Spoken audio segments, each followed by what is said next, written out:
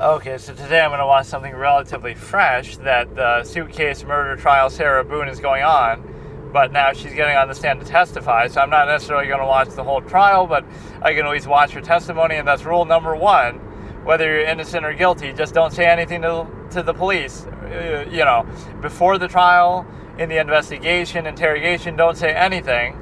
And then also don't testify in court either. Because again, even if you're innocent, you could just be made to look guilty. You'll make a mistake. You'll seem weird. They'll pick on every little idiosyncrasy of yours, even if it's normal. You see those kind of comments all the time, like, oh, look how she's smiling there. Look how she's laughing there. It could be a million different reasons why. Like, what? So something happens and you're not allowed to smile once out of 100 days of court and 50 hours of trial, and you're not allowed to have any expression or emotion, or, oh, look, she looks so sullen and serious. That means she knows they've got her and she's guilty. Or, oh, she's too jovial and happy. That means that she's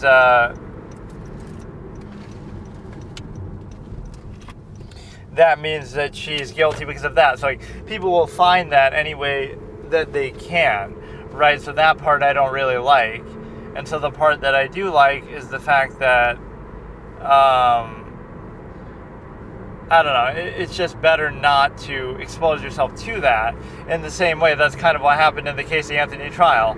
Oh, George looks guilty and Cindy looks guilty, and Casey would have looked guilty if she went up there, but she didn't. So now you've got two people who are suspects that could testify that look like they're guilty, or could be, and she doesn't. So now she's out of sight, out of mind. So now because of that, you can pick on everything they say, but you don't have to pick on what she says. I mean, they could have chosen not to testify. They can't force them to, but... or that's sometimes what can be used. Like, you can't use the defendant's right to silence, but you can use other people to say, like, oh, the reason why they didn't testify is because, oh, that would make them look suspicious.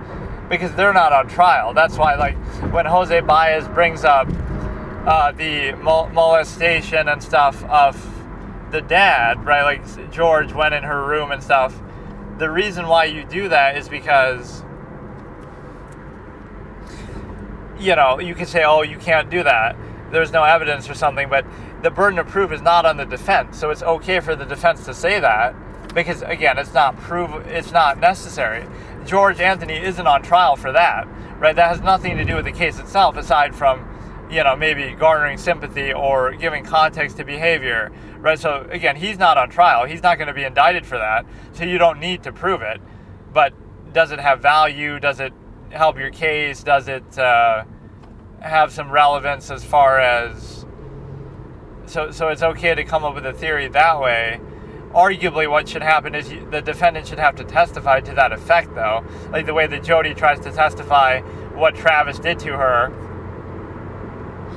Right, maybe Casey should have to testify that happened. When I was 8, he came in my room, etc. That might be fair, but again, coming up with theories is okay because you're assuming that you're getting it from her, but you kind of have to, like, even that, Casey should have testified that she drowned in the swimming pool, that Kaylee drowned in the swimming pool, if that's the claim that they're making, because where else did they come up with that? Right? You might say, oh, there's no evidence for it, but there's no evidence really for how she died outside of that, right? The duct tape, but what exactly was done with the duct tape? Like, when was it put on her? How? By who? For how long? Where was she brought after that? How come she wasn't found? Like, the prosecution had a lot of questions that they didn't answer, and they didn't have a lot of evidence behind it, so that leaves the door open for speculation and theory, right? It's not super concrete how she died, and so now we don't know what to make of it. And what we do know is the simple fact that... So yeah, I'll watch her testify, but what was the other thing I was saying? There was some other topic I was going to bring up, but now I forgot.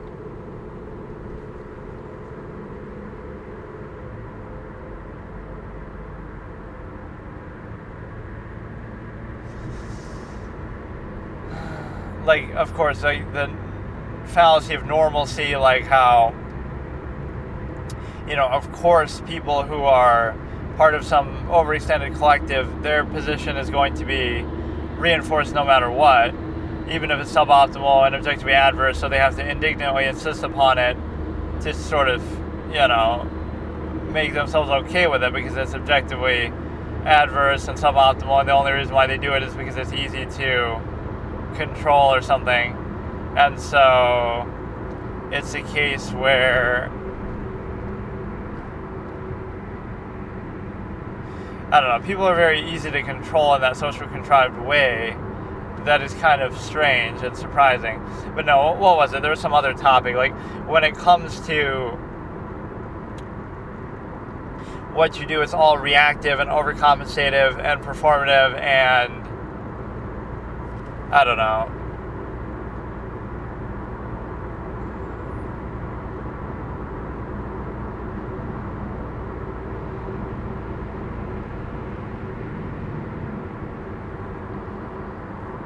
Or like, again, the human variable is often not acknowledged in a general sense. Like, people are not a static state of being, like one way and one way only, but society tends to want to view people that way. Or individually, people want to look at people that way, so it's oversimplified, unwilling to be puzzled or anything.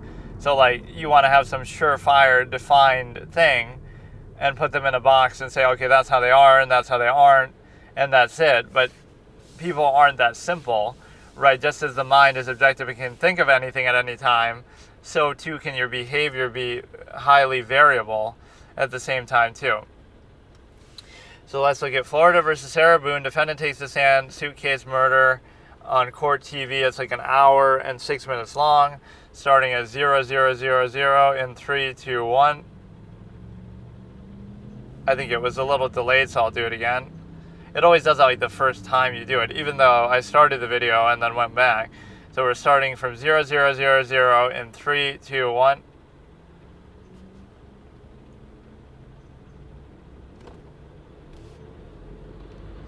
Yes, Your Honor. Do you recognize a jury?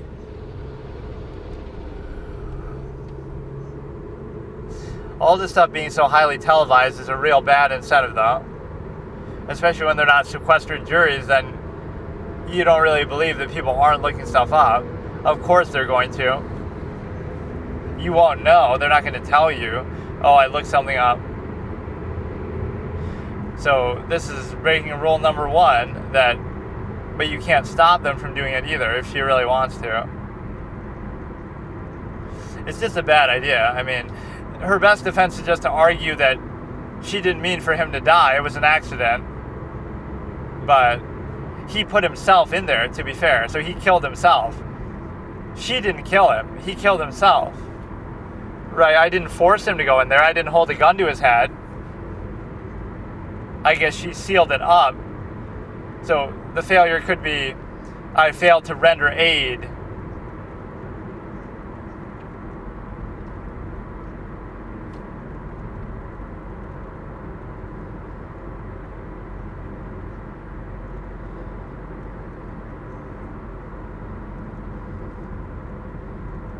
I can barely hear her, actually. Y'all.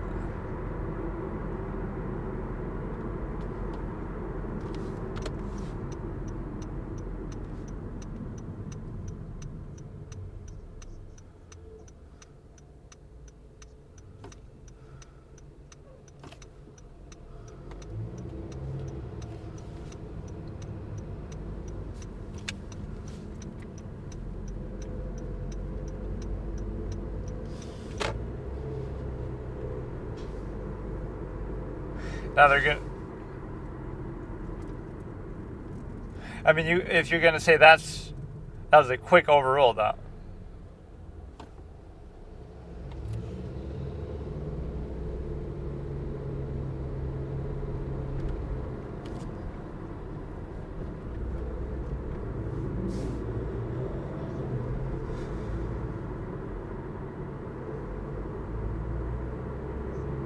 I like her demeanor, though. But no, those would be the two forms of defense. He did it to himself. He chose to go in there. He chose to be there. He did it to himself. He zipped it up himself. How could you prove that I zipped it up? But there's like video that maybe makes it difficult. But she could say that he did it himself. He went in there, he zipped himself up, he chose to go in there, he killed himself. And I also didn't mean for him to die, so it was an accident. I didn't do it willfully. So you could get away with maybe a shorter sentence than you realize.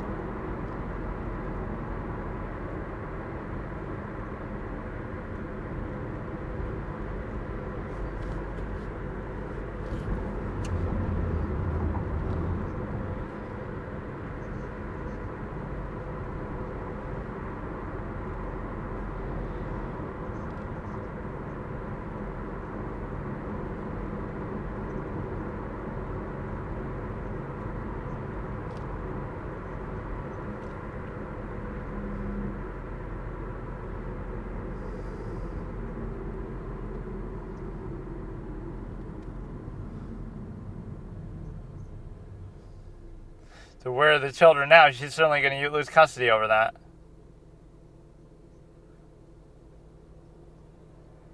This is almost like mitigating factors. Like, I'm a mother, let me take care of my kids, that you say at the end once you're sentenced. Y'all, this guy with all his y'alls. Y'all divorced, come on. He's doing it on purpose now.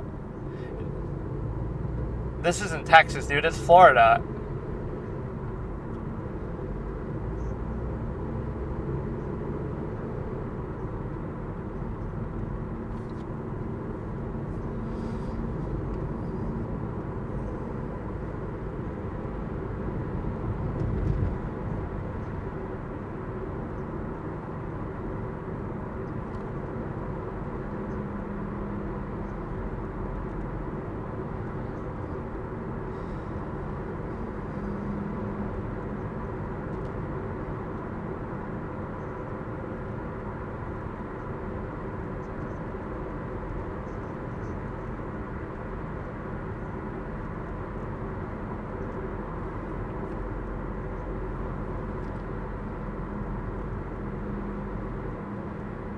The way they say it makes it sound like a place, like a landmark, the marital home that married couples go to work out their differences. No, it just means that it's the house they got when they were married, but it sounds weird.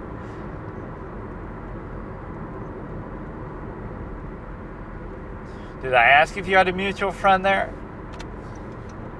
It's like the witnesses in that case become so annoying that the judge just said, fuck it, you can admonish them yourself. Or she's just too lazy to do it. But it happens so often, like, fuck it, dude, I don't care even. Like, at some point, people will give up. Like, you can be annoying every question. What's the judge going to do? Like, you could admonish them over and over, and it makes you look bad in front of the jury, but still. But the judges in the Alex Jones thing are way too open about it. Like, imagine if Jennifer Darrow was on the Alex Jones case.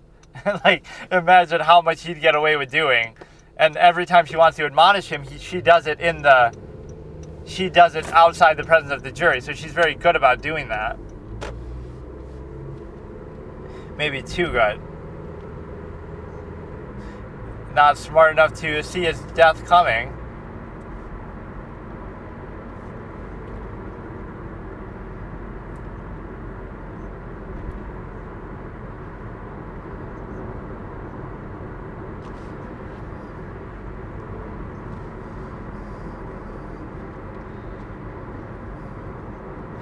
Compare notes on? Well, like you're writing a book about it or something?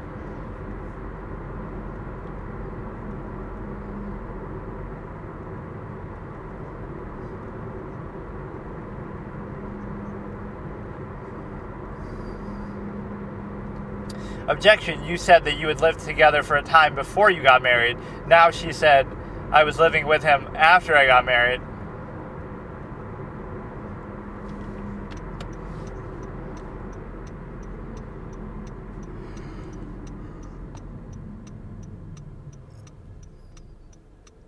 From here, what's the relevance of that? It's one thing to ask, like, how far is that from the crime scene, or where is that? Why does it matter how far it is from the particular courtroom that they happen to be in at this exact time?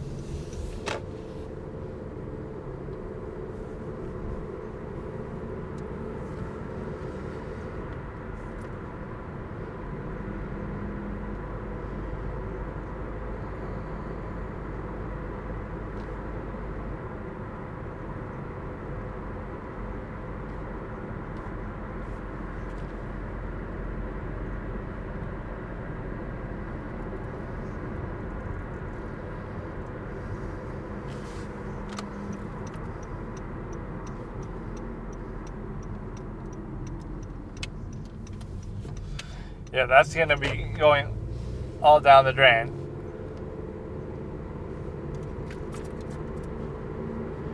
Yeah, how about you get a job?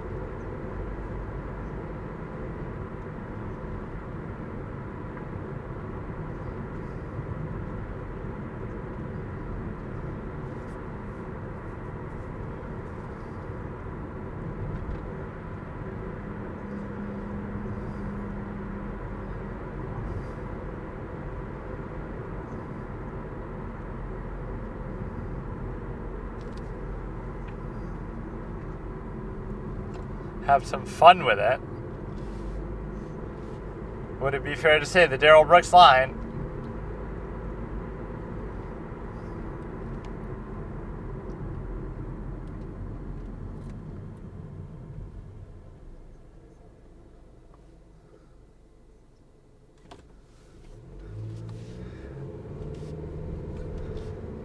On and off. So maybe she'll frame it like he was cheating on her.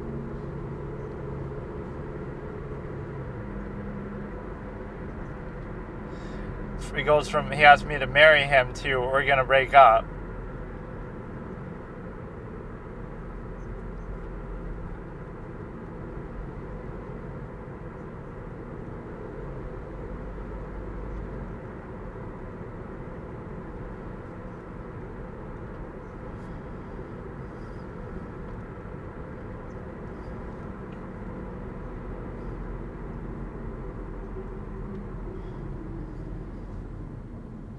It's a sick idea of a honeymoon or a bachelor's party. Fucking.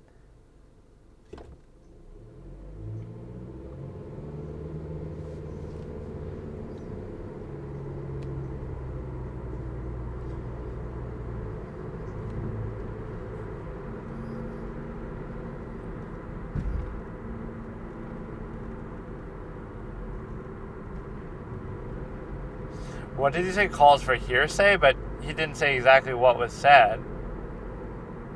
I kind of like her demeanor, though. Like, look, the point is, this is the kind of crime that, oh, look at that smile, that means she's guilty. It's the case where, because the jury is watching her every move. Why is she smiling like that? That was a little weird. Like, the demeanor is, like, it was an accident. I didn't mean for him to die. He did it to himself. It would be actually pretty strong to argue that because... And I'm somehow surprised you wouldn't be able to somehow force your way out of that. Like, I get it, but if it was really going to be something where I would die, a suitcase isn't that rough. Like, you could maybe... I guess it would be, like, so body constricted, like, tight, that you wouldn't have much room to do it. But, like, people kick their way out of cop cars and windows and, you know, like... How tough is that fabric that you really couldn't kick through it after several hours of struggling and you'd be suffocated? Overruled at this point?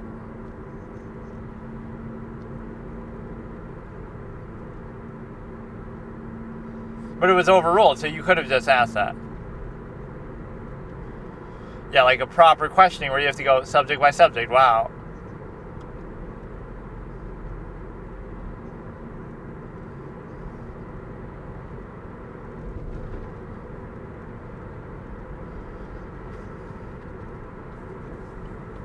Did you have sex?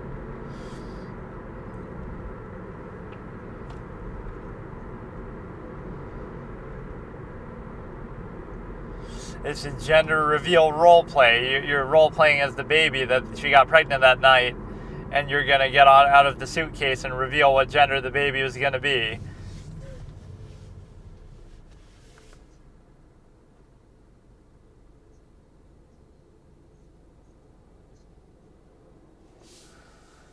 A false sense of accomplishment. Should have cleaned up that suitcase so it wasn't so tight for him in there to breathe. You must have had a big fight or what?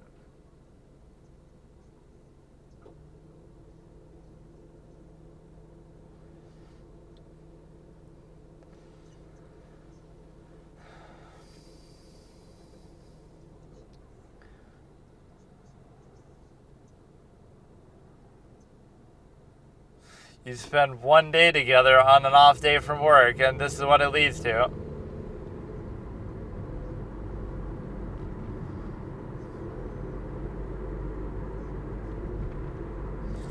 That's always annoying too, like being in a relationship with somebody who already has kids. Like, I just don't like the idea of it. It's one thing if you want to adopt in general, but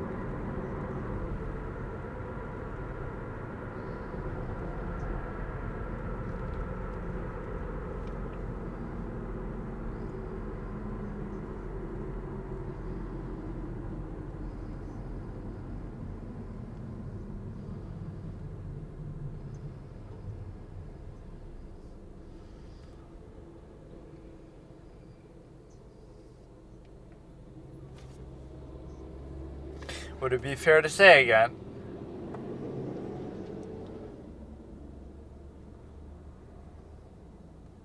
This isn't a spontaneous combustion case, like, oh, he fell asleep with a cigarette in his mouth and a bottle of liquor, and a glass in his hand, and led to spontaneous combustion, and the human flesh is congealed in the wax of the candles and light and stuff, like the thing from Brett Partridge. I can't remember exactly what he says. It's like every Red John suspect would have been better than the one we actually got. It still lives rent-free in my head. There's like no substance to it. It's just random.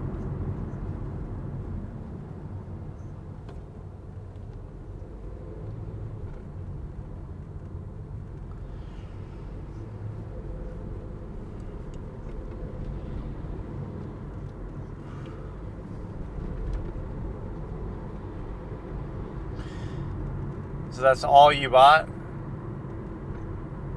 So did you roofie his drink so he would fall asleep when he's in the suitcase? Or you got him drunk so you could...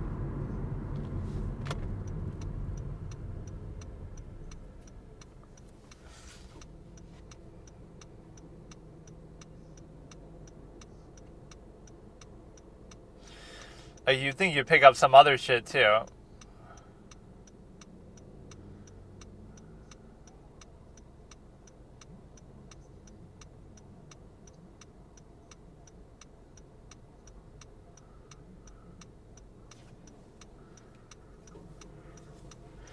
Well, how would it take 5 minutes? The way you described it seemed shorter.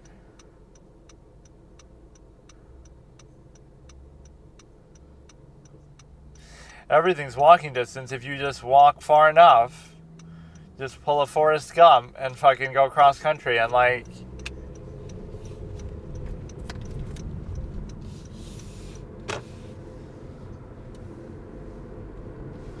That's what society shows too. Society is so indoctrinated and broken down to a half-mass contrived state that any amount of passion in any direction people will find attractive or appealing or moving or offensive.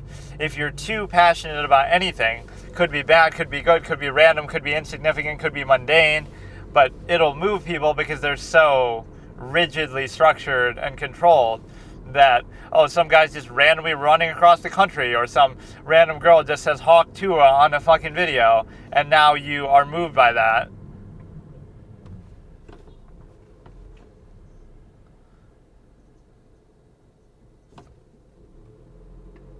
Did you? What happened? Why wouldn't you have them anymore?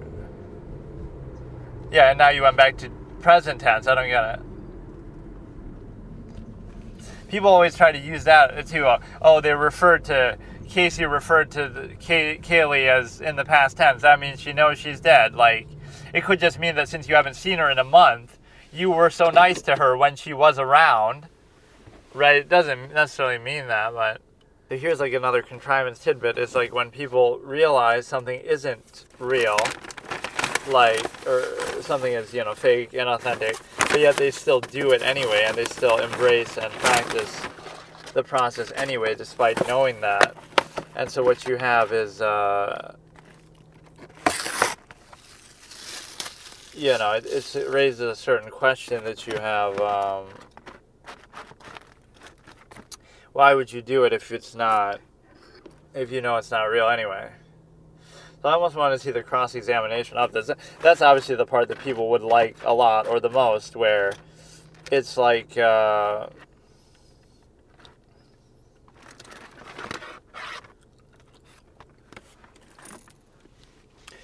Jody being cross-examined, or even like Casey's parents and stuff being cross-examined, or Daryl Brooks doesn't testify, but I guess just his clown behavior. But yeah, that's me, or even anybody, just like Alice Laviolette and stuff being cross-examined.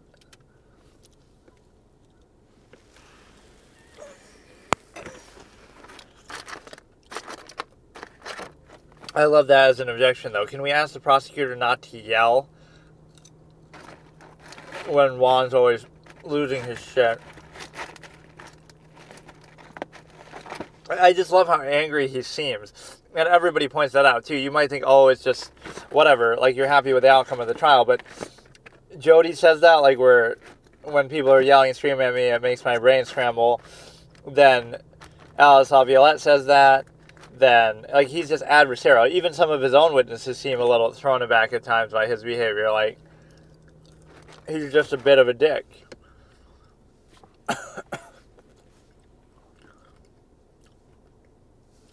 Let me switch to that since I'm so... But no, we'll keep watching, like, from the beginning, I guess.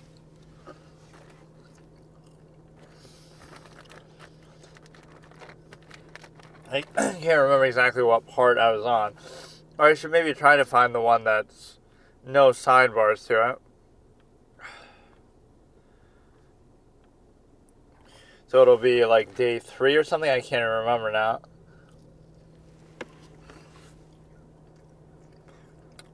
Because I don't want to miss anything from it, but I also don't... I also don't like the... having to sit through the sidebars at times.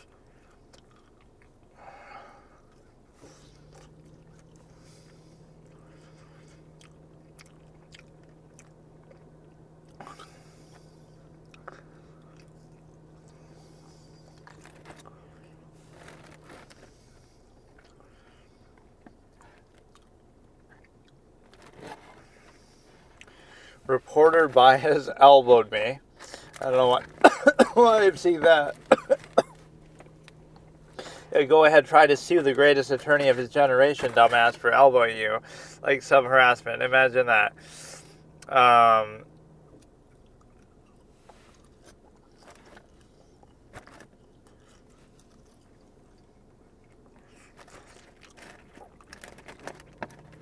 then, like, heated exchange between Casey and Jose, and then also he says, like, you're acting like a 2-year-old caught on a mic, but it all worked out in the end.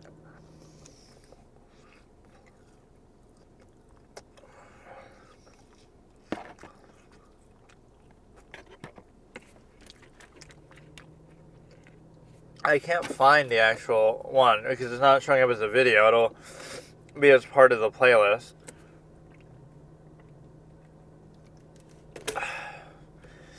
I guess day 2, part 2. I mean, some of these are so long, these trials. Yes, they do. Yeah, this part is less adversarial because even if you have whatever you have, it's like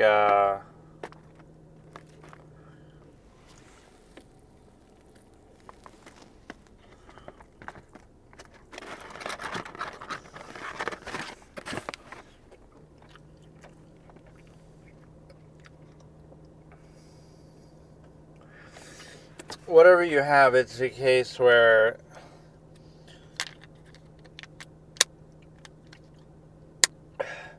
even if Nurmi is doing it, he's not as aggressive as her, so as him.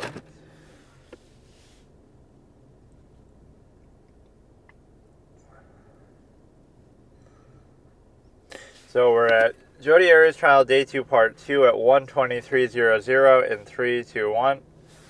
I don't really remember this, but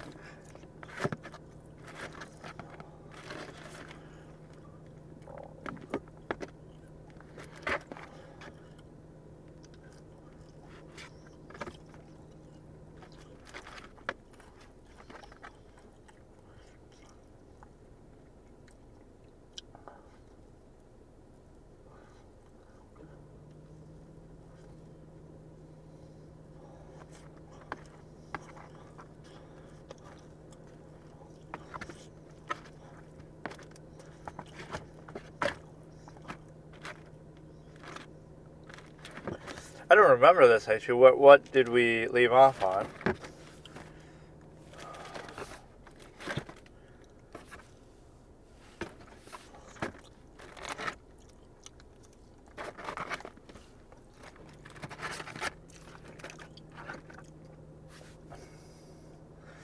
So she's looking at some pictures. I don't remember when this started out.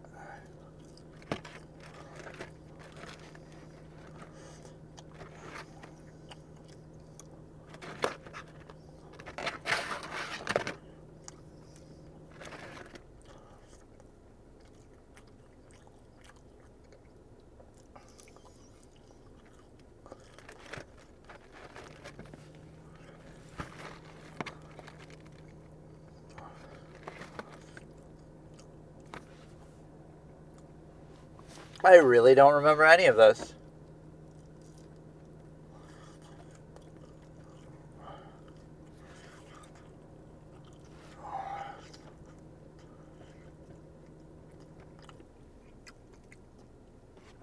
Okay, this I saw.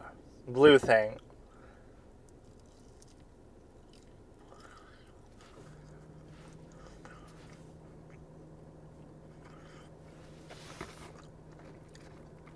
You know what, let's skip ahead to some more interesting part, but I wouldn't mind somehow doing that eventually, where I watch like the whole thing.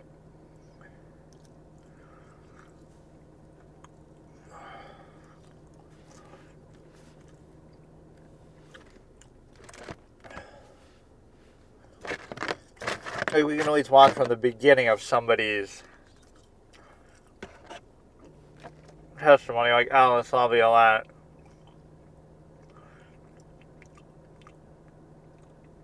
Like, I want to see how that starts, and then he becomes so adversarial with it.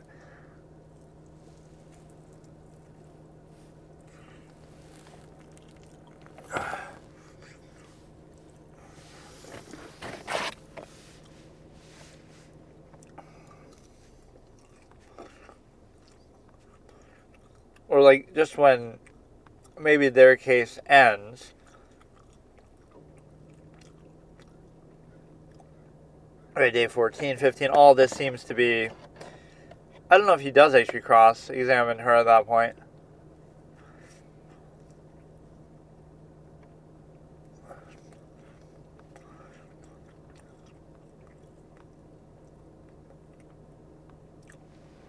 You would think he would be, but okay, day 21, let's just start with this and see. Even though I've seen probably parts of this a lot. It's going to be Jodi Arias trial, day 21, part 1, cross-examination. Starting in 3, 2, 1, it's an hour 30. So from here, if you were to look at it, then you get into like Dr. Samuels and other shit.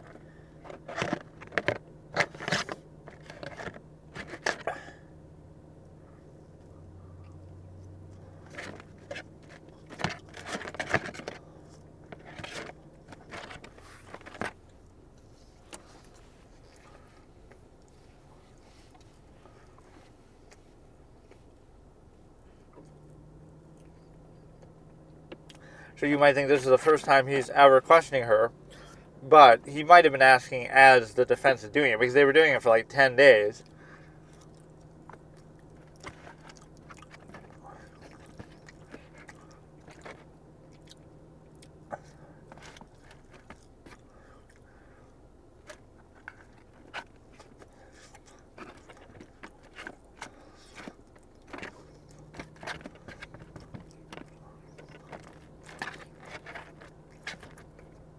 Because that's a lot to cross-examine her on, too.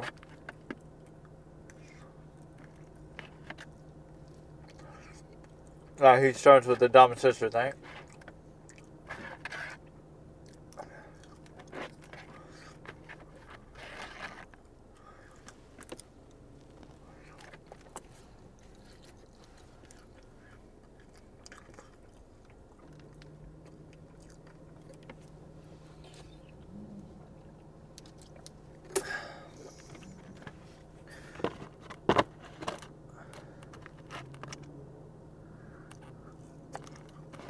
Those is passing on, did I ask?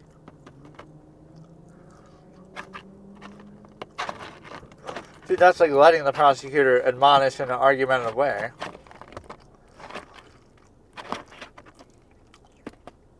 that normally you wouldn't be allowed to do that.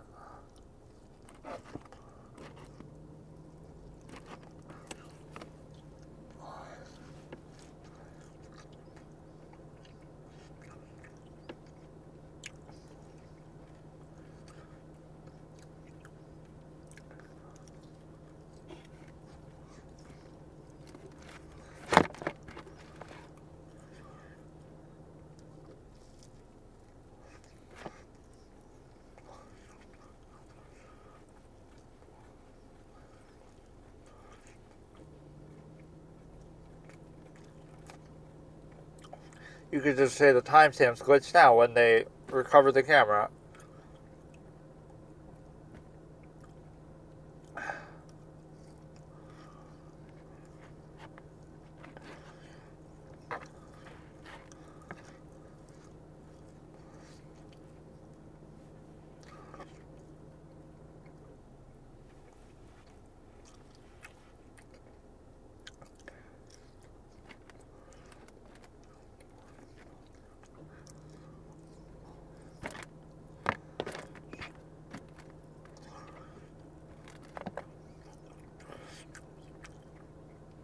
This judge just has an approach fetish, though.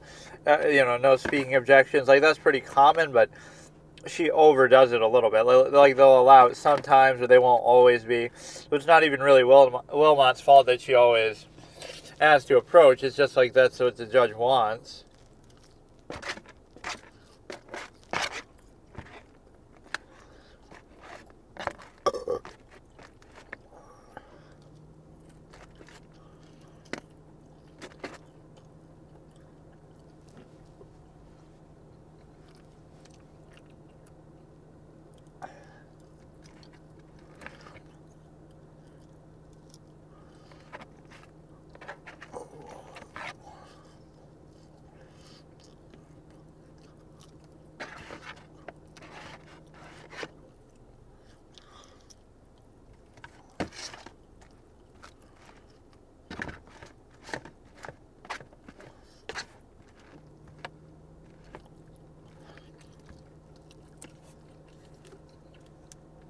That one didn't take too long, at least, but sometimes they're annoying.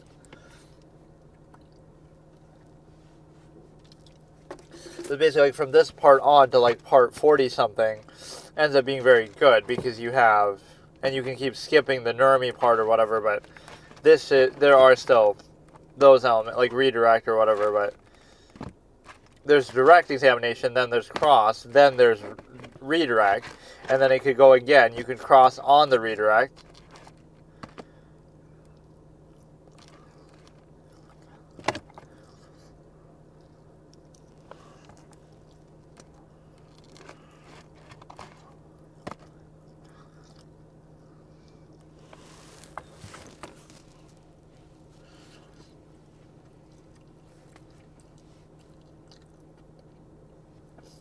She offered that up.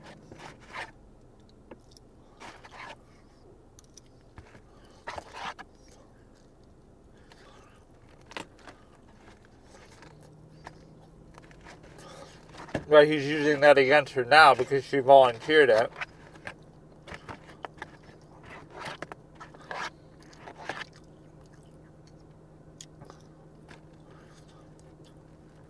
So you're offended when he says it, but not when you say it, which is pretty common.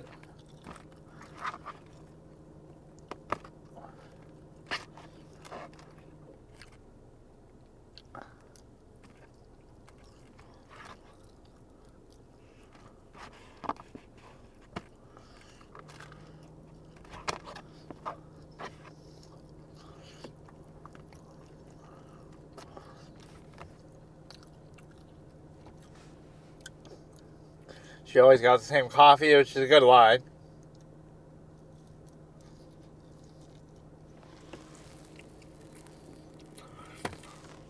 Or at least sex was memorable for her.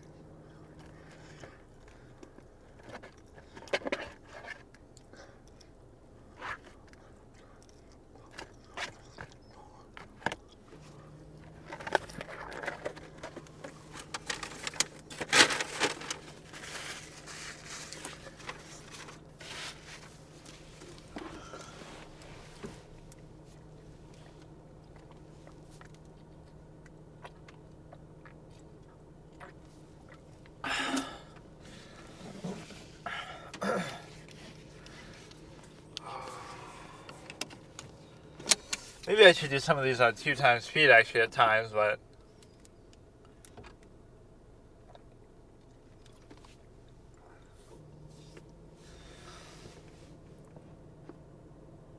Did I ask you what it was about?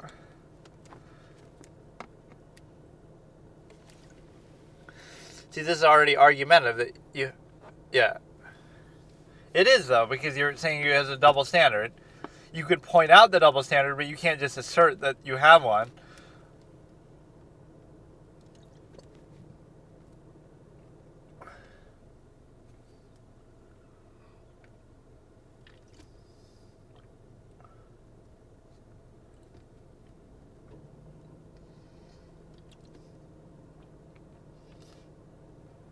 Could be an upset kind of laugh, like nervous laugh. There's all kinds of different ways to interpret it.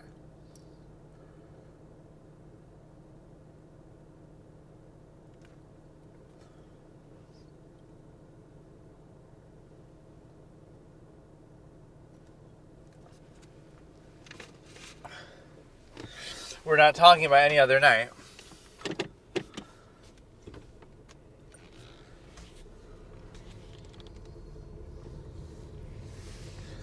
You know, because it's like, who are you to say something about my family? I can talk shit about my family all I want, but as soon as somebody else says it.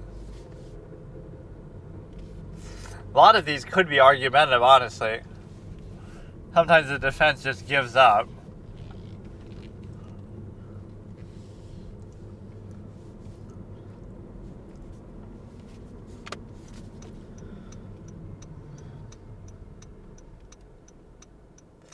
Yeah, he was like a glutton for punishment in the sense of how much he,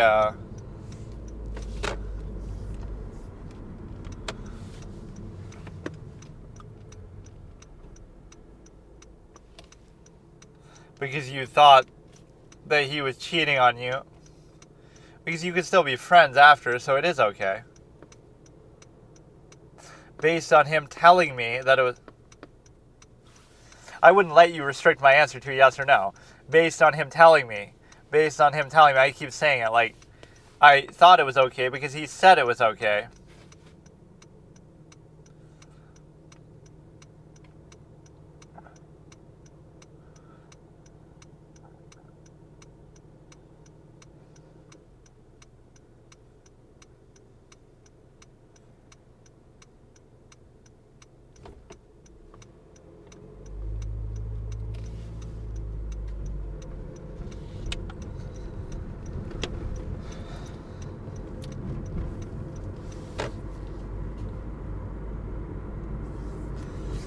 But I did not get in, so we've heard this one many times, but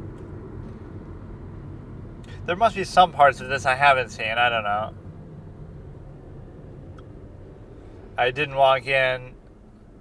She has this way of like being sort of petty and correcting every little thing in a minute way that doesn't have impact that people would pick up on, but it is good, just you want to make sure it's accurate. Whereas there's nothing wrong with it if you're correcting something.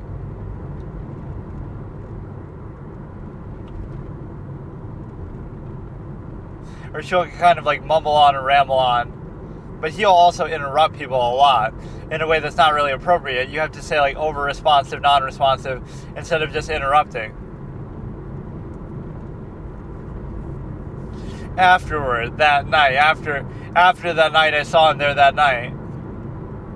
Or she has like that smirk, as if she's mocking him or thinks she's being clever, or I don't know what it really means.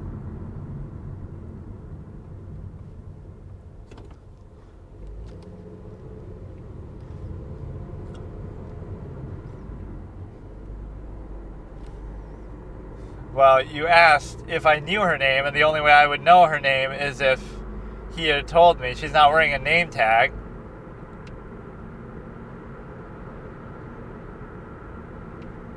It is a legitimate thing to say part of her face. I didn't see the whole thing.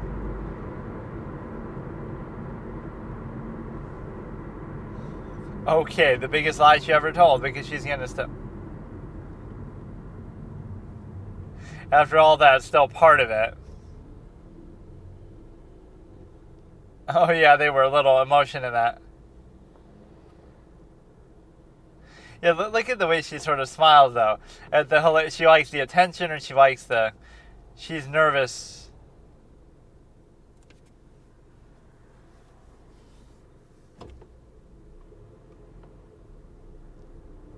So you can deduce that at one point it was off.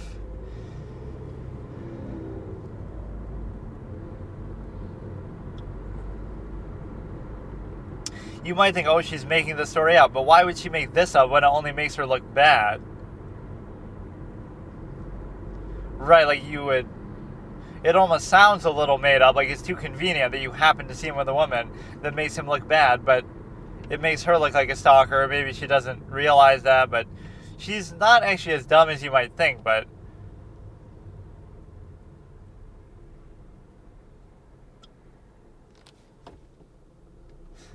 I saw them kissing, so yes, I saw enough to know they were kissing because that's what I saw.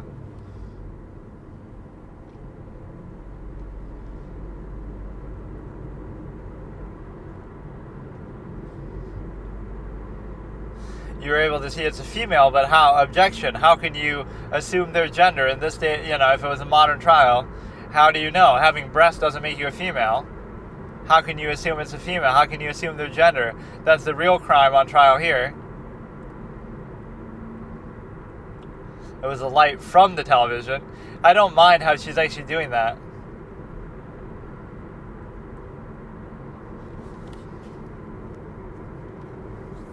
I don't know how late it was at this point, so there was still light.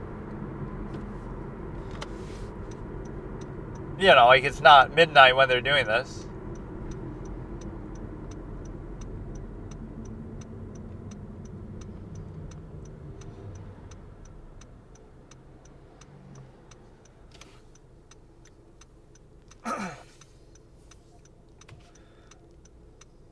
So you might think, oh, she's adding in all these unnecessary things, like, oh, depending on traffic, but it's fair to, because now he'll pin you on that. You said it took 15 minutes, but it took you longer this day.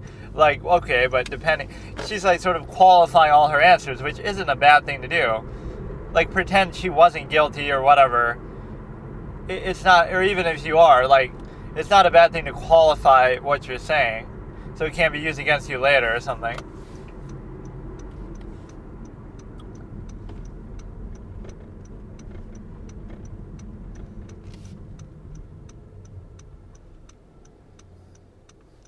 See, like, oh, you didn't as an absolute, but there might be one exception here or there.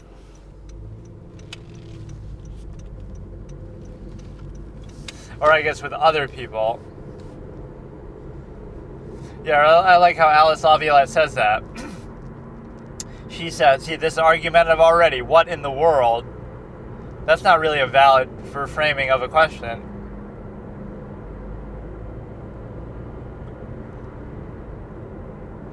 Okay, finally she sustains one. And he'll say, objection, same question. But no, like Alice Laviolette says, I apologize to her because I read her innermost thoughts in her diary that she thought nobody would ever get to read. But now the entire world gets to read it on TV because fucking this is televised and...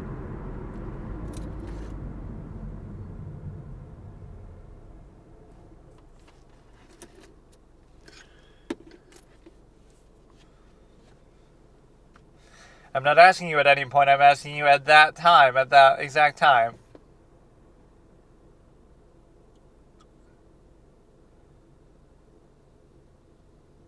Now he sort of fluffs her up a little bit. You know you're a hard worker and you're very skilled and you could have gotten another job.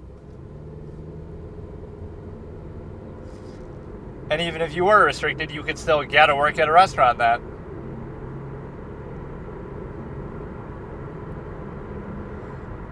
You could become a photography buff. Even in the interrogation, they were saying that at one point. You're a smart woman. You have your own photography business, etc. I like when that's a factor. Like when it's somebody like highly accomplished, which I guess she really isn't, but.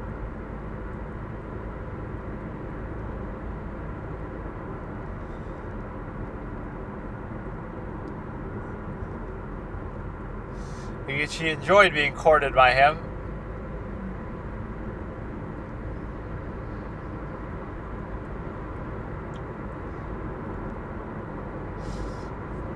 to know, is that like a knowing smirk that you know he's wrong and it's ridiculous, or is that like a form of confession?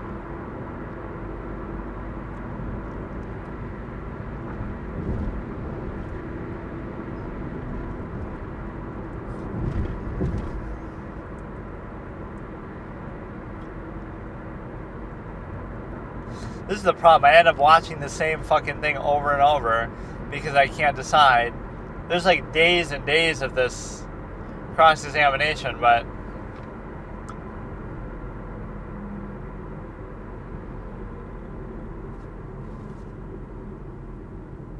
did I ask if he was very upset? I just asked if he was upset. So she sort of manipulates or photoshops a message to make it seem like the second part.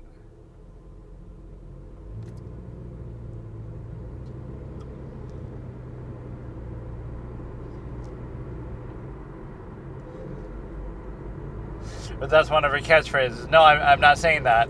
I didn't say that either.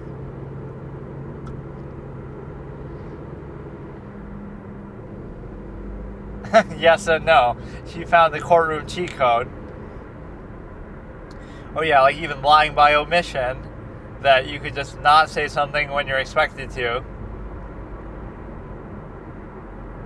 Like, they never asked me if I was cheating on them, so I didn't have to tell them. But that is obviously lying, because they're assuming that you're not.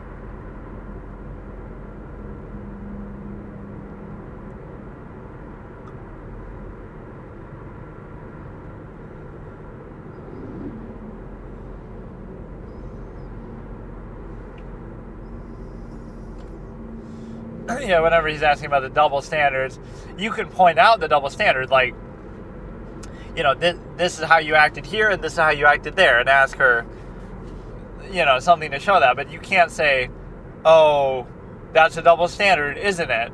That, or like he even asked that later, like, that's a lie, isn't it? Like, you can't just ask, and that wasn't even objected successfully, but you can't just ask, that's a lie, isn't it? That's the definition of argumentative. You can somehow say it a different way, but was that accurate? Was that an accurate statement?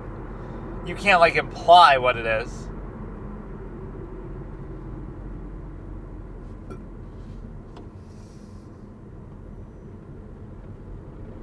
This could be compound, too. This is an argumentative compound. Nermy's just asleep. He doesn't give a shit.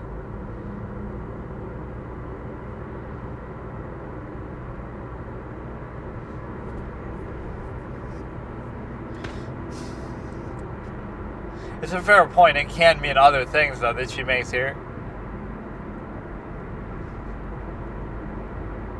Like, what if that was your relationship? Like, I'm with you sexually, and I'm with somebody else for their intelligence, and I love to talk with them and hang out, and we're friends, but we don't do anything sexual. Like, would that be okay? Like, that is interesting to think about. You're genuinely just good friends with a female as a male or something.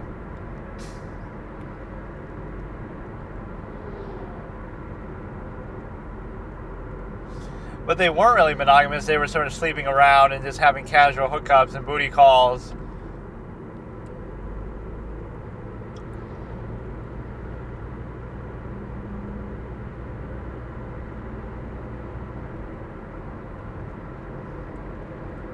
That makes it sound worse. Like, oh no, I wasn't on his bed. That sounds too sexual. I was only on the love sack. Oh wait. That would imply that's what the love sack is used for. Unless there's some other meaning, like it's a love sack for, like, kids to hug each other or something more innocent.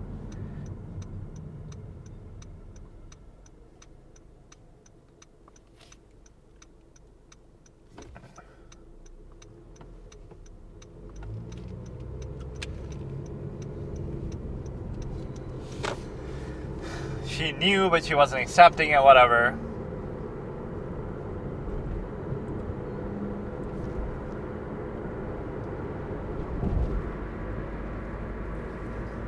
So I love how he does this. He tries to frame it like, if you thought he was still alive, you didn't mind that you were cheating on him. Never mind the fact that you would be worried that he's injured, or I guess she didn't remember all that, but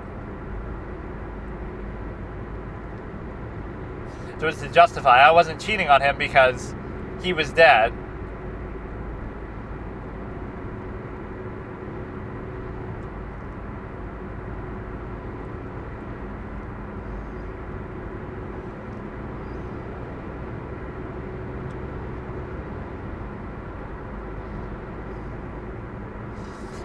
That's one of Nermi's catchphrases. It's the same question.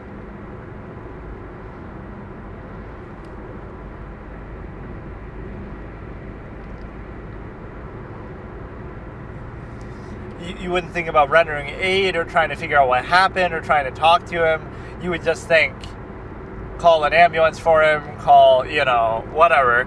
You wouldn't think of that. You would just think, oh, I'm worried about whether I'm cheating on him or not. Not that I don't really care.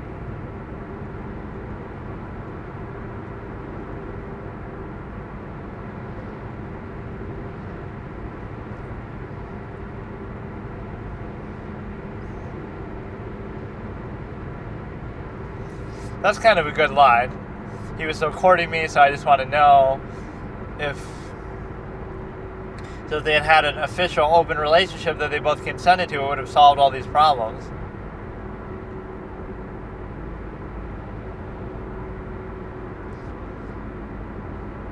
Nobody could have asked for one if you wanted it. She's argumentative again.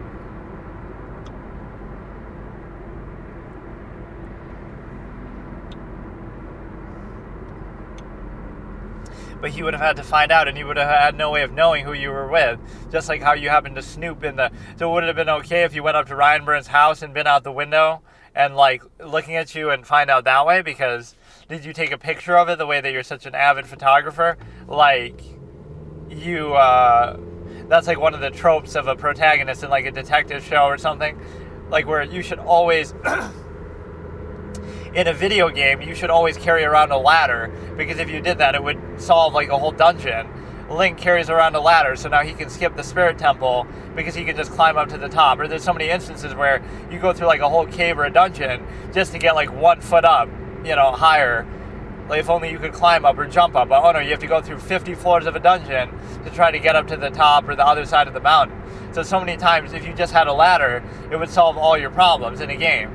But the same thing for a detective show or a story, carry a recorder with you at all times, so when the villain confesses, you can just do that, and then be like, you know what, I don't feel like arresting you, and then just show the recording later, or something, you could just record everything that's said, because so often people let things slip, or they want to show off and be like a cliche villain that way, overly verbose and expository. My master plan was such and such. So a recorder would work, and so would a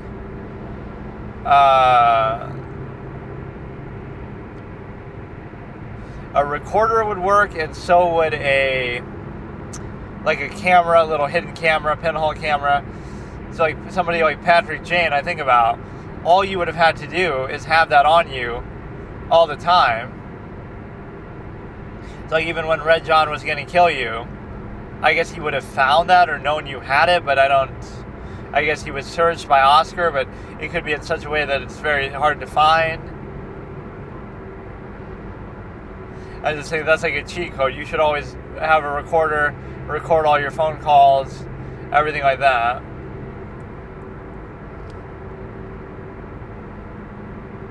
Or that's always a good format, or a type of video probably. Last phone calls before they died, or whatever. So it can be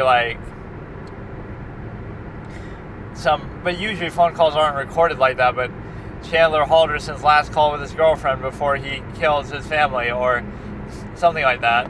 I like how innocently she loved him too. Just...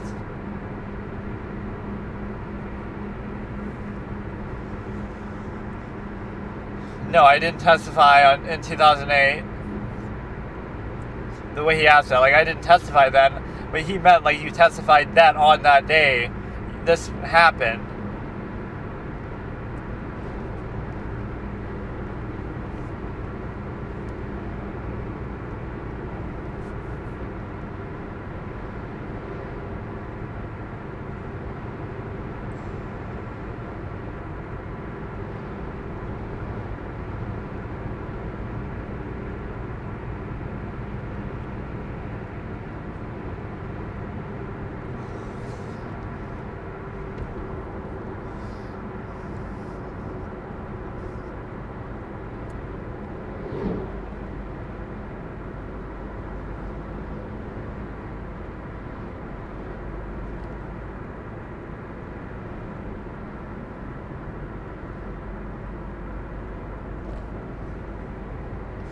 She obviously wasn't thinking about all this at the time, and a lot of this stuff comes about together.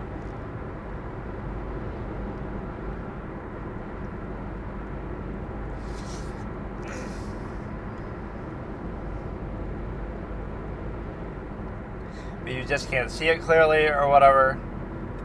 Or if you have other...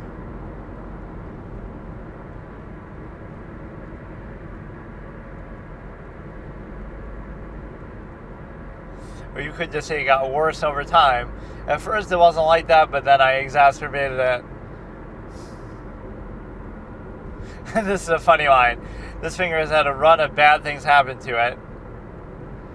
It's an analogy for her pathological lying nature that she'll put it all into the finger and say whenever something bad happens, it's the finger's fault, or the finger had something happen to it.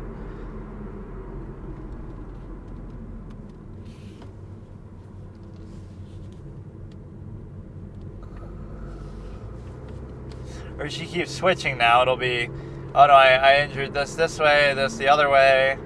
The margarita glass of Margaritaville, the Casa Ramos, the glass of Travis's house, the Travis hit me, Travis beat me up. Like, there's so many different ways that she tries to explain sort of the same thing.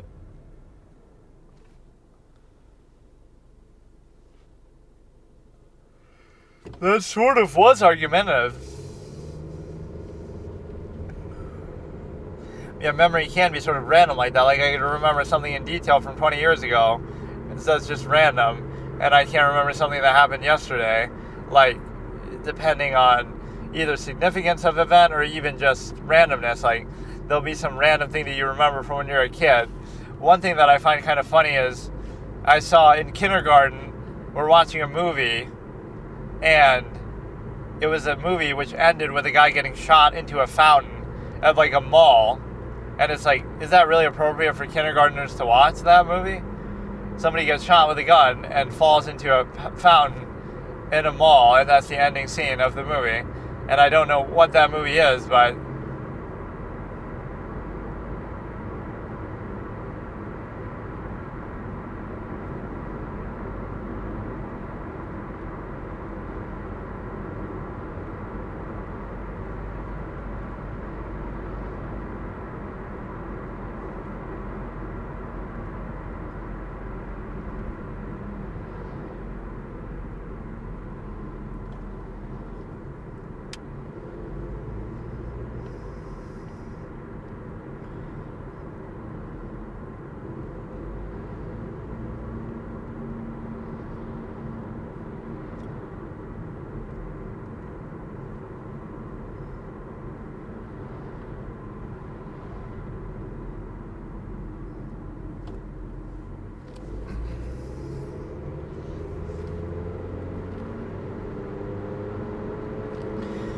So she keeps changing what happens to the finger. You can't really tell in the picture. She wasn't obviously thinking about it at the time. She wouldn't have known really what she was trying to do with it. Like, with what argument or defense she was trying to make. I mean, again, even that people would say, you can't say it's self-defense if you have 27 stabs and stuff.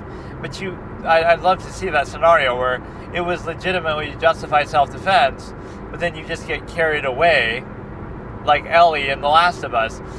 So Ellie's killing of David was not justified self-defense in The Last of Us because, objection, he's trying to rape her or kill her, either one, right? He's been trying to kill her the whole time. His men have been trying to kill her.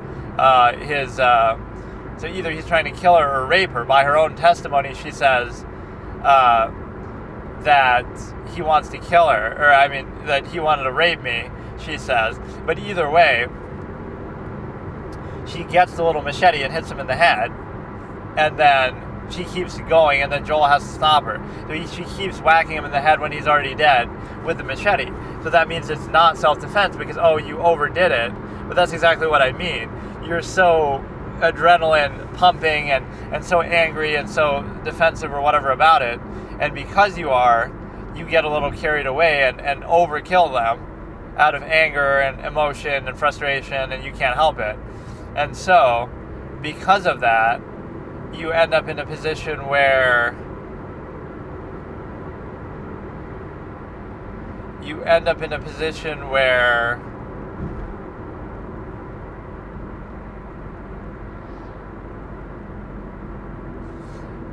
it's a case of you can still do it in self-defense, but then you can also desecrate a corpse or whatever you want to call it, and overdo it, and so it's not exactly entirely justified because of that, because you feel like you're able to basically do it in such a way that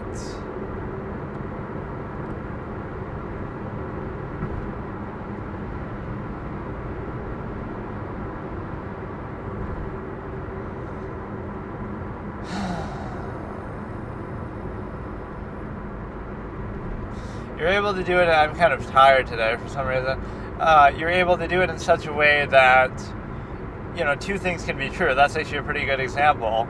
Like, you can kill somebody in self-defense, like she did. She's obviously about to get killed or raped, so she grabs a machete and hits him in the head, and then she does it again to make sure he's dead, and then she does it again and again and again, even though she probably would know he's dead or whatever. But oh no, it was a moment of insanity, it was anger, it was emotion, it was, survival instinct, it was adrenaline, and I want to make sure he's dead. But that would be the sort of overkill where you're like, if that went to court, oh no, that's not good, because, now it doesn't look like self-defense. If it was, you didn't need to do that much, and you're right, you didn't need to do that much, but that doesn't mean that it's not self-defense anymore. So all I'm saying is, hypothetically, it could be self-defense, and then after you kill him in self-defense, you stab him 27 times, because you're just a sick fuck, or you're vengeful about it, you're mad about it, you want to, whatever, the reasoning.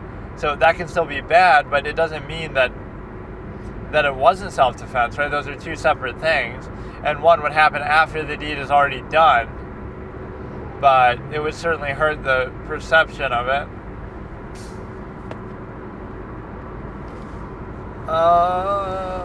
So that was a long-ass sidebar, so much so that I'm going on a rant about The Last of Us.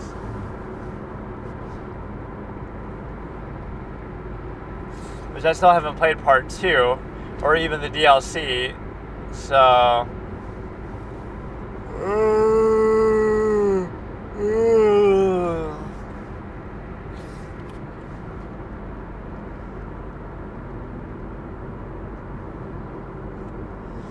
There's this one channel that I was seeing, like Bruce something, the criminal lawyer, where he has that song at the beginning. This guy's a criminal lawyer, and it's like he's reacting to videos like JCS videos and stuff. I feel like JCS is so overrated, though.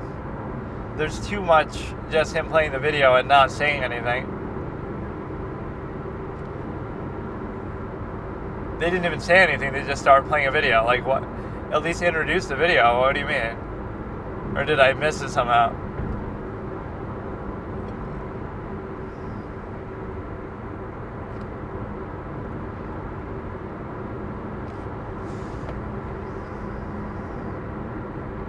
In a way, I'm almost impressed she only stabbed her once like that, which seems relatively minor when she's stabbing a guy for 27 times, when you've obviously never done that sort of thing before.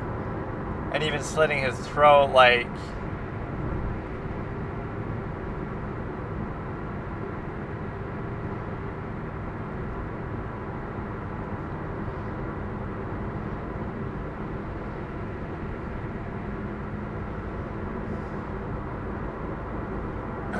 But that's why the forces of the universe had to break Casey Anthony and Tony up, because it would have been...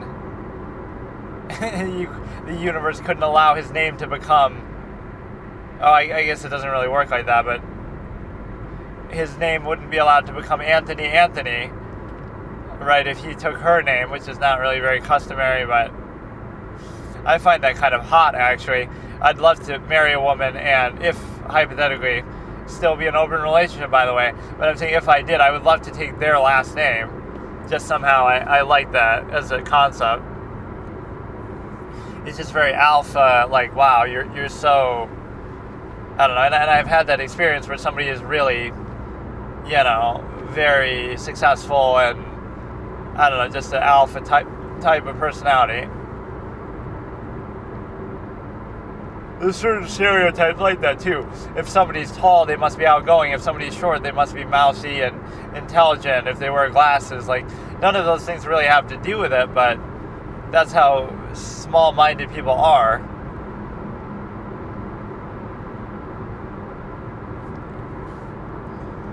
So it really lasted this long, though? Stuff like this doesn't work when it's been years.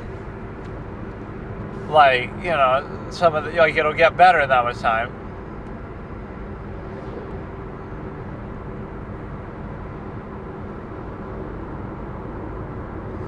Objection to calling it a story.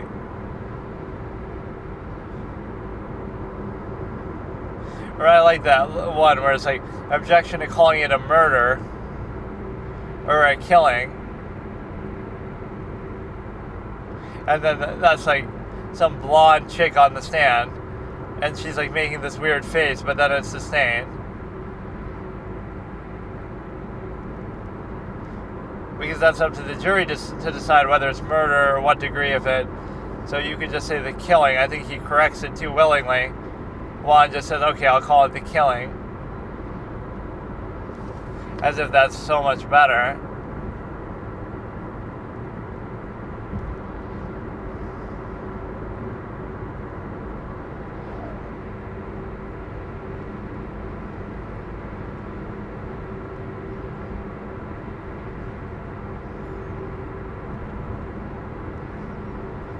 Supposedly there is no Margaritaville there, so she couldn't have worked there.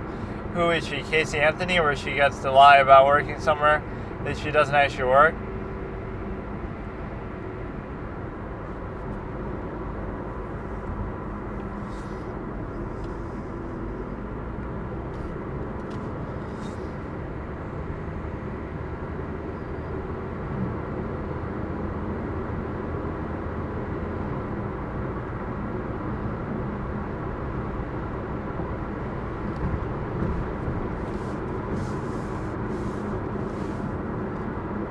I was there a lot of days, like,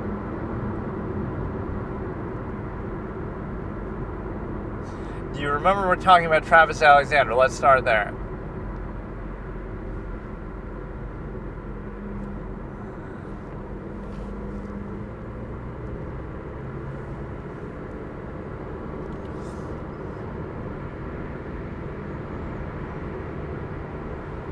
It's always weird etiquette whether you should stop at the school bus if it's on the other side of the road. Like, you still should, because the kid might have to cross, but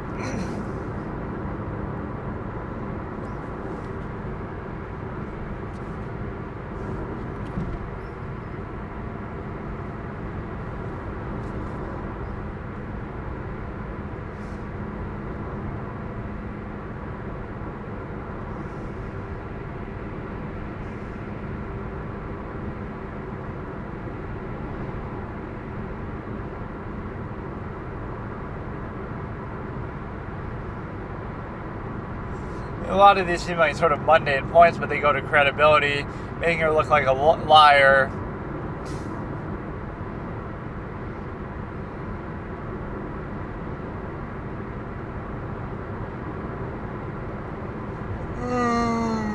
Nothing noteworthy has happened.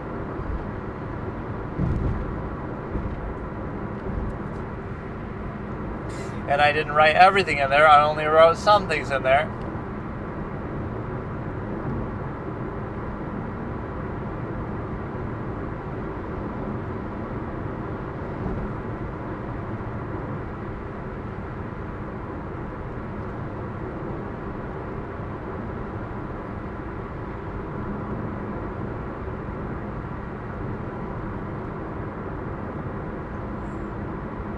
Yeah, you knew it was going to stay private, and look at what's happened in this case. You got Alice LaViolette apologizing, you got her, you got the jury looking at it, you got the whole world looking at it, you got, you know, everybody just listening to everything you're doing. But she was such a private person that she recorded the sex tape, too, that she was going to use to blackmail Travis in terms of, you know, that's a good theory. Like, she'll blackmail Travis in some way that you're you're gonna get excommunicated from the church because of what you did with me. Right, that could be what she was trying to hold it over his head. Maybe she brought that up and he got mad and that's why he attacked her. See, that would at least be a believable theory, that make her look bad. This is like the Edgeworth moment from the first game. I love that. That's one of the best moments in the whole series. Edgeworth objects and says, admit, it's time to admit your crime, isn't it, Mr. White? And he's shocked, everybody's shocked. It's like, admit that you placed the wiretap. So in other words, he placed the wiretap. That's why he knew about the glass light stand or whatever it was. And so, okay, I placed the wiretap. And that was consistent with the rest of the story because he didn't even place it, but unidentified fingerprints were found there, and the wiretap was placed, and he did have something to do with it. So that's at least a plausible thing. And now you're eating up a lesser crime to avoid a greater one, that you didn't have to murder her, you just placed the wiretap. Like how Casey Anthony eats the perjury charge to avoid murder, and how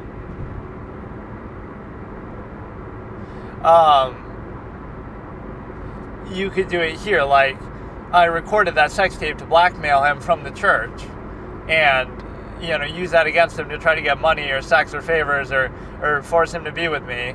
And then he got so mad about it when I brought it up that he attacked me, and I cruelly blackmailed him for a long period of time, and then finally it reached a boiling point, and that's why he attacked me. So I'm admitting to blackmailing him, but then he still attacked me, and that's why I killed him in self-defense, like Jack Hammer, right where that really was. Two Phoenix Wright references in one moment. Jack Hammer attacks Dee Vasquez because she had been blackmailing him all this time, which is true, she was, but it really was self-defense because he really did attack her.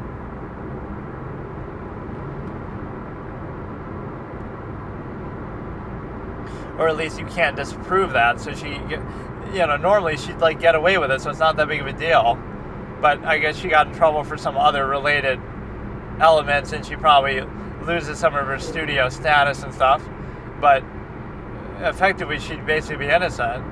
But yeah, you eat a lesser crime to avoid that. So you say, I was blackmailing, and it makes it sound more plausible because you wouldn't want to admit to that normally. Right, that makes you look bad. Oh, you're a blackmailer, blah, blah, blah. But that's a good way to say it in a veiled way. Like, okay, I blackmailed him, I'm a bad person, I did it for money, I did it for sex and love, and whatever. And then I allow it to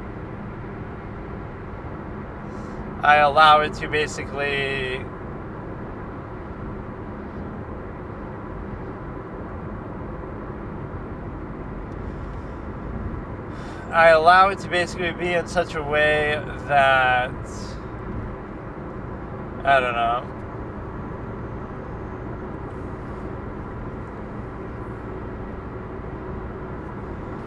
I allow it to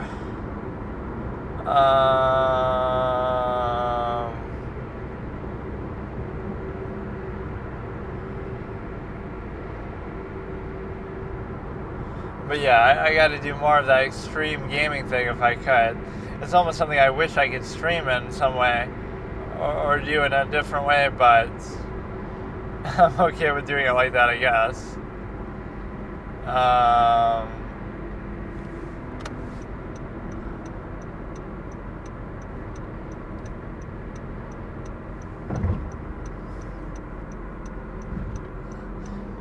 Again, you say that I was blackmailing him. I took that sex tape without his consent and knowledge.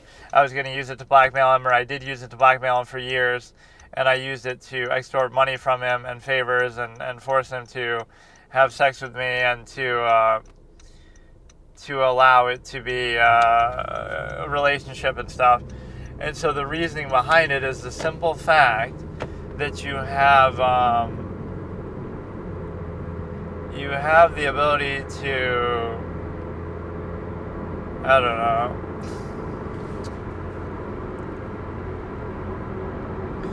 You have the ability to basically... I'm just really fucking tired. And it is on a sidebar. This thing's going to put me to sleep. I just want to keep going to the point where we get to a point where we haven't heard it. But no, I'm pretty much done with this. Like in a couple days, we'll go ahead and we'll do it. Where I start, I think I'll do that one too. The Silmarillion, even though it's 19 hours long, I don't know if it lets you play it on 2 times, 3 times speed, but I don't have to listen to the whole thing. But I'll do like an Audible free trial and subscription, and I don't know if that'll let me listen to the Harry Potter books, and I'll also have to subscribe to something to watch them.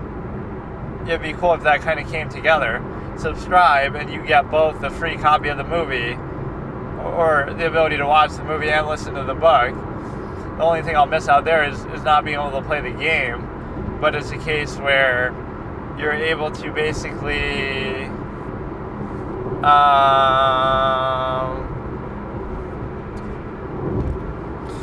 don't know. You're able to basically do it in such a way that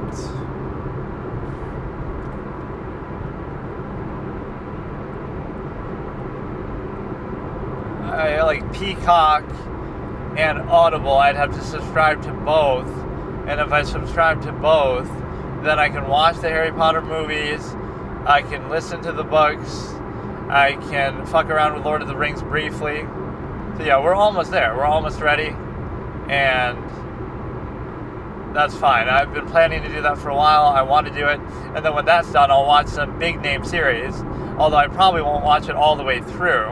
I'm going to do it with all these other formats, like the plot armor counter, the F grade counter, and stuff like that. The problem is there's always like that one episode that makes me completely lose interest in the series, even if it's like, I don't know. Sometimes it's something really bad, like the whole tone of the series changes. In Psych, it was the moment where that guy on the pier is trying to be like the next supervillain, Red John type of guy, where it felt sort of inauthentic to how the show was written up to that point, where it didn't have a big bad like that. But that felt sort of forced, and I didn't like it. And then in The Mentalist, season 4, episode 1, where they try to bring back Red John and trivialize the whole first 3 seasons. And even, I guess, in 6A, when Red John dies in such a disappointing manner that you feel like, you know, it's a case where they're not very good. So there's always a moment like that takes out your interest. That's kind of what the Yotsuba arc could be in, or even season 2 overall in Death Note. The Yotsuba arc could be very boring, like, because Light's no longer Kira, so why do we care? Why do we care about Higuchi? Right, that is at least the part where it's less interesting. It gives you a good example, though, if, like, what if somebody else had the notebook besides Light? Like how Misa gets caught, how Higuchi would, you know, get caught, even though it's unfair for Higuchi because Light and Al are working together, and it's a situation that Light set up.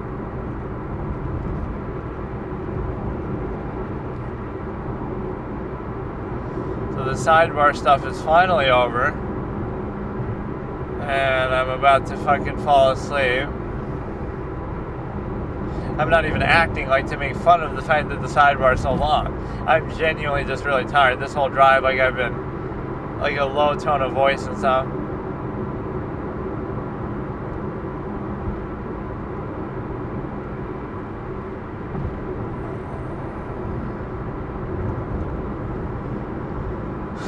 But yeah, for that extreme gaming thing, you could always do. You could do like sort of private server stuff or adult-only games and stuff like that. That's kind of a fun idea once in a while here and there. And so you have the ability to... Let me see what else we want to do.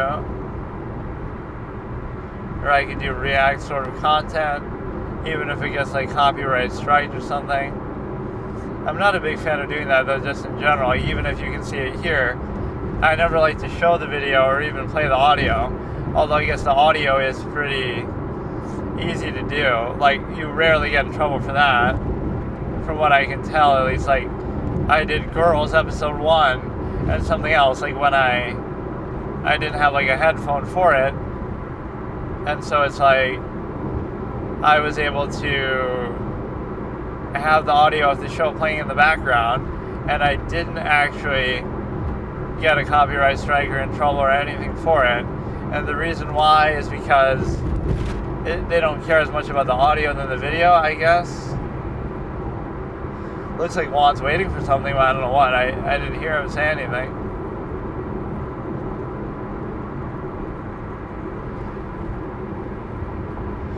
Yeah, he became a millionaire off the back of the fame of this case in a way that he wouldn't have otherwise.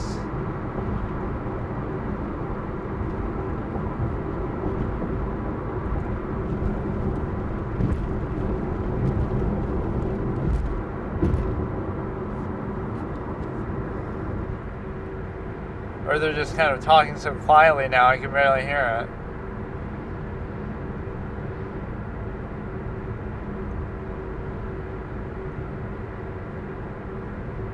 But no, the defense have a number of objections that are actually sustained in a good way, like this, the idea that, I don't know. Damn it, get into something, dude. Keep me awake.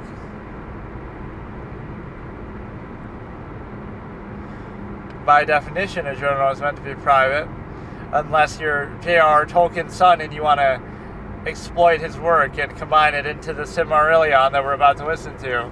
What a tie-in. Right, he never published that stuff himself. Maybe he wanted it to be published, but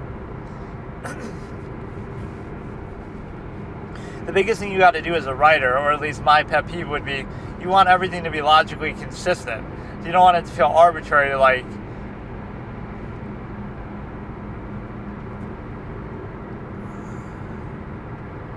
you gotta ask yourself the questions that the audience would ask. Like, oh, how did that happen? Or, that's kind of the problem with high fantasy, though. Why does this work this way? Just because it does, kind of.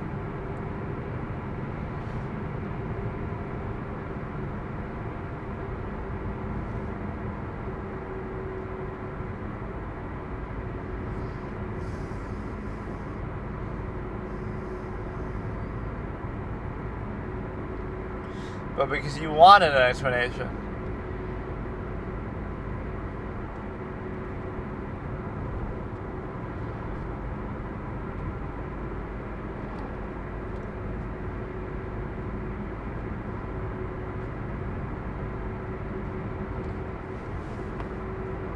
So you admit you're in love with him, but not that you were unwilling to let him go. You loved him so much that you smeared his heart all over the fucking house.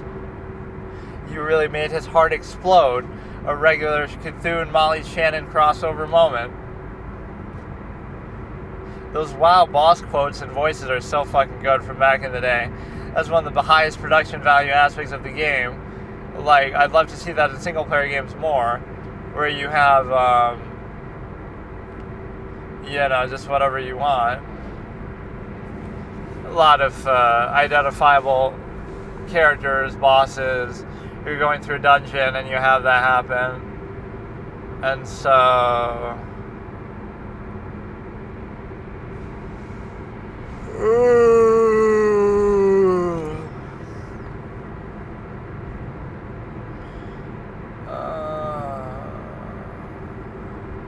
oh my god, was it another sidebar? I'm not even hearing when they're asking to approach or anything. Like, I'm not hearing anything. I'm going deaf.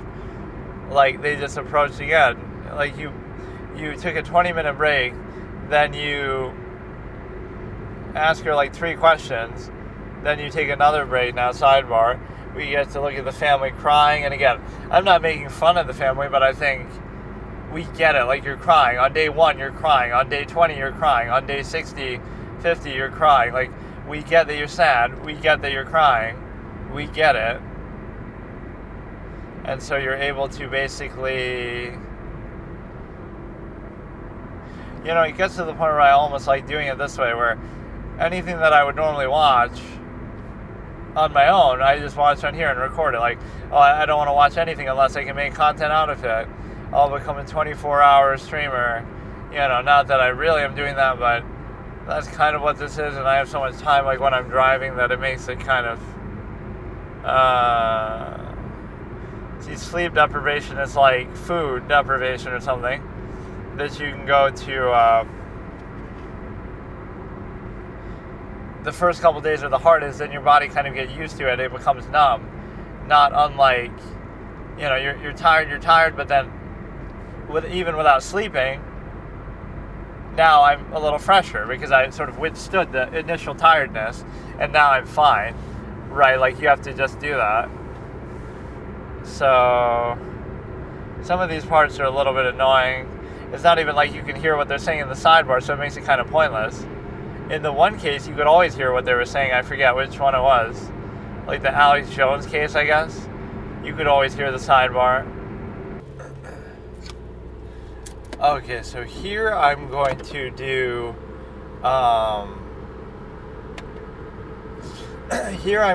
the simple fact of Jodi Arias trial, day 21, part 1, cross-examination, starting at,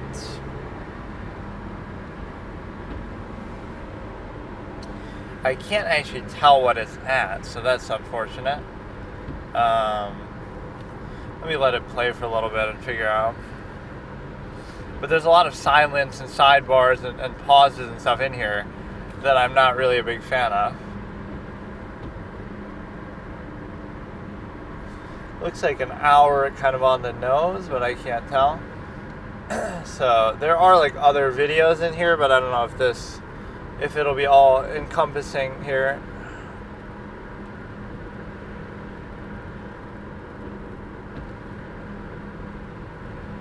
Okay, so it looks like an hour and 1 minute and 0 seconds. Juan is just pacing back and forth, waiting for something. Starting in 3, 2, 1.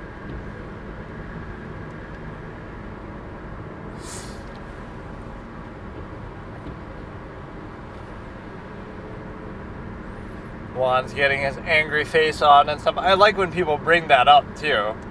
Right? Like, Alice Laviolette, or Mr. Martinez, are you angry at me? Or even, Jodi says it.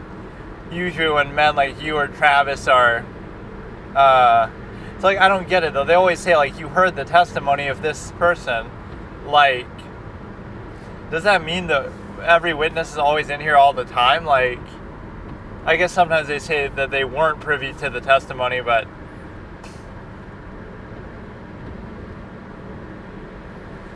what you can do now is you can basically do it in such a way that, I don't know.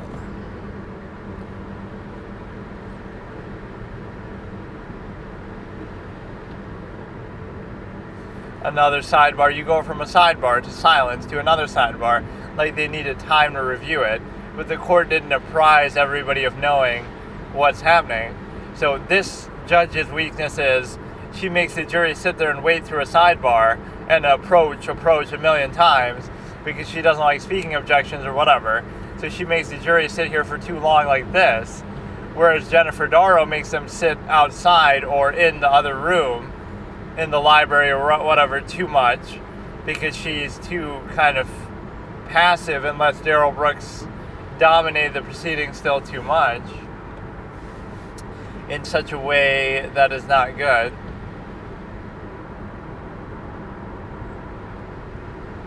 You got Detective Flores just chilling there, which shows you clear bias on his part towards the prosecution, which is true of every detective in general, but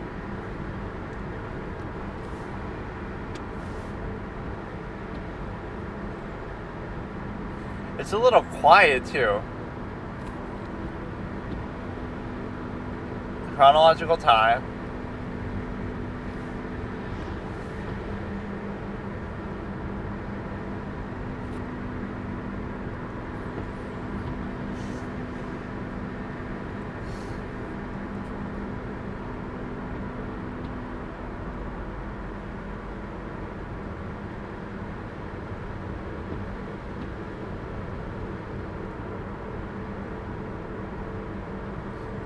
Is there anything else in front of you?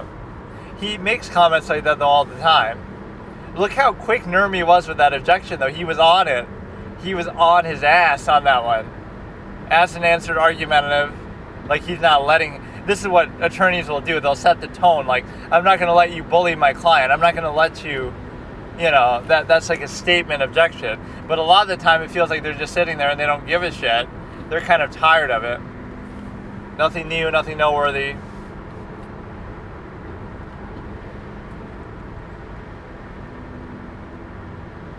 I like how he sometimes says that too. He'll say Jodi Arias, like to Flores, and Leslie Udy, he'll change up the pronunciation. But it's the law of attraction, that's why I didn't write it. Or I just like making shit up. I like to role play in my journal and pretend like something exciting happened, even when it didn't.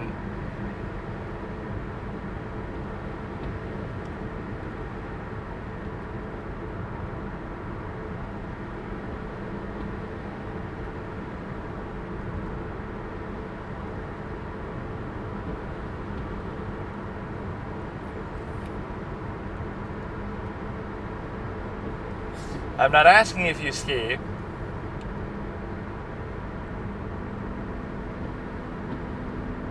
It's like you might say, oh, nobody cares about her, whatever, but clearly people do. The public was so fascinated by the case that there is like a weird fixation. You don't, like, oh, she deserves to go to jail and rot away and nobody hears from her again. And, oh, she likes the media attention. But that part isn't really her fault, right? Like, plenty of people go to jail. Plenty of people commit crimes. You never hear about them. Like,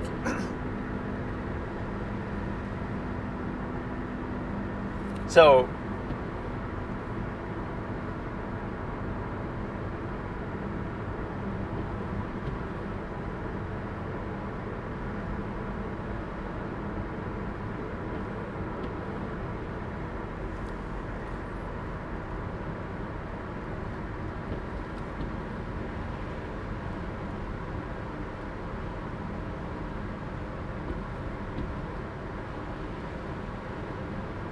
like,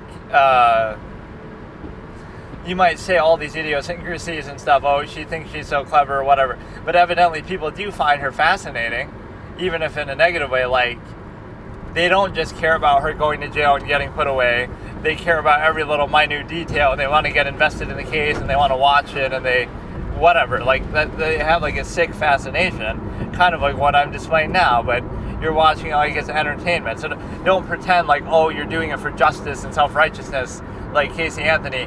You don't really care. You don't care in the broad sense, because stuff like that might happen every day. People commit crimes every day, but you care about the fantastical nature of it, or the way and manner in which it's covered by the media. That sort of shows you the power that the media has. It's not that you don't care about Kaylee Anthony. It's not that you don't care about Travis and the way he was killed. But there's countless other crimes that for whatever reason aren't focused on, not because they aren't as severe, right? Not because, like with Travis, it's a single person being murdered. Even if the manner seems grotesque, it's like people get killed every day in Chicago and all over the place. So it's like, it's not really about the fact that one person was killed that you care so much. It's about the spectacle of how it happened. It's about the manner of the media covering it. So you care about that one passionately, but you ignore something else. But that's how the media can manipulate you. Not by lying necessarily, but by emphasis. They'll emphasize one thing over and over, and they'll kind of minimize another. That's how the media operates to do with Trump a lot too. Like, it'll ignore and downplay something that happens, right? Like, oh, maybe one immigrant in Ohio ate a dog or a cat. Maybe it happened once, right? And it out of 20,000 people. So that doesn't mean they're all like that, but they'll downplay that, like, oh, it didn't happen. But then they'll overplay something else, like, oh, it's going to be January 6th is the end of the world. Like, I'm just saying, it's like a consistency issue, right? One person dies on January 6th, and it's the end of the world, it's the end of democracy. Meanwhile, they try to assassinate him twice, and it's no big deal, or whatever, like some other, more people died in the George Floyd riots, like that. Like, oh, look at Juan standing all impatient. Who does he really remind me of from Phoenix Wright, though? Like, he's aggressive, but without good reason. Almost like Francisca.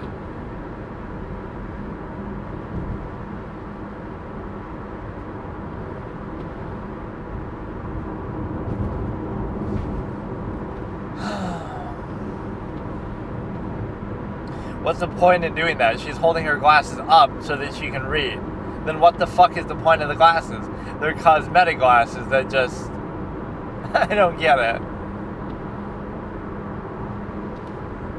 But yeah, you know what game I wanted to play was actually Myst, which I've always heard is good, but I don't really remember ever playing it. It's like a point and click kind of thing, or puzzle thing. And then also like God game. There's so many things I want to do, but I never have time. But I made time for that extreme gaming thing. The not puzzle, the hardcore, whatever. Old school. You know, you could say stuff like that's just a nostalgia trip, but there's a reason why you liked it in the first place. Right, if something's genuinely just not good. Like it's showing the judge being impatient and glaring at her too.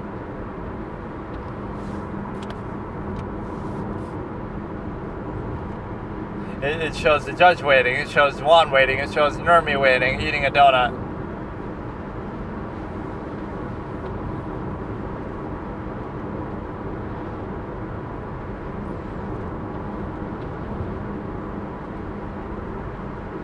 This is Lonnie's baptism. We've certainly heard this, but I'm determined to watch it through, where...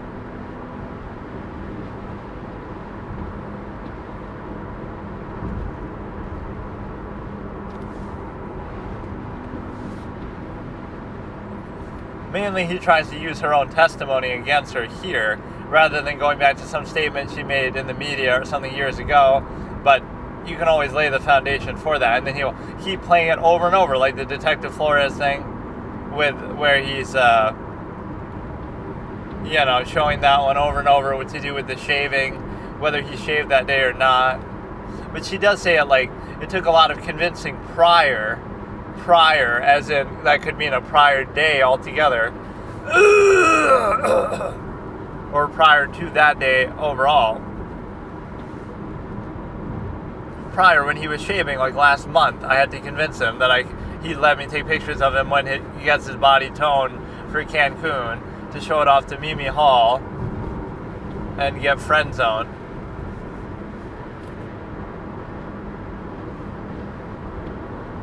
What happened? I thought she was done. Or it's something else now.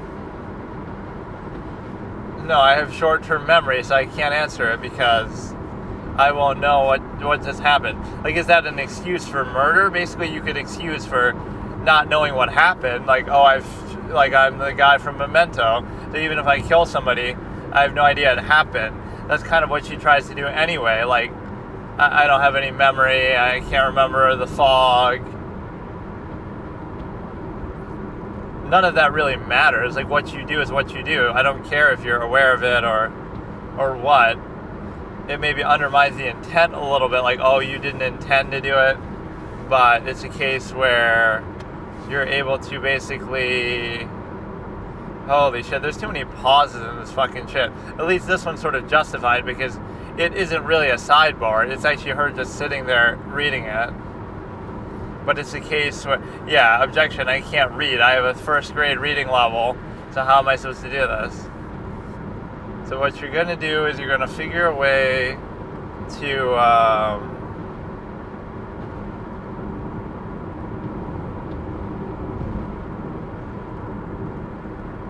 or I always have like this OCD tendency, like, but in a good way, like, I'll do Netflix, but then I'll be like, I'll watch every single thing in order on Netflix and do it in such a way that you get to,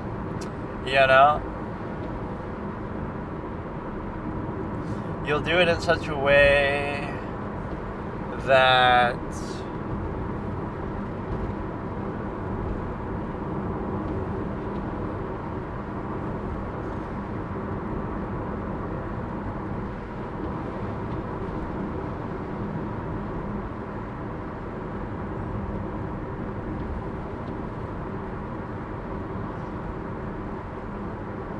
You may as well do a sidebar. Nermi's just bored as we wait watching her read the shit. At least flip through the pages a little bit in a way that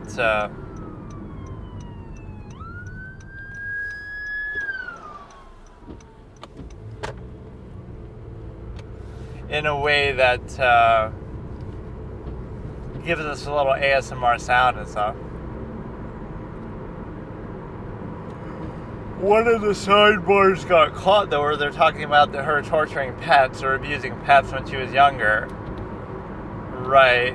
And so that one, Juan was trying to push for it, and it was unsuccessful. Jodie thought she had a Hermione moment there. Or not Hermione. The chick who I don't even know her name from one of the later movies. Where she says, obviously. Or where he says, obviously, it's a Snape moment. But you were unsuccessful, obviously. But thankfully, I haven't been spoiled on too many things from the series. There's one major character's fate that I know of, but other than that, I don't really know everything about it. There'll be a lot of twists and turns and stuff. The first movie is good, but it's maybe not... It is good. I like the minimalistic quality where Harry doesn't even cast any spells in the whole movie. Unless you count riding the broom, but in a literal sense, like I don't think he's ever shown simply casting a basic spell. And I'm sure he does too, like they're doing Leviosa and stuff, but they don't actually show it.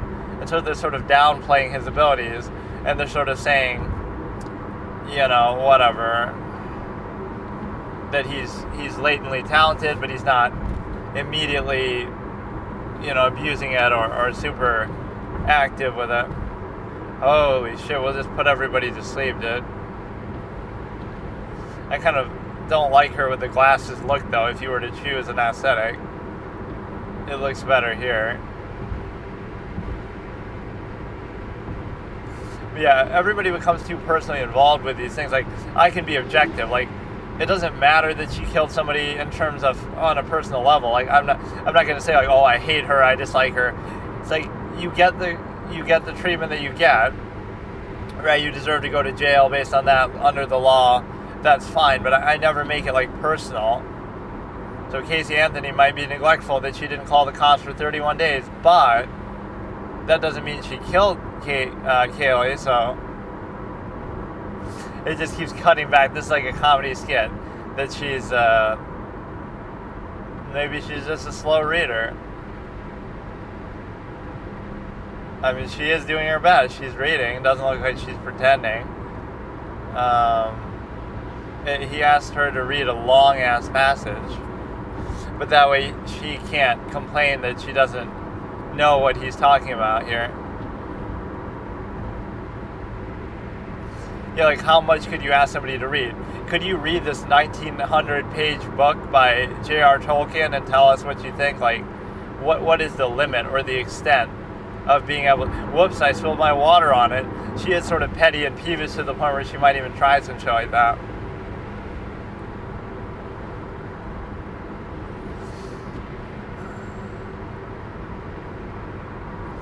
Look at the family looking all sullen. She looked like she was smiling for a second there. The one who's normally looks sad, almost, it might just be a disgust face, but almost looks like she's smirking. Bro, Juan is getting impatient. You could have took a recess, but I guess if the defendant's expected to do something, you should have to do it in open court. How much did he ask her to read, man? And you'd be familiar with it because you're the one who wrote it. But yeah, that's always an insecurity of mine. Like, if a game goes offline and I never get a chance to play it, like, that's so sad. And that happens so much with the internet. Now, I love it. It's showing everybody. It shows Nermi. It shows a close-up of the judge, Juan. It shows the gallery. Now it's panning through everybody in the gallery, who presumably they know they're being looked at that time, which it rarely shows them. It'll end up having to show the fucking jury before we're done with this. yeah, let's time it. How long does it take her to read 5 pages, I think it was? Compare that to how long an audiobook should take to listen to. And so what you have is the ability to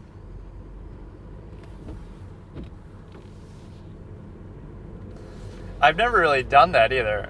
I don't read books really much anymore, but I have never really used an audiobook, or I've never listened to the whole thing. I think I saw a YouTube video of one with like Jodie Foster, who plays Eleanor Arroway in Contact, the movie, reading through Contact by Carl Sagan, which is obviously what it's based on. I don't know if I saw the whole thing, but that's maybe the only one.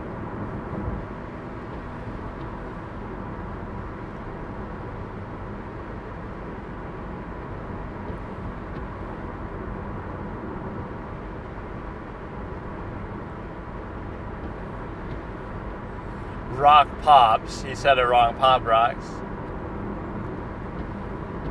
Now I gotta go back 50 pages to see whether it's all connected.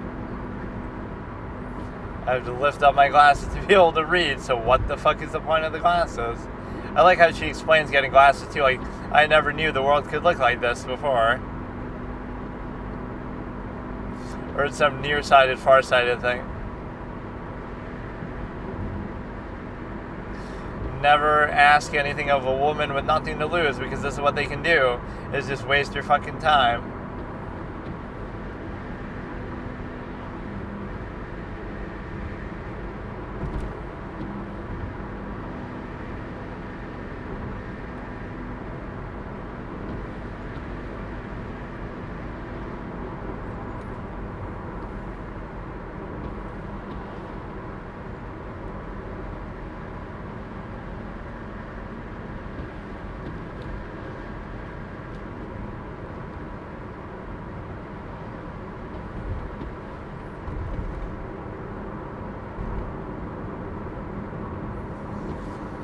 Okay, this is kind of irritating.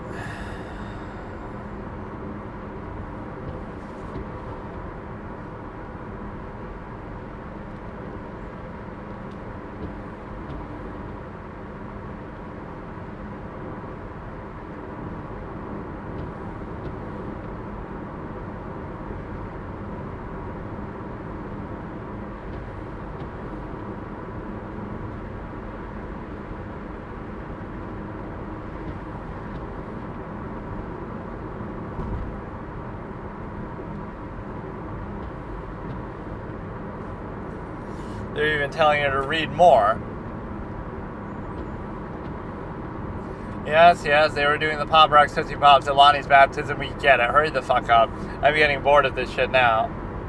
Holy shit.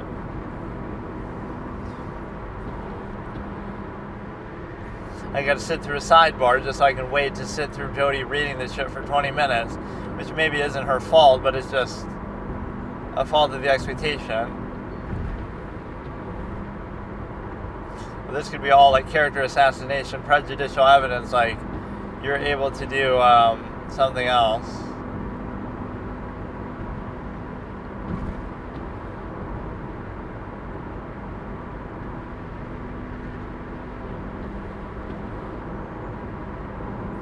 It references it, but only in the way of saying we weren't there because we missed it, because we fucked around with the Pop Rocks and the Tootsie Pop. Yeah, we're ready to start Audible. There's only a few things I have to check off. I have to watch at least one episode of Skibbity Toilet. I have to watch one full playthrough episode of I don't know of what. And then we have to watch one full episode of something. Or one like little segment of a stream. And if you see the stream, then you can like rate it and judge it as you go along.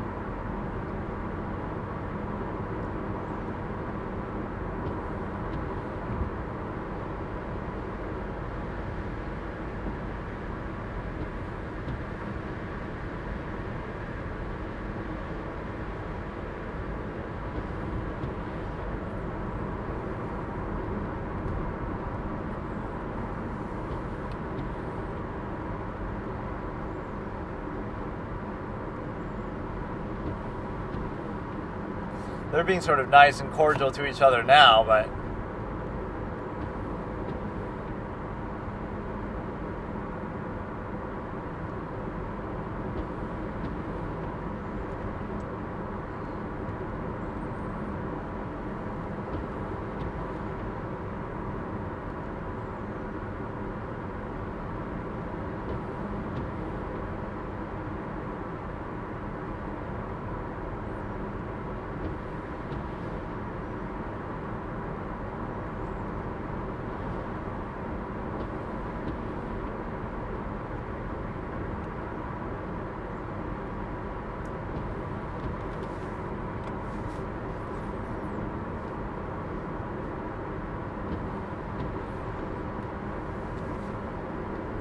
when I wrote it.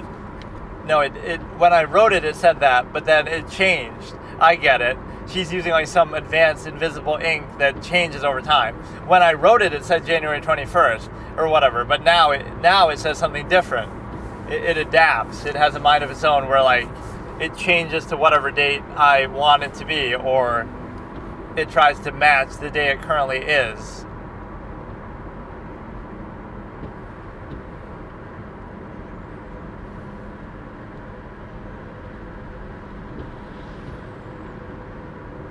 She's looking at it. I love that. She's looking at it right now. What do you want me to do? Put it right up in her fucking face?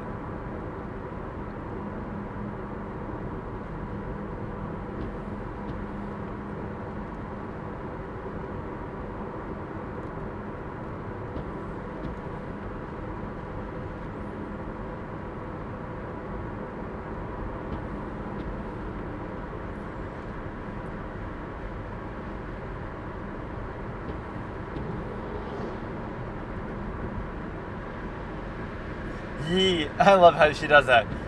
Yee, that's correct. Like she's about to say yes. That was actually a very funny moment. I think I've mentioned that before.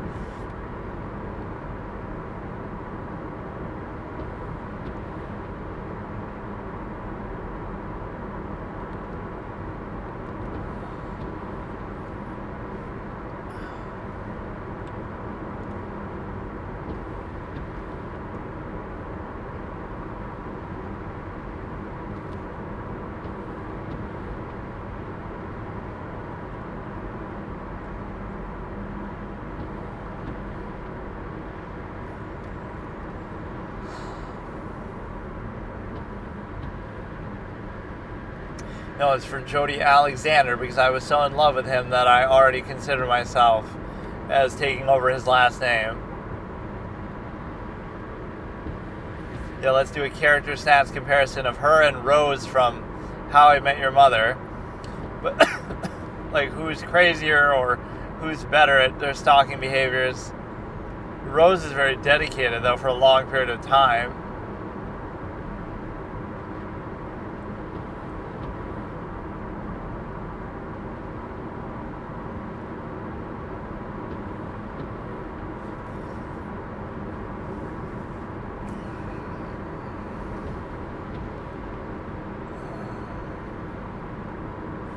Okay, this part is kind of boring and annoying, but it's okay. It's very hard for me to skip around when I'm doing this, so it's okay. So maybe tomorrow or one of these days I'll try to finish off. Again, I could watch like one part of Skibbity Toilet, that's all I want. That'll take like 30 seconds to a minute. Then I can watch one gameplay episode video. That'll take like 20 minutes probably. Then I can watch a stream, so I could do it all tomorrow, but I'd have to do it in different segments, but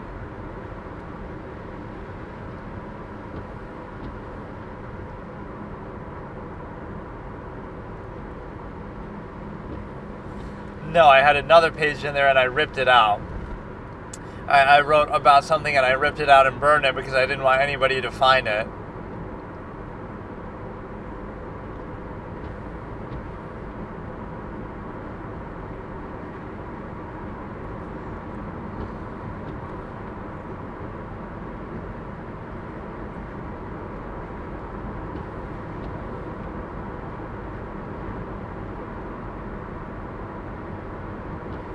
Yeah, what if somebody destroys it? Like as I'm flipping through, I rip it?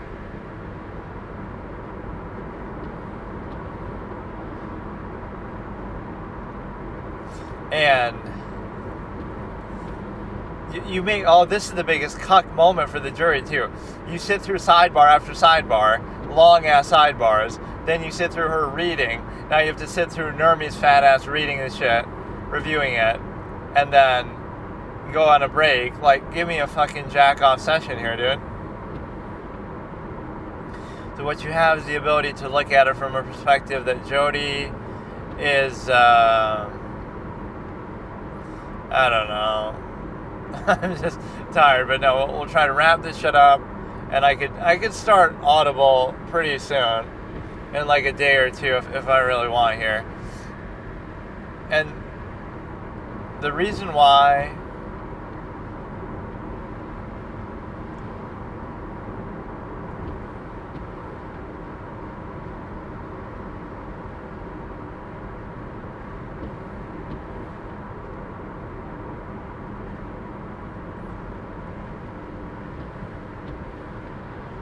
as a reasonable request. If it's a long piece of evidence, or quite possibly you could even delay it and say, let's just not address this piece of evidence until tomorrow, and I'll have tonight to review it after the trial.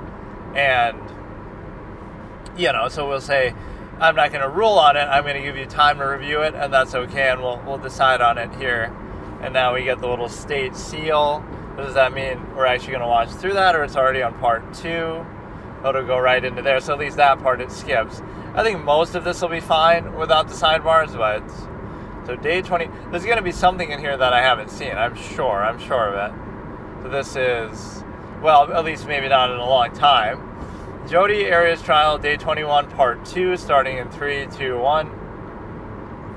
And this is by Crooker Queen 123, just in case there's another video with the same exact title, but I say the title very exactly, so it should be okay. You got Jodi just standing there for the jury. Yeah, this judge doesn't even talk a lot.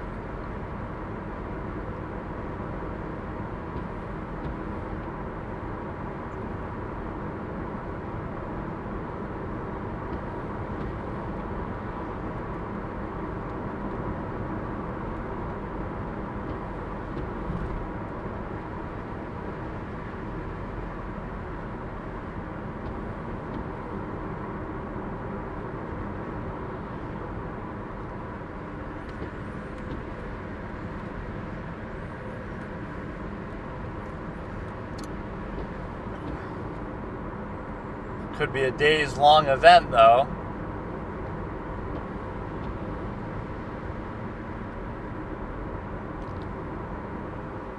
Somebody was getting wet on Lonnie's baptism, but it wasn't her. You know how, because they have to dunk your head in the holy water or whatever the fuck. But, which they have a cool shot of that, actually, in the Jodi Arias Lifetime movie, where it goes from her, doing something in the sink or whatever to being baptized.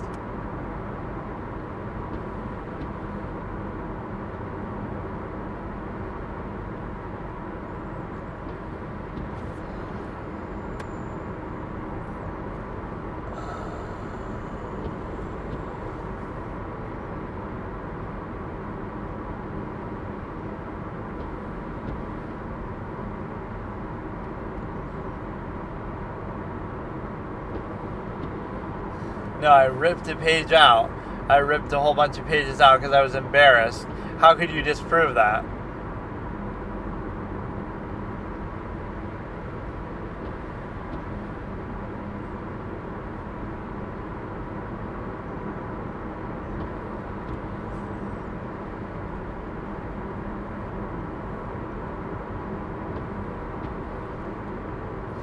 And I was getting all mad. Show me.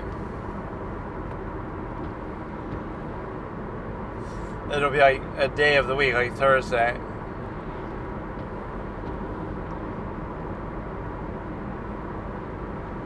See, she's the type of person I don't really see her defending herself, because she's too, if she, Daryl Brooks style, she doesn't have that level of assertiveness in her, seemingly. But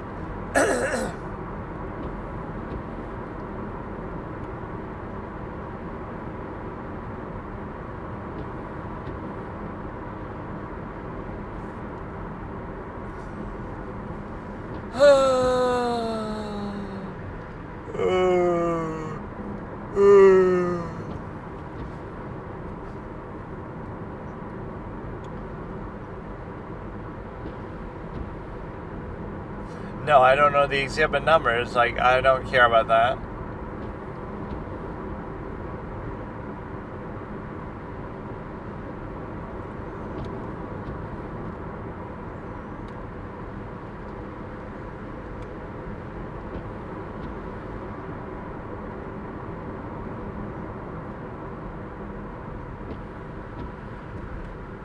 Do you have a problem with your memory? You should just remember everything from years ago and just I'm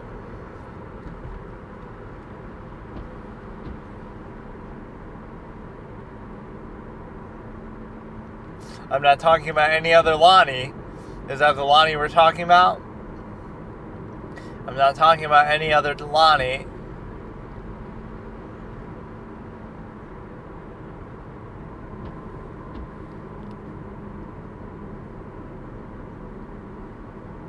See, like, why write it like that if you're not expecting anybody else to read it? You gotta cross to who, though? It's you. Like, you're embarrassed to yourself about it, and as you're writing to yourself, that only you will read. But see, it's not about the reading, it's about the expression. That's what writing does that people don't realize sometimes. Or talking is like that too, social contrivance. You're doing it to sort of get something off your chest, and now even if that writing is gone forever and gets burned or destroyed, it doesn't matter. You got it off your chest and you processed it the same way that if you talk about it. So it doesn't really matter in the long term.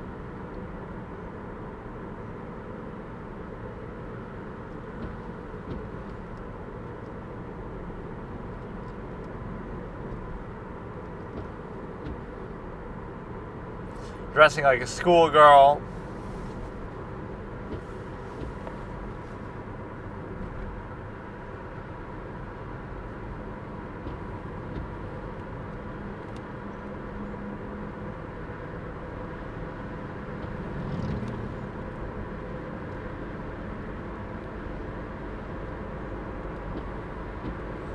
So you got Pop Rocks, Tootsie Pops, Bubble Bath, and the other thing, the like the schoolgirl outfit.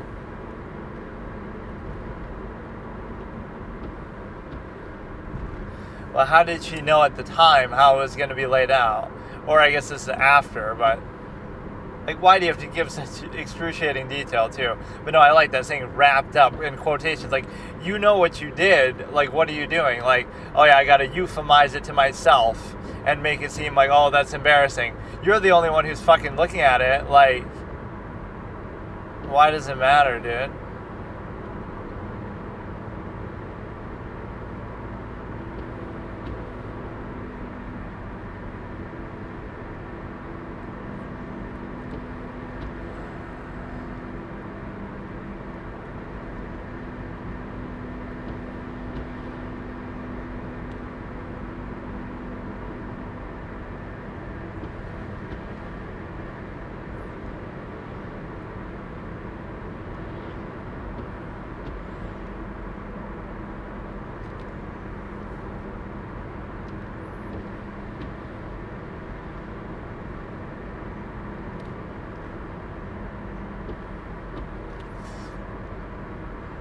More than twice. It could be more than twice.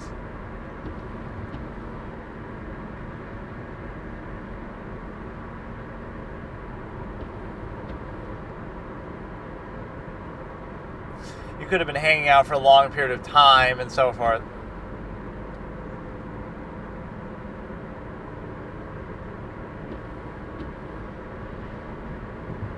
Now I enjoyed his attention. I like that.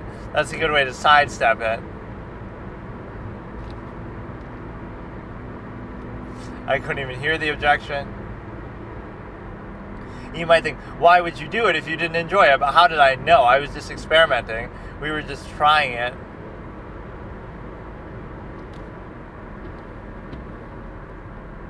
There could be, like, I enjoyed the experience of doing it with him and the sex, but not necessarily that particular element.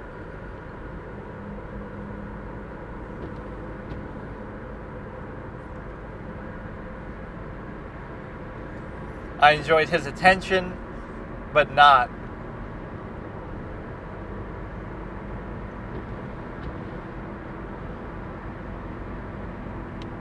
I was just experimenting with something, like with anal sex. You could experiment.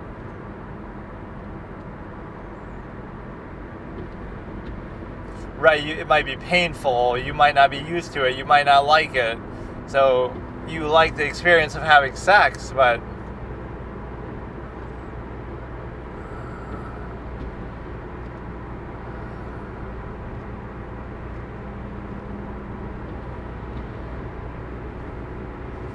or she kind of mocks him here. The Pop Rock, Lonnie's baptism did not involve Pop Rocks or Tootsie Pops, and he gets mad.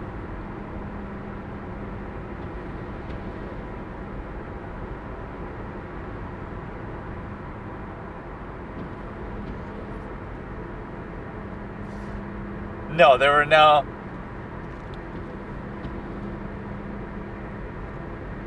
Look at her smile. That's a good line. That's a good line. The way he asked that opened himself up to that. He walked right into that.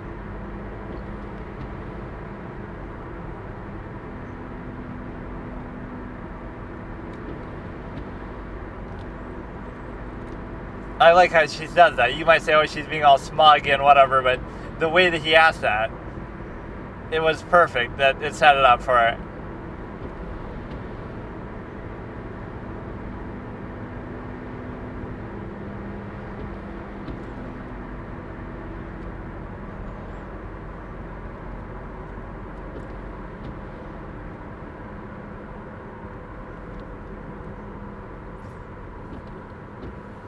You said it. Yeah. See, he's right there. You said you enjoyed it. Did I say it said enjoy? Yes, you did. You said that, literally.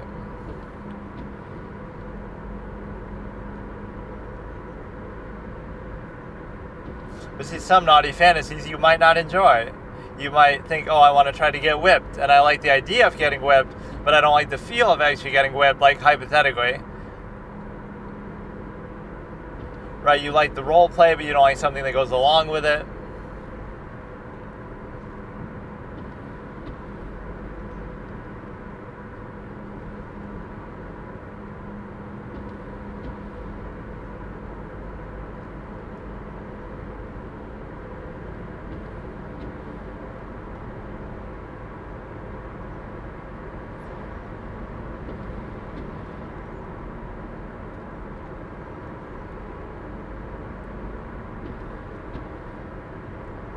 Tootsie Pops or the bath.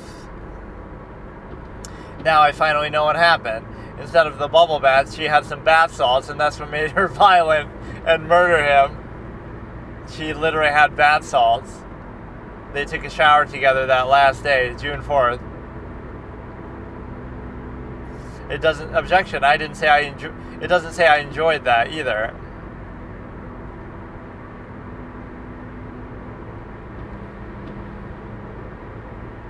You don't have to say you didn't enjoy. You have to say you did enjoy. And she doesn't say that.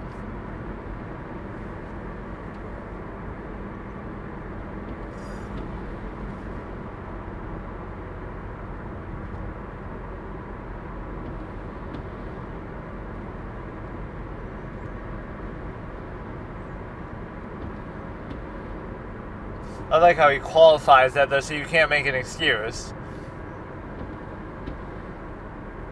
Now she kind of catches him here, though.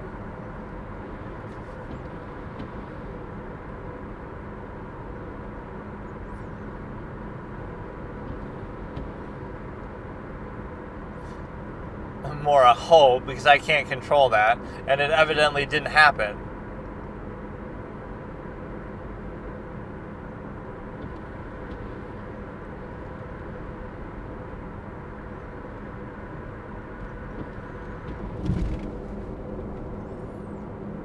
Anybody could come in, the landlord, the neighbor, somebody could break in and steal it.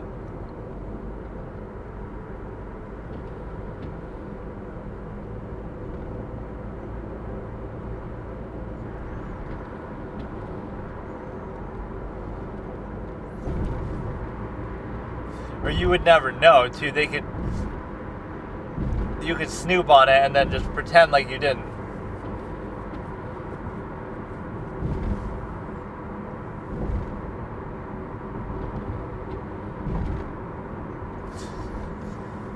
Kind of like what the laptop. I love that. If I leave it at home, somebody could read it when I'm not there. And if I take it with me, it could end up in the wrong hands.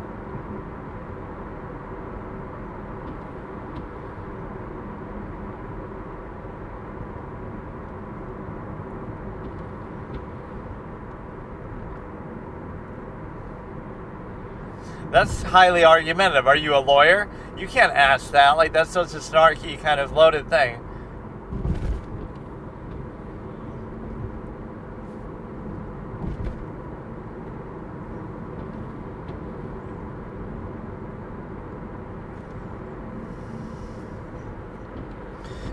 Like how she says, I bring my laptop everywhere with me. Or she keeps it buried under clothes or something.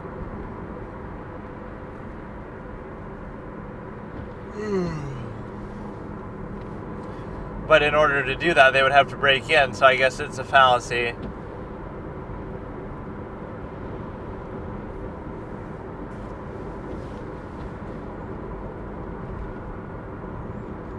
You know, I'm just doing it for his benefit. I'm just saying it's hot because you know how this stimuli acme social contrivance goes. Combine the two.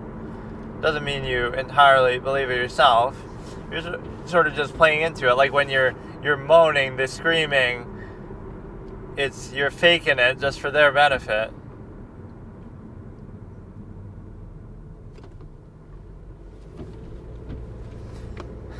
So she's not really disagreeing with the core essence of it.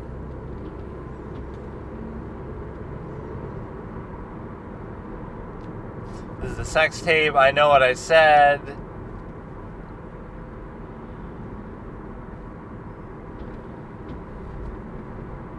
Right, there's a lot of this stuff that would be fake, though. I'm just saying it for his benefit. And I didn't expect this to become public either, just like the journal, unless I wanted it to. But no, that kind of stuff is always risque to do. You think you make a sex tape together and then it can end up wherever. I guess for the ordinary person it doesn't matter, though, because you sort of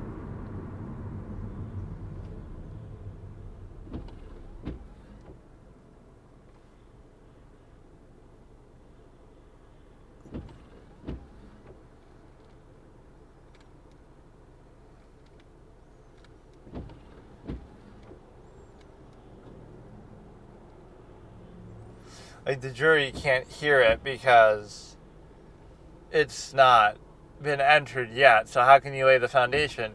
You'd have to do it outside the presence of the jury first and then do it, like, you know, to admit it. Because if you don't do that, then you have a case where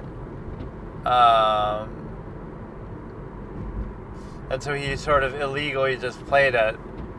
Right, and they're present. I think they're there at least. I think they've been there the whole time. They must have been. They wouldn't have been doing the testimony and stuff otherwise. But he sort of just played it in a way that is questionable because you have, you know, maybe you could say it was by accident, but there was an objection and then they couldn't stop it in time, so he kind of got a few seconds of it in there anyway in such a way that's kind of a little weird. And so, let me think here. Tomorrow I'll have to make a little to-do list here. I have to fill my gas, I have to get a haircut, I have to get like a new pair of shoes. Mine are kind of falling apart. And I have to maybe start the Audible thing. Audible first, then Lord of the Rings second, the animated movie, and then Harry Potter Peacock third. But what might fuck it up is if I have to buy the book itself. I don't know if being subscribed to Audible really lets you use everything like that.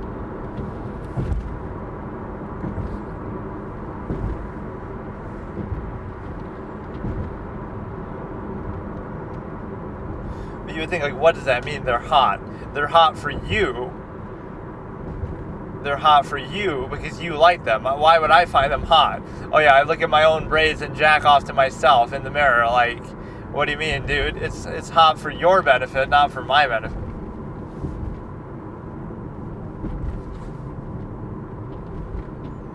And the schoolgirl outfit or something?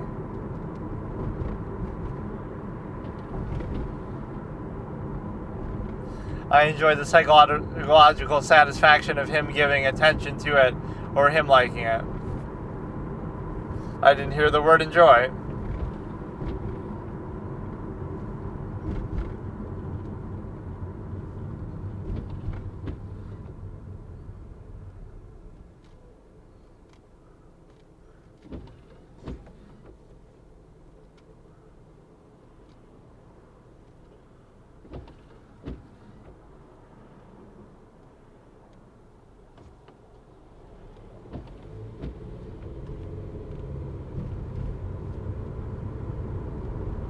None of this is really relevant.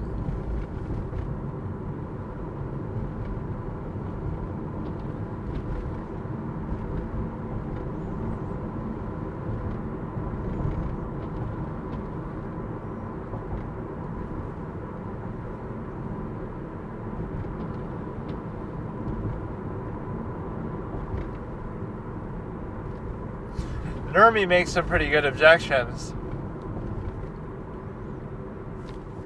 Objection argumentative to imply that she's not telling the truth.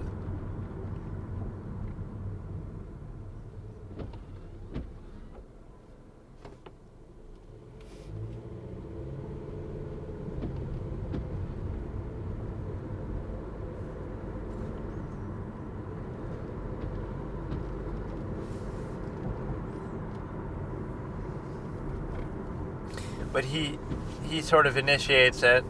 He's the one who brings it up. He's the one who brings it up, so it's implied that he enjoys them, and she's playing along that, oh yeah, the braids are hot. I'm responding to his adoration of my braids. I almost want to go to court for something like this just so I can fuck around with these people. You think you're so smart, all these lawyers. See, he says, I love them. Did I ask you if you was Travis's? But that's actually fair. I didn't know what voice you're talking about. That was your voice, right? But it was two people's voices. No, it wasn't just my voice. I'm not a doppelganger, skinwalker, imitator. I heard it too. Kind of moment, like that short film. There was that segment where I was watching all the short horror films. That was pretty fun, actually. Almost pretty appropriate now that it's almost Halloween. I don't know when. It wasn't like last year because I wasn't even doing this necessarily last year. But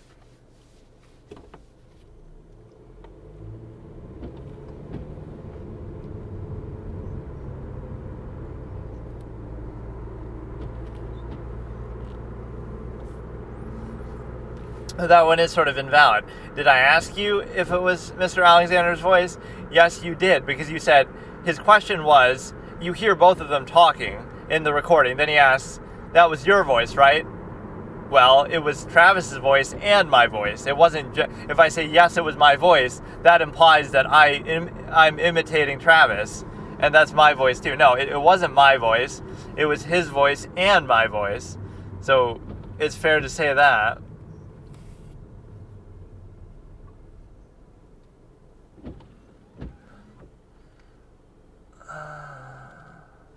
Sometimes the question is just so matter of fact too, like the centimeters to inches conversion with this fucking clown, like Detective Flores. I'm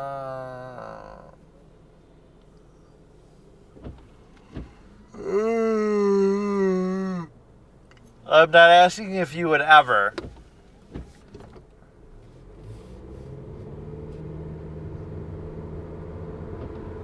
Something did. My conscience or my inhibition.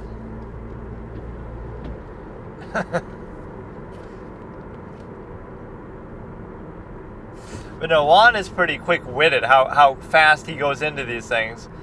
He immediately runs into what she's saying.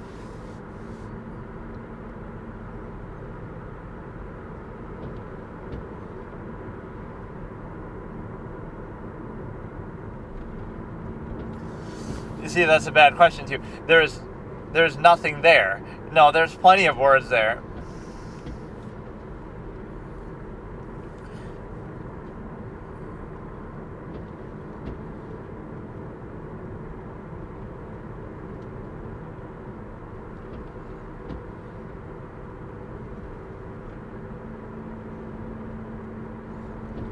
Like if she writes about some bad stuff, then the law of attraction doesn't work. Like you wrote about some fight you had or something, but then, oh, why wouldn't you write about some physical abuse or whatever?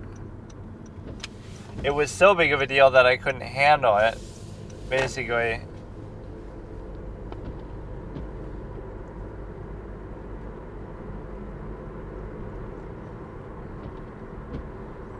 I didn't write everything in my journal. Nobody says you have to. Not professional metal care. I like that. I'm practically parroting Yes, I went to my doctor friend's house, Zenaida Fernandez Gonzalez, MD.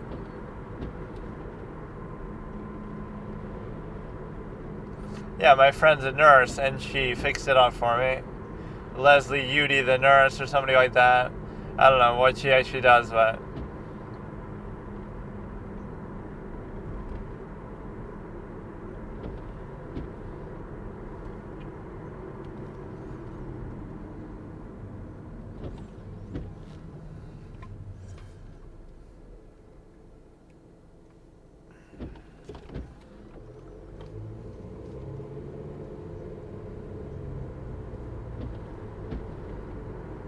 that was sort of argumentative. When do you tell the truth would be good enough, but then you say the second part of it.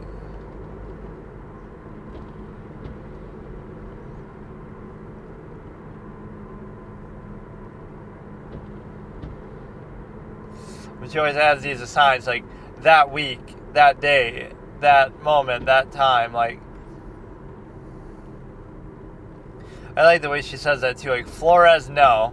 Like, she just calls him by his last name, like he's just a little pawn to be worked around, or he's so negligible.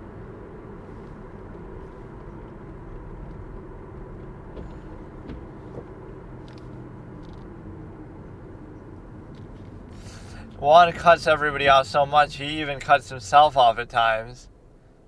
Like what he just did there. I'm kind of tired.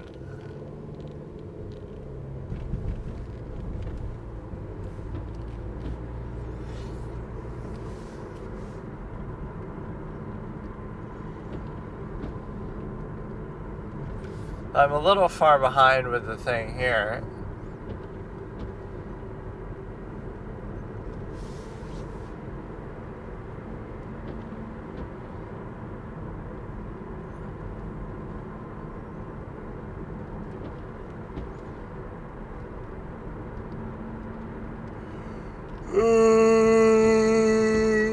He might not have answered. He might have gotten a voice message. He might not have been in the mood. Eventually, yes. You called him and you told him. Asked and answered. But the reason why it's not asked and answered sometimes is because they didn't really answer it. That's the implication.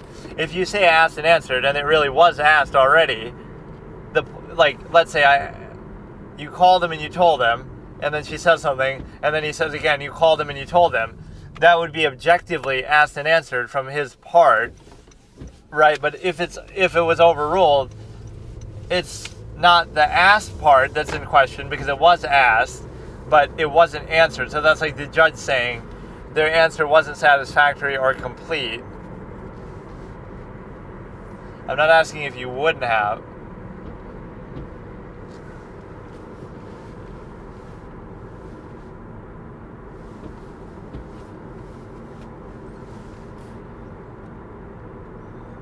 To imply that she got it while killing him, which isn't hard to believe considering you stabbed him 27 times. Even an expert killer would not necessarily handle that super well or have no other issue here.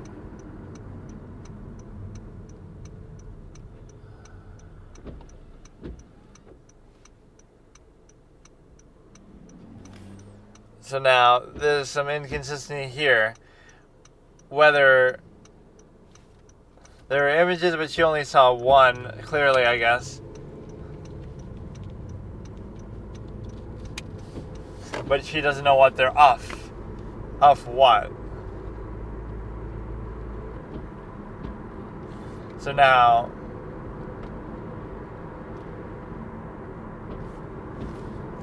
like saying that they were on the computer, or maybe that was just Alice Laviolette's mistake.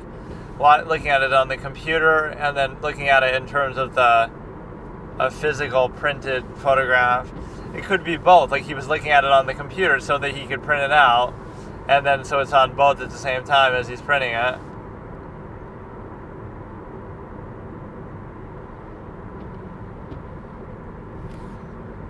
He says that a lot. This issue, the issue of, even if it's not really an issue, he just says it like that.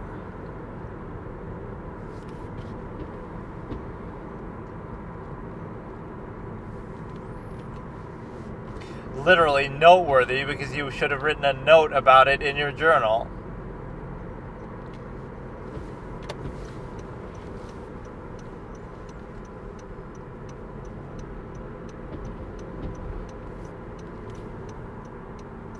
Yeah, what if you have some apathetic...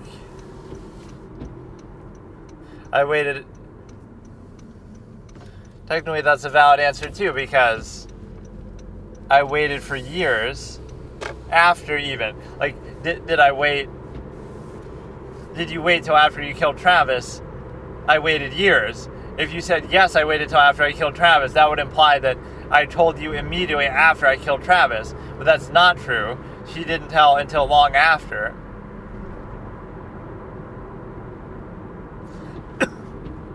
She gives in too easy sometimes.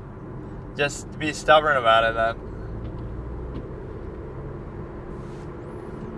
There was no child actually involved though.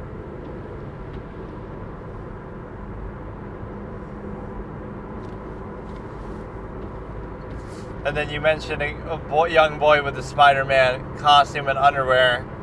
He would always dress up like Spider-Man.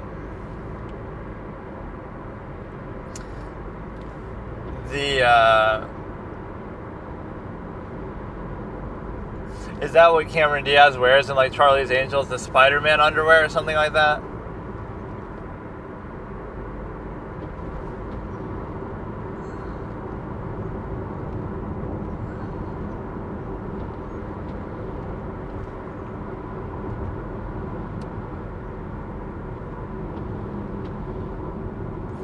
It really didn't take them that long either. The longer you can delay that sort of thing, the better you'll do in the sense that the Casey Anthony strategy, like, wait for a month or whatever.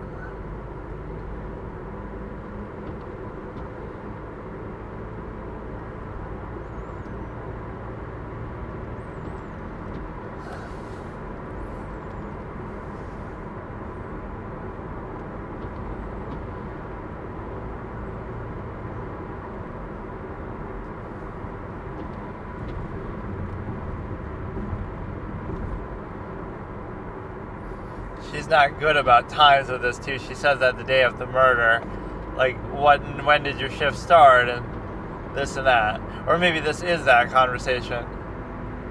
Afternoon, but before 6, and he helped you pack up the car and stuff. Is that the same encounter?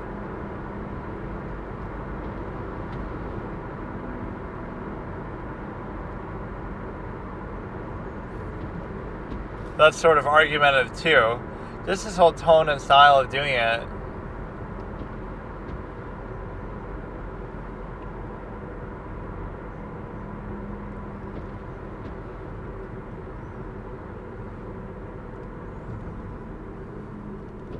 Angry when? See, that's broad.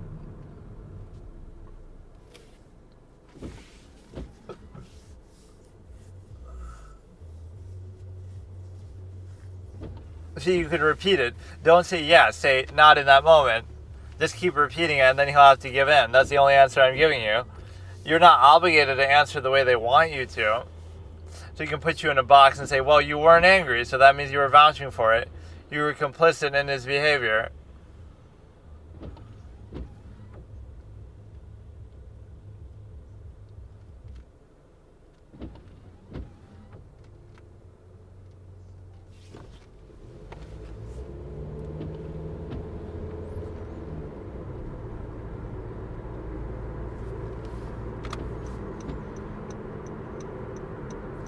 It could also numb your sense of it.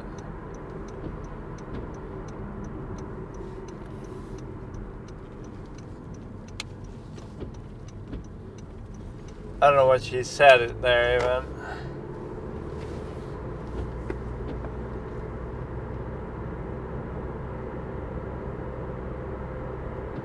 I'm not an expert on.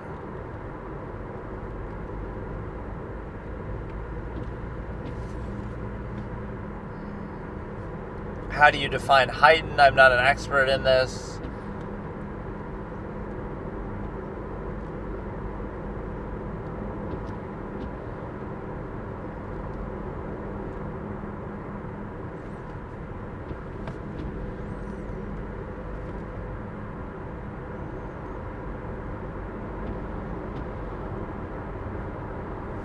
It's more like your memory is heightened more so than your perception is heightened. That's a good comeback. You have forgotten the time.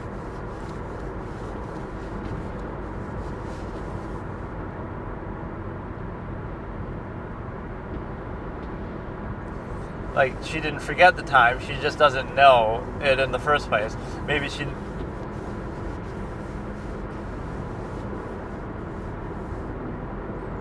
You are getting all snarky, nerdy. I don't know if she even said that. She said she didn't know it at this point. I don't know if she said she never knew it, but I like the way Nermi said that. She said she never knew the time. I like Nermi, actually. He's not a bad guy. And he wanted off the case, and he deserved to be off the case. So he can write a book in spite. That day. I love that. Look how he's exasperated. That day.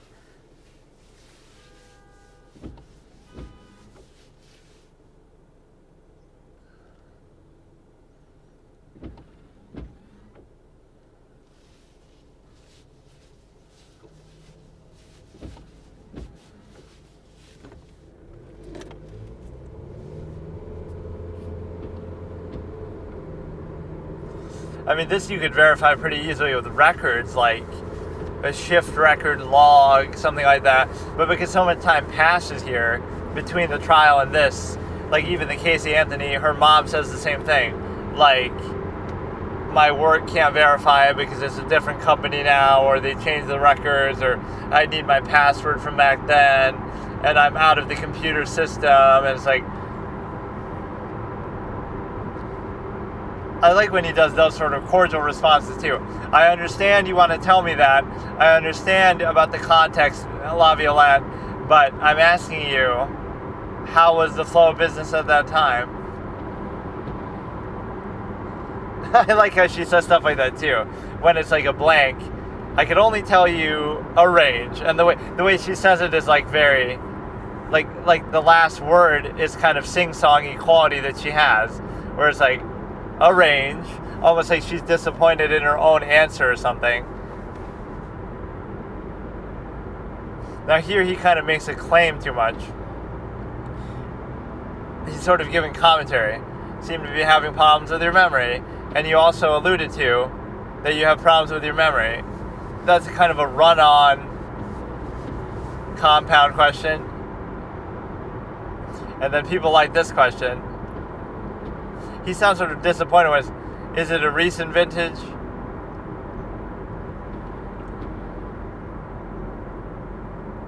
That's the way he says that's very unusual. Is it a recent vintage?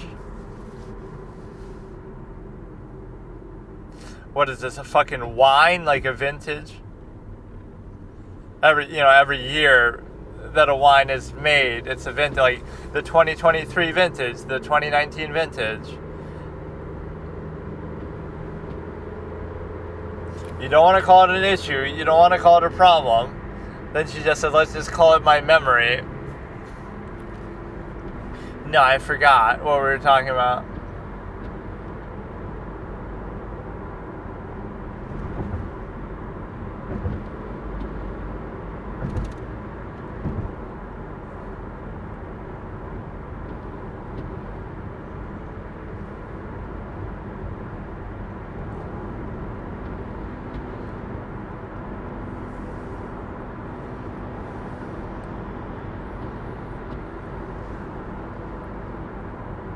Could say I've had that my whole life in various ways. Like, I don't remember everything that ever happened to me, she says. You told me you were going to tell me, so tell me, please. The way he sort of, when he tries to get all cordial and almost be nice.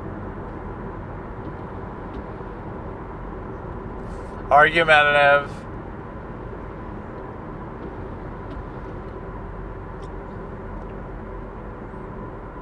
I like Nermi's delivery. And I like how he's respectful there. There's no question there, ma'am. Just doesn't want her to ramble on, I guess. What factors? Like when men like you are grilling me. This is only the first day of her being cross-examined, I guess. And she's already complaining. She's actually pretty sharp with some of these responses. Like, to bring this up and to I like her actually in this moment. Like, it might seem weak, but she's very sharp, quick-witted with her own responses. Like, she kind of keeps needling him with little things that make him look a little stupid. It doesn't change her crime, but in and of herself, she's kind of a fascinating figure. Like this. Decibel, tone, content, combination of those factors, and then she sort of smirks. Like, she's really not stupid. That's the thing. Her crime was stupid, but... So I wonder if Nurmi says that because she smiles, so that makes her look bad, or if he was going to do that anyway. Because it makes her look bad to the jury. Like, you're just wasting our time, you're just playing games, you think you're so cute and snarky and petty, and so you're able to basically do it in such a way that it's not really worth it as far as... But no, it's like the circumstances are very difficult. So don't look at her like, oh, she's so dumb now. She's not that dumb inherently, nor is the defense that bad. They're just up against it. What she did was incredibly dumb, like the way 27 stabs and like assuming that she's trying to get away with it. Take the camera with you too, and don't stab him 27 times, and don't involve the camera at all and take pictures, and something else too.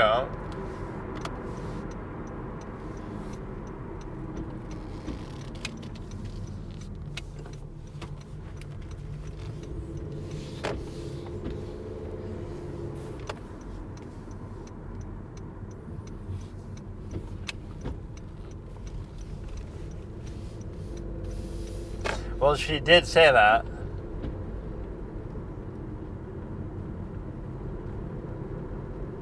Why not?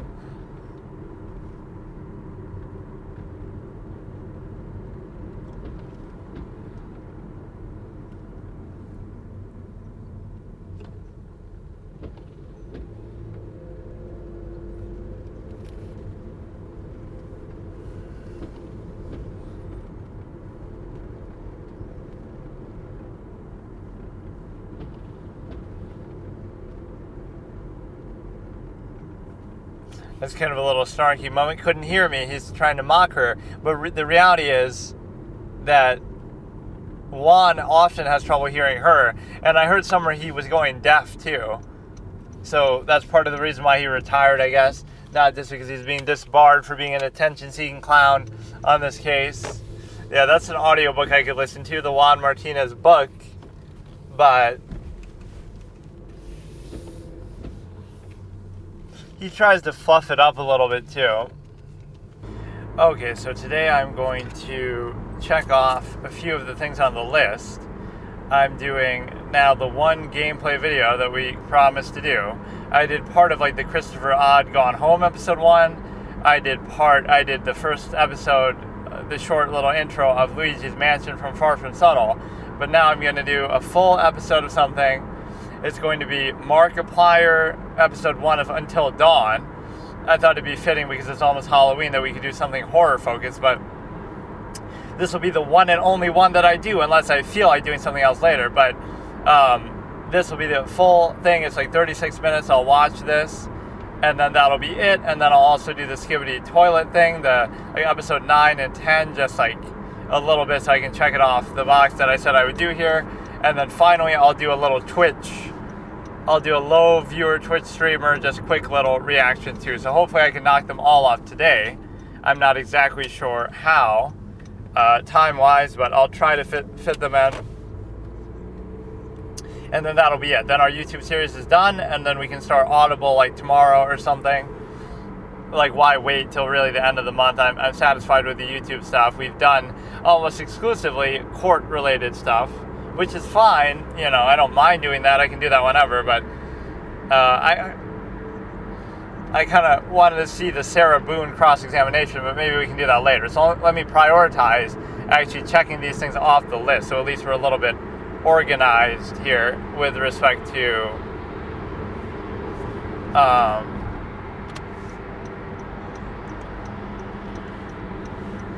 we're organized with respect to getting some of this shit done and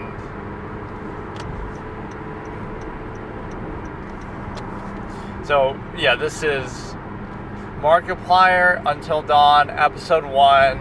And I think they made like a remake of this, but they didn't actually make a sequel. But I thought I heard that it'll be until dusk, until noon, until whatever, until midnight. But what we got to see is it's not really working. Sometimes it'll bug out like this where it's like just frozen. So you try to touch the screen and it just doesn't do anything. So I guess we'll have to figure it out. So now this is Let Your Story Begin, Until Dawn Part 1. I assume this was posted around when it came out.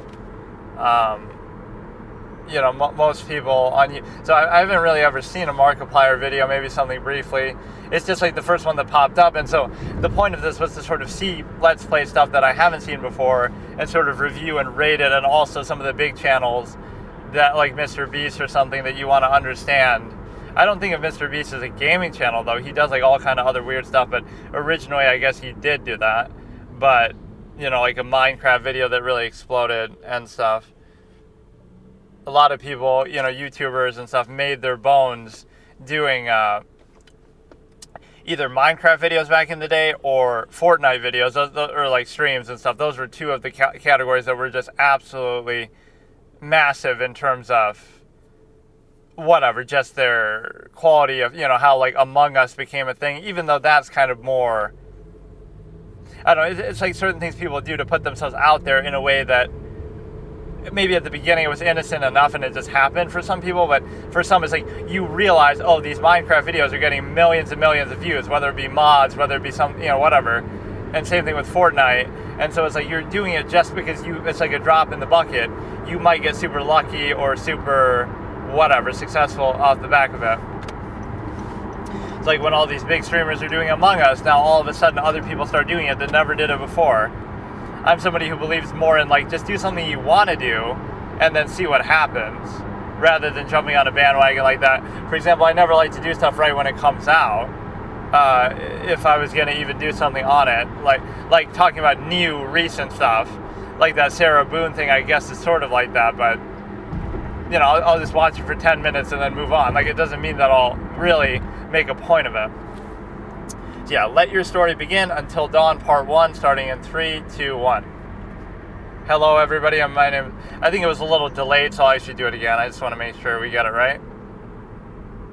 Okay, starting in 3, 2, 1. Hello everybody, my name is Markiplier, and welcome to Until Dawn. Brand new AAA horror game. The visuals of the game are very good.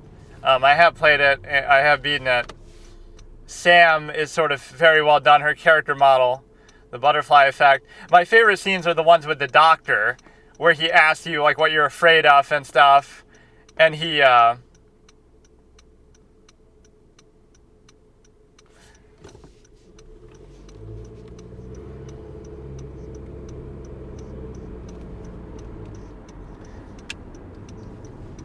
yeah, like how you flip the light switch at the end, and that could lead to everybody fucking dying and the whole run being ruined. But that's not really a good thing, that one moment should have that big of an impact.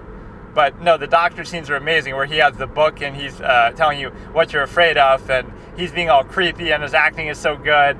Those moments are so good. One of my favorite lines ever in all of gaming is when he says, spiders, zombies, aliens, quite a combination, sounds like a good Friday night. And what he says depends on what you answer him, but I'm not trying to talk over him, but just that's what I like so much about the game is that doctor part especially.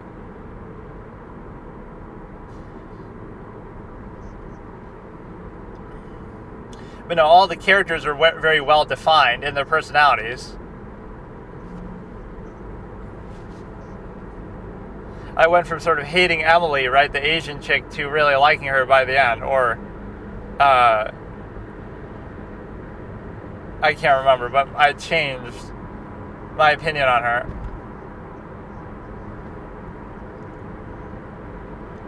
So they're doing a bit of a prank.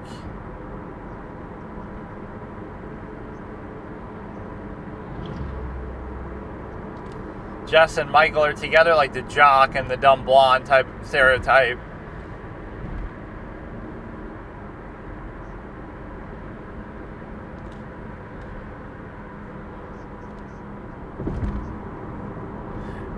That is true. It's like a very cliche horror movie. They ruin it at the end, though. I guess a lot of spoilers on my part. It's like the Wendigo did it, kind of. They turned it into supernatural when it didn't have to be. It was built up so well for it to just be a human who's a killer and just an arsonist or normal guy. But it was all fake. They kind of tried to take it too far. And of course you get Rami Malek in here as a major player. That's the sort of thing that spoils his impact. You know he's going to be a big deal in the story because it's Rami fucking Malek. He's not going to just be some generic random guy. So whenever there's a big name actor like that, you know their role is, they're not going to be innocent, they're going to be the villain, they're going to be a big deal.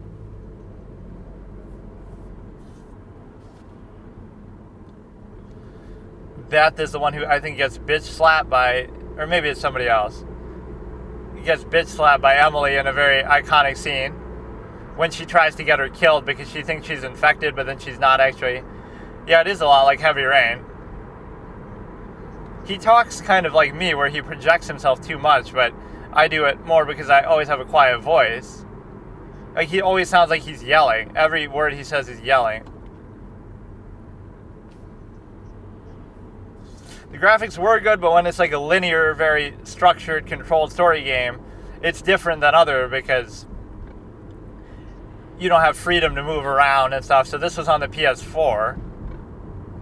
I've never played Bloodborne.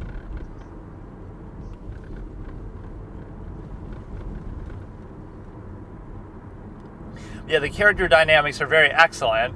I wish they would have played it real. I wouldn't say it's Heavy Rain inspired. It's not made by the same company. Go play Beyond Two Souls or some shit if you want that, or Detroit. But Josh and why do I not remember her name being Beth? Is she the one, or is she somebody else? And who is Hannah? I can't remember exactly. Or Hannah ends up getting killed now because she runs out because she's so embarrassed, and then she ends up dying to like a Wendigo, and then they all feel guilty. Oh, that's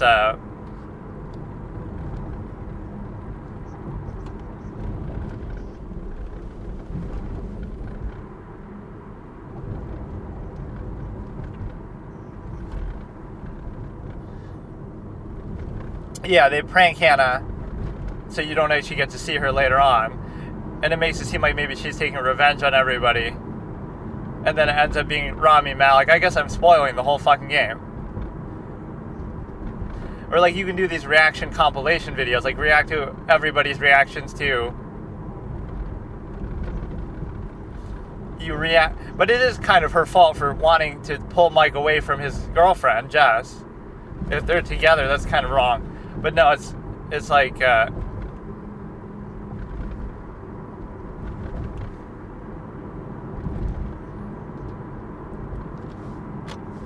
but no, you could do, like, react to compilations of people's reactions to key moments in the story, or big moments.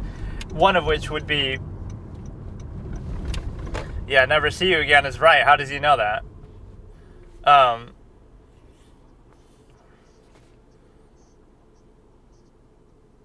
It'd be interesting to measure how much impact these things really have, but he's obviously passed out drunk, so that's the wrong move. That's not going to matter.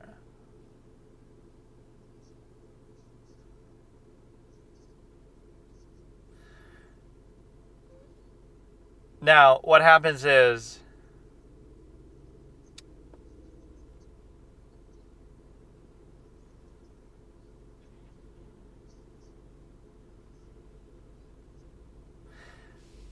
or Beth maybe isn't part of the story, or what? I don't get it. Or maybe they both die. I was going to say, like, who is Beth? They both die, and then Rami Malek is their brother who takes revenge.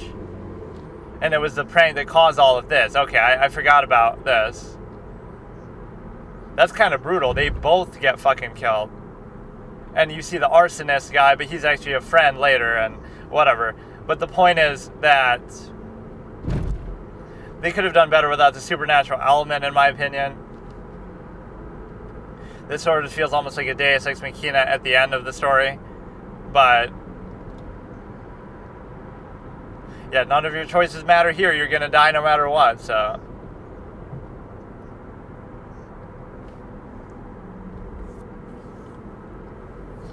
But no, what was I saying? Just, so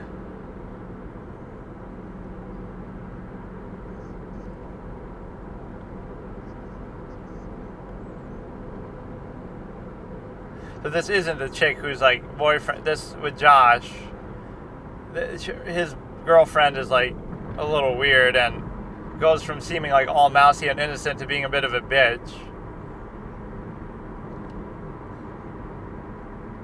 What was I saying? Like something about, I don't know, Heavy Rain, Detroit are kind of similar. But no, it's a good game, but the ending kind of disappointed me. They really fucked it up. Because it doesn't really give you any feedback. Okay, there's a button. Okay, he's really fucking annoying me right now. You're trying to do the Luigi's Mansion roleplay of Mario, him saying Mario in Luigi's Mansion all the time. You got the Mario button. The A button just yells out for Mario the whole game. Okay, he is kind of irritating. He keeps...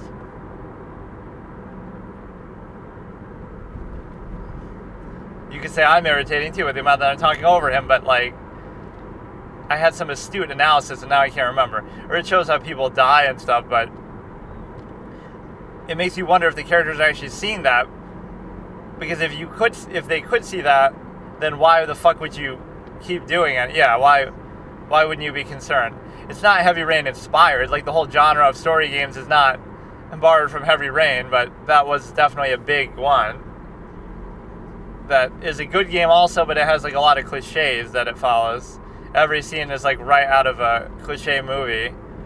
Like the typical scene at the club and the typical scene at the grocery store, like Taxi Driver, where he gets robbed and saves him for information or something.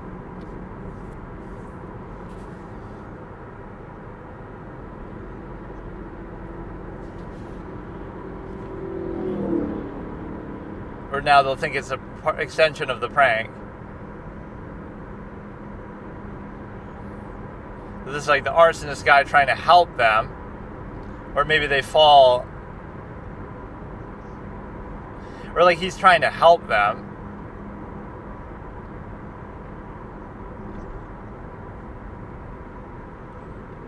He was trying to help them, and then they just kill themselves by being all weird about it.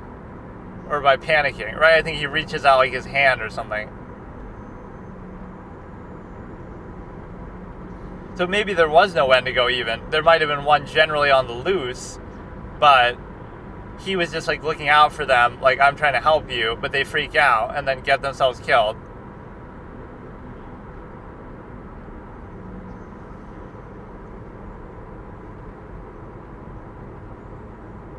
So he was actually a good guy and he was just trying to help you. I think no matter what you do, though, the same thing's going to happen. It's not like if you grab his arm that he's going to help you. Like, he's not actually going to save you and have a major character survive or something. So they both die, and then Rami Malek, this is how, what's the guy's name? Safin. This is Safin's villain origin story, where you have, this is how Safin was born.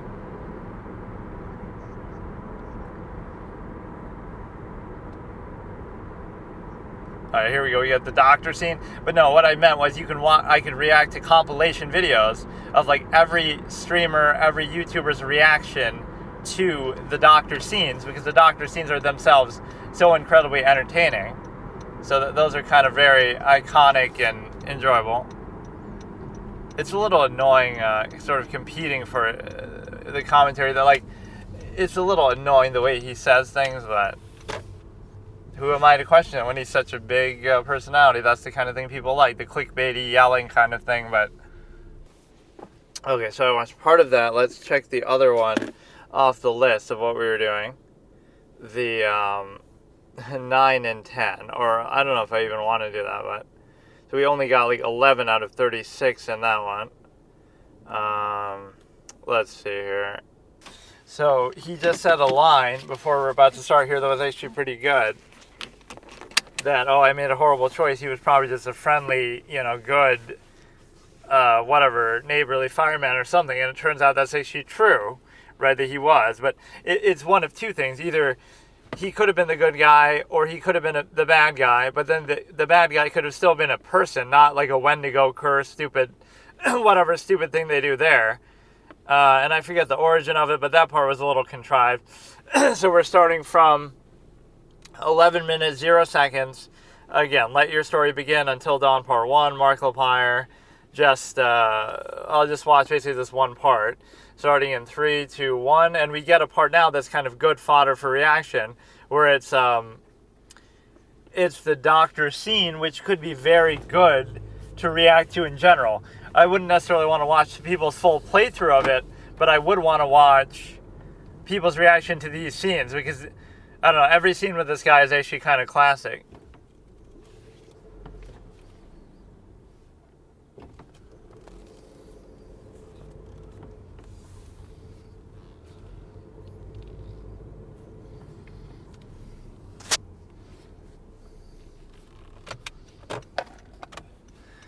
He's like the dungeon master from some RPG fantasy thing, like where you get so into it or something like that. A little over the top acting, but it's kind of effective for what he's trying to do.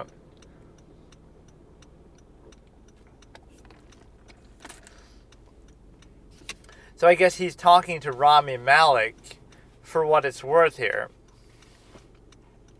Or you could say he's just imagining him. I forget what they reveal, but the game he's talking about could be the one that Rami Malek wants to play on his friends to make it, to sort of pay them back for what they did to his sisters. Right, he invites them over and they're all sympathetic. It's a pretty good premise. They're all coming because they feel bad for him, but he uses the opportunity to punish them. And he seems to have a thing for Sam.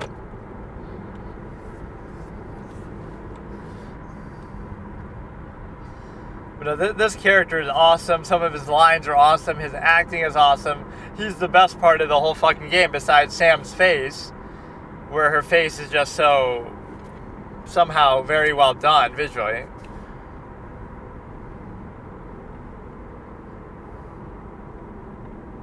This is like a liminal space moment where it's just like a scarecrow on a farm.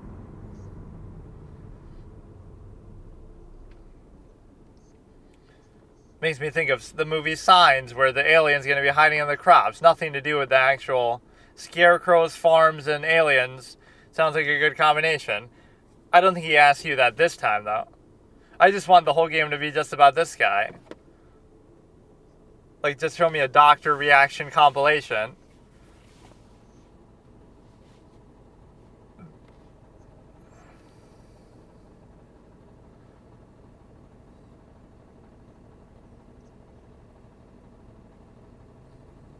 I wouldn't care because there's no such thing.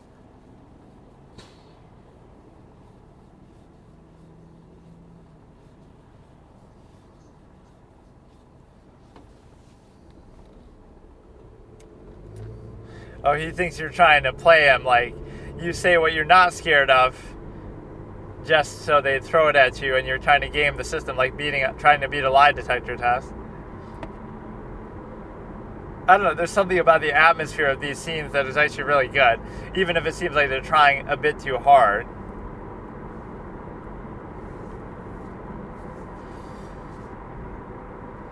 They kind of intersperse these in, but the implication is that he's talking to Rami Malek's character, and they actually even show that later, or at least the implication is that he's talking to the killer in the story, the guy who's going to be attacking everybody, but it's also you, so I don't know.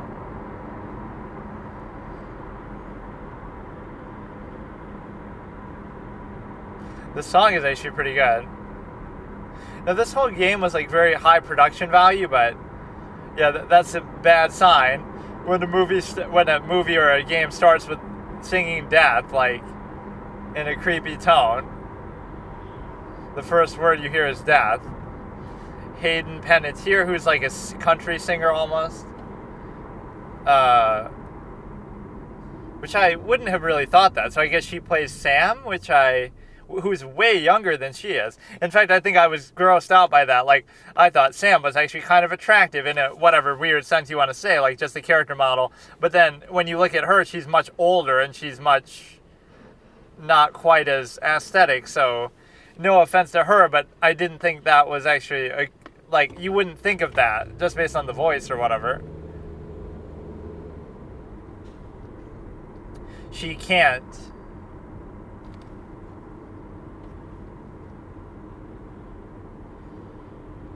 But no, it played it so straight. I don't know how to explain it. It's like one of these movies like Eyes Wide Shut or Fatal Attraction or American Psycho, where it's so good and then the ending kind of fucking ruins it. There's another example like that too, where it cops out with some sort of supernatural bullshit. American Psycho, or like, oh, it's all a dream, or this or that. American Psycho, Eyes Wide Shut, and Fatal Attraction, and there was one other, but I forgot, where if the ending was just more convincing, it would have been, I don't know, it's like so believable and so immersive, aside from that.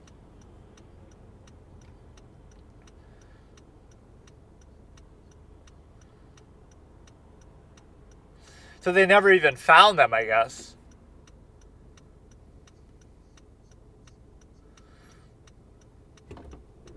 So this is him acting all nice, trying to invite them over.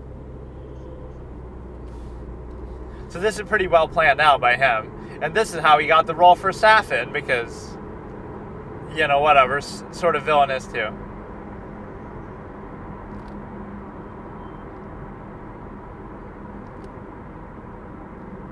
See, Sam kind of likes him. In an alternate life, they would have been together and they would have been happy. But he goes all psycho because it wasn't really their fault. Like, they play a prank and they are dicks. But nobody would have known. They would have run out and they would have died and they would have gotten killed by either an arsonist killer or a Wendigo, like, or an accident.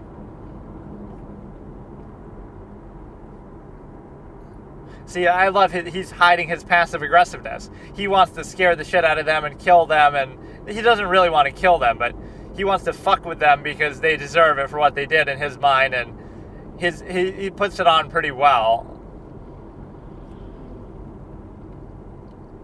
He's a good actor, but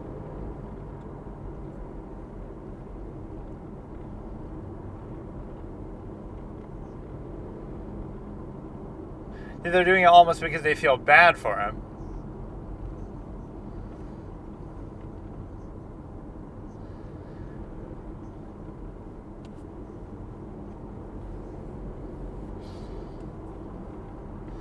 Speaking of Eyes Wide Shut, that's how porn stars party. They get used as fucking props in some sort of cabal of cultish behavior with a bunch of Epstein-esque individuals.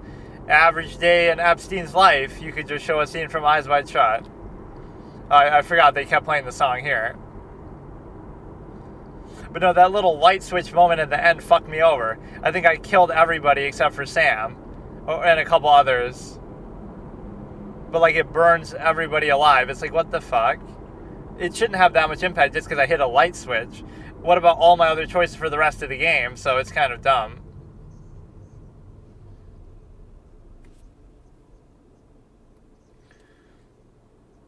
Well, that's how it's made, to sort of be like a movie.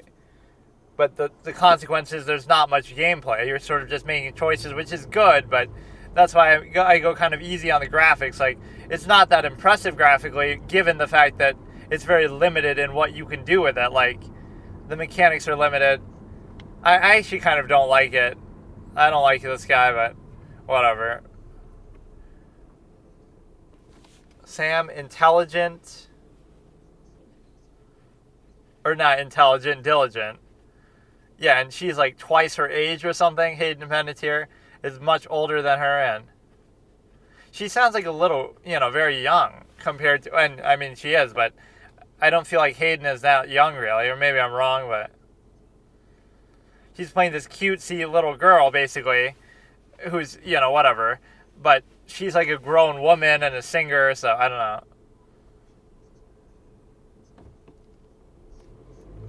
And she should have a little song number then, where she has a scene where she sings a song to show off that it is hate independence here, but I don't think there is such a scene.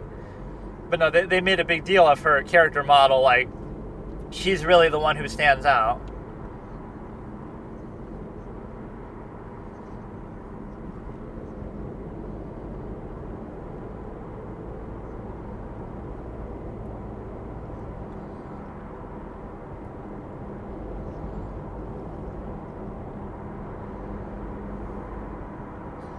All this sort of loudness that he does is so annoying to me.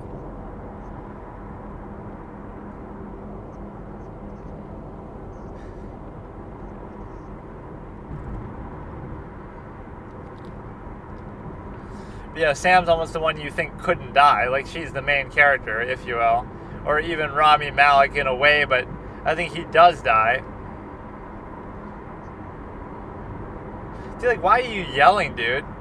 Why are you yelling all the time? It's so annoying.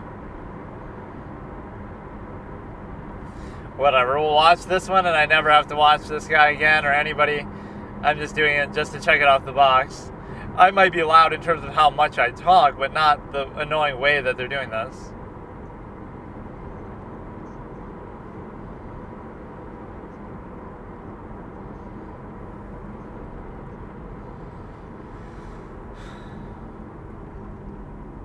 Oh yeah, you get these little bars in relationship status and everything like that.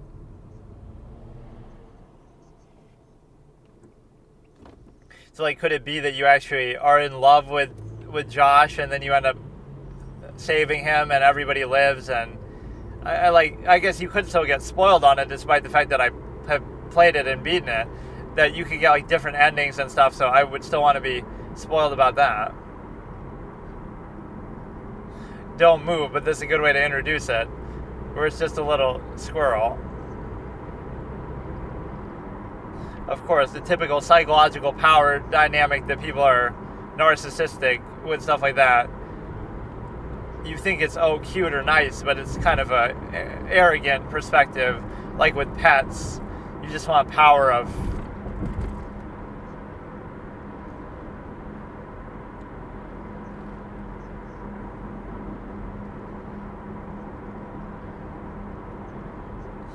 the butterfly effect.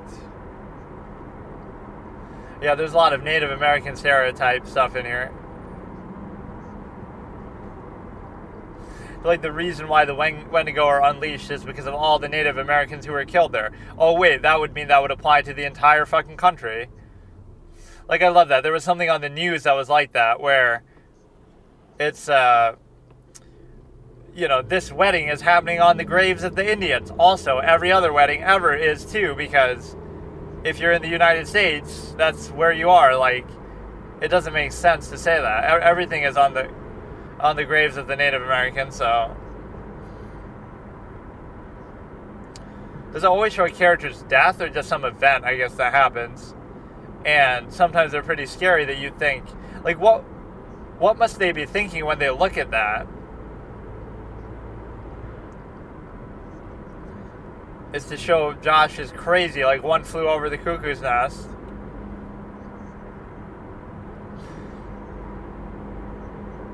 Just, he's got to yell. He's always got to yell all the fucking time. That's that one speed he has.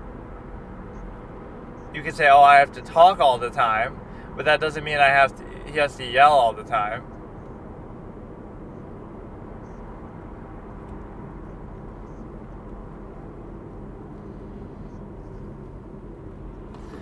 Yeah, he's right about that.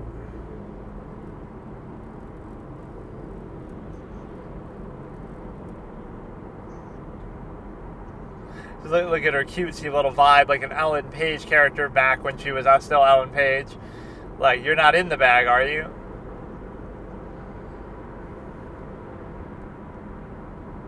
Now he'll get mad at you for snooping. It could be presenting any of the characters, too, as killers. Like, Chris is going to remember that and kill you for snooping on his phone. Is it Ashley, the one that his girlfriend?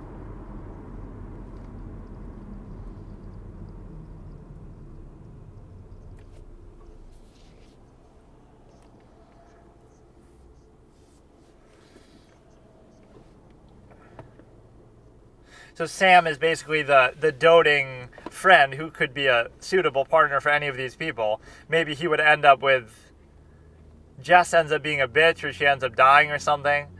And so, like, she's open to anybody. Like, maybe she'll end up with Mike by the end of the story, or maybe Mike turns into, like, Rambo, and then she could end up with Chris. She could end up with Josh. Like, she's very open-ended as this sort of template character.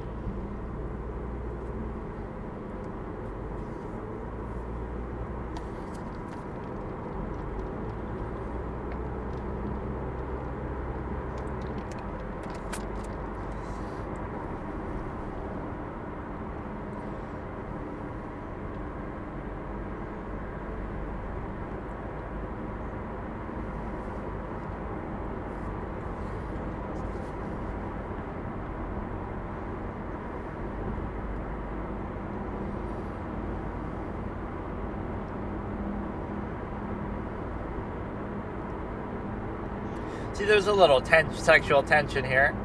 But no, Ashley starts off as a character that I kind of liked, and I started to hate her. Emily, I started off as a character I didn't like, and then I started to like her.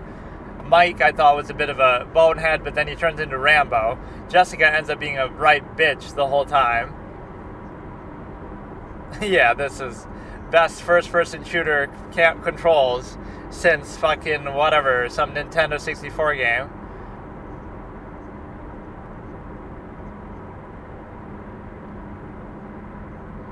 See, she has that cutesy vibe. Like, she's just so everybody's dream girl next door type of thing.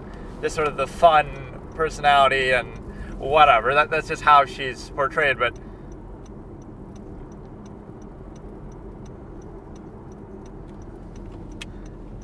Now you're going to unleash the Wendigo by killing an animal.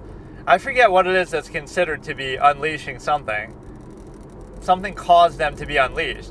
Maybe there were no Wendigo, and the fact that the two girls died means that awoke in them. And so the guy was just trying to help.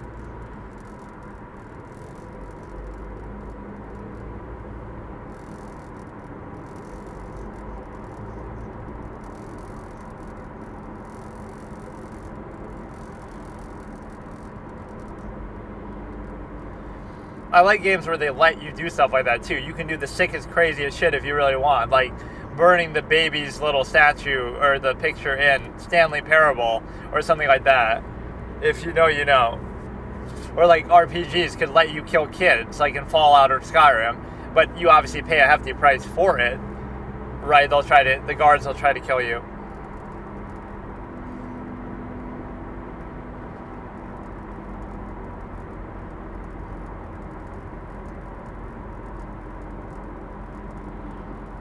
This homeless people, I guess, with the implication there.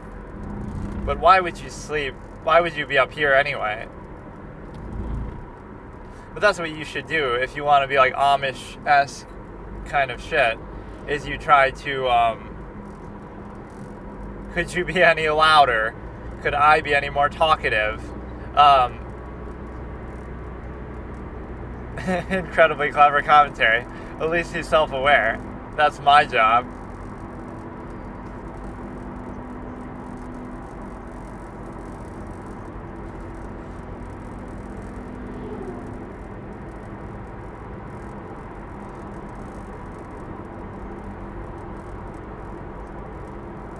I mean, all the land around here is probably what she means, but the reality is that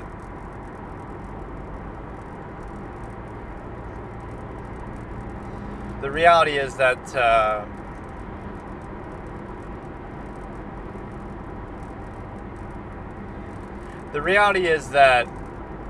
you know, if you want to be homeless or whatever, live off the land, you could go to a random place like this and nobody's ever going to find you because you're just some random dude. Or you go from one to the next to the next. I have some sort of fetish about doing that, like even, you know, abandoned buildings. It's just fascinating to think about it. I wouldn't necessarily do it because I had to do it, but just because I want to do it.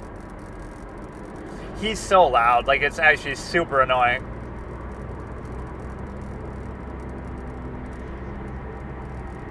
No, Sam's the one who's more so sassy.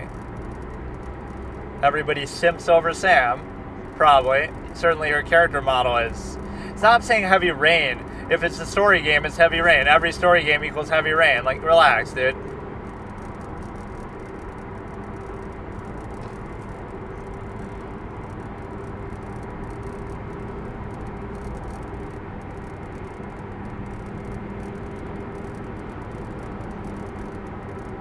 Of course it was, but not for the reason you think, so he can get his revenge. He made it very elaborate.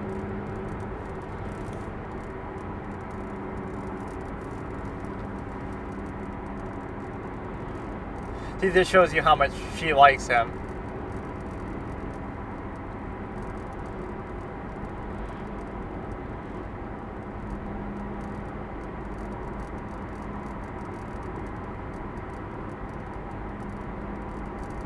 She does have like that Ellen Page. She sounds like Ellie, or she sounds like Ellen Page. And Ellie was obviously supposed to be a play on Ellen Page because it looks like her, it sounds like her, the name is similar to hers. Like they were almost doing that on purpose. The same way that Kate Upton sued the GTA 5 poster or whatever.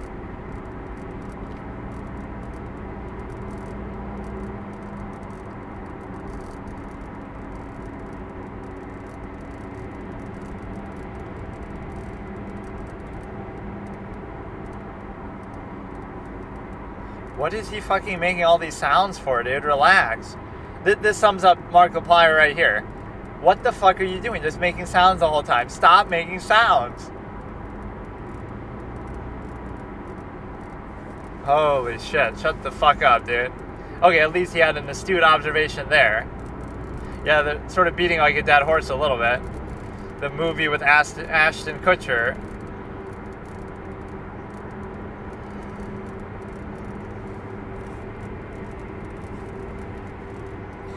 Jess, Mike's new girlfriend, after, I guess, Emily was his ex, so they have some tension, and they might get back together by the end of this.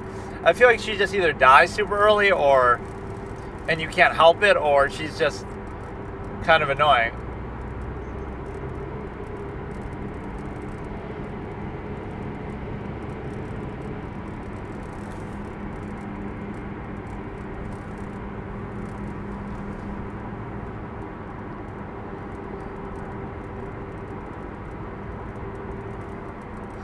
Yeah, dumb blonde moment. She can't figure out which button to press. That's the biggest puzzle of the game for her. But she's like one of those very unsympathetic characters that you just never like. But Emily ends up being actually very smart and resourceful when she needs to be.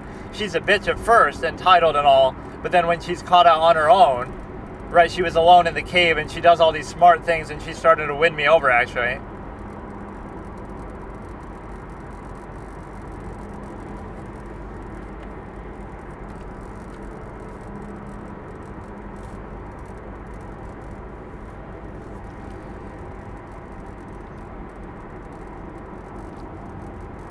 But they're already together, don't you know that? Or maybe nobody knows. Nobody knows yet. Or they kind of announce it like that.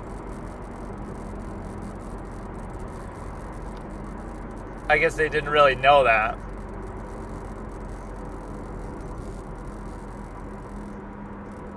His voice is extremely fucking annoying, I swear to God.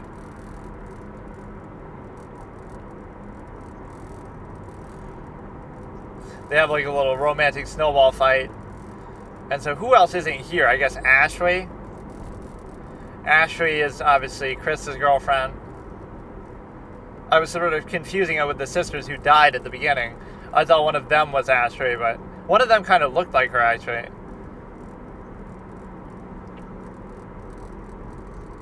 Is it what normal humans do? Do that annoying ass fucking voice? So Emily, Mike's ex, but there's still friends with the group. Oh yeah, I totally forgot about Matt. I completely forgot he even existed. And in my playthrough, he sort of leaves Emily behind. Leaves her hanging, literally, but she still somehow survived. She falls down, but she survives. I thought she actually died there. Some shaft, like, collapses in a cave, and then she wakes up. yelling is funny, yelling is interesting. Like, it's so fucking annoying, dude. Even though I project my voice, yeah. I'm never going to watch this shit again, but I would almost like to... I would almost like to watch people's reactions to the Doctor and, like, every scene of the Doctor. Like, reaction compilation. The special choice you need to make is to stop yelling and stop being so annoying with your fucking stupid-ass voice. How about that? I'm not even trying to be incredulous about it, but it's just annoying. Like, it's one thing to talk a lot, or even to project your voice like I have to do, but the way he does it is, like, it's forced. You can, like, tell. See, I'm doing it always consistently. He'll keep going high octane, kind of. It's just annoying, man. I don't like it. There's so many good YouTubers, you know. Northern Lion is good, you know, that I watch. So it's not like, oh, I just don't like this kind of thing. Far From Subtle is good. You know, who is that chick? I can't remember her name, but she's pretty funny. You know, Far From Subtle, Northern Lion, Lauren the Flute. What's her name? She's like Asian. Damn it, she's good, but I can't remember. But yeah, that's our gameplay segment. So the only other thing we have to do is we have to do Skibbity Toilet, which I'll do maybe tomorrow or something. I have to kind of be stopped to be able to do it because it's like, whatever. So I could watch like a Twitch streamer, but you know what I almost want to watch instead, if I can somehow hook it up, which is going to be impossible to do. I want to watch like a compilation of people's reactions to just the Doctor's scenes. And it sounds kind of like an oddly specific thing, but it's the sort of thing that there almost might be something like that if you can just, you know, if you can find it. Or I guess you could go individually through different people's playthroughs and do it like that, where you're able to, you know, look at just their individual reaction, but you'll have to also jump around the parts, but it should just be to the Doctor's scene. But I guess you couldn't do a reaction compilation because their responses would all be different. Like, yeah, that doesn't even really work. You'd have to do it only to scenes that are sort of neutral and apply to everything or whatever. Still a less crazy Doctor than Dr. Spiegel from the Johnny Depp trial, even though, you know, that's just trials can make anybody look a little bit crazy. So yeah, those are the few things we have to do left. I'll try to maybe look up that a little bit, but basically we have the ability to do a Twitch stream. I'll just see something to do with that, a Skibbity Toilet moment, just like one or two, which I could probably do that tomorrow then. And then we'll do that and segue into the Audible section with Lord of the Rings, and then also with that Harry Potter. And I hope by simply subscribing to it, I could, by doing it, I would be able to,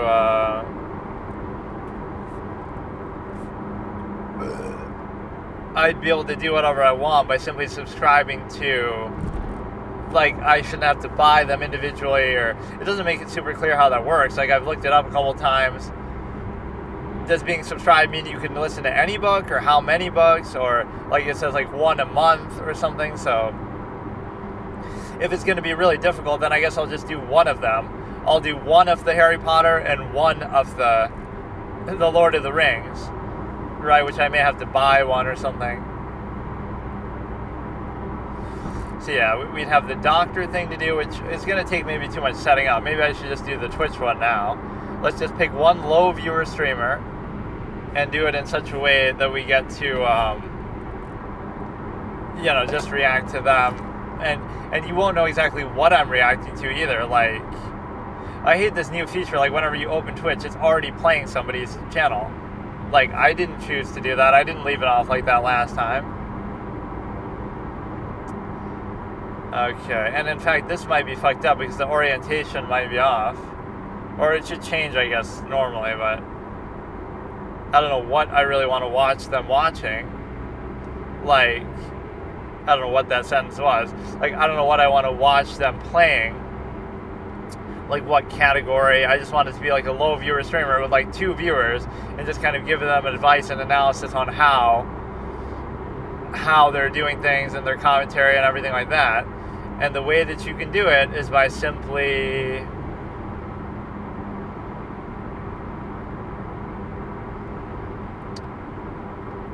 so this is not really working too well, so I guess I just can't do it.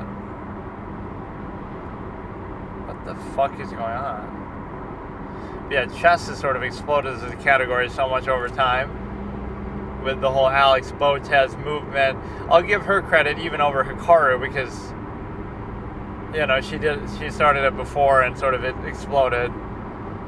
Sort of showed that you can use chess as a prop for content, not that you're truly that great at it the way that, you know, Hikaru is and stuff. So all we got to do is find a particular category that I'd be interested in doing, and the way that I can do that is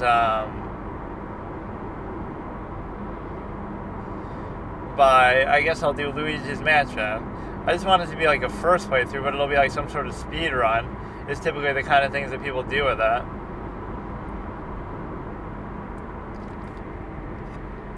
Right, if it's like some older game like that.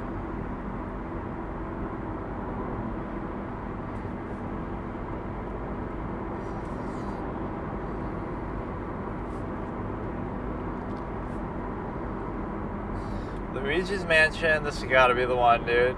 Very fitting for Halloween, but I also just like it anyway. So live channels, and we're going to do a live reaction. We got to see from... Now the filters won't be all wrong and stuff. Wait, now it's showing me chess. What's happening? Okay, I'll have to pull over for a half hour to figure this shit out because it's just not working. It's impossible to navigate this fucking stupid ass shit. Like, bro. Okay, one viewer. Can we do this one? This is like I don't know, but this is not the original game. I'm so done with this right now. Like, I'm fucking mad. It says Luigi's Mansion, but she's in the wrong fucking category, so that's my advice to her. Then I gotta watch an ad, then I gotta navigate out. Like, I'm gonna get in a fucking car crash over this shit.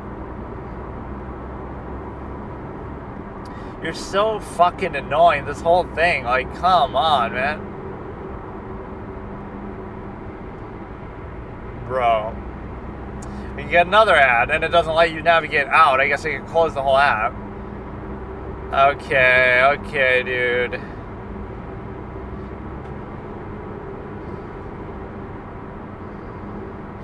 So she's in the wrong category, and it's going to spoil a game that I haven't seen before. No wonder you have one viewer, because you don't even know how to do the fucking categories properly, you dumb bitch. Can you fuck off, just please? Oh my god, it's so annoying. It's so annoying. I won't be able to ever do this. I'll just skip this part. Like, forget it. I mean, you want to be like this, man, just forget it. Makes no fucking sense why it's like this, why it's so difficult to get this shit to work. It just doesn't make sense. Oh my god, if only you could see this. If only you could see how fucked up this is. It won't even let me close it so that it resets and goes to a different channel. It's just perpetually on her channel now. Wow. Okay, I'm done. I'm not doing it.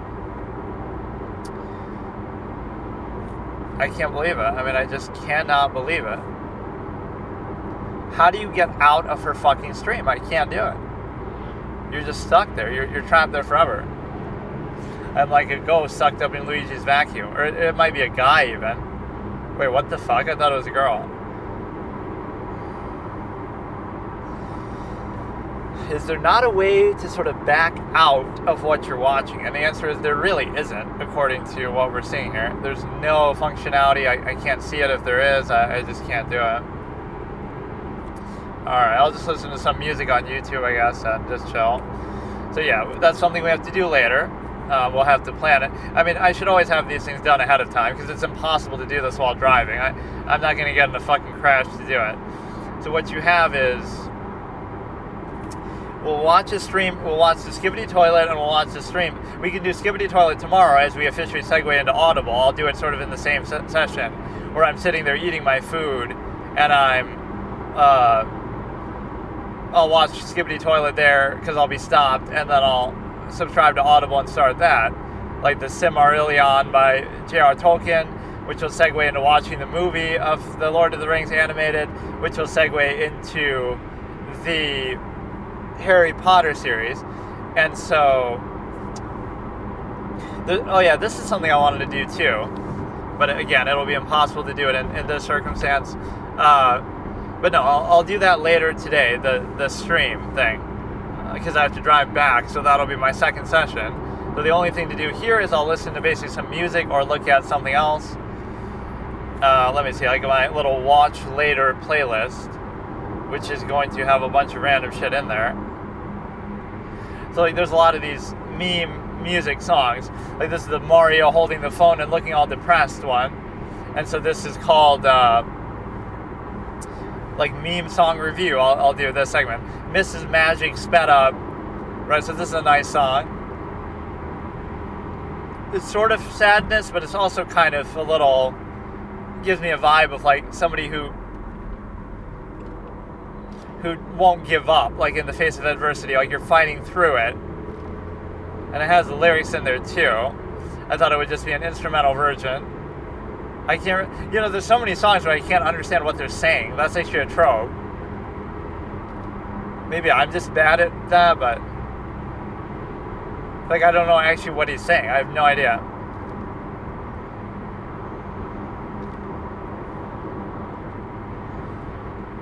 Somebody will get in a crash doing some recording like this and then they'll outlaw it, but it doesn't distract you. It's like the same as talking on a phone. You're not texting, you're just talking.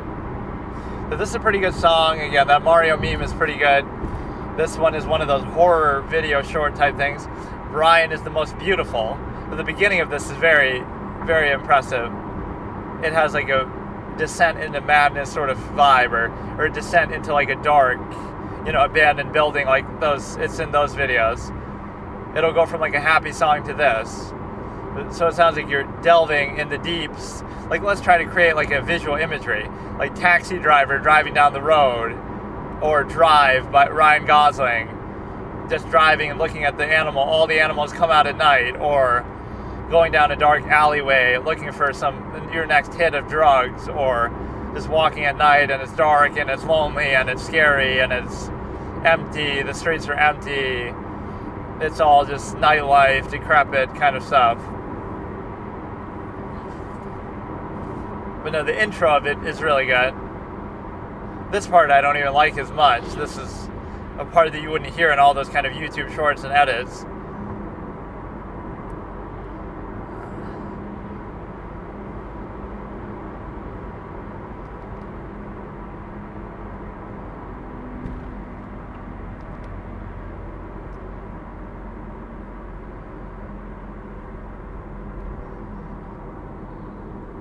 Yeah, this is a pretty good song. Even the image is kind of creepy, but I don't find it fully scary, but it's more like immersive or again, like a descent into madness or like a, empty sort of thing.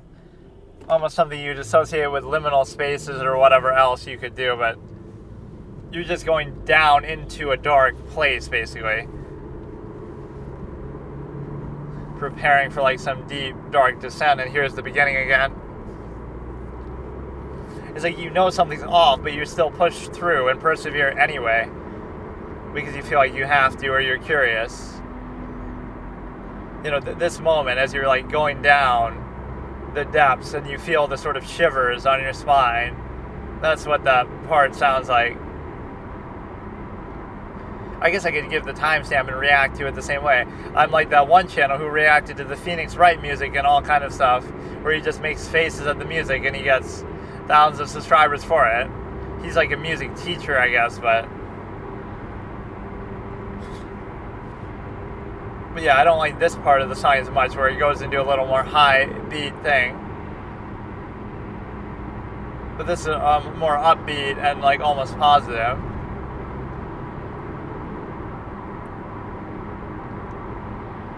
I could picture in like a horror movie or something, or even like an action movie, something like where you're going down to face the enemy and you're like preparing, and this is when you start gearing up and like we've been through so much to get here kind of thing at the end of a journey.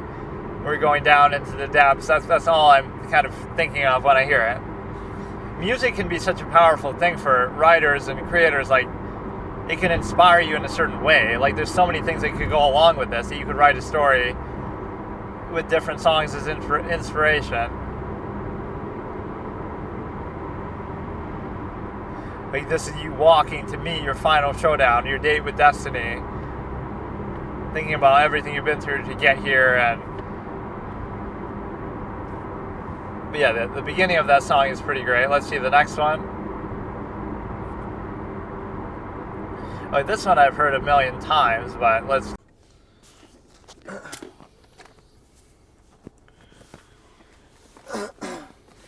So, he just said a line before we're about to start here that was actually pretty good. That, I made a horrible choice. He was probably just a friendly, good, neighborly fireman or something. And it turns out that's actually true, right, that he was. But it's one of two things. Either he could have been the good guy or he could have been the bad guy. But then the bad guy could have still been a person, not like a Wendigo curse, stupid, whatever stupid thing they do there. And I forget the origin of it, but that part was a little contrived. So we're starting from 11 minutes, 0 seconds. Again, let your story begin until dawn, part 1, Mark Lapire.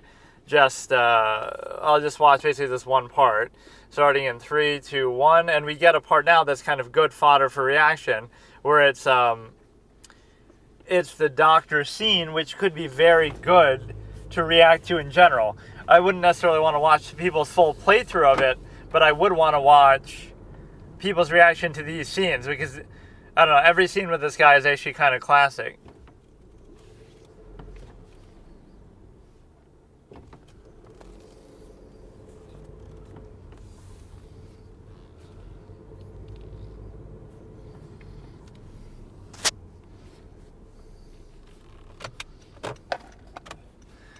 He's like the dungeon master from some RPG fantasy thing, like where you get so into it or something like that. A little over the top acting, but it's kind of effective for what he's trying to do.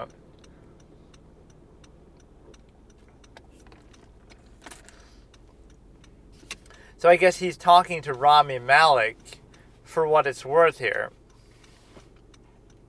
Or you could say he's just imagining him. I forget what they reveal, but the game he's talking about could be the one that Rami Malek wants to play on his friends to make it, to sort of pay them back for what they did to his sisters.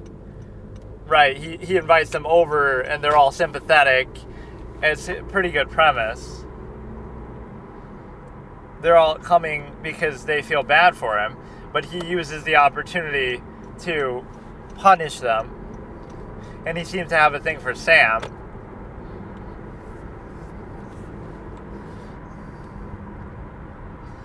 But this character is awesome. Some of his lines are awesome. His acting is awesome. He's the best part of the whole fucking game, besides Sam's face, where her face is just so somehow very well done visually.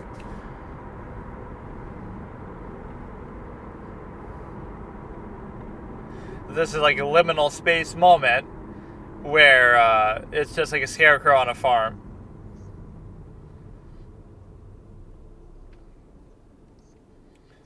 Makes me think of the movie Signs, where the alien's going to be hiding in the crops. Nothing to do with the actual scarecrows, farms, and aliens. Sounds like a good combination. I don't think he asked you that this time, though. I just want the whole game to be just about this guy. Like, just show me a doctor reaction compilation.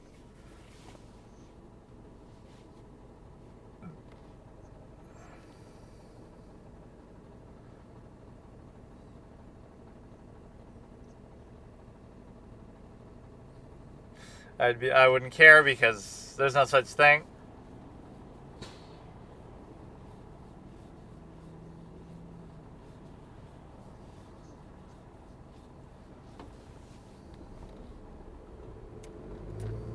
Oh, he thinks you're trying to play him, like you say what you're not scared of just so they throw it at you, and you're trying to game the system, like trying to beat a lie detector test. I don't know, there's something about the atmosphere of these scenes that is actually really good, even if it seems like they're trying a bit too hard.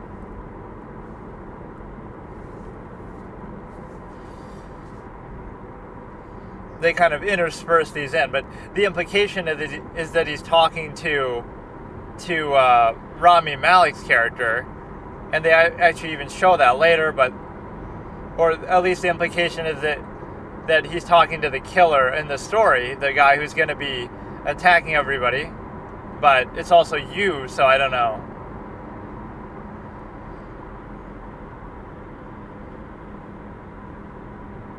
The song is actually pretty good. Now, this whole game was like very high production value, but yeah, that's a bad sign when a movie or a game starts with singing death, like in a creepy tone. The first word you hear is death.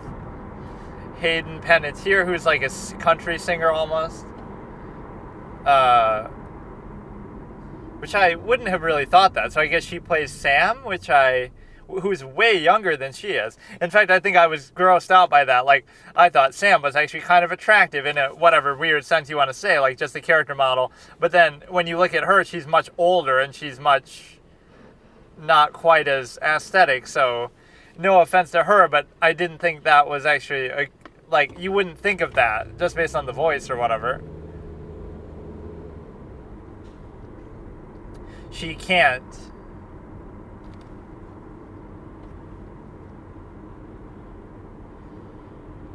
But no, it played it so straight. I don't know how to explain it. It's like one of these movies like Eyes Wide Shut or Fatal Attraction or American Psycho, where it's so good and then the ending kind of fucking ruins it. There's another example like that too, where it cops out with some sort of supernatural bullshit. American Psycho, or like, oh, it's all a dream or this or that. American Psycho, Eyes Wide Shut, and Fatal Attraction, and there was one other, but I forgot, where if the ending was just more convincing, it would have been, I don't know, it's like so believable and so immersive aside from that.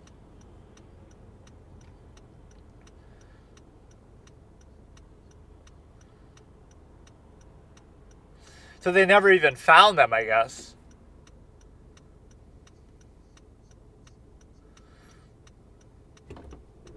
So this is him acting all nice, trying to invite them over. So this is pretty well planned out by him. And this is how he got the role for Safin, because, you know, whatever, sort of villainous too.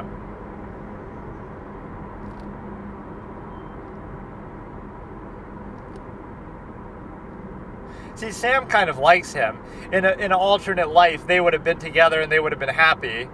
But he goes all psycho because it wasn't really their fault. Like, they play a prank and they are dicks. But nobody would have known. They would have run out and they would have died and they would have gotten killed by either an arsonist killer or a Wendigo, or an accident.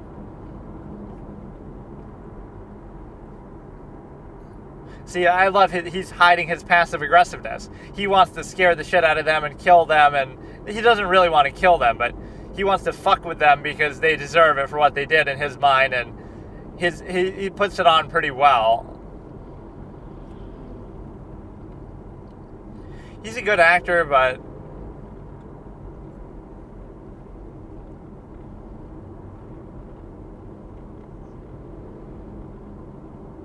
they're doing it almost because they feel bad for him.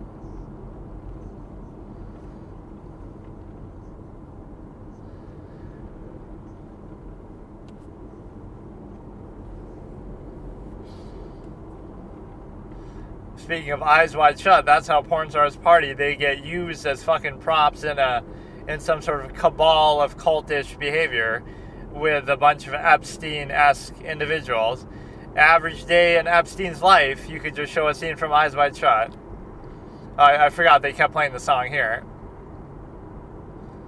But no, that little light switch moment at the end fucked me over. I think I killed everybody except for Sam.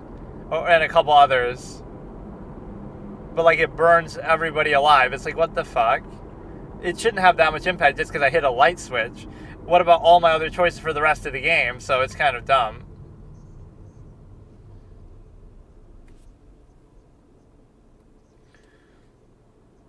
Well, that's how it's made, to sort of be like a movie.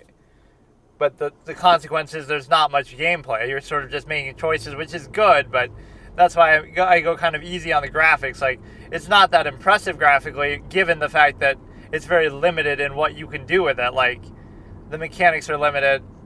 I actually kind of don't like it. I don't like this guy, but whatever. Sam, intelligent. Or not intelligent, diligent. Yeah, and she's like twice her age or something. Hayden Panettiere is much older than her, and she sounds like a little, very young compared to, and I mean, she is, but I don't feel like Hayden is that young, really, or maybe I'm wrong, but she's playing this cutesy little girl, basically, who's, whatever, but she's like a grown woman and a singer, so I don't know.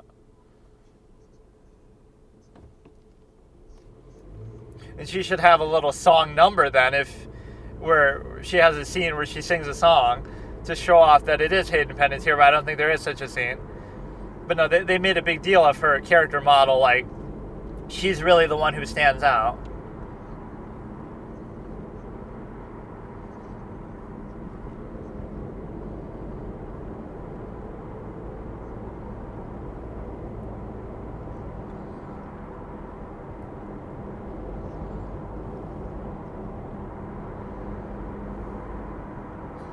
All this sort of loudness that he does is so annoying to me.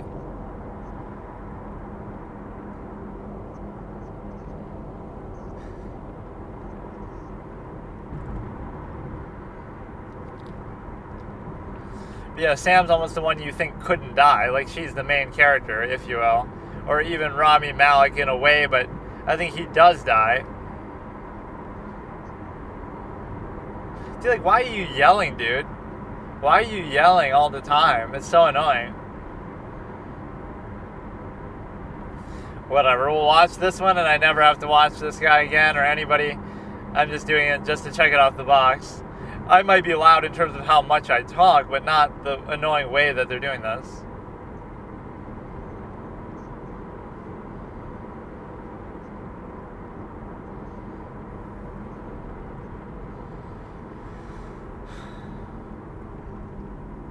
Oh yeah, you get these little bars in relationship status and everything like that.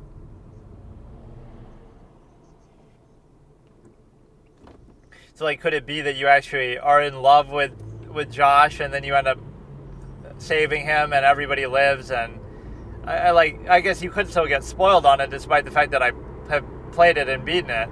That you could get, like, different endings and stuff, so I would still want to be spoiled about that.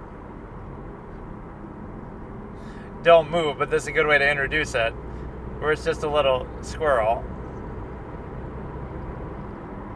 Of course, the typical psychological power dynamic that people are narcissistic with stuff like that. You think it's, cute or nice, but it's kind of a arrogant perspective, like with pets. You just want power of...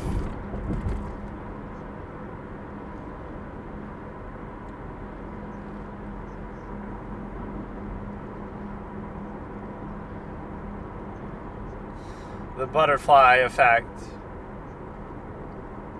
Yeah, there's a lot of Native American stereotype stuff in here. Like, the reason why the Wendigo are unleashed is because of all the Native Americans who were killed there. Oh wait, that would mean that would apply to the entire fucking country. Like, I love that. There was something on the news that was like that, where it's,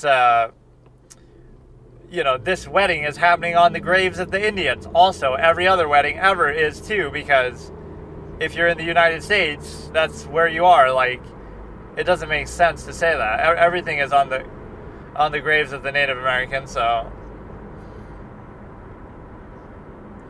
Does it always show a character's death, or just some event, I guess, that happens? And sometimes they're pretty scary that you think... Like, what must they be thinking when they look at that? Is to show Josh is crazy, like One Flew Over the Cuckoo's Nest.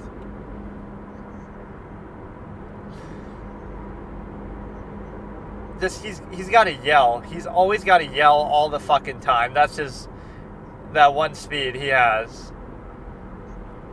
You could say, I have to talk all the time, but that doesn't mean he has to yell all the time.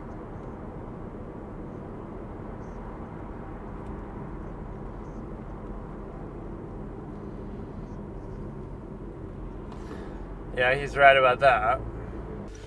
Okay, so here I'm going to do the little Twitch aspect thing, but there's a few things I realized. So we went to Luigi's Mansion, and the guy's channel name is like Craig Brack 16, and the stream is called Going for All Gold Portraits. So it's not a first playthrough how I would have liked it to be, but we're going to look at this and sort of rate it. The problem is that I'm realizing now that unlike YouTube, regardless of the quality or whatever, Twitch has an issue that it lags a lot, and since the stream you can't really change the quality, I guess, when it's live, maybe only when it's on, you can go like to audio only, but you can't really go down in quality, I don't think, while it's live, or you should be able to, but it's not really working, so it's kind of frozen. And I think the last thing I heard him say was we're going to eat dinner soon, so maybe he'll, I don't know, maybe it won't really work too well. So despite my preparation, it's not going to work now, which makes me a little bit upset, but that's okay. But yeah, I want to look at like a first playthrough. I want to just like rate some sort of channel or stream. And so let me go to audio only, so I'll sort of guess what's happening. That's fine with me, but here we go. So he's sucking some ghost. Let's just see what he says. So he has like one viewer. I gotta eat my ice cream, he says. It's like two people talking to each other, though, so it's not just... Bro literally has more people on the stream than he does watching the stream. You've got two people, and you've got one person watching, and it's probably me, or it was one other person before me. You got ASMR ice cream eating.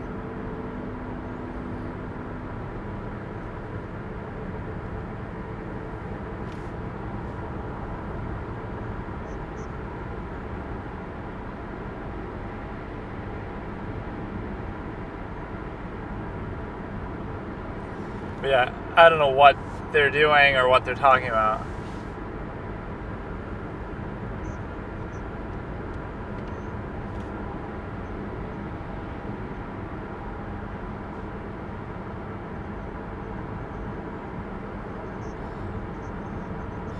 Deadlock sucks. It sounds like there's maybe more than two people talking. At least you got a group dynamic. The greatest group dynamic since the Game Grumps, or since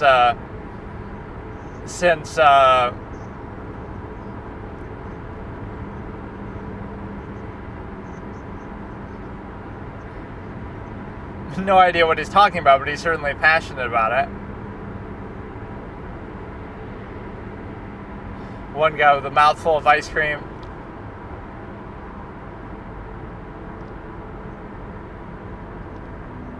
Deadlock. This is kind of interesting, at least because of the commentary we got going.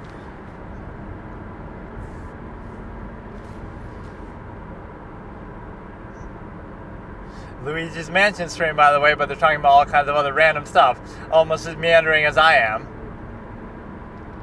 So whatever, we'll just check this off. We saw the Until Dawn episode, so there's only two more things I want to do, and I might do them now, actually. So I'll do Skibbity Toilet 9 and 10, and I'll do Until Dawn. I'll do a couple reactions to the doctor scenes from other people. I'll try to scout them out. Just people's first reaction. There should be like some sort of compilation. Oh, I guess they could do a compilation like that. Not where they show them all at once, but where they show them one after the other. So the scenes will be a little bit different because of your choices. Or like Heavy Rain. We should do that. Heavy Rain on Twitch. This is kind of a funny dynamic they've got going with the whole group aspect. I wasn't expecting that. You go to a one viewer dead stream, like mine would be, but then you have more people in the stream than you do, more people on the streaming, talking, than you do in the actual audience, right? you have more people on the stream than viewers.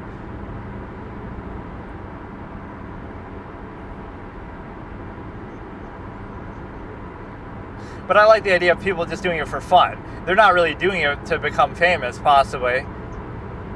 That's kind of my philosophy, too. Like, if I'm going to do something anyway, like, I'm watching stuff I've never seen before, like Game of Thrones, so I may as well just do it on stream, or on recording.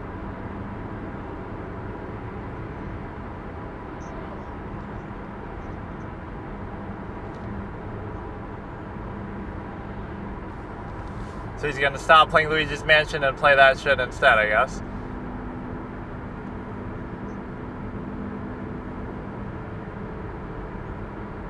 So I'm actually listening on audio only, so I can't even see what he's doing, but maybe I'll switch here in a minute to like a heavy rain one.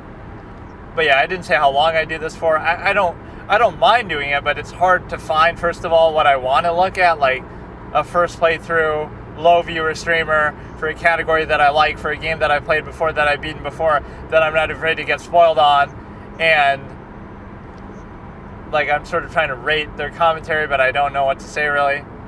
The only notable thing here is the group dynamic is actually pretty good, or unique, or unexpected.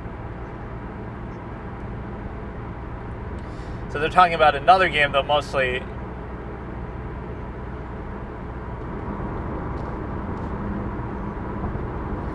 Next Friday. How much you want to bet that won't...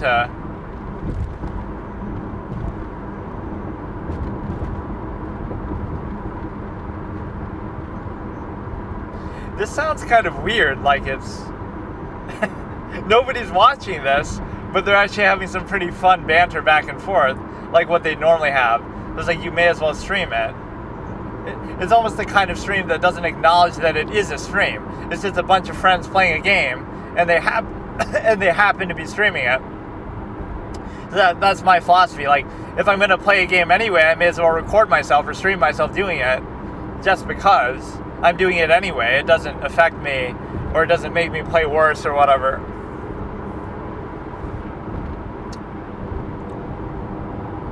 So what I want to do here is, we'll finish everything off. So tomorrow morning we can go right into Audible, right into the Lord of the Rings book, and that'll be it.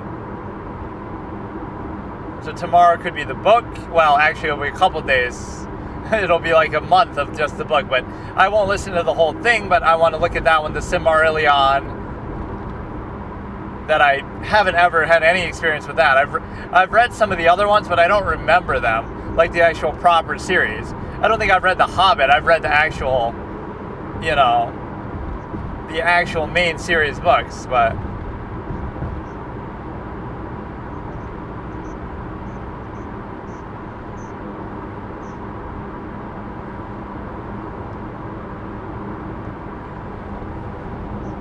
Yeah, I'll give one more of these a shot, though. I'll do heavy rain,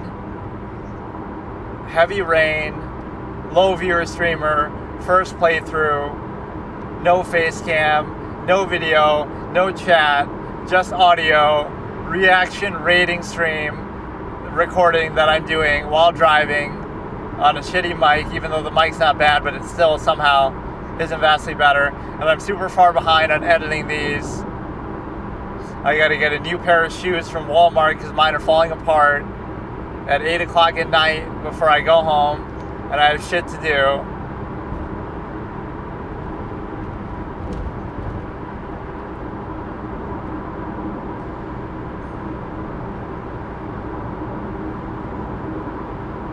He's still playing Luigi's Mansion, so I don't get it. What is he multi-boxing? I can't see the video, so...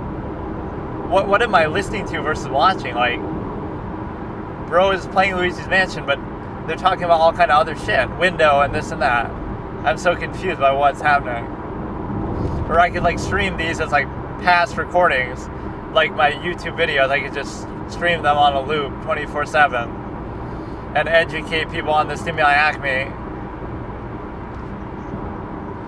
The thing about absolutist concepts is you always have to understand they're a larger process. So, like, look at everything in life as a larger process. Ergo, the specificity of the initial minded reduction basis is not good enough, or not it's not substantial enough to justify the restraint that comes with it. So like, or the value, the undue emphasis value. It's all arbitrary, it's all reactionary, it's all self-defeating, objectively adverse and finite to everyone, at least from the perspective of the undue emphasis required to maintain it. So either value it without the undue emphasis or realize that it requires it. That's therefore self-invalidating basis is present indeed, and therefore you have a criteria of value there. Alright, so that wasn't a bad stream. I don't have much to say about it. I feel like story games tend to be better for this, actually. So if I could just do Heavy Rain in a minute here. And the reason why I can do Heavy Rain is because of the simple fact that it just anything. Like I was trying to do Until Dawn with Mark LaPlire. So I did see the whole video there. My critique of him is he sometimes is too loud and yelling and he's trying too hard. That's the vibe that I get from him. He's a try-hard. He's trying too hard to be funny or interesting or whatever. And the reason why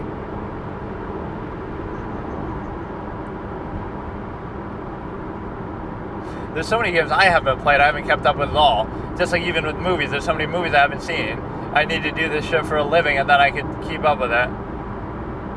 It's not a bad form of content either to like, if I was to sit here and react to a whole movie and do it like with some following or do it live. But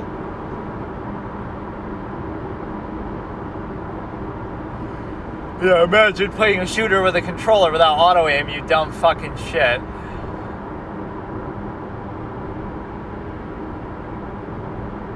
I love when he interrupts that too. Mari, and he's about to yell Mario, but he cuts himself off because he opens the door. Mari opens the door. And just the whole way that the A button, the biggest, most important button on the controller is just to yell Mario, yell for help. Because Luigi is such a useless piece of shit. This guy's not an affiliate. No subscribe button.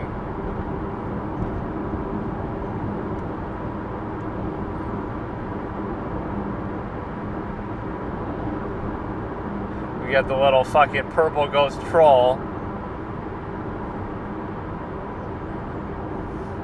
I'd rather be watching Far From Subtle play this game. But no, let's check out that. We got 3 things to do. And like I said, tomorrow is going to be the big day. We're going to switch over. We're going to be done with the YouTube series. I'm very happy to do that. We'll do the Until Dawn thing. And we'll also do the...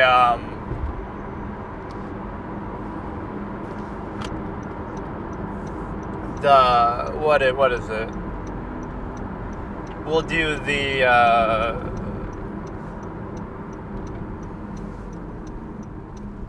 Heavy Rain, Until Dawn, and Skibbity Toilet. Sounds like a good combination. Or I fucked it up. I had the perfect reference. Shit, I fucked it up. It was Heavy Rain, Until Dawn, Skibbity Toilet. Quite a combination. Sounds like a good Thursday night. Sounds like a good Friday night. It's Thursday, but I'm doing... Okay, let's do Heavy Rain here. Now, there won't be anybody actually doing it. So for these ones, you won't have a timestamp. Just for these 2 things that I've done here. Because I'm actually watching people's live stream, and you're never going to know what it was. The VOD's not going to be saved. There's going to be nothing really to it. Oh, my God. Viewers low to high. Dude, come on, man. Come on. This is so buggy and slow, man. Fucking.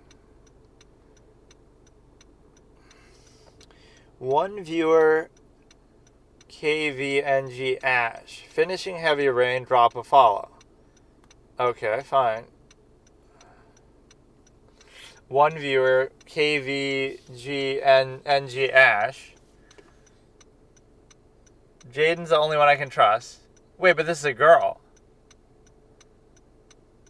This...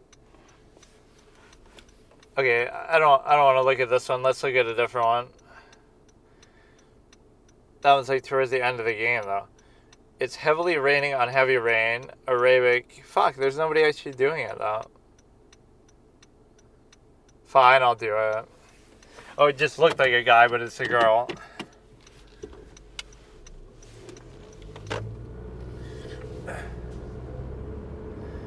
So he's calling somebody or whatever. I am doing it like sort of audio only, but I can probably guess what point they're at. Like it's towards the end of the game.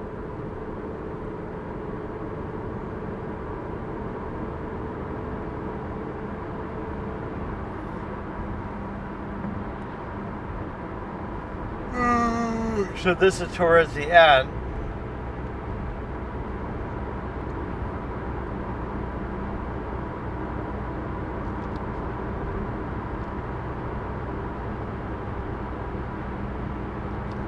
Already making excuses, not feeling too well. There's stuff in chat, but how come she only has one viewer? So who the fuck is saying this? She's saying it to herself. So now we're towards the end where Jaden and Ethan and everybody's going to converge, and Scott Shelby is going to be exposed.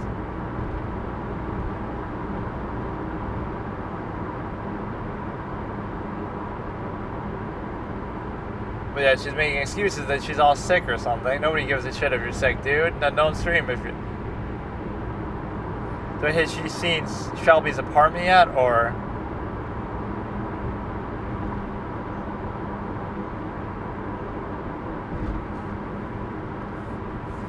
Or I think she's already at the place. Wait, how did she get out of that situation, though? Like where Shelby's holding a gun to her in his apartment. How does she get out of that situation? Oh, he like locks her in there and burns the apartment and she escapes.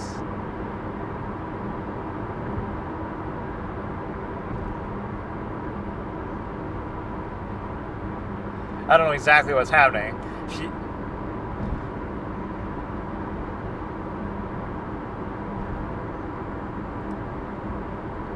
She's like running to try to save the kid at the location, but the cops are already there trying to stop her, I guess.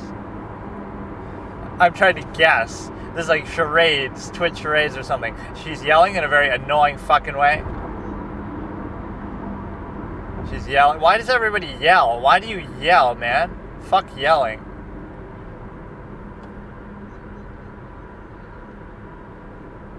I don't know exactly what she's even doing. She's just trying to evade the cops or something. So she's not resetting. She got like caught by the cops or something. Now Ethan's got to do it all by himself. I love those type of dynamic elements though. Like you fuck up, but then you just live with it and it changes. Okay, now we get the Scott Shelby epic final confrontation. No, but like, guess what scene they're doing. That's kind of a fun format. Guess what's happening in the game based on what you can hear in the commentary. Sacrifice himself in order to save his son. I love some of this delivery. Like when he says, I've been searching for a long time, Ethan. Searching for someone, for a father who could do what mine could not. Sacrifice himself in order to save his son. I've suffered just as much as my victims. I love the way he talks here. Oh, he's going to be dead already? Or... It's possible for that to be the case if you play the game incorrectly. Wait, what's even happening? Madison's... It skipped back to Madison, I guess. He's not breathing, or it could be a fake out that you just give him CPR or some shit.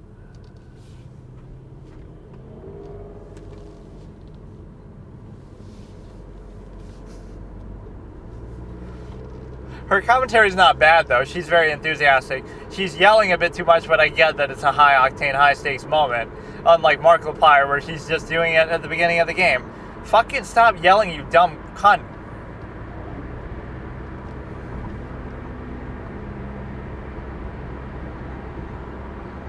Everybody's got to be so fucking loud all the fucking time, man. It just hurts my fucking eardrum. I have a headphone in and I can't really change the volume too easily. I don't know what's even happening. Like, one of the cops is chasing Madison, I guess. Or is Shelby already fighting with Madison? Oh, maybe that's the scenario. Maybe Madison is fighting Shelby. It's like somehow Madison got there first, and then Ethan came after. So Ethan doesn't even know what's going on, but Shelby is fighting with Madison. Or yeah, speaking of the Mario button that Luigi has, this game had the Sean button, where at the beginning you keep saying, Sean, Sean, you're in the mall, and you can just keep saying it over and over. Yeah, I hope Sean's dead. Fuck Sean. Or I mean, yeah, Sean. Ethan and Sean. Just to see a sad ending, different ending, even though I'm not seeing it, I'm just hearing it. And then he kills himself if you do this. If he's dead.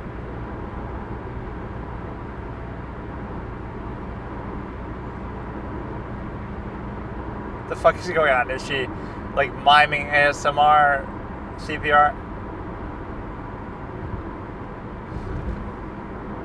But no, it's possible for him to die, but I think it's very difficult. Oh, a fake out. He's still alive. God damn it. They make it too easy to do that. Now Shelby comes and just kills them both. So Shelby must be after Madison just because. Normally it could be Norman Jaden who fights him. He's just mad that his plan failed. She keeps asking why does he want her so bad. Like, just because she fucked everything up. The kids being saved because of her.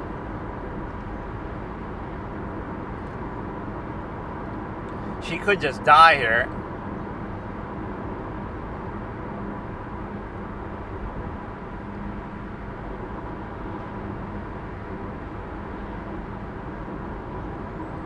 I'm guessing she died.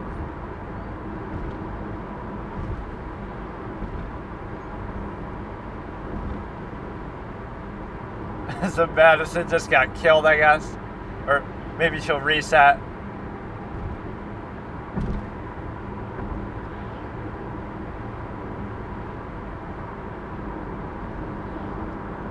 But you let Madison die. Let's see what happens. This is the finale with all the news reports and stuff. The origami killer.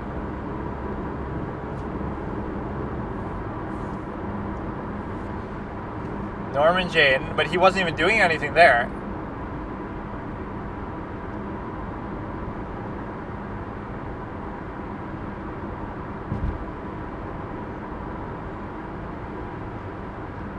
Why you gotta say origami?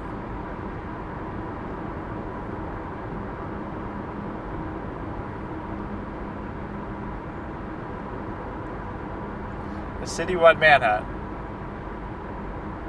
Oh, because he killed Madison. I hope he gets away too. Or Lauren, that's the best ending ever. He's walking down the street and then Lauren kills him because she survived. If you save her, but you still don't get caught otherwise. So this could be a unique ending. Let's see it. This is actually an awesome part to pick up at. Her commentary is not bad besides the yelling. I'm sorry I called you the C word.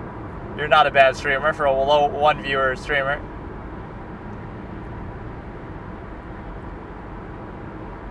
So Ethan and Sean are happy. Madison is dead. Jaden got celebrated. And Scott has got away. That's the main difference. Like of letting.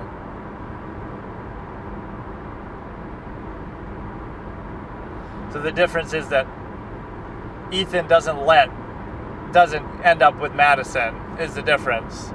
You don't have Madison as your little stepmommy.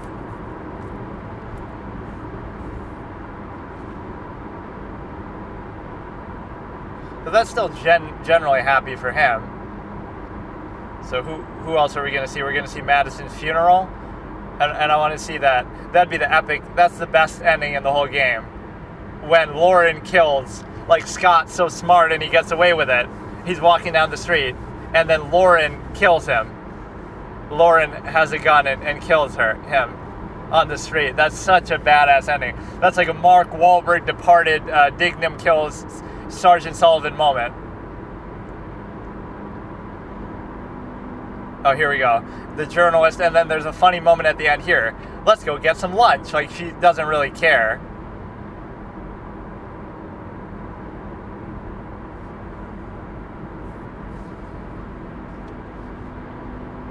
But how do they even know that if they don't know what happened there?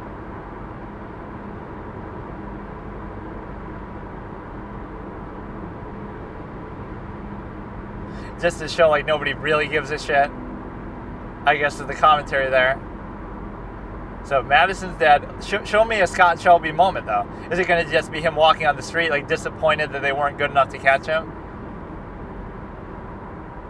Yeah, the problem with Scott's character is it's not clear whether he knows what he's doing.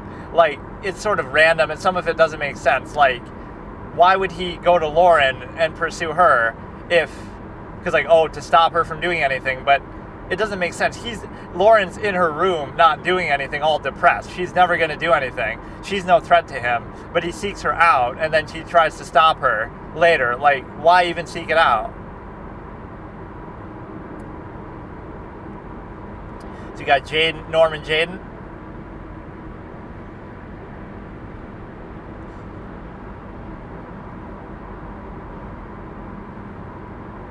But you still didn't even find the guy. You did all this, but you...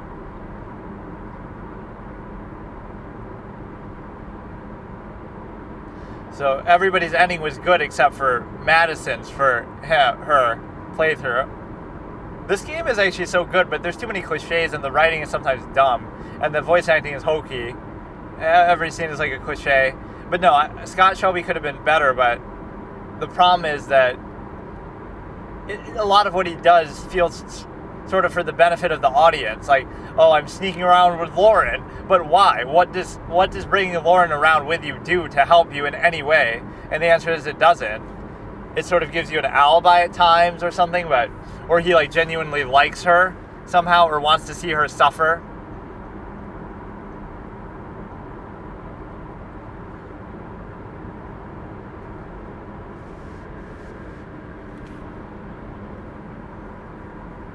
So we got to see what happens to Scott, though. I don't know if we've seen a Scott moment. It'll show him on the run or in hiding. The implication here is he should just get away. Unless Lauren kills him. Oh, it'd be so sick if we got to hear that moment. I want to hear it. He's walking on the street thinking that he got away. Although you'd think he'd be so wanted that he would be out of town. Or it's like, this is the Norman Jaden tripping out on drugs or something with this epic music. This game is so good. I wish it had had all the planned DLC. It had like 5 DLC planned, but they only made one of them, the Madison Page one. And I went to great lengths to try to play it, but it kept not working. It's like region locked or something on my disc. Something fucked up with it. I bought like a special version, but then it was region locked. She's confused. What is going on? But no, she's not bad, especially for a low viewer streamer expectation. So, can we see Scott Shelby, please, dude? Oh, it'd be so sick if she got that ending. That's the best ending in gaming history. Scott and Lauren. It could either be him just walking on the street.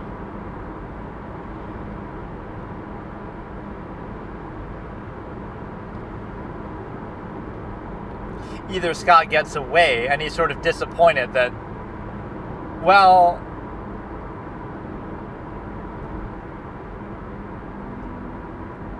No, but he shouldn't be disappointed because he saw what he wanted to see.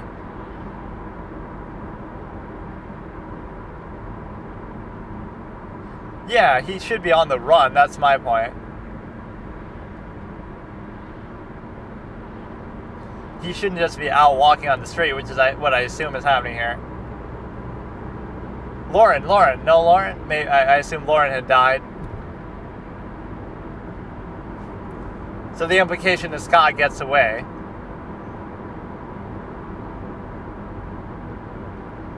That's like the credits. So she's not bad, I guess.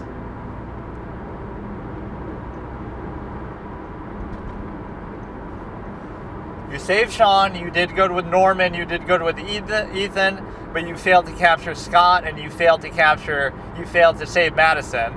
So that was the moment you fucked up, was Madison. That you let her die and everything. No, this got me actually kind of hyped, though. I want to watch that on YouTube, though. That moment is actually God level. and I didn't get it in my playthrough, but that is one of the best endings possible in gaming history. Because think about the winding road. Think about the winding path that it would take. Like, you know, you save Sean or whatever, or you don't even. Like, pretend it's a bad ending. Like, the origami killer is just too smart. So he kills Ethan. He kills, Ethan fails to save Sean. Right? Think about this ending. Ethan tries his best, but he fails to find and save Sean. Sean dies. Jaden is tripping out on drugs and gets fired and retires or whatever. Madison is struggling and fails to do what she's trying to do, get her big scoop. Ethan fails to catch or to find Sean. So everybody's depressed. Ethan kills himself. Norman quits his job or gets fired. He's a drug addict. And then Madison just doesn't get her big scoop and is suffering from insomnia and bad dreams. And then that's kind of one of her endings where she's like tormented by nightmares of the people breaking in or whatever. Like, she has that one epic fight scene at the beginning that's like fake, where it makes her seem like she could be a super spy or something, super secret agent. And then, oh my god, this is like a dream sequence, but every cliche possible. But then, after all that, even though everything failed and Scott still got away, and he's disappointed walking down the street, Lauren, who he least expected, who survived, right? He saves her life earlier. Lauren is able to actually be alive, and she's the one who kills him in like a regular Dignam killing Sullivan moment in The Departed, like where you think he got away. He was able to survive everything else. He survived Costello. He survived, Leonardo DiCaprio. He survived everybody, right? But this one little X factor comes to save the day and to punish his dumb ass. And that's such a beautiful, powerful moment. And so it allows you to, I really appreciate that. So what we're going to do now is we're going to watch the final segment of my YouTube series here as I eat my dinner. And then probably get my pair of shoes or whatever. And then that would allow me to whatever. But yeah, I want to see the Until Dawn. I want to see the Skibbity Toilet. And now I want to see the Heavy Rain moment too. So yeah, we are done watching her stuff here. But that was pretty good. She wasn't bad. At least in these moments where I'm paused, I should listen to music. I'm addicted to that one song, the Brian is Beautiful thing. That's at least easier to navigate through when it's already in a playlist. Let's just listen to that. And then I was thinking about watching some scary videos too. Or I had a whole bunch of stuff planned actually. Either like scary pranks or something similar. Or like your birth month determines your monster, and I wanted to react to those in great detail. It's kind of hard to do those while driving. React to like liminal spaces, and there was some other like scary type video, like the thalassophobia and similar stuff like that. Well, I could maybe do some of that tomorrow, or I could do that actually after, like on the final drive home or something, after I get my shoes. But it's dark and it's late at night and I'll be all scared, but I don't care. But that's like a little bonus thing I can do just because it's close to Halloween. But let me see what I can do here.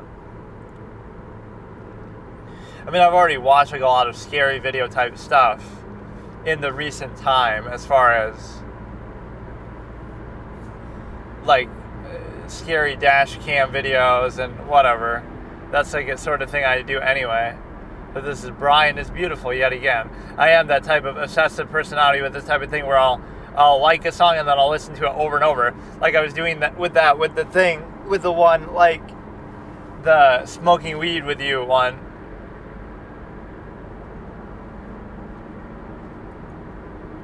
Yeah, it's very fitting for a drive late at night type of thing too. It's not really scary, it's just sort of immersive, like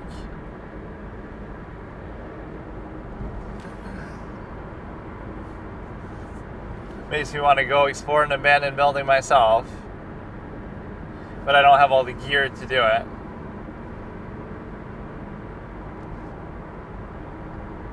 Evade the surveillance cameras with a real-life mask.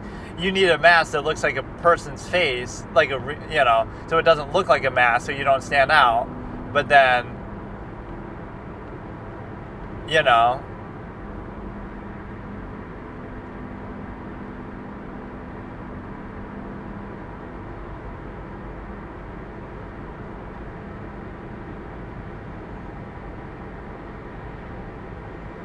yeah, this is a good song. There's a lot of these like YouTube type things that you just see in a lot of YouTube videos. I finally found out the name of them. This is the Smoking Weed With You one, which I don't care about. Crystal Castles. I don't know what I've seen this in. It's in a lot of videos, but I can't associate it with one off the top of my head. This is the same one, but I guess it's even more slowed down. And it's like just the intro loop of Brian is Beautiful. It's actually kind of relaxing. It's not really that scary the way it's meant to be.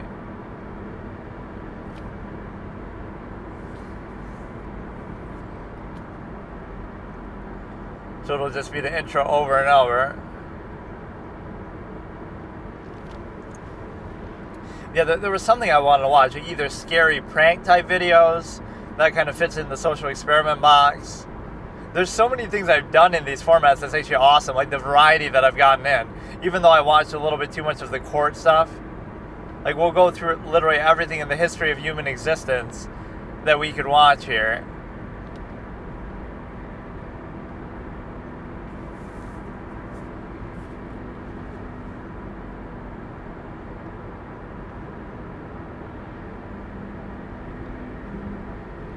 Yeah, I'll do my little Walmart shopping, and then I'll do the final session of that too.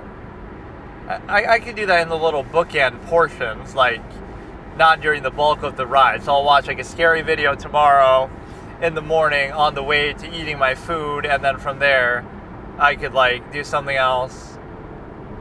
I'm really far behind on editing these ones together though. I don't know if I'm going to have time to do it.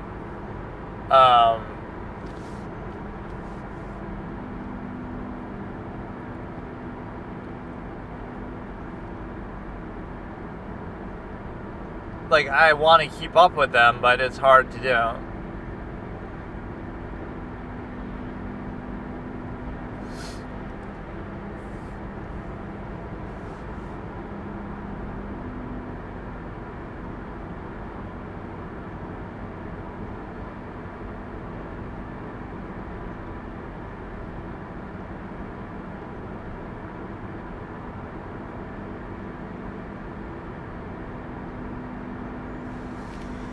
I don't know what to really say. I'm trying to use this music to motivate me, but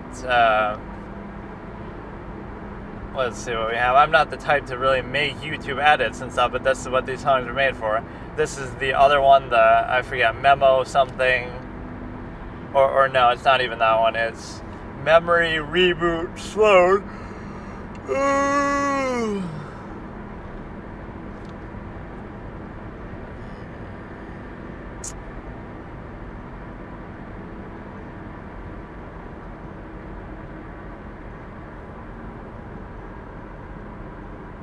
Just the epic sense of overcoming a struggle and triumphing. Like, I could picture it as like a hero who's like walking out of a smoke cloud after everything that the villain threw at them, and the villain's just kind of shocked, like, don't come any closer, don't come near me, just sort of stunned.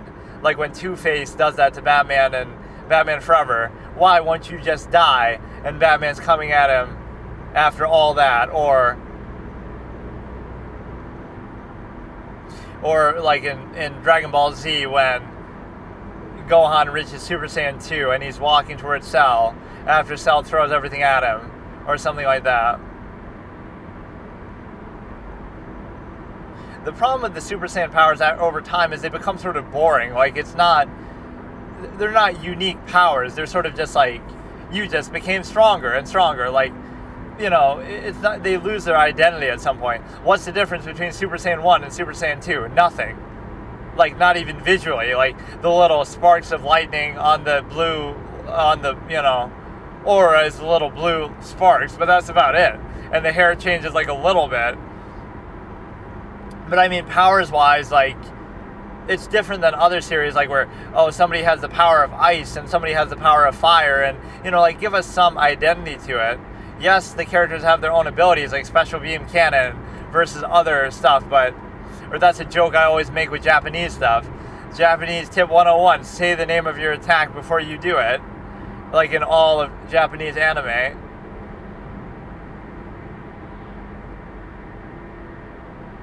There's so many channels that get off on just doing this sort of thing. There's a channel called Nier with the picture of Nier, Nate River from Death Note, and he's always posting memes like that. So I'm like, I made a joke like, this channel is what Nier did after he beat Light, like after Light died.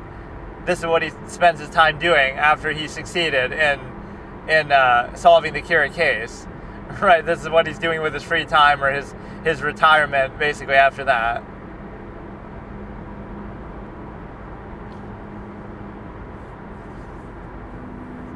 And Masuda's all mad in the manga or something, like, he doesn't believe that Light could have lost, but the way they try to justify it in game theory is that the combined efforts of Nier and Mello were enough to beat him. So it's not like one individual beat him.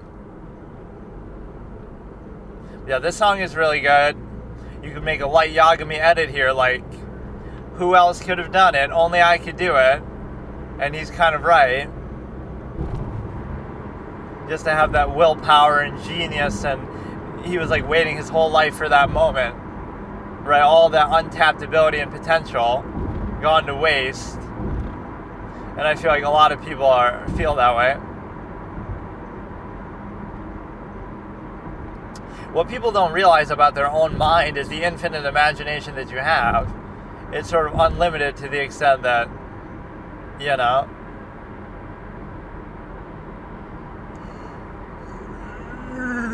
just because you're reduced to your physical state, reactionary state, social contrivance state, because of zero-sum functionalism and your nearness postulate, etc., doesn't mean that you have to, your mind and physical state are reduced to human function and to a, you are the way you are because it might be useful or necessary in your everyday life. However, that does not mean that your mind is not capable of all infinite objective thought at the same time, and so don't reduce the mind to that as well. And so you realize that you can be so much more, or consider so much more in that way. Don't let the two be tied together, or have one hold down the other.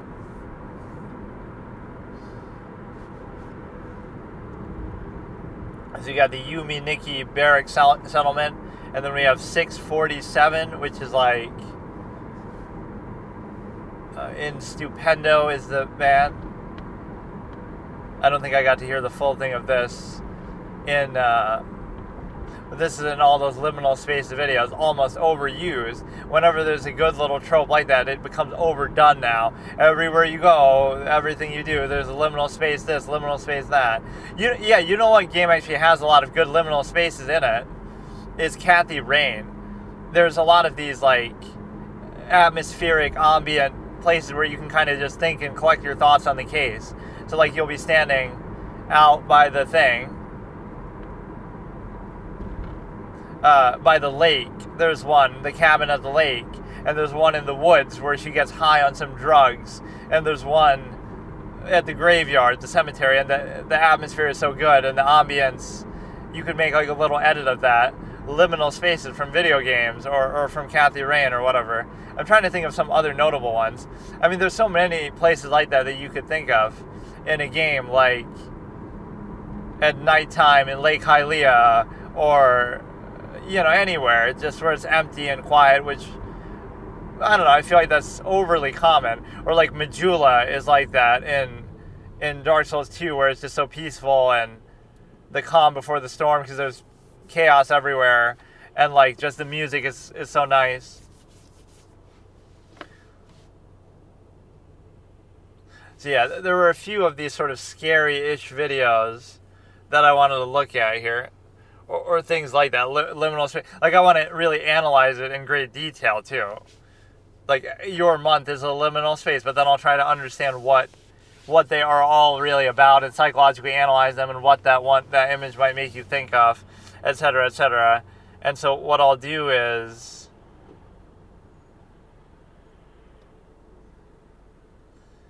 I will Jodi Arias penalty retrial. They misspelled it the way that she says Arias.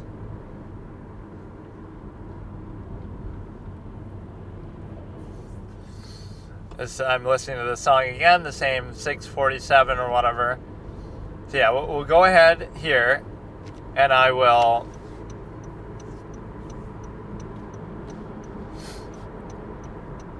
do a few different things. I'm going to eat my food, and while I eat my food, I'll get through some of these, which is going to be Skibbity Toilet 9 and 10, Until Dawn, and I already did the heavy... Oh yeah, I want to watch the Heavy Rain ending, so we'll react to all three of those, and then on the way home on the next drive, after I go to Walmart, I'll do the other thing. Some of these, I have them saved in like my liked videos. You can't add them to your watch later, apparently, because they're like shorts. And so I will allow myself to do that. And then that'll set up for tomorrow in the morning. I want to do this sort of more regimented style. So tomorrow morning, I'll do some other scary videos on the first part of the drive. Then when I stop to eat my food, I'll set up Audible. And then when I do Audible, I'll listen to Lord of the Rings. And when I listen to Lord of the Rings, then I'll set up to do the animated thing, maybe after a while, not right away. And then, this song is fucking amazing though. Then I'll set up to do Audible. Then I'll set up to do the Lord of the Rings animated thing. And then we'll segue into Harry Potter, both the audiobooks and the movies. And then after that, we'll set up to do some big name series and big name movies that I've never seen before. Some really big ones that I've been saving, like Game of Thrones and Breaking Bad and etc. Right, Dexter and all these great ones that I've never seen. And Monk. Monk should actually be the first one in respect to... That was the one that, along with Serial Experiments Lane, I kind of made this channel to do. Those were the two series that I really wanted to watch, was Serial Experiments Lane and Monk, for whatever reason. Just two series that seemed like I should have seen those. Let's listen to it yet again.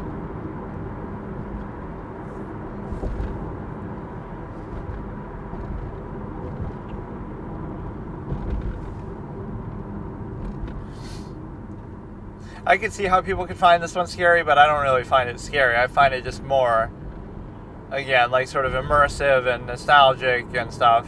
The sort of thing, like, people always make that comment, like, the kind of thing where I want to go home, but you're already at home, like something's not right.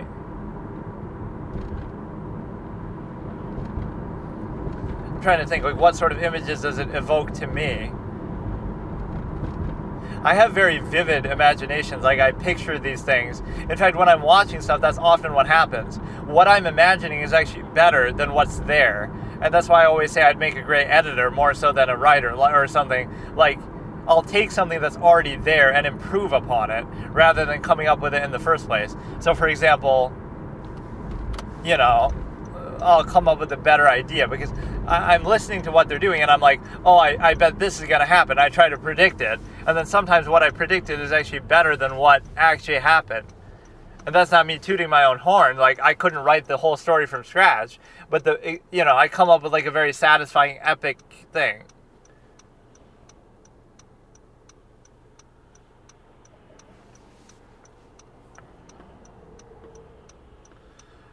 You know, like the sort of certainty and uncertainty is what I think of with this song.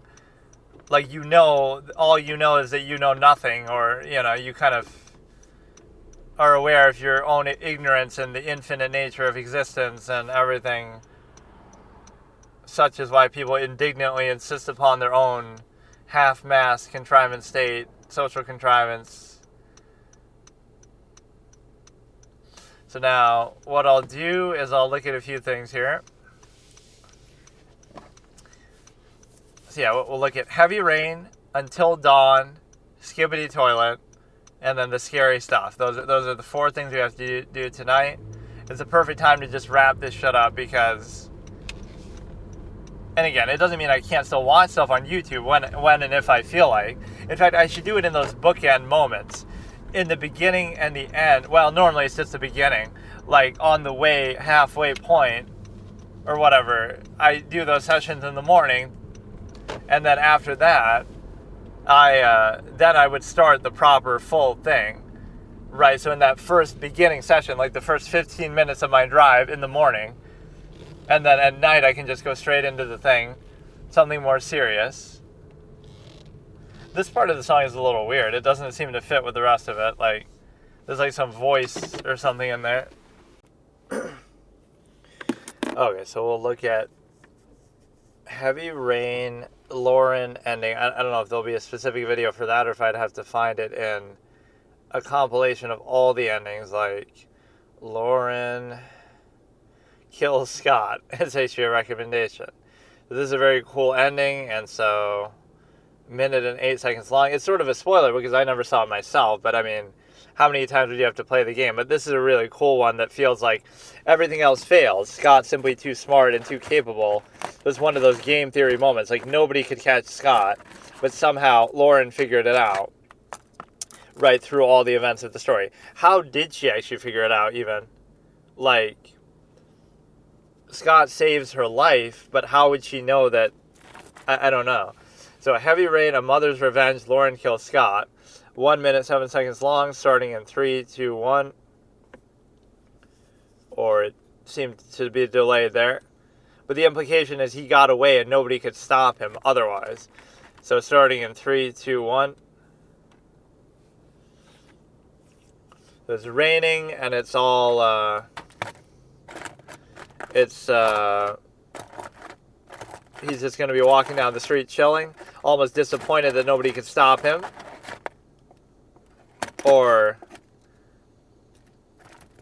But he walks as if he's meeting Lauren, but maybe Lauren called him and she finds out, but he didn't know. Maybe he didn't know that she knew.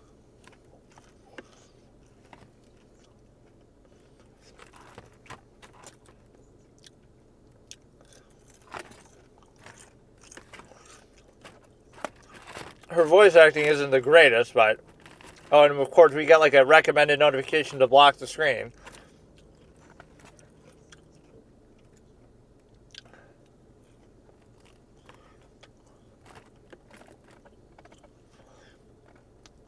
So he didn't expect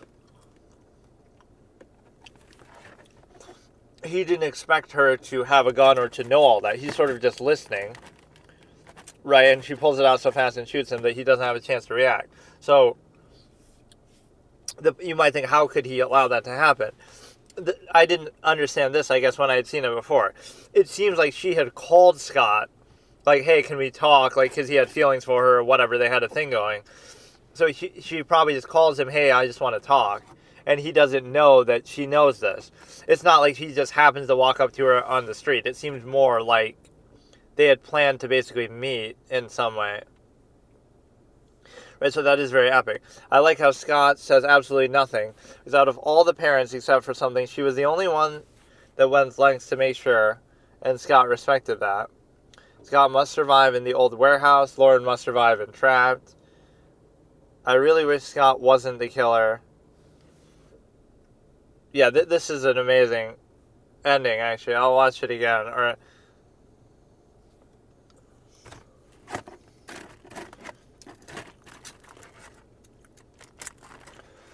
So she finds out, but doesn't let him know, maybe over the phone. They just happen to meet.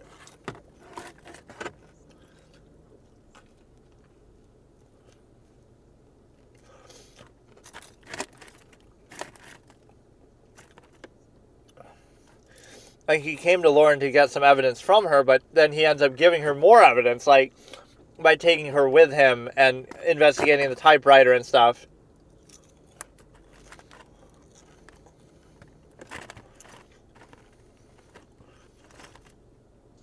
She does it so quickly, too. Like, that is truly a game theory kind of defining moment. Scott had this ending before Kingpin and Echo on Hawkeye. fucking Dignam. I don't know what that reference is. That could be a spoiler for something, but it actually makes no sense at all. Why would Shelby kill somebody with Lauren there and then call the cops on himself?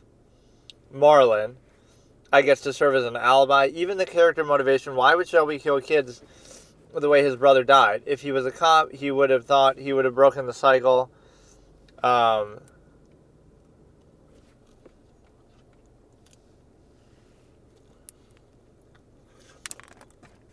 No, I can understand why he would act it out. I can't understand the Lauren thing, though.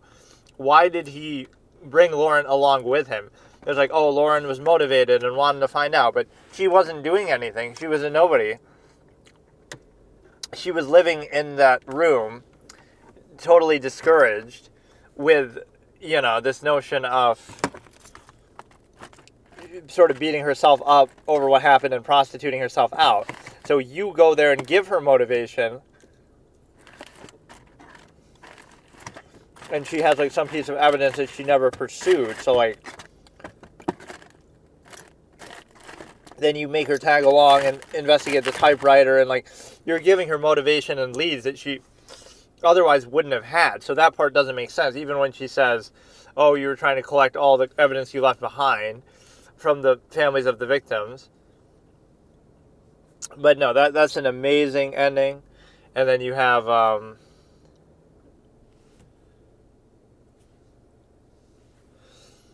Ethan versus Scott. Is it like a character point thing? Because Scott should win that easily. Ethan doesn't do anything. Shelby should win because Ethan gets a lot of durability. He should have too. IQ should be... No, it's not equal. Oh, this is totally biased in favor of Ethan. Ethan's a clown. He stood no chance. You had Jaden working. You had the whole police working. He's way... No, this is a horrible list, actually.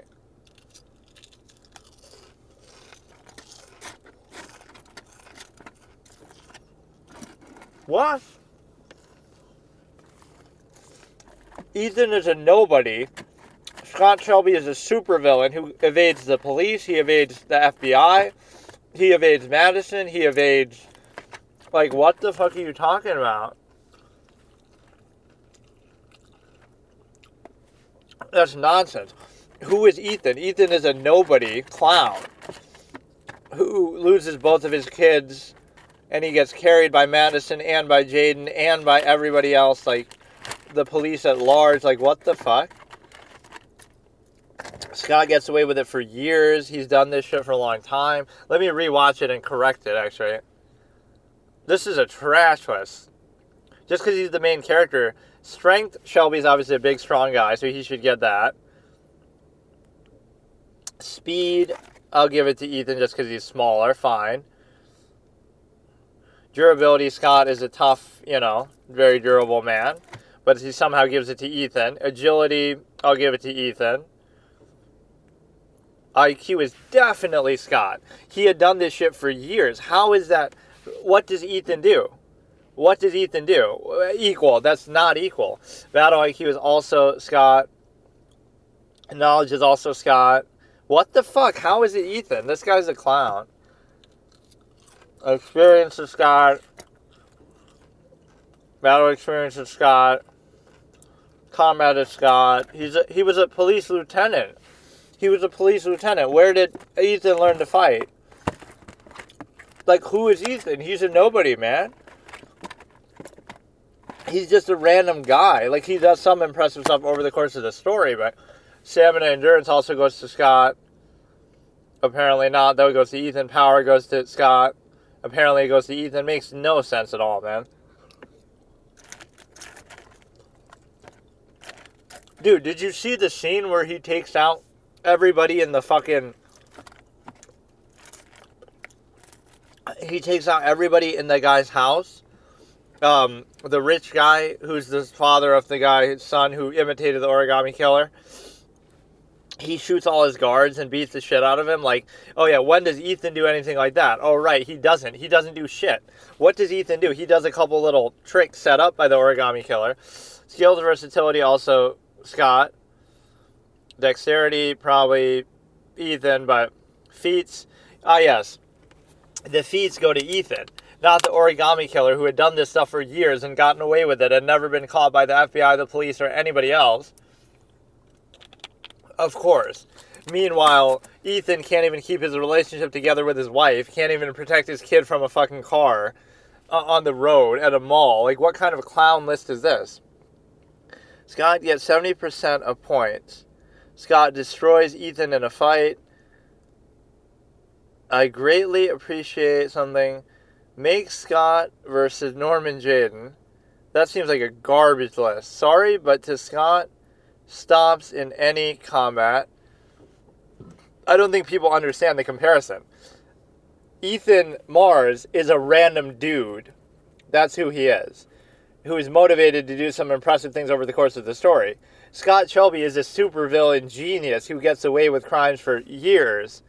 Ex-police lieutenant. Like, who the fuck do you think you're talking about?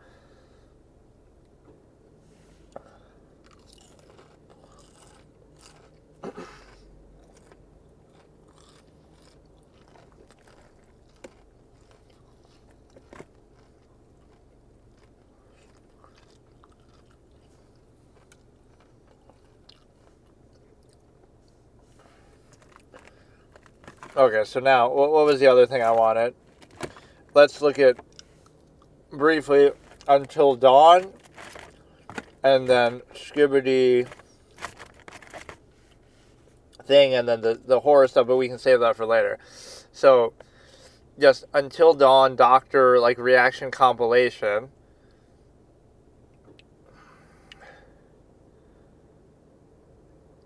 Is it, like, therapy sessions, reaction? It's got to be a format that people would do, because mashup or compilation or something.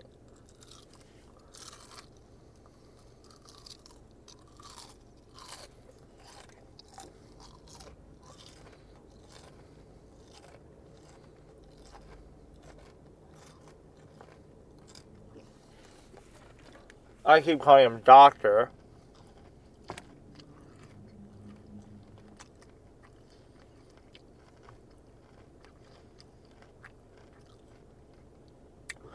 Let's Player's reaction to choosing between Josh and Ashley. When Josh is the one who's literally setting it up.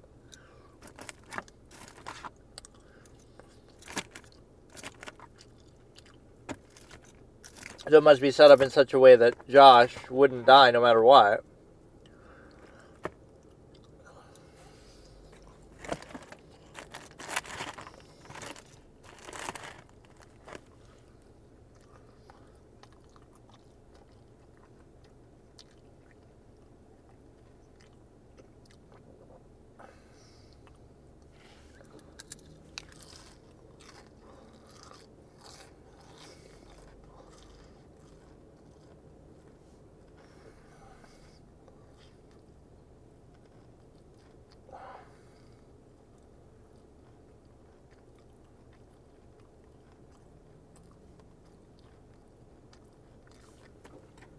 I look up doctor reaction, but then it's ER doctor reacts to it. That's not what I mean.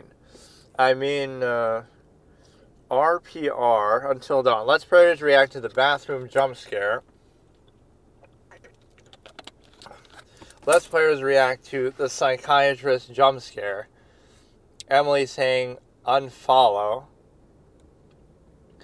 Let's Players react to Hannah and Beth falling, chased by Chris. Just being taken by the Wendigo, Mike's fingers. None of this stuff is to do with the... I guess that's good enough. But we could go individually and watch like every single... There are a lot of reaction compilations. Wendigo, jump scare, ending, final sequence, permanently losing characters, Hannah's journal. Or let's look at that one. Josh faked everything. This is at least a good twist moment. So this is Let's Players react to how Josh faked everything Until Dawn. 5 minutes, 52 seconds by Ready Player React. Starting in 3, 2, 1. And then I'll just look at the one doctor moment. Jump scare.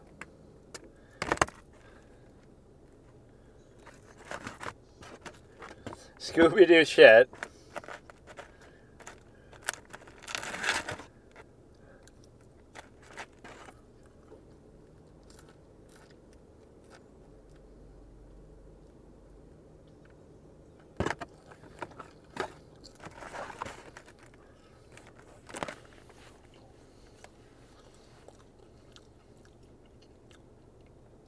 But he doesn't actually want to kill anybody.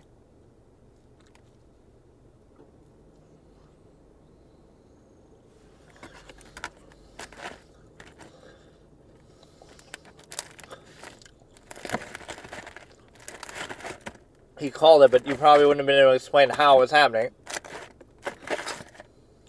But he had a good motivation always to do it.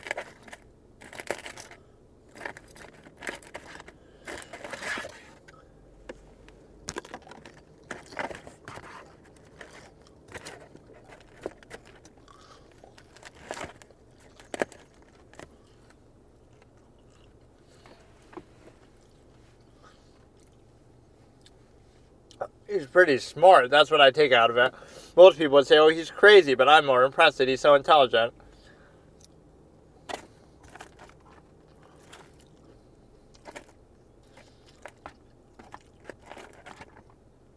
That line gets a little old at the end there. Still a better strategist than Safin from James Bond. This is how he auditioned for the James Bond role.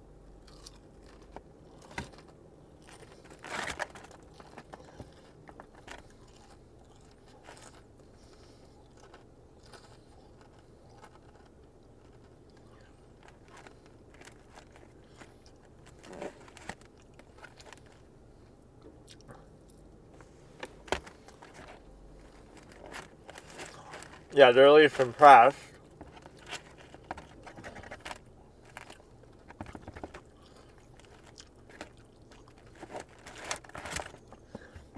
But then he doesn't get away with it. Like, they kind of beat him up and catch him. He kind of lets them do that too much.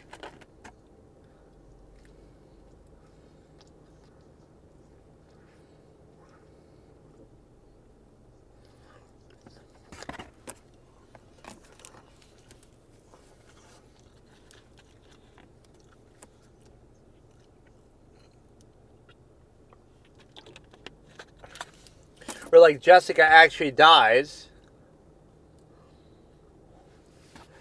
It wasn't his fault, but that's why Mike is so mad.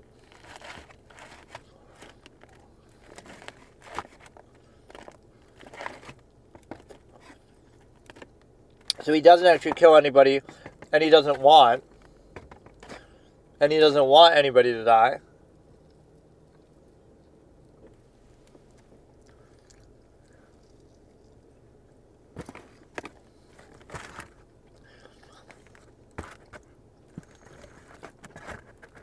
I guess this one they didn't have to show individually because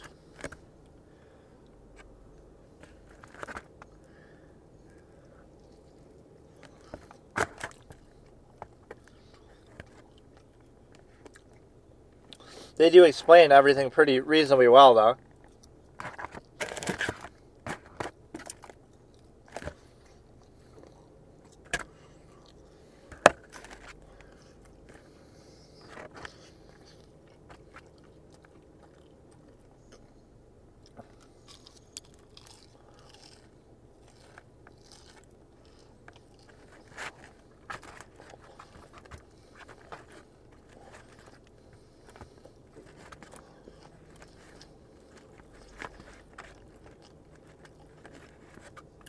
You could say, oh, it's pretty far to go for a prank, but it was a prank that led to his family dying, his sister, so.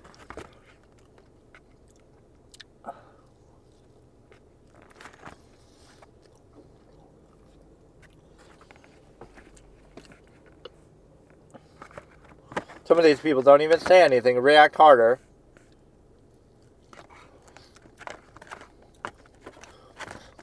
Oh yeah, his family was in movies and stuff too.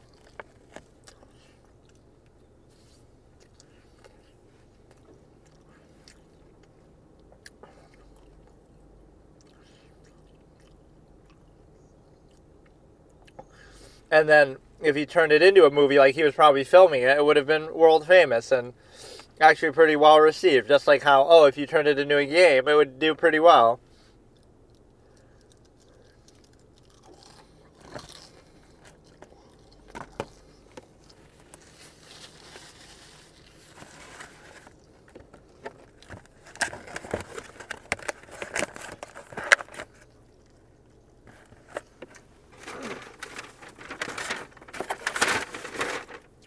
So he fakes his own death, and that's the best way to eliminate yourself as a potential suspect. As soon as he does that, nobody would think he's the one behind it, even if you suspected it before.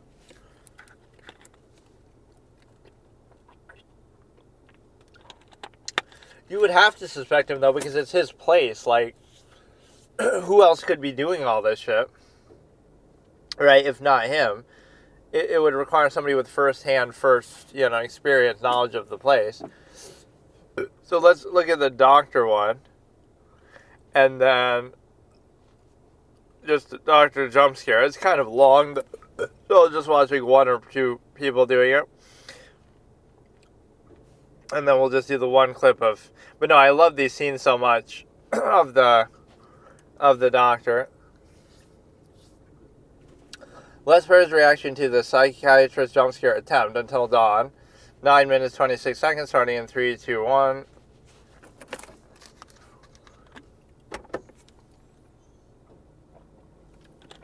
Today she got him. Jacksepticeye.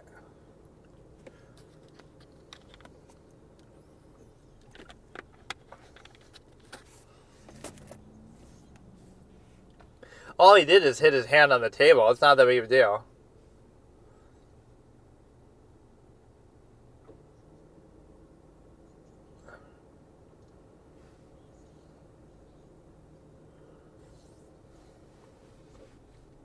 Gore or crows? Obviously gore would be more.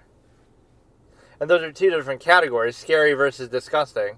I don't find crows too bad. I should almost take the test myself, all in one shot.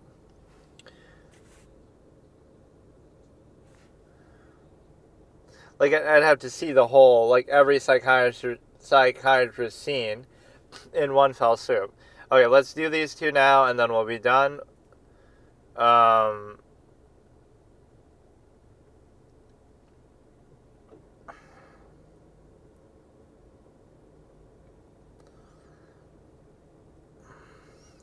So we'd seen up to Skibidi Toilet 8, and that was the one like where they're marching and having the fight on the ground, like, or it's not going to appear in full screen, I guess, because it's a short. Is that how this works? So how did I get it to work before that? Or you got to just reorient it. So episode 8, like the war starts, where you see them all on the street or whatever. So now this is Skibidi Toilet 9. This is obviously the one that is just in short form or whatever. It's 25 seconds long, starting in 3, 2, 1. Let's analyze it. I'll only watch it like once. So you see like a statue with him on there. Okay, a lot going on. And now the spies start killing these people, who I assume the spies are the camera heads. And now they're retaliating. A lot of police present. I don't know what the fuck is going on. You're getting arrested by the Skibidi cops now, who have started to take over, I guess. So you flushed down and killed one of their toilets. So there was a statue with a golden toilet on it, and then a picture of a Skibidi toilet on there. And then there were a few different, let me watch it once more.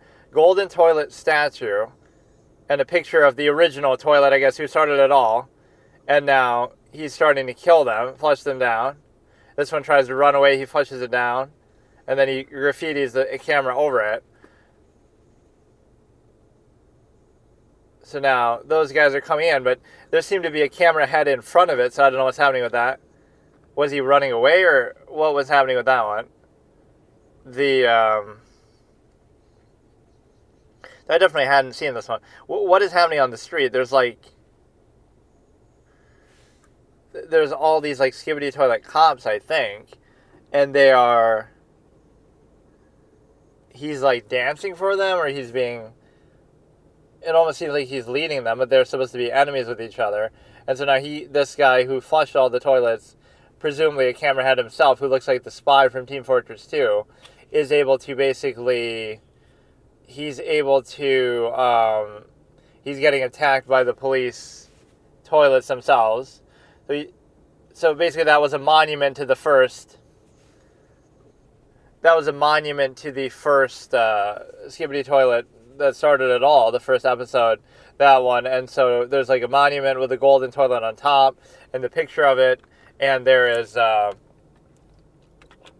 there's this sense of this guy is trying to put graffiti on there and trying to flush all the toilets down and sort of punish them a little bit like that.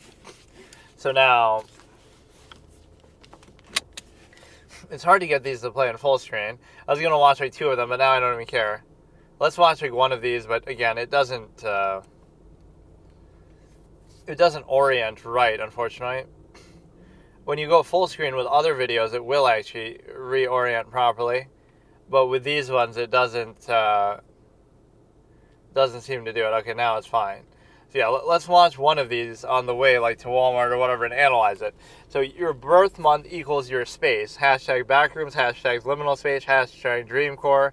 Jumpman's Adventure is 28 seconds long, starting in 3, 2, 1.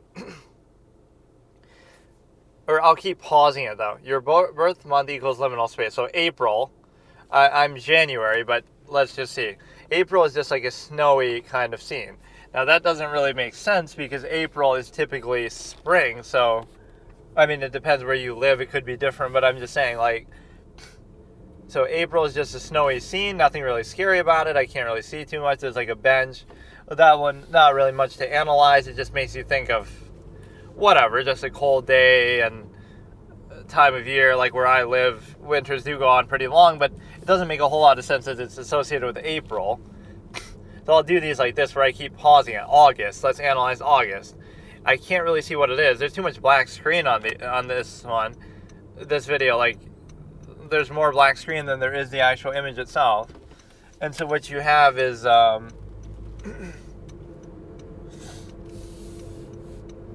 it looks like almost a city in the sky type of thing, but no, it's probably like a playground, but it's all like foggy.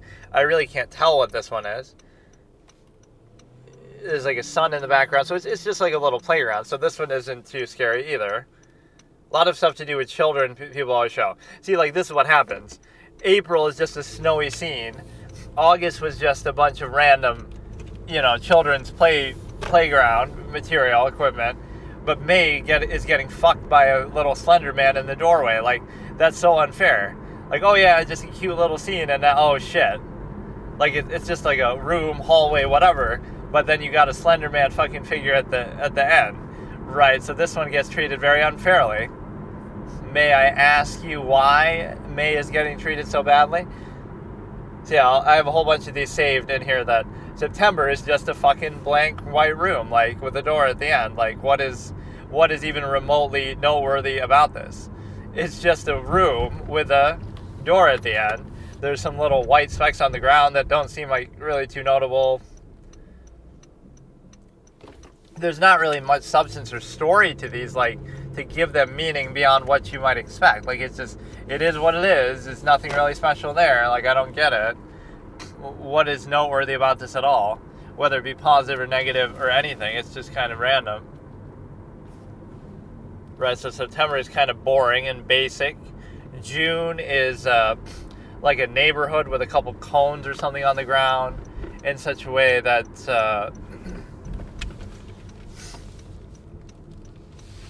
just a happy family. It could be a neighborhood before a nuclear explosion blast comes or something. You could extrapolate some, like that last one, September, could have been it could have been like, oh, that's like a padded room that you've been locked in and you're being held captive there and you're a prisoner. You can come up with all these stories to try to make it scary, but on its face it's just a random room, like the little playpen thing for the kids. It's like, there's nothing really bad about that inherently, but that was the site where a kid was killed by a bunch of bullies and his head was buried in the sand. Like, I'm trying to come up with all this creepypasta type lore for it. So far only May has been bad. All the rest of them have been okay.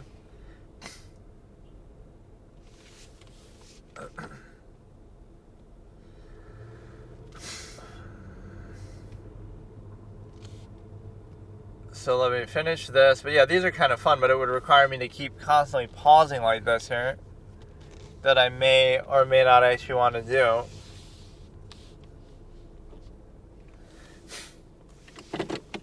So June, it's a little hard to see them though. It's sort of shrunk down.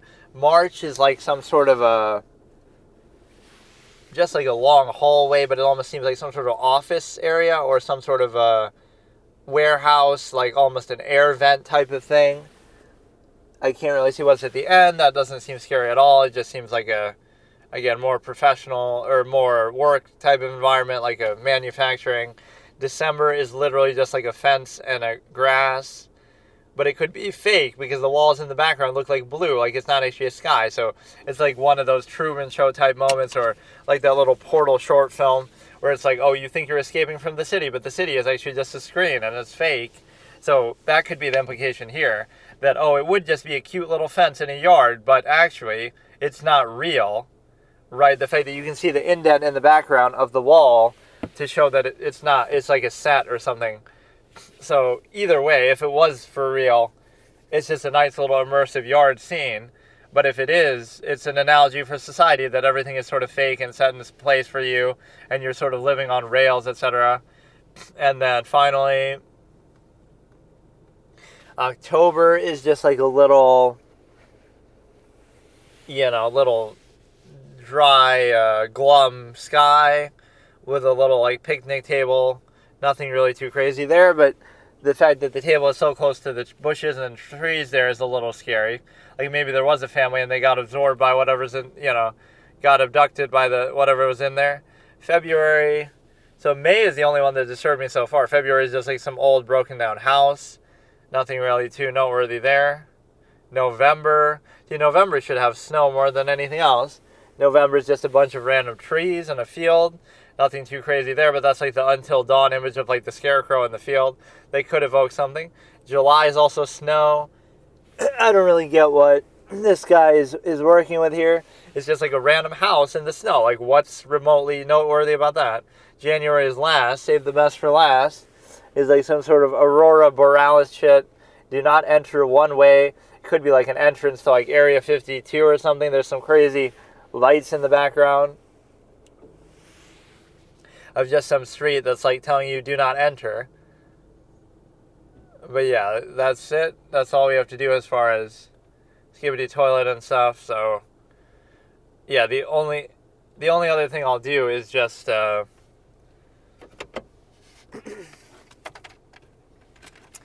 only other thing I'll do is I'll watch some more of these, and then I'll watch maybe some other scary themed stuff just for the Halloween vibe. But then we have the Lord of the Rings thing coming for Audible, so I'll set that up tomorrow. Okay, so we officially completed in the most bootleg way possible the YouTube series where I said I would do all these categories, and I did do them. I kept my word. Doesn't mean I did them in much great detail, but I did at least one episode of Skibidi Toilet, which is as much as I can handle. So let me see what else we have here. I just love this song, if nothing else, your month equals this, but it requires too much pausing in a way that I don't really like. So let me just listen to some music the rest of the way. I don't know. I do this now with such a routine that it doesn't even matter if I know what to watch. But no, we're ready to move on to something big, and so what do I want to do? I'd be willing to just listen to music, honestly.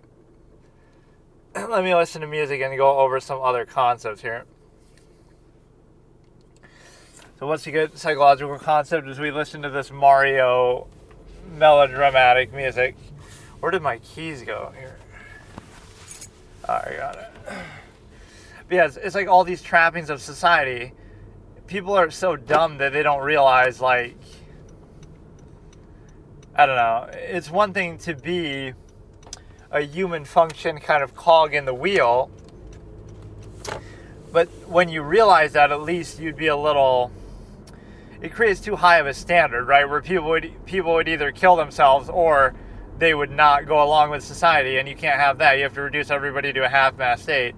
But the reality is that you're actually indignantly insisting upon non-choice reaction, which just means like a state of being that you didn't choose, but you're still doing it. Like, so it's not saying you shouldn't do it. You might have to do it, but it means you don't have to insist upon it. You can be aware, like, okay, who is going to say this part? This is the problem, right? with the cognitive dissonance, etc. I have such a hard time saying that when I'm trying to talk quickly. Cognitive dissonance.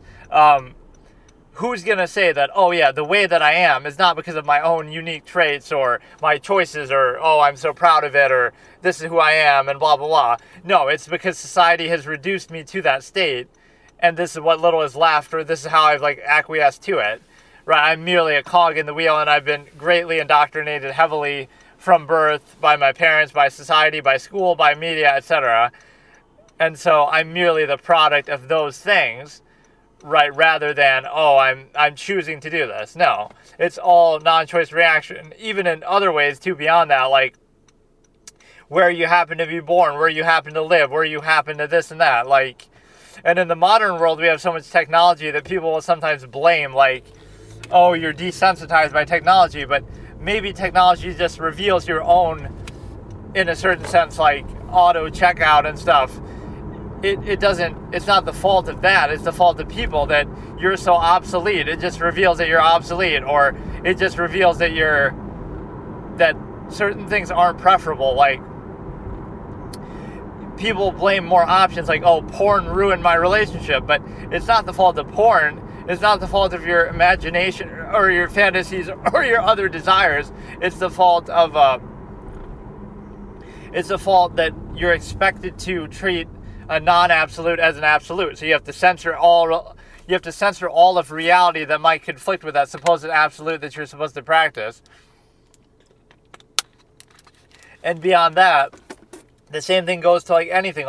Oh, you're supposed to value social contrivance or something, but you'd rather just sit at home playing games or media, whatever. The point is that you're expected to value it in a way that you don't really value it, and that there isn't inherent value. So you should go out and hang out with friends or socialize or whatever, but you'd rather just sit at home and read books or play games or do whatever. It's the fact that you prefer that itself is revealing. So it can't be that reveals the artifice of social contrivance or how shallow people are or how, it's not the fact that it's your fault that you are doing those things instead of socializing, whatever. It's the fact that why would you prefer those things to people in the first place, right?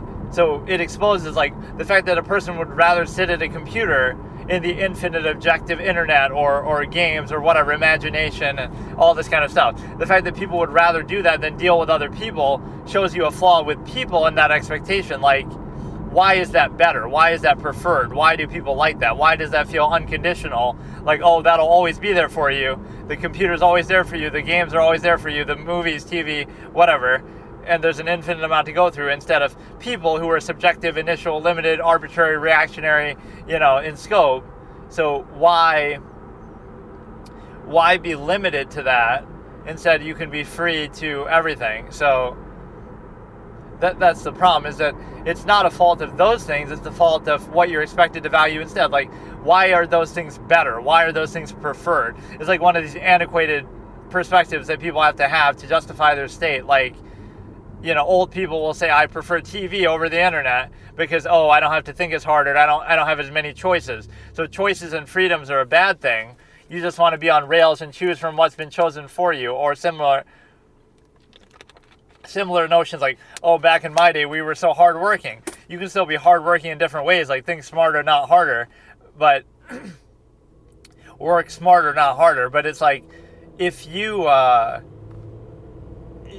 did it because you needed to do it is the point, right? So in other words, these antiquated perspectives, you valued it because you had to do it, because that was the way society was. But if you have a way to subvert that now, because, oh, technology is better or blah, blah, blah, then people are going to do that, or at least you have the option to do it. So in other words, the only reason why you valued it wasn't because of the innate value of hard work or something else, but because of the zero-sum incentive or result behind it. So it's still the result. If I could achieve the same result with less effort, then so be it. I'm going to do it.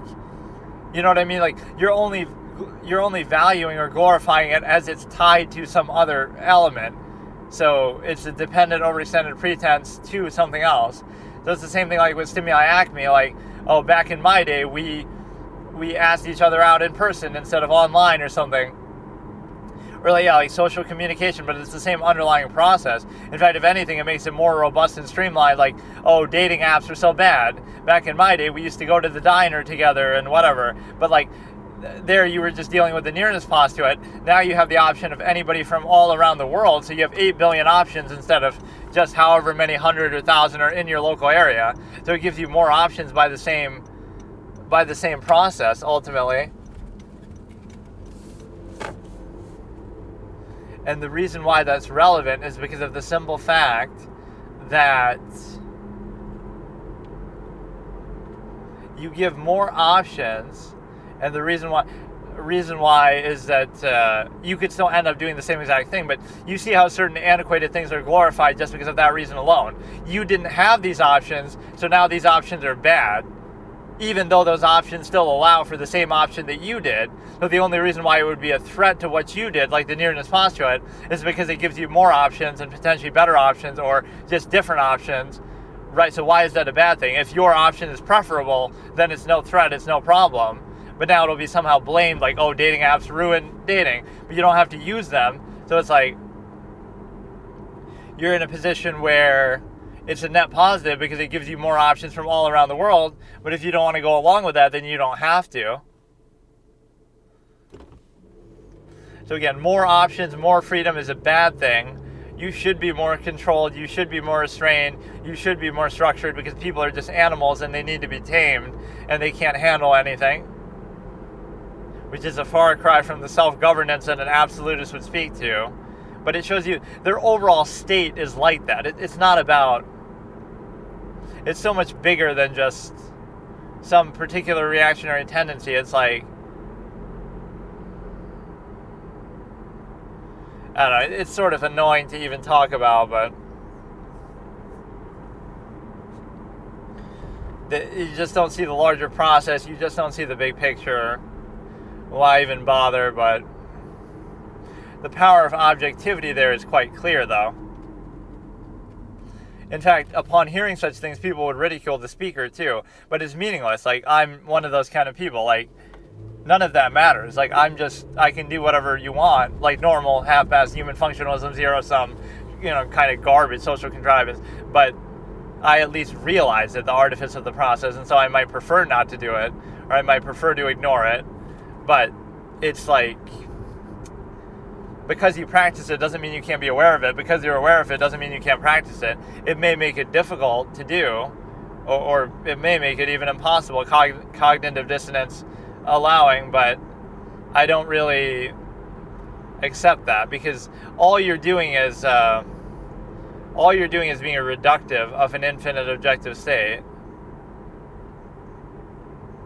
Thereby that's the biggest piece of propaganda or lie told to people. What is it that makes you a human being? It's not your heart. That's just a body part that pumps blood. Plenty of animals have hearts. It's not emotion, irrational insistence upon the self. It's the mind, it's the brain, it's the self-awareness. The only thing that separates you from an animal truly is your slightly heightened intelligence and self-awareness. That's the whole reason for human society. That's everything. So you would forsake the mind, the very defining trait that makes you a human being. You would forsake that and undermine it at every turn, even in the premise, to say, oh no, it's the heart, it's the emotion, or oh no, it's got to be reduced to half-mass zero-sum functionalism. It's got to be reduced to folly, favoritism, distract ourselves. It's got to be reduced to substances, getting drunk and dumbing our senses down. It's got to be reduced to something else like...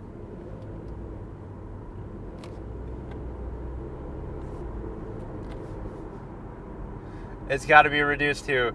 Somebody came up so fast behind me that it almost seemed like they were going to hit me. I almost just had a heart attack there. I'm not even distracted by anything because I'm not even watching anything. What the fuck was that? Like, we're in a slow zone and they're just going fast. Like, I love that impression that people always have. Like, you don't think somebody's in front of me that you'd get stuck behind them anyway? Like, chill the fuck out, dude. Holy shit. You can just tell. Like, some people are just risk factors. Like, I don't care if you're rushing to the hospital to rescue your dying wife or something. Like, look, dude. Or if you're going to take your wife to the hospital or something. Like, you'll get there faster than the ambulance, so you have to rush, and it makes it worth it.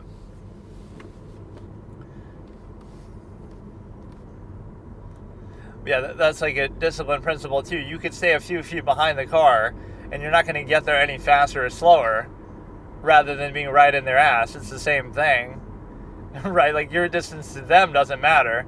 Your overall distance traveled is what matters. Like, unless you're going to go around them, you could be a foot away or you could be an inch away. It's the same thing.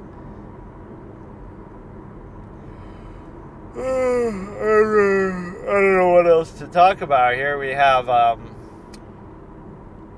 all these preconceived notions, all these kind of performative aspects. Like, it's the sort of thing that just bores you. Like, you can do it if you want. I mean, it's just the stigma effect, too, like of a conflict of contrivance is self-created. You know exactly what that process is going to lead to, but you do it anyway. An absolutist would remove the need and subvert or not practice the process at all and go straight to the point. There would be no need of it. So this sort of insecure need for reinforcement through externality and anything by simply practicing people would take issue or define it a certain way. Like, you're not really... Something's just wrong with the whole prognostication of it. It's very fake. The best way to see clarity is like, okay, I'll give you $1 million. Pretend like I'm rich, right? I'll give you $1 million if you can see the world clearly. If you can come back to me and deliver me the stimuli acme, if you can deliver to me some enlightened perspective, I will give you $1 million. You know, like I'll pay all your bills, everything, for like a year, and like I'll let you live a pretty ideal life, but give me something in return. Give me this objective analysis that you might only be able to do then. You might only be able to do it in terms of with that sort of freedom. Without that, you're too caught up in... This is sometimes framed as a positive, like, well, you are happier if you keep busy so you don't get depressed, because you don't have time to think, as if thinking is the bad thing, not what you'd be thinking about or what it would reflect, but like, just keep yourself so occupied that you never have time to think, and somehow that's a good thing. Like, come on, man.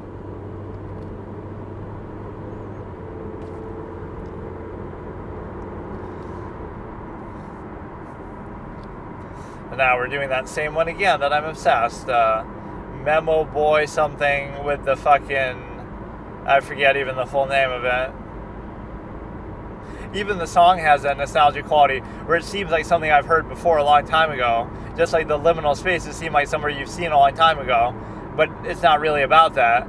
You've maybe seen something similar, but not exactly that. It's the same thing here. Like, I haven't heard this exact song before recently, but, you know, it just has that quality to it. Or now it's going to be stuck in my head forever anyway, but yeah, we're officially free to do whatever I want now, so we're going to go into audiobooks, and I'm going to be talking over the audiobook the whole fucking time, and I don't give a shit, because that's the point. It'll basically be my stream of consciousness as what I'd be thinking about as I'm hearing it, and I've never really used audiobooks before, like I said. Either I'll read it or I just won't, but I won't use that, but I haven't read like a full book in a while. Or I should almost have done one for Hellraiser, the Hellbound Heart, because somehow I wanted to... Maybe if that's on there too, I could introduce it with that. Just because I saw that movie for the first time like a year or two ago, and I was sort of intrigued to read the book on it. So we got... That could be a little X factor, I guess. I'm not going to rewatch the movie, but I could just listen to the book. If it's on Audible, I want to see how it works. Like, every month you get a free book, but that's not good enough. A free audiobook. Like, I need them all. I need fucking Harry Potter. Or are you trying to tell me that it'll take a month to get through one book because of how long it takes to read? Like, 19 hours of a fucking... 19 hours of a thing. With respect to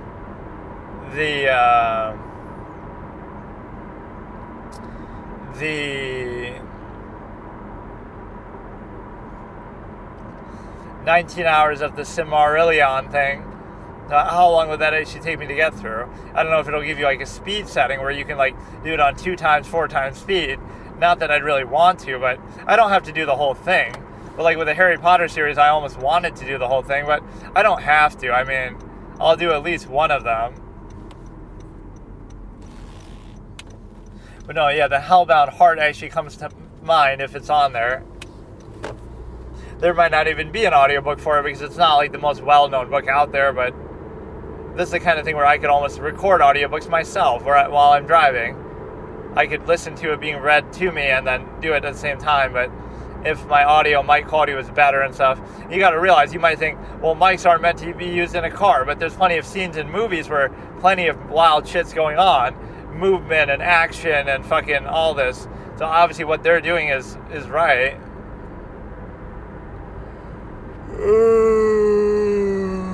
Whether it be in a car, a plane, or much worse, and you might think, oh, they're not really driving the car, but sometimes they are, or sometimes, you know, the noise is greater than that. Like, bro has a mic quality from the 1960s, like, you know, it'd be so clear back then for them. I'm not saying I have to have a professional studio mic by today's standards, but I couldn't have one by the 70s standards, like where, you know, Taxi driver Robert De Niro is driving in the car, in the taxi, and he might actually be driving. That would be fine. Like, what's the big deal? But, you know, it's not like he can't handle that. He's just making some facial expressions. Like, he's not exactly a very talkative character, Travis Bickle.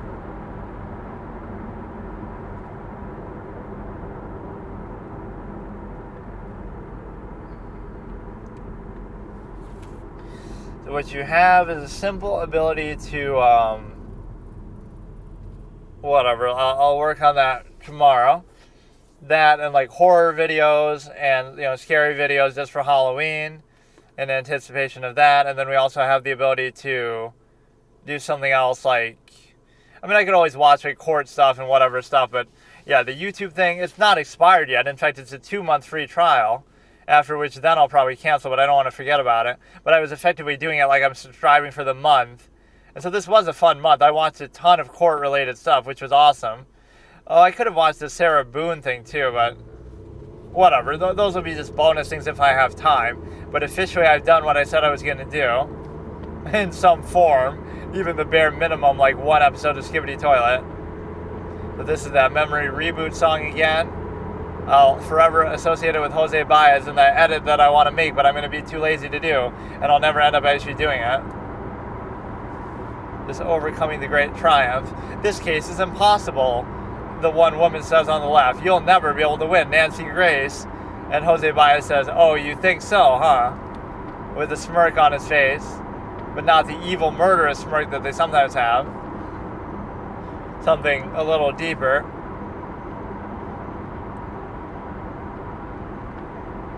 But that's sort of the template that this song is used for anyway. So I did a lot of ancillary little things today. I shaved, I cut my hair, got my hair cut, I did groceries, I had to get a new pair of shoes because mine are kind of falling apart, so it was a good kind of getting a lot of shit done kind of day. The one thing I have to catch up on is editing this shit, and I don't know when or how I'm going to do that. Not the least of which could be, I have to edit that, I have to do something else, I have to download some stuff. There's a lot of shit I have to do.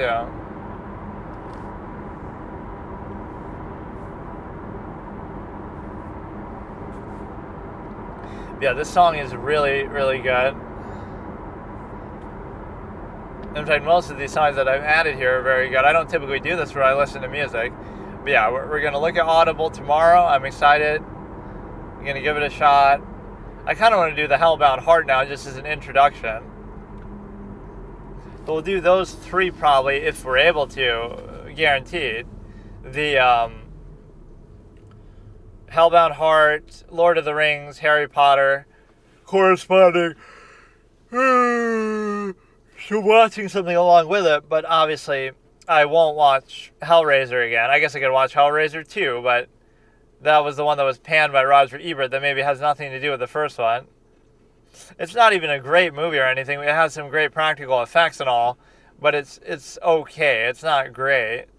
The thing is, the Cenobites look so cool, but they don't really do anything the whole movie. Like, they appear at the beginning, they kill everybody, or they kill Frank, and then you don't see them again until the middle, where they're talking to Kirsty, and then you see them at the end. That's it. Like, they're the real intrigue of the movie, but I don't know, it really is a very powerful song, though, this thing. But no, it had so many badass lines, Hellraiser, that, like, in that first meeting between them, explorers from the further regions of experience, demons to some, angels to others, or even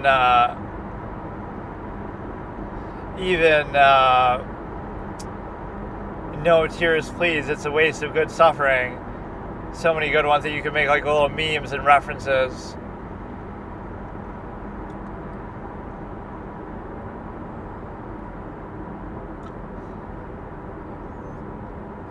Okay, so what do we got here? We got a couple more songs, but they're going to be the same shit. Or I guess this one's not the same shit. This is the Stupendo 647 or whatever the fuck it's called.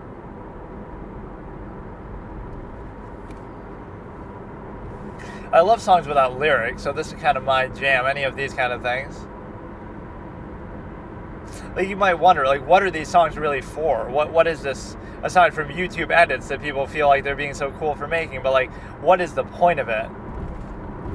Who makes this? Who listens to it? Who's buying a disc, CD, album with this? Like, who is doing this? When you can just listen to it for free, I guess, but, you know, like, I don't get it. It's not the kind of thing that... Like, really, what is a song like this used for? Elevator music or something?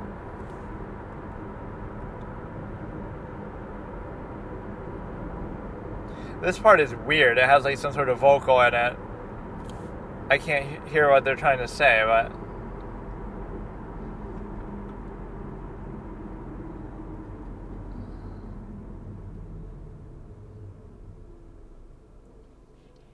Yeah, remember the concept of ability versus will. You can do anything you want if you really want to, but the problem is people overextend themselves where they don't really want to do something.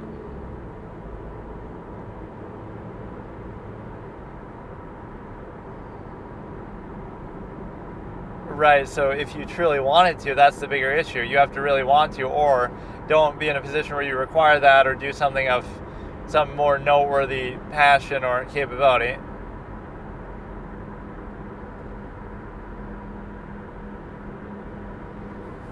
So yeah, we have the Yumi Nikki Barrick Settlement, which is a fucking loop of a song that kind of triggers me. Like, I'm waiting for the rest of the song to start and it never does.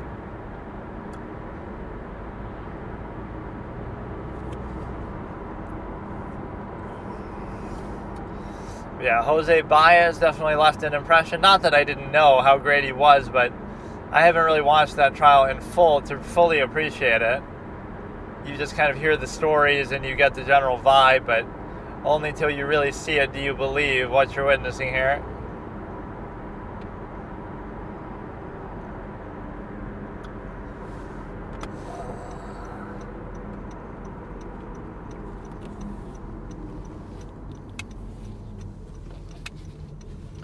Yeah, you strip down every element of social contrivance like eye contact and stuff, and you realize how easily people can be controlled. So you're trying to tell me all somebody would have to do is make eye contact to be believed by people? Like, anybody just can't do that?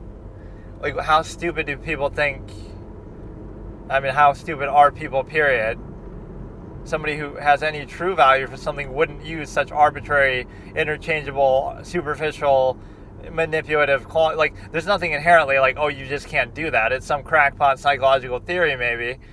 Anybody can just do whatever they want. They could look you right in the eye and lie, or they could look away and tell the truth. Like, it has nothing to do with it. So the absolutists wouldn't value it at all as a process, and they would basically do it in such a way that they would do it in such a way that they would do it in such a way that they wouldn't do it at all. Like,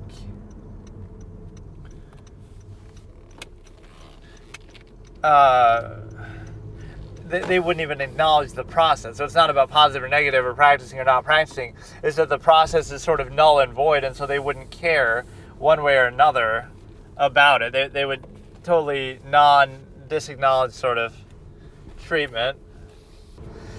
Okay, so today I did sign up for Audible, so we're going to start that portion, but there's a few things about it that are worth noting. Like, I got like a free trial, whatever, but like you subscribe for $15 a month.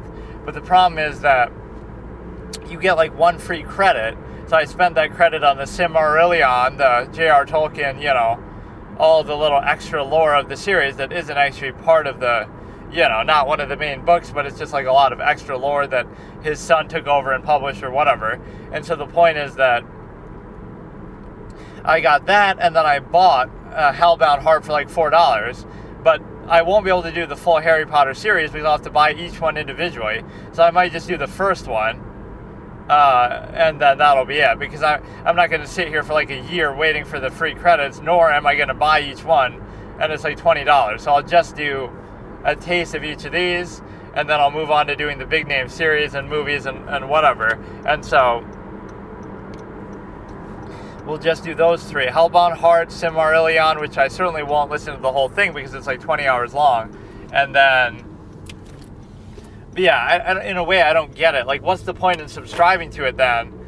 It'll give you one free book a month of anything on there, but a lot of stuff requires credit, so you have to buy them. So what's the point in subscribing if you're going to buy it anyway? And then also, there are some free books on there, but it doesn't seem like the really good ones that you'd want.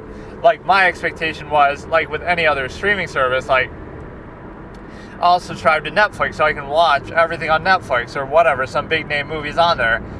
I don't subscribe to get one free movie a month and then, have to pay for the rest or pay for a lot of other ones. So it's the same thing here. I subscribe to it with the expectation that, like, I should be able to listen to every single Harry Potter book while I'm subscribed, or every single Lord of the Rings book or whatever. You might think, oh, that's too much to expect, but it would be the same with the streaming service for like movies and TV. I don't subscribe to it just so I can get one of them. I do it so I can get all of them for the time being. Right, I guess here you sort of own it once you do it. I don't know if it's like PS Plus where you own it, but you only own it as long as you're subscribed to it, so it sort of still tricks you. Right, like, oh, you own hundreds of games that you got for free, but only as long as you're subscribed to the service. So, yeah, the whole issue here is just the simple fact that it makes me think of digital currency. Like, times of complacency are when people get so willing to accept the next mechanism of control that's going to be used to subjugate them. Like, oh, things are pretty good right now, so let's introduce a new system that could make them bad if it's misused. Like, nothing bad could ever happen, and then it does. Like, you're kind of, spoiled by complacency in that way. So yeah, what I'll do is I'll preserve some of the YouTube sessions at the beginning here, where, this first little section I can still listen to something, Jodi Arias' trial or whatever, maybe some of those horror things I wanted to watch, and then from there it will allow me to, then I'll do one of the books. So I'll do like the Hellbound Heart. There's really nothing I want to watch alongside that because I've already seen Hellraiser, so not too long ago, so I don't really want to watch it again. I could maybe watch part 2 if I can get it sort of cheap or something, maybe on YouTube, just a one-off rental thing. So yeah, we did the Hellbound Heart. I bought that outright for like $4. There's also like multiple versions of them, which I don't get. Like, there was one for $4, there's one for like $10. I don't know. But no, I don't like the whole service off Audible itself based on that, because I won't be able to do the full Harry Potter marathon that I wanted. In fact, I won't even bother watching anything then, because it's like, I've already seen this. Like, I don't want to rewatch Hellraiser 1. I could watch part 2. And I don't want to rewatch. Oh, maybe I'll do it like that. I'll do it like this. So I'll listen to the book, right, the Hellbound Heart. Then I'll watch Hellraiser 2. Then I'll listen to the Silmarillion, or at least part of it. Again, it's 19 fucking hours. I don't know if it'll let you do it on different speeds, but I'll always keep you appraised of the timestamp. And then, as far as Lord of the Rings, I'll watch the animated movie on there. And then as far as the,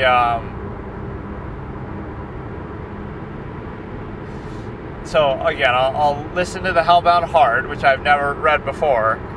And then I've already seen Hellraiser 1, so I'll use it as a segue into Hellraiser 2. So I'll watch Hellraiser 2. Then the same thing, the Silmarillion. I'll listen to some of that. Then I'll watch the animated Lord of the Rings movie because I've already seen the regular movies. And then, I guess I haven't seen the newer one, the Hobbit ones, but at least not all of them. And then I will listen to the Harry Potter Sorcerer's Stone, which I've seen the movie but I haven't read the book.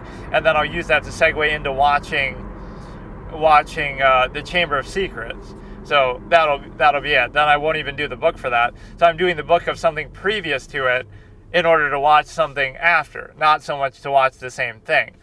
So I'll go Hellbound Heart, Hellraiser 2, Silmarillion, Lord of the Rings animated movie, and then Harry Potter Sorcerer's Stone book, and then the Chamber of Secrets movie, which I guess I have seen that, but that I saw as a kid, so that'll at least be fresh enough. And so then we'll leave it at that. So that's still a good 6-segment thing. 6 different things. That'll be good enough. And then we'll move on to the big name series stuff after that. So that'll be pretty much all we have to do. That seems like a pretty good organized way of doing it, even though I was sort of feeling a little bit annoyed by the fact that I wasn't able to do it the full way that I wanted to. And maybe I wouldn't have even done all of them, but I wanted to have the option, so Audible is not quite that fun. So then after that, I'll decide between Monk and some of the big name series that I want to look at. I should almost alternate, like, movie and, well, depending on what service I'm a part of.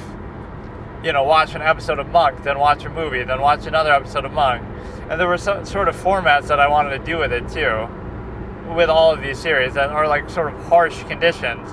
Like, if the character gets saved by plot armor 3 times, like Tony plot armor soprano, he gets saved 3 times within the same season, or even within the whole series, then I stopped watching. So it's kind of a harsh condition.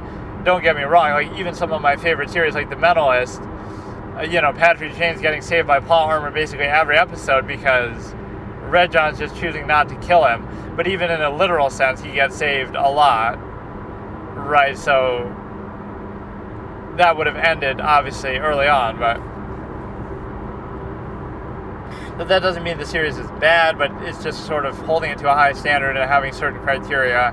So I'll do that, and I'll play like little fun mini games, try to guess who the killer is before he does, or something of the sort. So that series was the inspiration for Psych and The Mentalist, 2 of my favorite shows, so of course I should like it, but the problem is it might play it too much on the comic side, on the comedic side, and even Michael Richards was offered the role, and he turned it down stupidly. So as much as people say, oh, the Seinfeld curse, he turned down what turned into a hit show, and he was offered it first, and then he goes on to make the Michael Richards show, which is kind of like that anyway. It's a similar premise where he plays like a private eye. And then other series like Columbo, or even like Perry Mason. I've never seen that, and you always hear references to it. Like the gas can is when Juan Martinez had his Perry Mason moment. Like, that must be a very influential show. Or I could just go into like, series and movies to do with law and order, law enforcement, courtroom stuff in general as a category. But no, it'll be sort of open-ended, but it'll be something based around the ability to watch sort of big-name movies, big-name shows that I haven't watched, where nothing is off the table, where I'm sort of saving some of this stuff from before, but now it'll be like Game of Thrones and whatever. I have no reservation about it. So what I'll do is I'll use like a series maybe to dictate the streaming service for the month. So like Monk will be the first one, so I'll subscribe to whatever service has that, and then I'll try to pick and choose movies or something else in there while I'm there, and then we'll see what happens. So the final point is that, yeah, we'll do YouTube segments here at the beginning where I just watch whatever random stuff I want, or just like sort of random sessions where I just talk about random subjects. But then I'll do in the longer section after this, like after I eat, then I can do, we'll do the Hellbound Heart, and we'll see how long it goes on for, and then we'll do that a couple sessions, and then we'll do Hellraiser 2, I guess.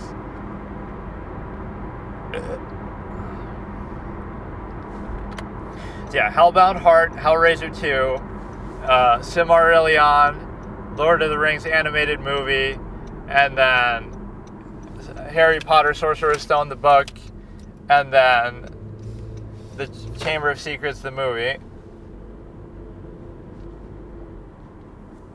And if you can do that, then I'll be set. Like, how long should that really take in terms of number of days? Like, if I'm doing it for like 40 minutes and then an hour between these two, you know, it should be like 2 days for the book, then 1 day for the 2 days for the book, 1 day for the movie, then a couple days for the Silmarillion thing.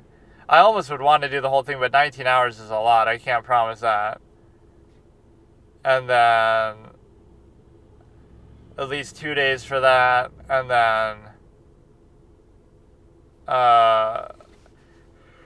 probably 1 day for the movie, 2 days for that, 1 day for the movie. So it certainly won't last.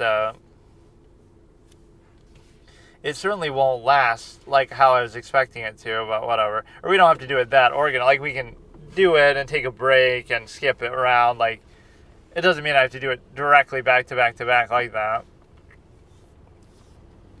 We know Hellraiser 2 is supposedly a very bad movie that almost has nothing to do with the first one, or is just kind of random stuff where they keep yelling their names like Kirsty, Tiffany, that Roger Ebert complained about. So I just know it's one of the ones that they really bashed as one of the worst movies. Maybe it's not as bad as they say. Like, even the first movie he sort of bashed and thought it was terrible, which I disagree with that. It's not particularly good, but it's not really that bad either. It's okay. You know, the effects are impressive. It's just sort of template. Like, it doesn't do anything outstanding. The Cenobites are kind of outstanding with how they look and how they talk and everything, but the story itself is pretty basic and just whatever. So I've been really tired these last couple of sessions, so my voice maybe is a little lower, and I'm kind of just out of it. But we have a few different things where you have the ability to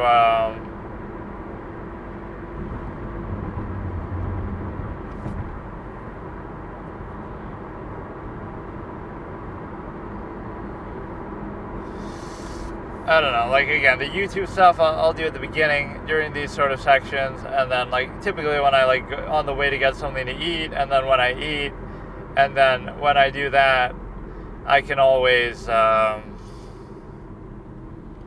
then start the thing on the longer section of my drive.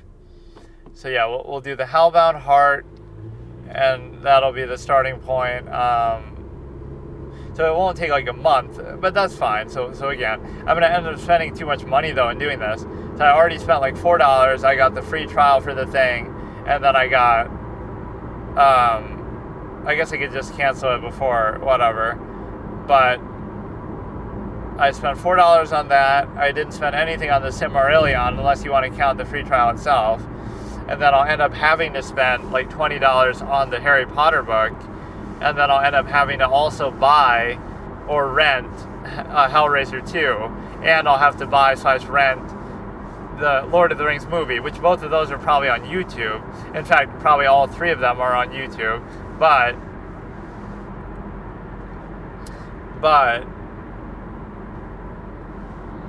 then I'll have to do the Chamber of Secrets. So I don't really want to do a streaming service for any of those, even if they obviously are on one. I want to do it like where I just get them straight up on the YouTube itself, And if I can do that, then we'll be able to do that. So whatever. So this is Jodi Arias trial, day 21, part 2, at 44 minutes, 00 seconds, starting in 3, 2, 1. Or I'll sort of restart it.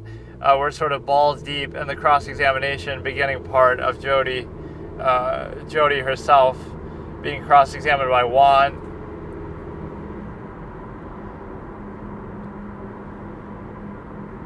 Because usually the defense who calls their own client as a witness, but I wonder if there's some cases where that does happen. The prosecution calls the defendant, like, somehow, I don't know why.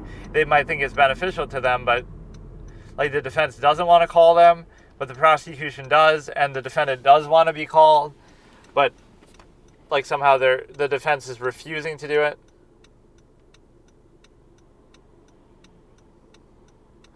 Okay, Jodi Arias trial, day 21, part 2, at 44:00, starting in 3, 2, 1.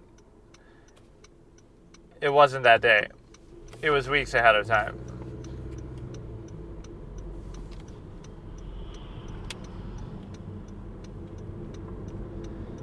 It was never that day, not just now. The one thing I really wanted to do that I can't figure out how to set up is playing games with your voice on your phone, which seems like an odd category, but that would be so fun to do. Or you could almost talk to people and debate stuff, do like a little, if I was a bigger creator, do like guest talks and stuff. Like pretend you're somebody big, like Ben Shapiro. I'm Ben Shapiro and I want to do these talks on my way to work or something with random people or certain people. So you have like, I have that free spirit, like, or I wouldn't really care, but I'd be willing to have the conversation out with anybody. And then you have, I don't have like a carefully curated image sort of thing that I would go for, but that's kind of valuable to people at times.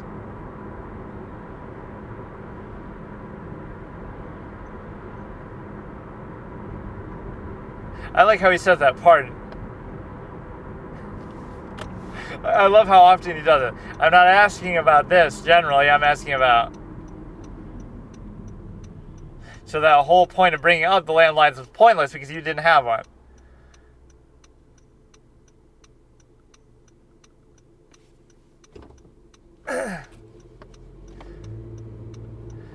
In some ways this is fair though, because if you don't know exactly, the prosecutor's trying to imply certain things and you might not remember exactly. But no, like playing a game with your voice, I would love to try that in some way. But I guess how would you know? How would you know what I'm doing exactly? Like, I'd have to tell you. I'll look up something to do with that.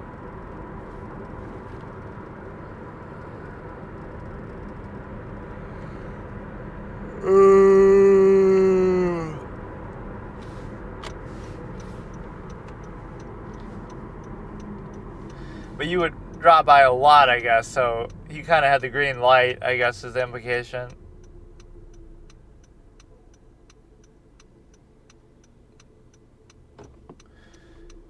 I love that one interaction where he says, that day, what time did you work that day?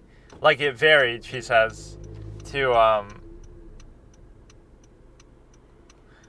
she said, like, when did you work at Mimi's Cafe or whatever?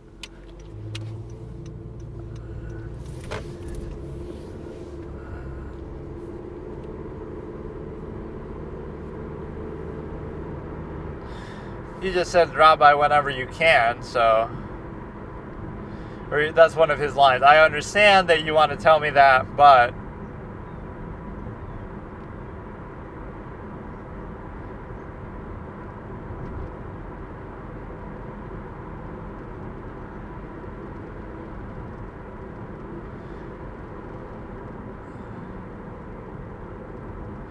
You know, she just had the green light. She could drop by whenever she wanted. And you might say, oh no, Juan considered that stalking.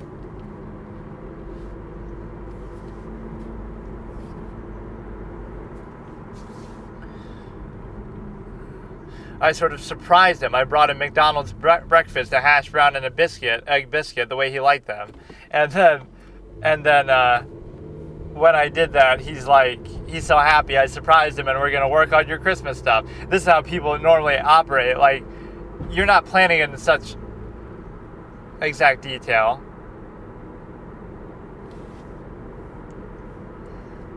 He wasn't expecting, but he was hoping. Actually, she didn't.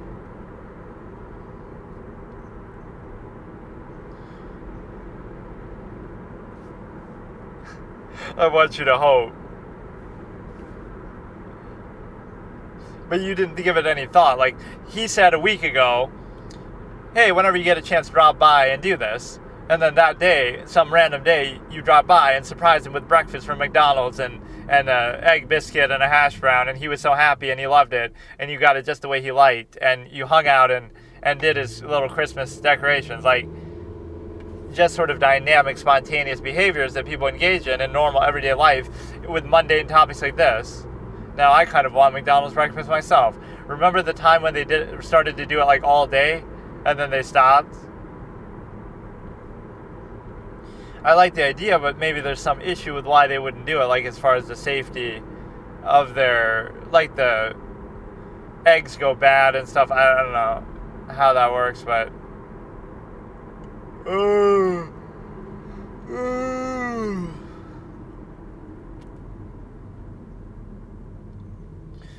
when you were doing his Christmas decorations, but you only saw one of them clearly. So we have the Sarah Boone thing I could look at some point, and I have the, there's another one I was looking at. The Ronnie O'Neill one is really funny, the way he yells. And then also the Chandler Halderson thing.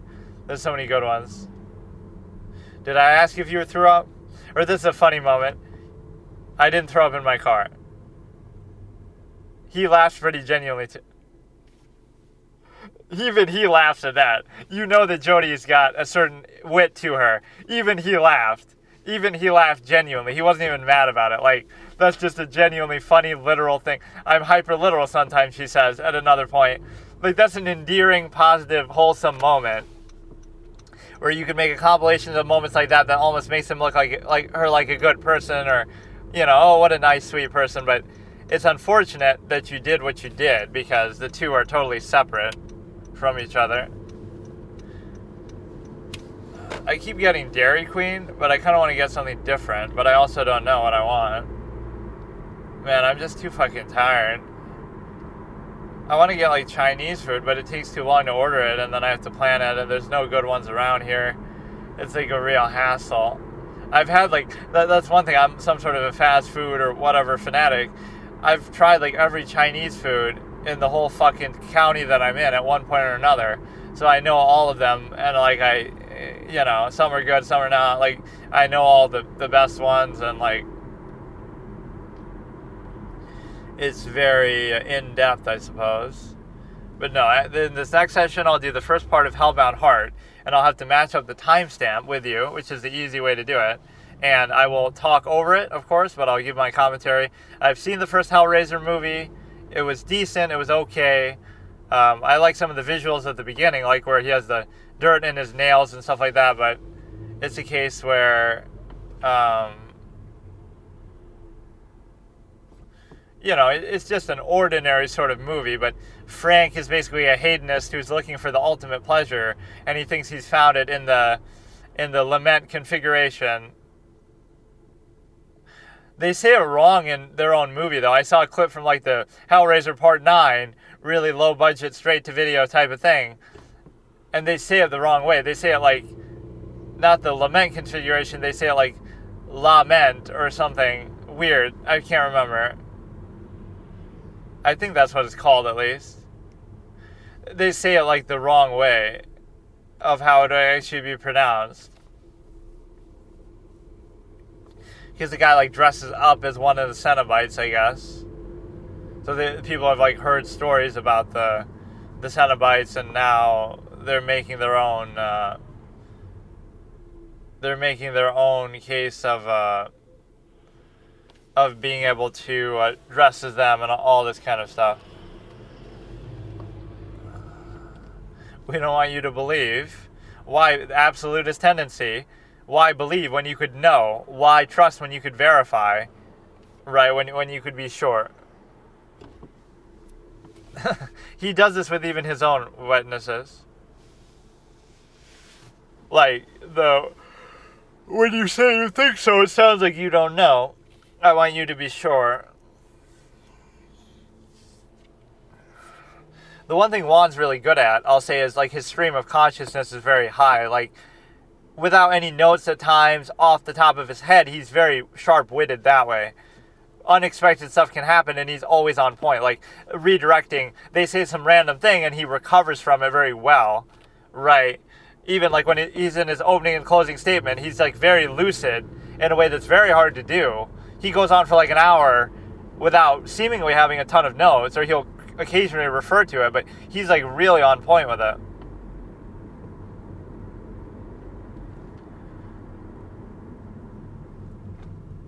This sort of parts of this are pretty wholesomely like just, they're just being nice and cordial.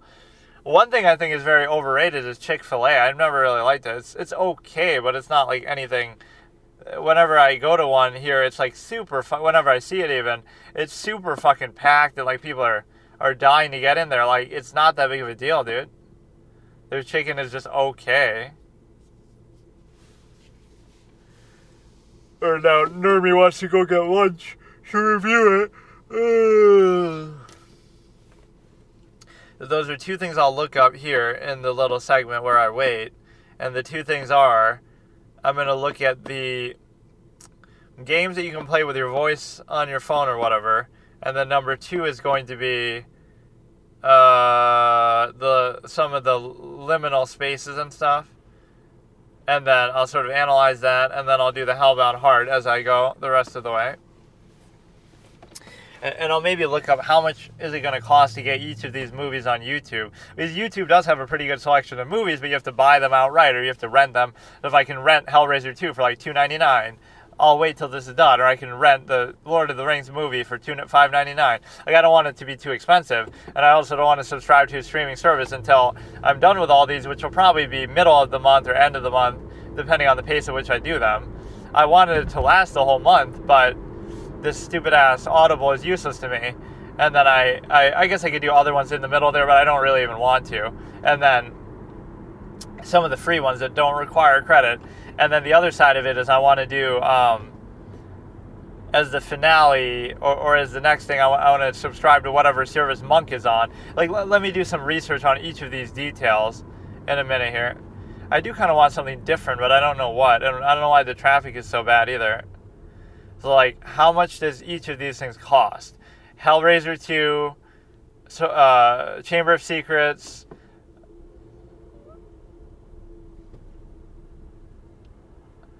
and then the Lord of the Rings movie, and then finally, what streaming service is Monk on, and then finally, what voice video things are there, and what liminal spaces are there. But no, this is almost a technique you could do as like a writer or something. If you have good ideas, you keep a thing on at all times, a notepad or a recorder, a little on the toilet when you're in bed, in the shower. You know, you might have some of your best ideas there, and you got to remember them and write them down and whatever. You could think, oh, it's narcissistic, but the very idea of writing stuff is you think your ideas are of value or whatever, so you got to be willing to do that.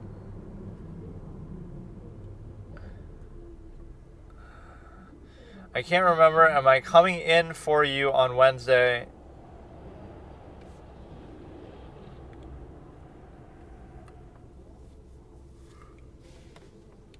So who is she talking to at this point? For like work purposes? It can't be for Travis. Jody.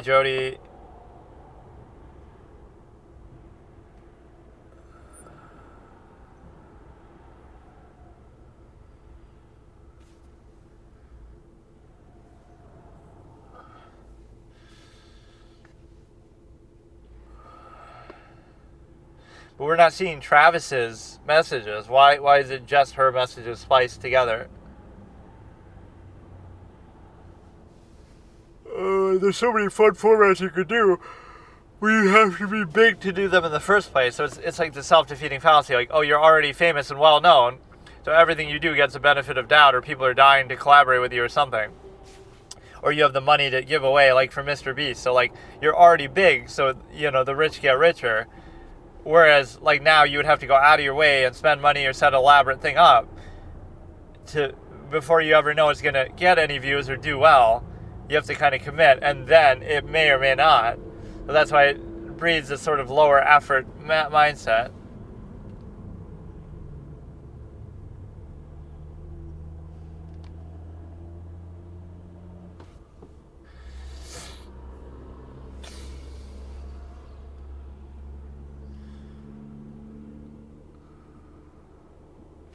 Or she's very literal about this.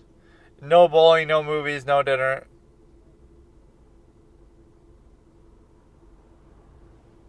That's why it's called family home. Evening.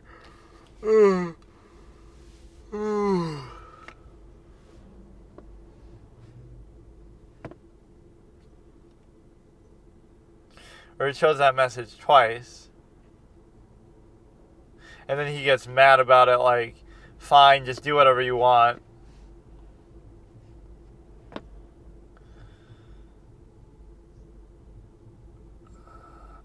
Yesterday was like a full makeover type of day for me. In terms of, I got my hair cut, I shaved, I got a new pair of shoes because mine were falling apart. Very random, real-life blog commentary style. But some of this is very low effort, but some of the stuff I've done in the past has been good here, so I'll stand by it as a collective format that you can extract out some meaningless stuff, but everything is sort of validated by something.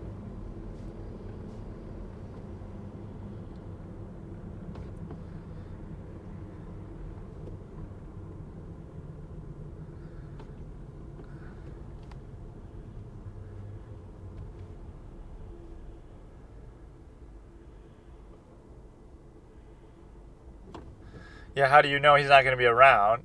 He could be around. Who says that he won't be?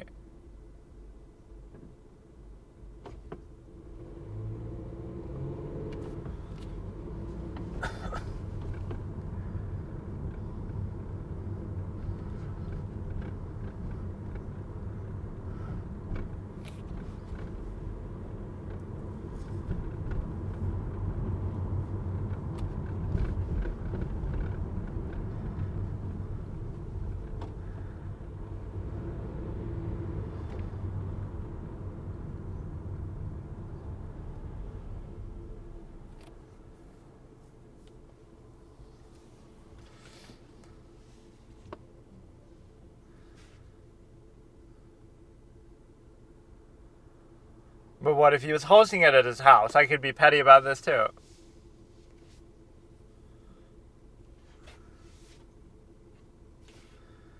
What does the car have to do with the masturbatory conduct? Well, we had planned it together, so you could... It was mutual. I'm not asking if it was mutual. I was asking if you wanted to trade it.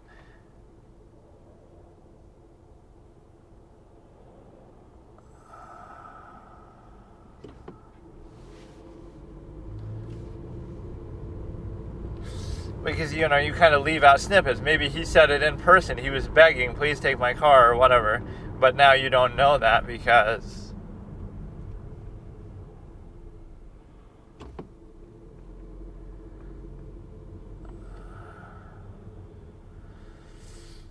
Oh my god, this traffic is so uncalled for.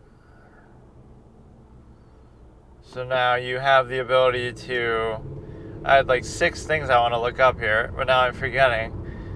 Liminal spaces, the price of the 3 movies, Harry Potter, Chamber of Secrets, Lord of the Rings animated, Hellraiser 2, then some game you can play with only your voice on your phone, and then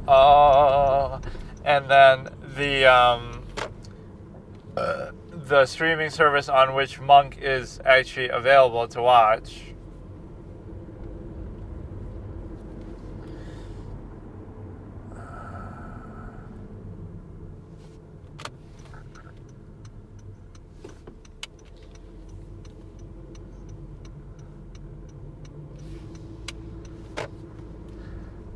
Or she just assumed it, right, Alice Laviolette?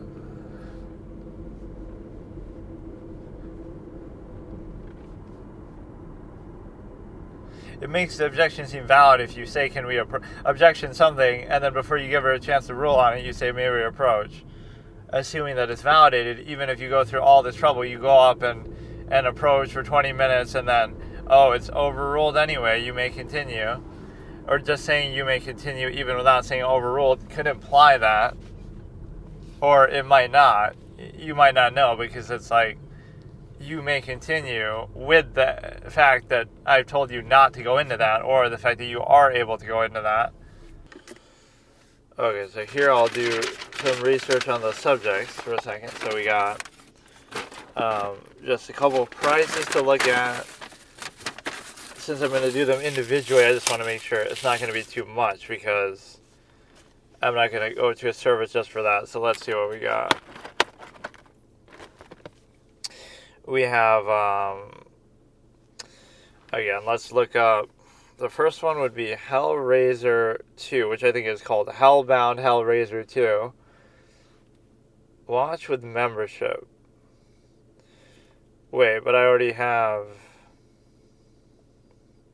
free trial. Okay, that's only like $3 or $4, so that's not a big deal.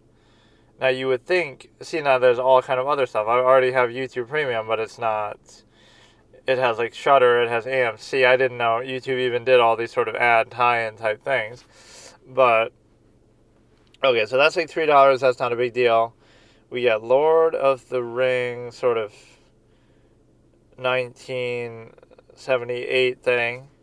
And so that should be... You would think some of these should come along with just... Okay, that's also $4. Some of these aren't bad. It's just to rent it, but if I'm only going to watch it once, then what does it matter? And then Harry Potter, Chamber of Secrets, audiobook, like it'll be on YouTube for free. Let's see how much this is. Oh, that's also only $3.99. That's not too bad.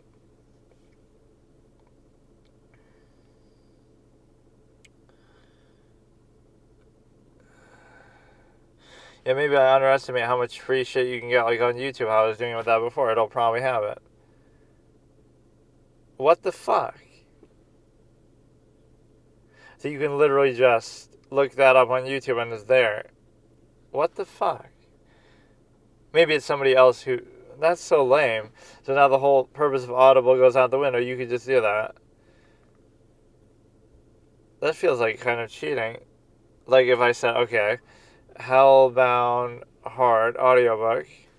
Look at this. They're all going to be on YouTube for free. What the fuck is the point of this then?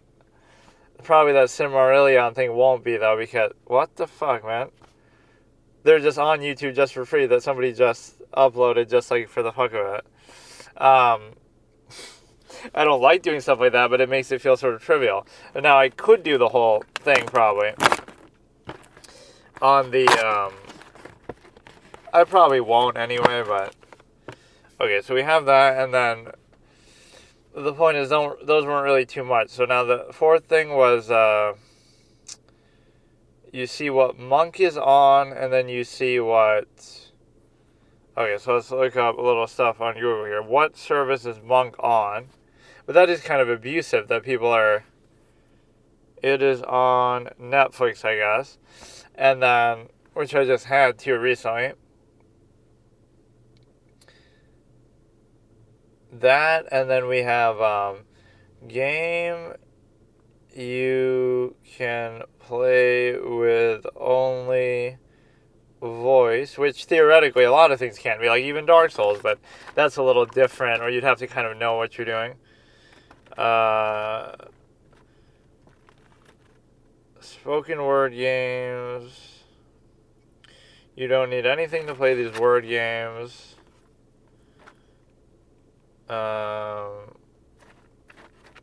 But no, like some sort of choice game. Like you could theoretically, Heavy Rain would be very easy to do with that. And you could even do it beyond just like, beyond just saying what exactly the response is every time. You could just say like left or right or or whatever corresponding button choice, like, A, B, C, D, for like all the different options you could potentially have.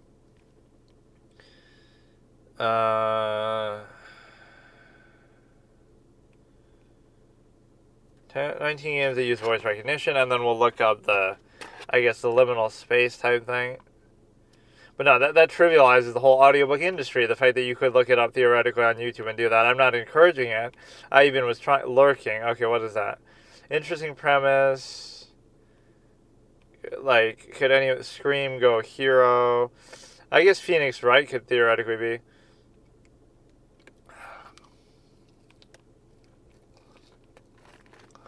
It would always let you say, like, objection, but with your voice, but that doesn't mean that you could do the whole game like that. It's not something I really care that much about doing, but let's just look at that stuff that I had when I liked here, of which I had a lot. So it's like all these random, your month determines this or that, your liminal space or something. So it gives you a good opportunity to sort of analyze them more so than just simply seeing it, right, for whatever value it potentially has. I kind of try to understand the whole phenomenon behind it.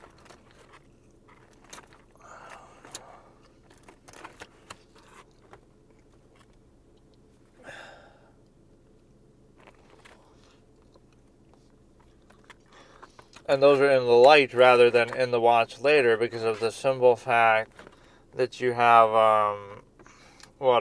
like, you can't add them to a playlist properly, I guess.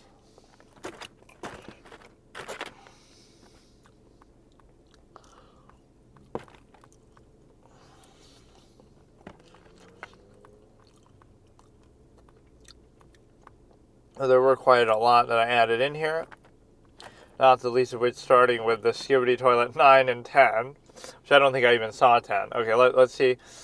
This was the one where, like, May was the Slender Man dude in the doorway, so, like, May really has it rough. And I was questioning, like, why April is snowy and stuff. So I guess it's pointless to even do a timestamp for these, but just to sort of say which one I'm looking at, which there's going to be so many that it's hard to tell you.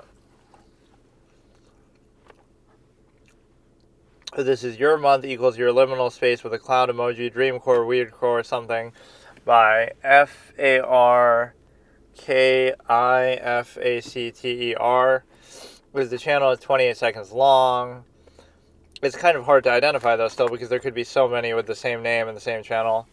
So I won't even do the timestamp, but I'll just tell you, like, sort of. So this is January, which is actually my month, and it's like some sort of mannequin. Didn't we have another one that was like that too?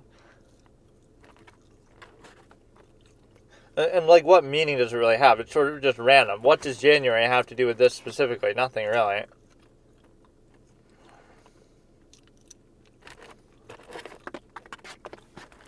And so it's the case where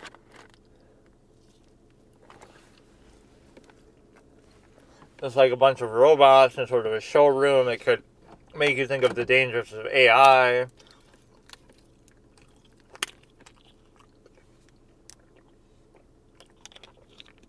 Each of these could be like a little Twilight Zone episode, like that one with the mannequins, actually, where they come to life, where she's like caught in the store or whatever. Like, she goes up to a floor that she wasn't meant to go up to, and then the mannequins come alive, and so that's kind of what this evokes. Or maybe even, again, just all the AI is going to come to life and bother you. A lot of these aren't really even scary or meant to be scary, though. So February, again, goes into this vibe of the childlike stuff where it almost looks like a play area or something of the sort. I can barely tell. But, again, some of those people can find either nostalgic or creepy. There's something sort of trippy happening with the top where it looks almost like it's repeating, but I can't really make out exactly what this is meant to be. So the first one was, again, it could be a little creepy on the basis of your fear of those things coming to life, but nothing really too extraordinary. February is kind of just, again, the childlike, nostalgic element. March is sort of like, I can't tell exactly what it is. It almost looks like a mall where the lights are... I don't know exactly what this is supposed to be. Some mall or building in which you're able to basically...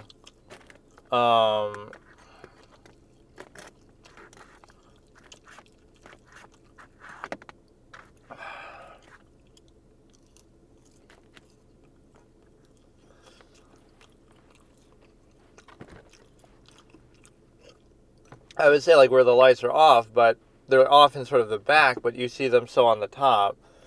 And so it's just the unknown, I guess, of the darkness in the behind area would be possibly concerning, but there's nothing really too noteworthy here.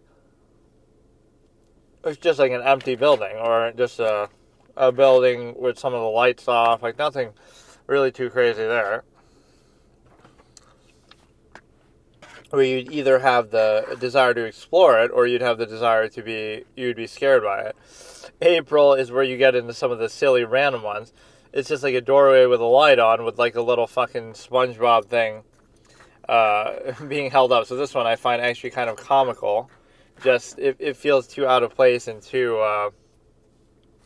what could be the implications? That it's coming to life, or that it's not meant to be there. You're just kind of laying in bed, or I can't even see what's going on. And you suddenly see that pop up, so it could be coming to life, or somebody could be fucking with you with it. That light's not meant to be on, that thing's not meant to be there. Maybe you don't even know what that thing is.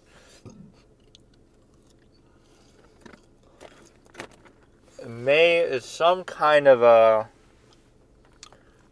You know, I can't tell what kind of room this is meant to be. There's like a stairway going up. Almost looks like an office-type building. And it's just a wall that's sort of broken down, which... I don't know what that has to do with anything.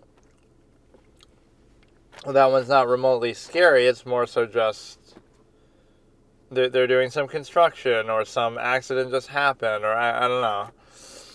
So again, most of these aren't really disturbing at all.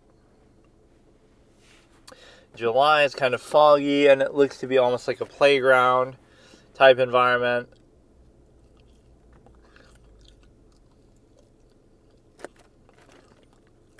So there's nothing too noteworthy there either. I mean, most of these don't really give you much to work with. Just the fog is itself atmospheric, maybe a little off-putting.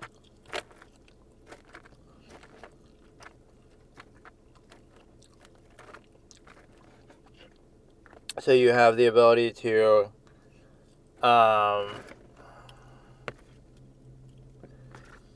don't know.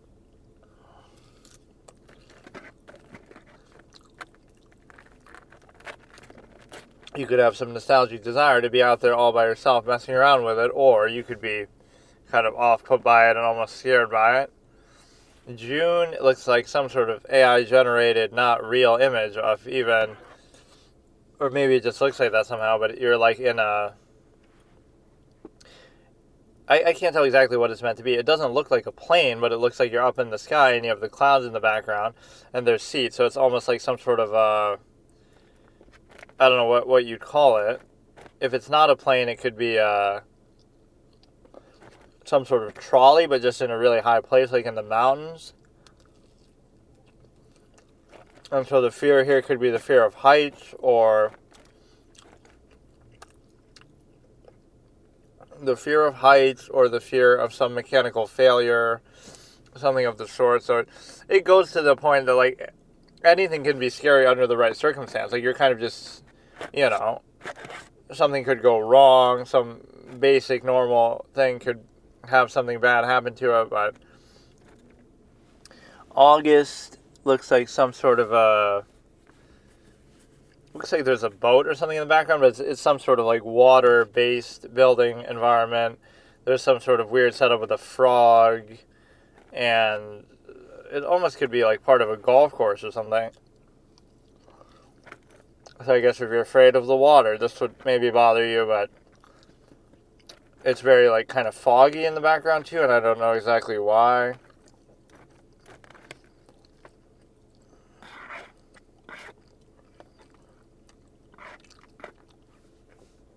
August doesn't have it too rough. September is like a little dark hallway type ramp. You see a lot of these, like the one with the air vents maybe in the other one. Can't really see what's in the background. It's just like a potted plant. Yeah, this one doesn't disturb me at all. This is just like you're leaving your office on the way home to work and you're just shutting the lights off as you go and you're the last one leaving. So like, what's the big deal? October is the typical like sort of backroom thing where there's just like nothing there, but it's always like the unknown, I guess, that bothers people. Nothing really too crazy there. Or one of the walls looks kind of different than the rest. December is just almost like a hallway in a hotel. That wouldn't really bother me at all unless the whole hotel itself is abandoned.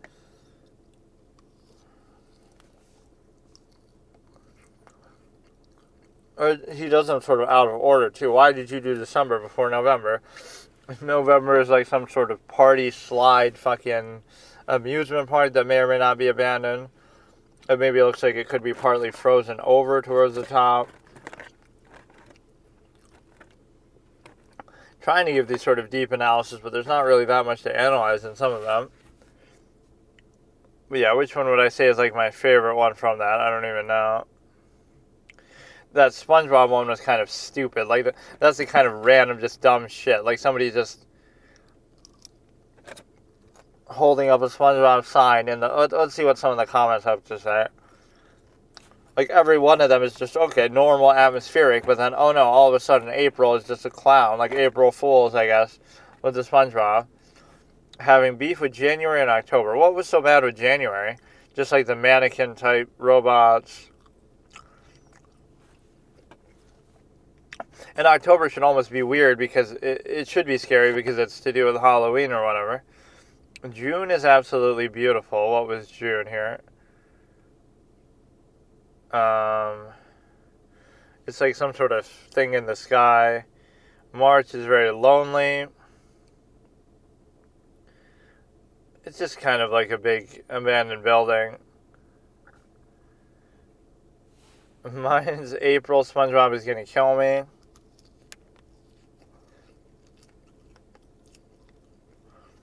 June, terrified of flying in planes. I couldn't tell whether it was even meant to be a plane or not. November, couldn't be happier with mine. What was November again? It was, the one with like the slides and stuff.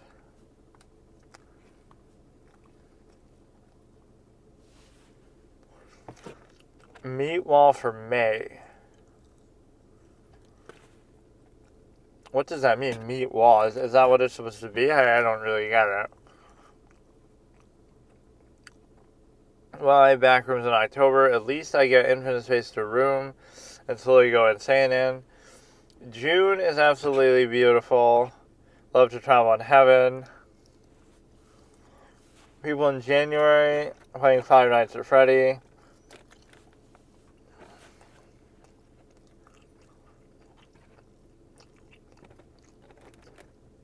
But some of these are kind of almost just boring. Like, oh, it's just like an office. Like, so what?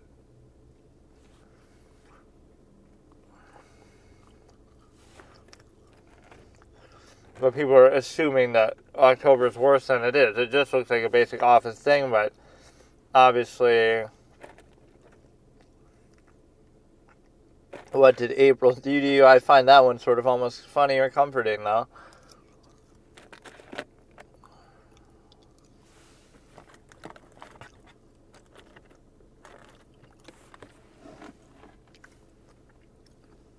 What the fuck is SpongeBob doing in there? Yeah, there's always like one random one like that. We get like a Slender Man sighting in the first one, then we get like a SpongeBob sighting in this one. So I kind of caught up on editing these. So yeah, now we'll go into the little one with respect to the actual audiobook, which apparently I could have just watched on YouTube for free, but I guess we get the free trial. That is kind of sad, though. It's not really the fault of the platform, but it's like, I mean, it's maybe the fault of YouTube that they should crack down. You can't do that, like, with a movie. Well, occasionally you would see full movies, I guess, on there, but Usually it'd be like an older one that nobody cared about, or so I've heard. Or now this isn't going to do the proper orientation because it's going to not be meant to be done like this. You're using mobile data, that shouldn't fucking matter, dude.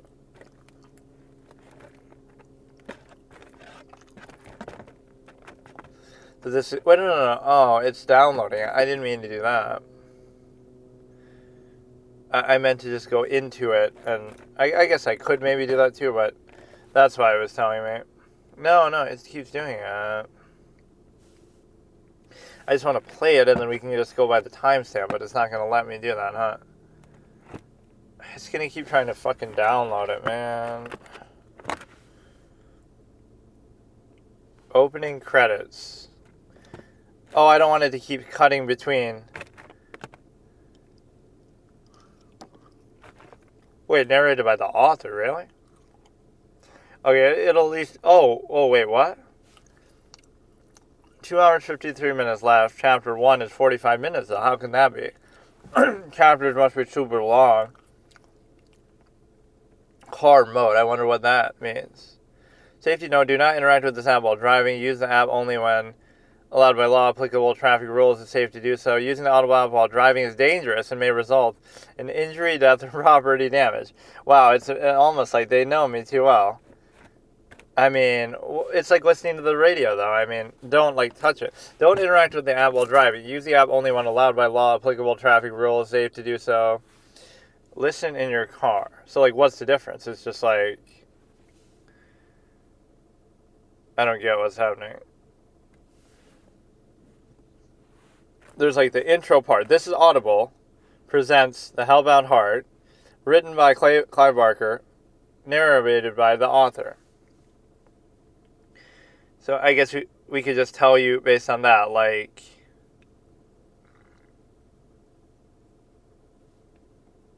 how do I, go back in a manual way? It just doesn't let you. I'd have to just do it as soon as that other thing starts then.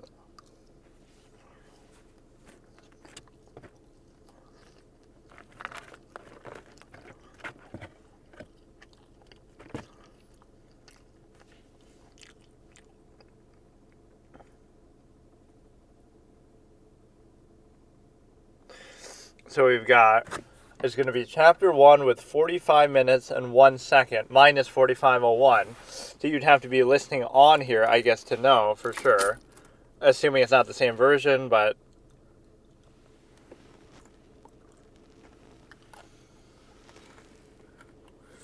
Crossroads Press.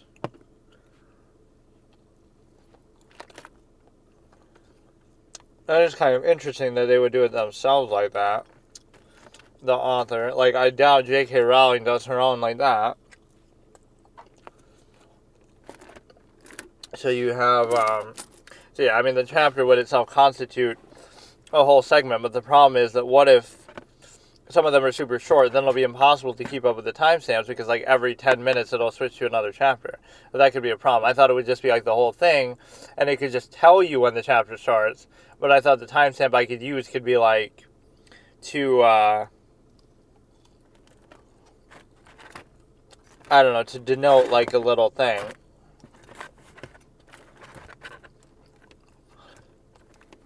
It would just be a 3-hour thing, but then it would just tell you, okay, now it's 30 minutes in, and now we're starting chapter or whatever. But it could just keep telling you. Now it'll be annoying because for some of these it might be every 10 minutes. It changes, and I guess you could say if you're listening along, it'd be fine, but I don't know.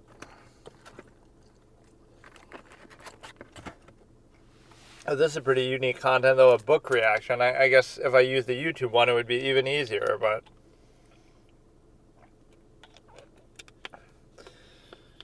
But no, it even says, listen while driving, but why shouldn't the UI be driver-friendly anyway? I like that it actually acknowledges that. Probably one of the good core uses of this, but it's sort of the same thing where, it's like listening to a radio or something. Why should that be any different?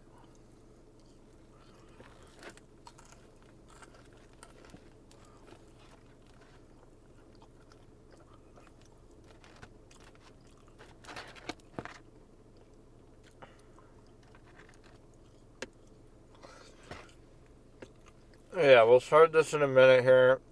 I almost don't even want to do it yet. Like, I probably should, but...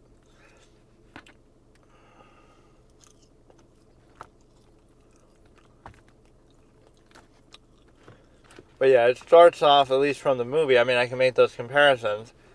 It starts off with him finding it. Like, so he buys it from some guy.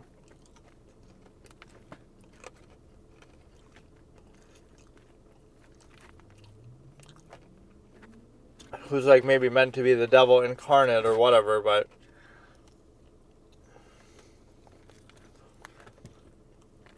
Maybe he becomes, like, the gargoyle at the end or something, and then he flies away.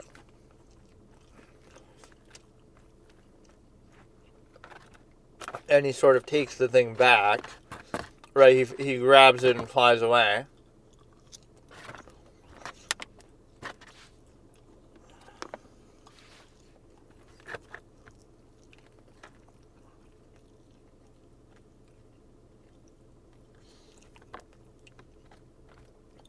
So, yeah, I mean, this chapter would fit pretty well, but it's weird. The whole thing is like 3 hours, and this one chapter is supposedly, or maybe they split it up differently based on the audiobook, but like it's not actually the chapters just from the book, the way they organize them there. But that means the whole book would only be like 3 or 4 chapters or something.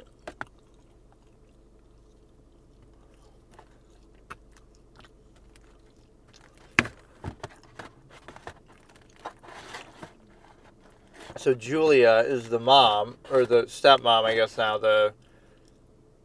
well, not even really stepmom, just the love interest of the dad after the mom has been gone.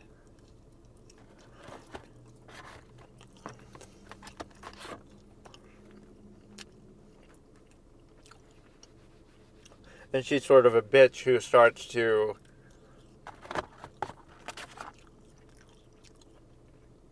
cause all these problems because of her lust for Frank. I guess you could call it like a monster in the house movie or story, because it's literally the monster's like up in the attic. Frank, like where he got torn to shit.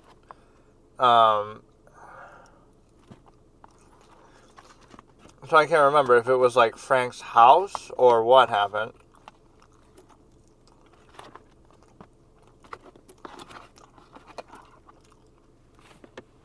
It was a house in which her and him used to elope, even though it was owned by the... Like, they're moving in, so I don't really get it.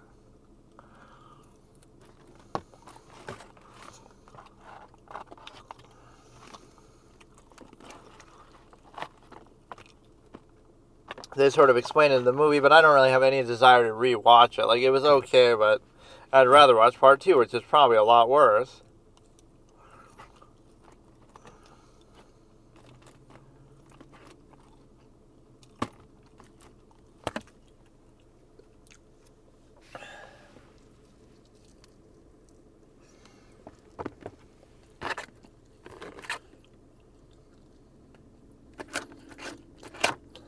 Yeah, who would pay for this shit $15 a month just to get like one free book, even if it has other ones already on there? All the major ones that you'd probably want to read, you're going to have to use a credit for. So you only get one per month, and then you also get the fact that you can find it so easily on YouTube or whatever, which again, I'm not encouraging that, but YouTube should probably crack down on it.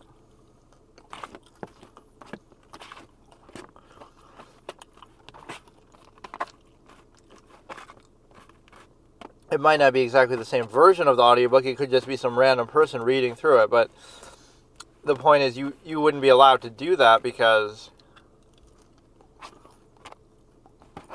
you know, that's like stealing the book, basically.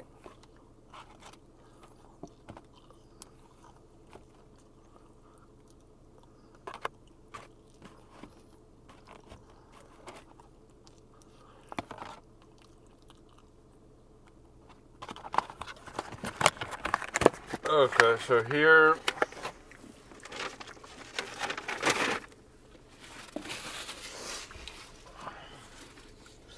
This is a version that has a picture of the guy standing to the left. I can't tell exactly what it's supposed to be.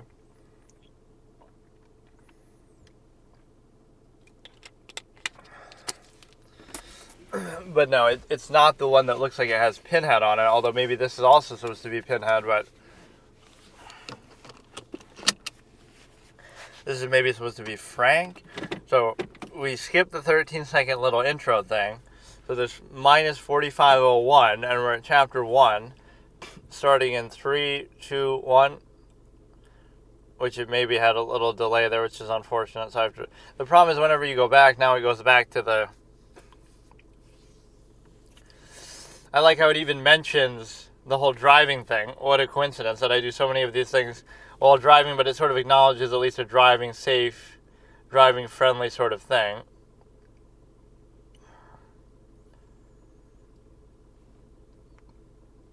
I don't know why you can't just do it like in the whole thing though. Right, with like 2 hours plus or whatever, but I'll do it like this I guess for now. So this is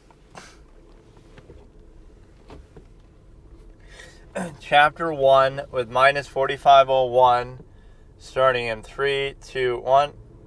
The Hellbound Heart on Audible. Or it's got like music and shit in there too. What is this about? I don't mind that, but it's like that I just watched the movie then.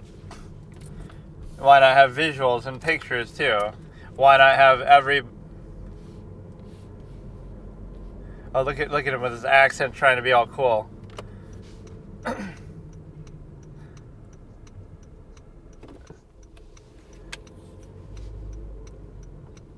Of Le Machan's box? What is it? The device had been constructed by a master craftsman.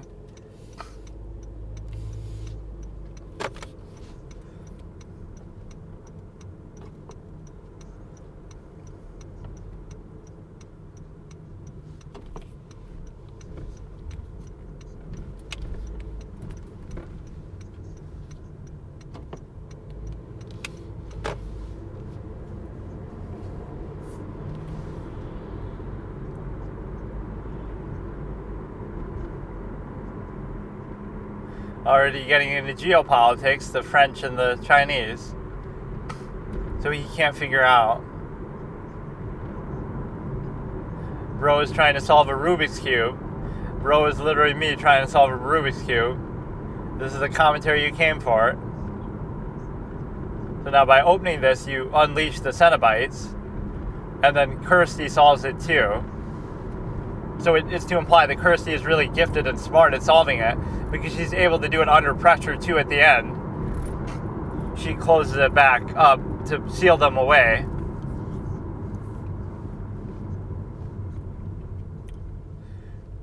So what happens to it in the meantime? Like, she solves it later and opens it. You open the box, we came.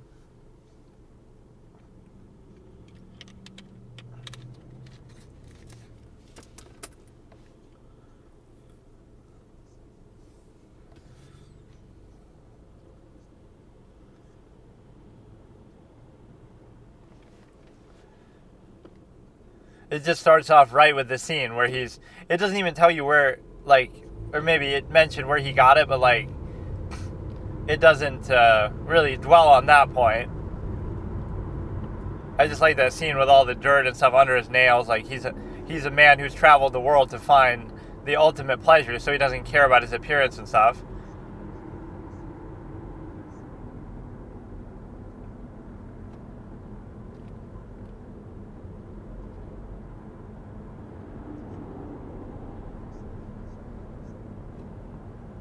This might be a lot better than the actual movie, too. The Bird Maker's Box.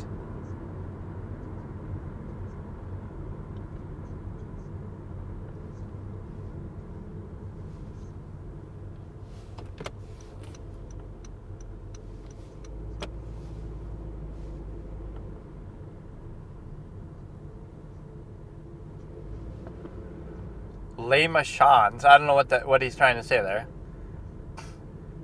It's called the Lament Configuration. in proper lore, I guess, according to the movies. They might not ever actually say that, but he's calling it the Lema Shan.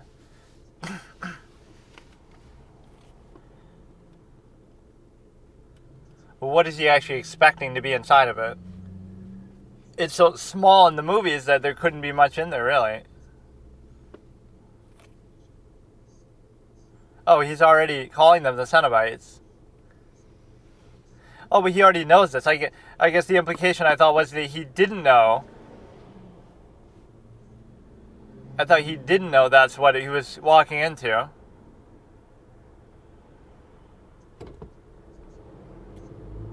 The whole, like, residual, whatever. He's got the candles and everything.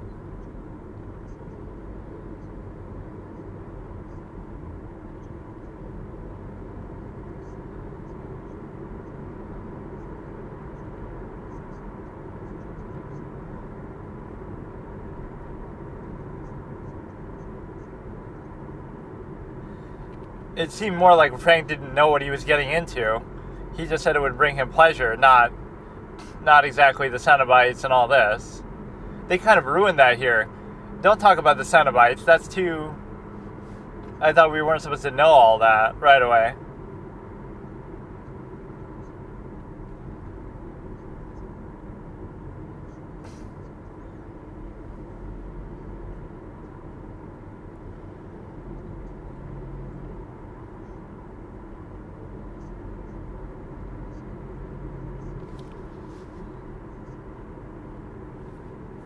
It's like a man who's bored with ordinary life and, you know, a hedonist who's so pure with his will there. Yeah, the dull round, exactly. He's, like, had all the women he's wanted, but it's not enough.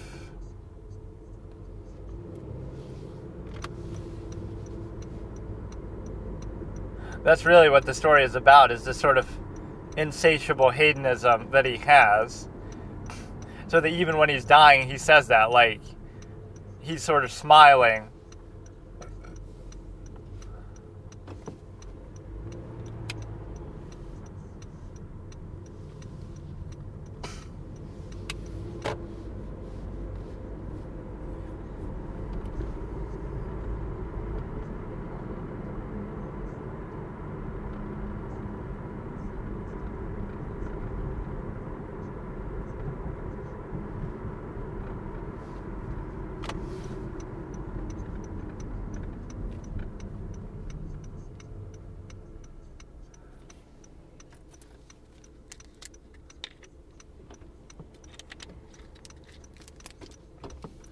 This is their epic entrance. It's still better with all the music, like the little... I love that music that plays when they appear. Which is maybe a reference to the bells or whatever.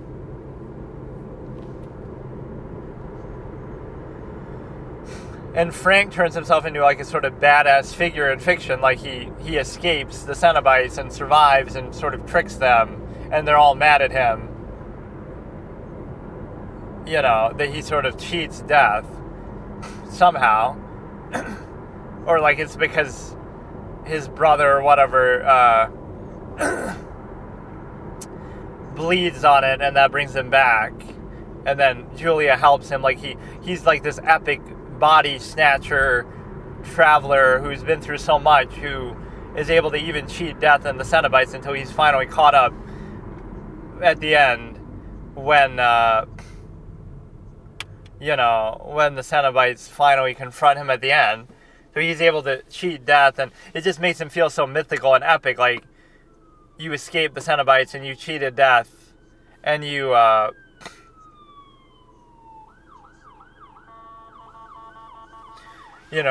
escaped all that devastation, and it makes you feel kind of badass. This is the man who cheated death and escaped the Cenobites and stole bodies and snatched bodies and lived in the attic and did all this. Like, just... This is probably a better way of explaining it, but...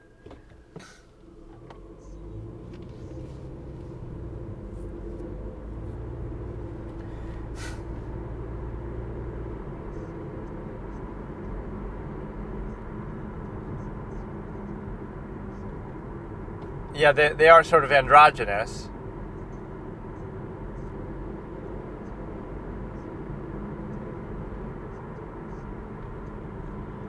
You really care about their gender? Why would that matter? But yeah, I had trouble guessing that too. Or I had trouble figuring that out.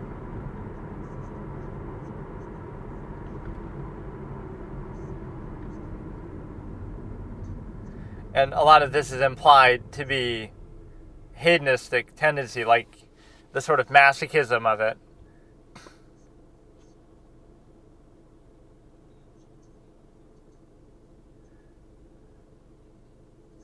You have the pinhead, then you have the female Cenobite, then you have the other two that don't really talk. The one who like pushes him against the door, and the one who explores from the further regions of experience, demons to some, angels to others. But they say that to Kirsty.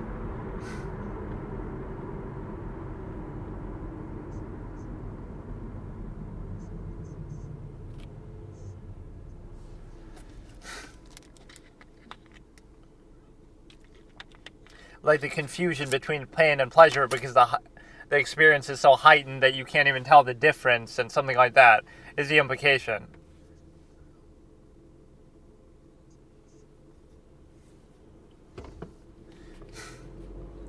He expected them to be his plaything, but he's their plaything. He didn't realize.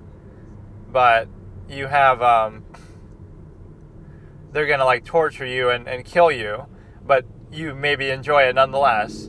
Sensations you've only dreamed of, right? It sort of blurs the line of sensation. Sexless things, that's all he can think about. The stimuli acme is strong with this one.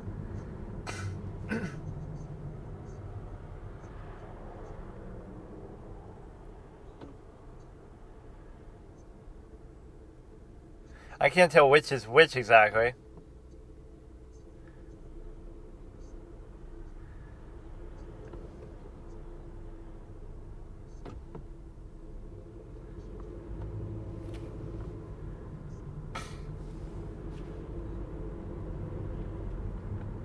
Oh, the engineer is the one that,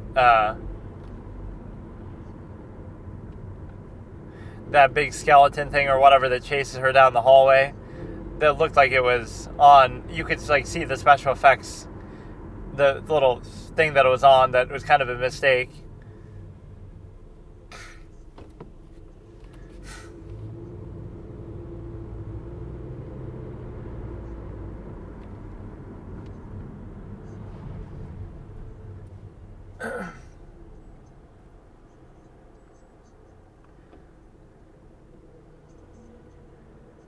I didn't realize he was this horny, though. I thought it was something other than just sexual delight.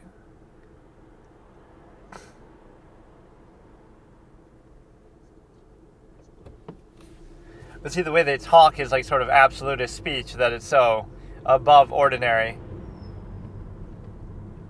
He's trying to do the voice, but it's a little weird.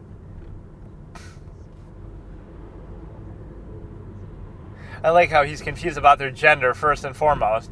Average modern-day Republican or conservative, like, that's the most important thing, trying to pigeonhole you into gender stereotypes.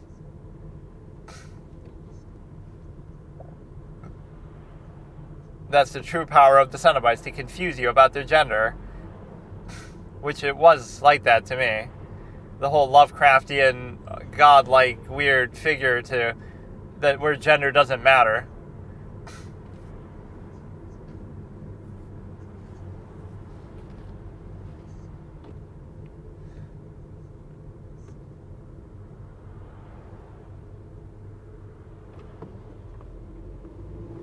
Taste our pleasures.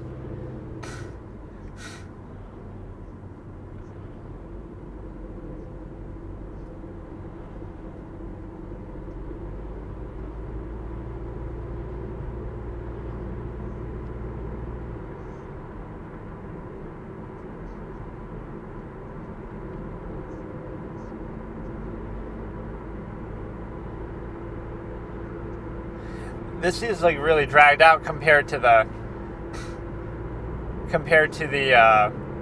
how quick it happens in the movie. They just skip over all this and he just gets destroyed.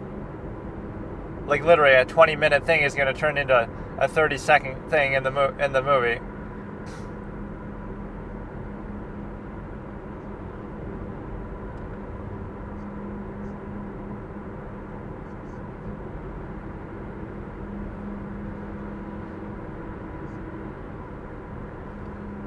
These sort of desensitized, average modern millennial youth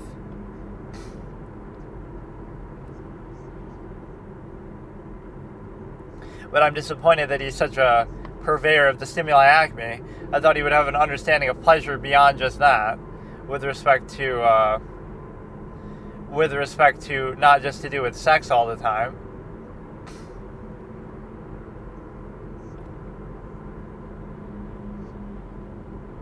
We always take someone with us. We can't go back, not alone.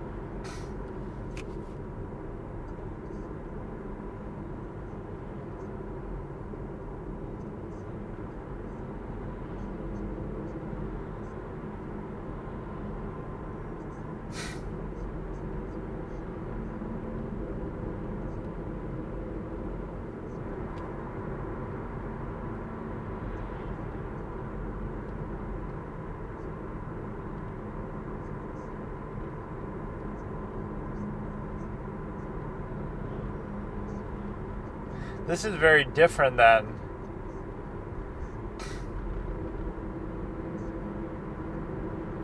now he gets tortured by them, but they sort of pull on the chains and stuff. So it sort of heightens his senses to such an extreme degree.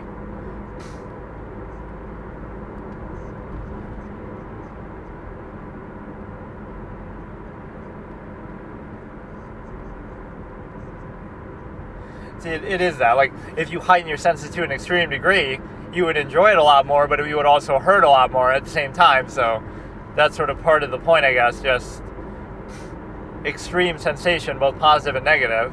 You've never felt anything quite like this.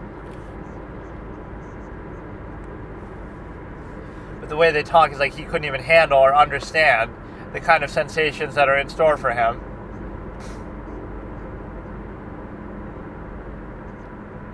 He was father to or farther to? I didn't understand what he said.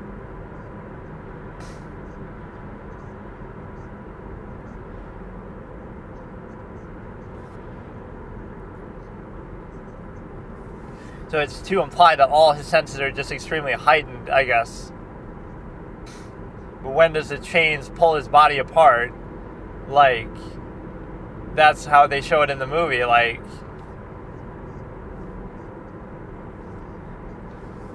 They play with the little chains and pull his body apart and stuff.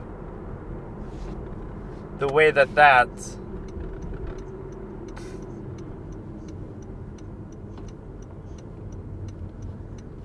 he's already seen too much.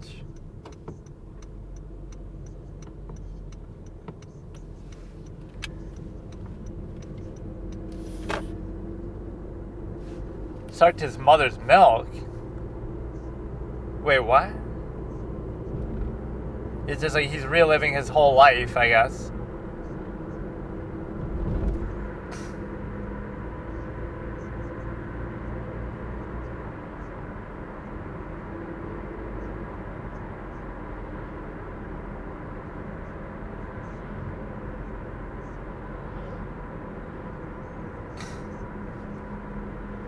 He was promised the ultimate... Oh yeah, here we go. The hooks, the chains.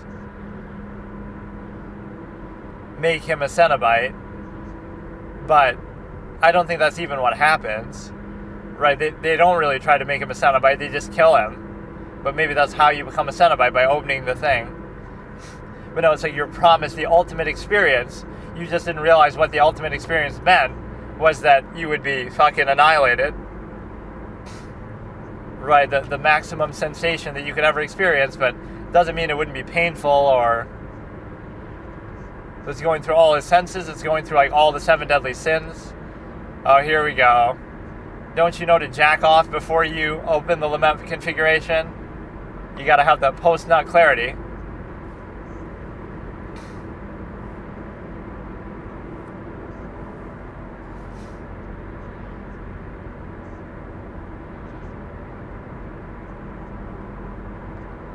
When does he get torn apart by the chains?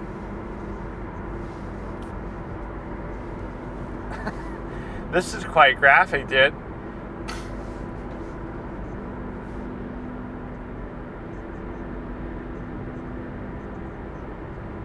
If somebody's jacking off within the first 20 minutes of a book, you know that's a banger. Stephen King, 2020, whatever. Like, he has a scene like that in some Needful Things or something.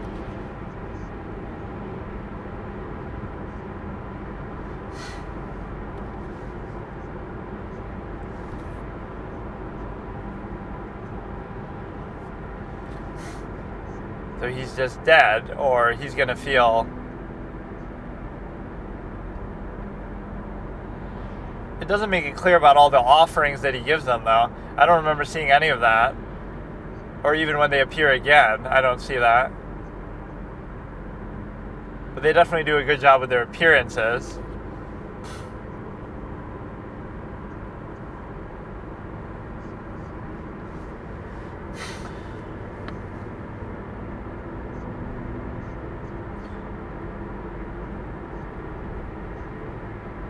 So the female Cenobite.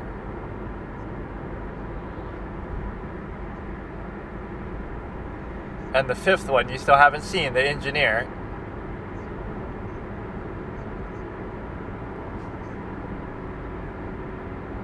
But I thought your eyes were all fucked up, so you got a sense of sort of back. It's sort of hard to keep up with this when it just never stops.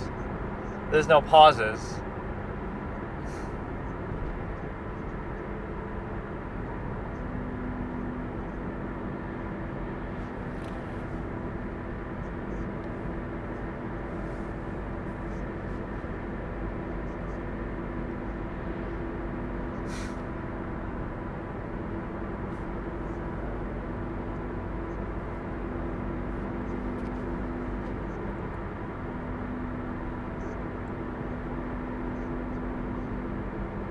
Frank does sort of fear them afterwards, but how does he escape, basically? How does he cheat death and escape the Cenobites themselves? Cheat those who are explorers in the further regions of experience.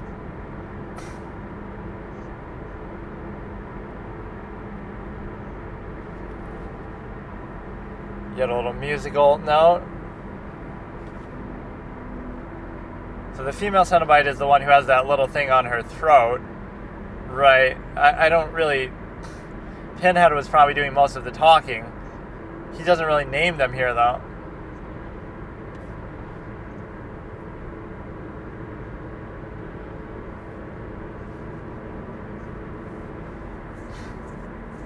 Or does it just end off there? Now we're into the other characters. So maybe they'll never tell you what happens after that.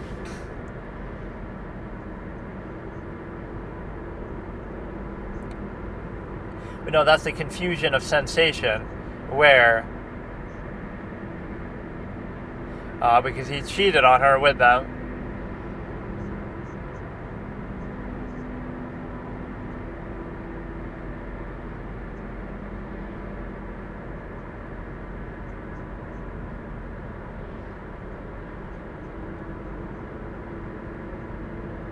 He hands that guy like $500 like it's nothing, though. The guy who gives him the lament configuration.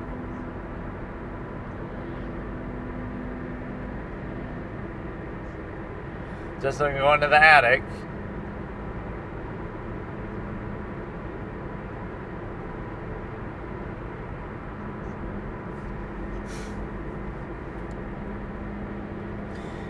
But no, it's a case where,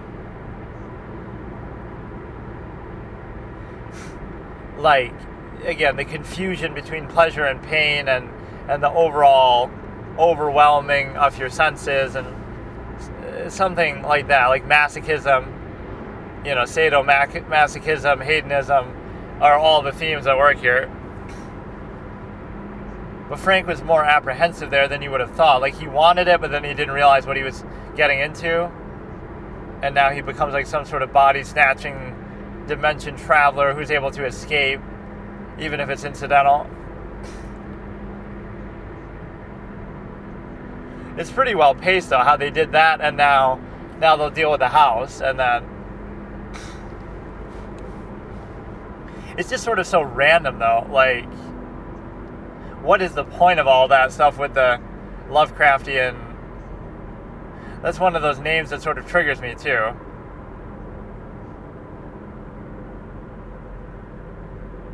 Like Christie is what you're thinking of, or something.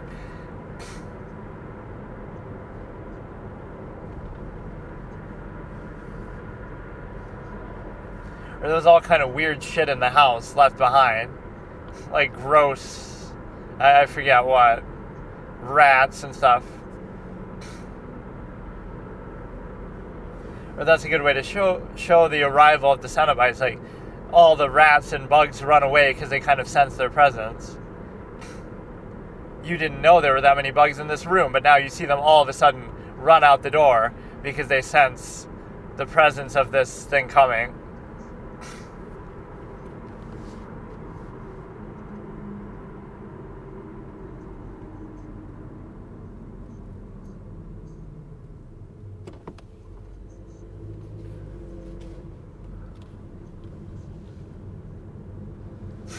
That's quite the way to put it. I wish you had been killed at birth, so I didn't have to be your stepmommy. But yeah, Julia never really liked Kirsty.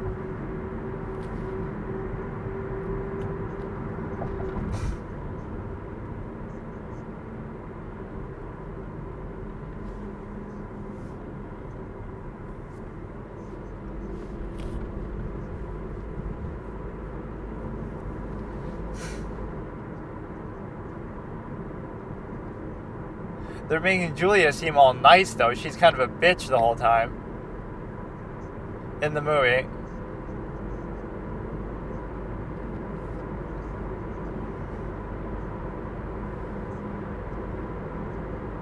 She has like the resting bitch face.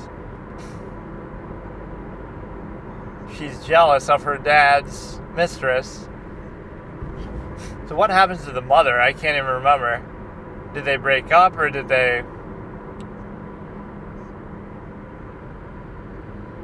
both don't like each other? See, so much of this though I don't like. Like, if I was to write a book, it's too much like sort of round and round descriptions. It's kind of irritating after a while.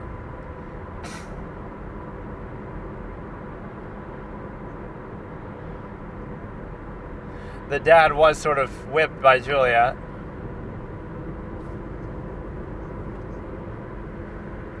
And then Kirsty thinks she's cheating on him later, but it's something much worse. I mean, I guess cheating with Frank in the sense. Like, think about it. Not only does she cheat on him with his brother, Frank, but even when he's dead, now she goes and commits murder for him, and all to cheat with him, and all to and then ends up killing him too. Like, come on. So you get what you deserve at the end, where he kills you too. So we got 17 minutes left in this chapter, and that's as far as I'll listen here. I kind of have a headache, not because of this, but tonight she has the flashback about her and Frank.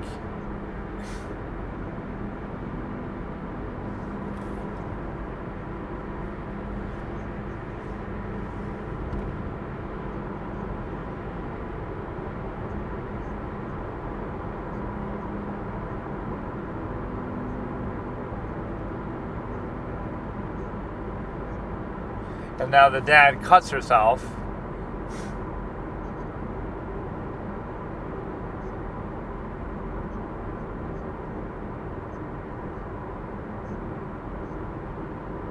Yeah, this is the part I hate about literature. It sort of insists upon itself with the little descriptions, like, we get it, but it's just,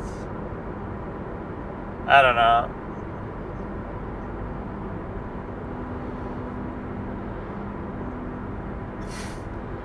I don't think we hear anything about this in the movie.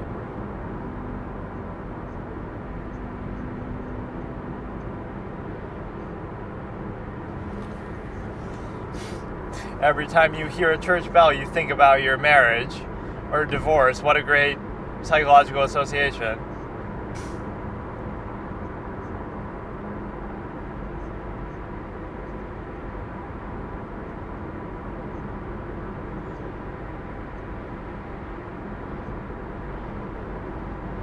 The way they portray it's a little bit opposite, though. They're showing Kirsty as being sort of negative and a stick in the mud, even though she seems more positive in the movie. And they're showing Julia as being so nice and sweet, even though she's a constant bitch to everybody in the movie. So they kind of got that wrong in the movie. It's sort of the opposite. Kirsty's always like positive and upbeat, and Julia's always a bitch.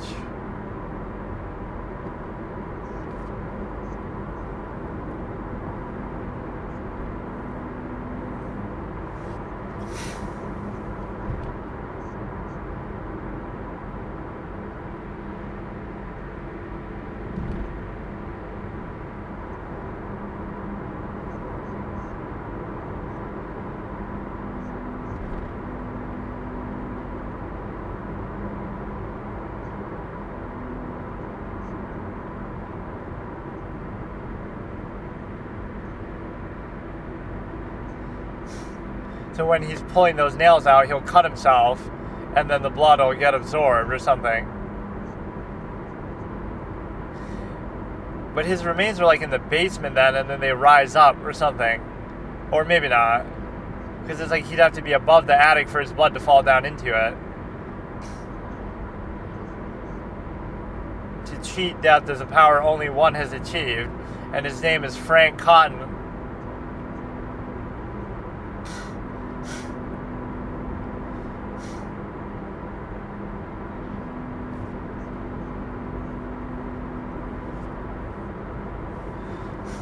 So she reminisces on when she's been here before.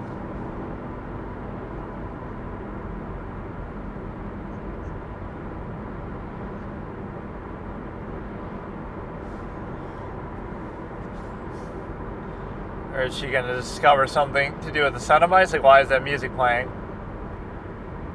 You got to have like a clear set of rules. It's one of my favorite things that Roger Ebert said, where if anything can happen, you don't really care what happens, so you have to have some sort of game theory rule set, even within the fantastical nature of fiction, that you could do this.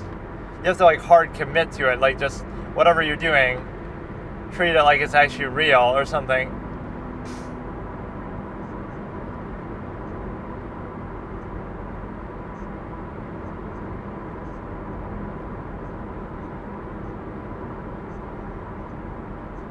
Oh, look at this. He's waxing poetic about the seasons.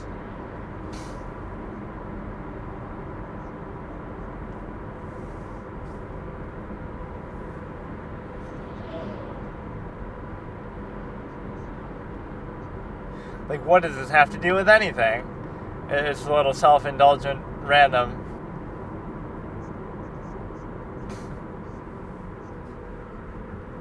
Kind of like the pleasure and pain dynamic, maybe.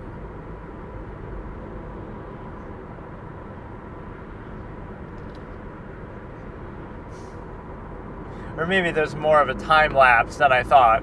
The way it made it seem was like the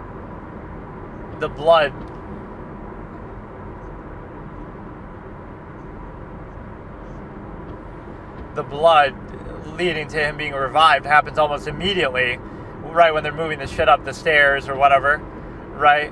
That happens like as soon as they go into the house as they're setting up. Whereas here it'll be like a little later on, after a few days, weeks. The whole neighborhood's, having a time lapse. It's stretching to September. These are all things that arguably the movie got wrong, but just decided to change.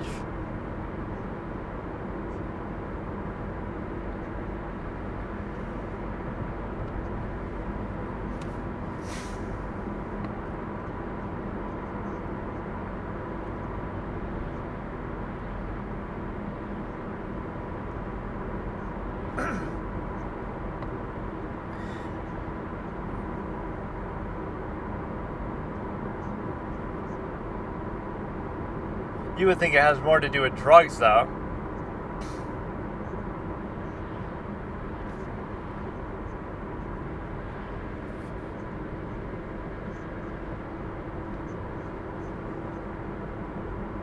And then they slept together.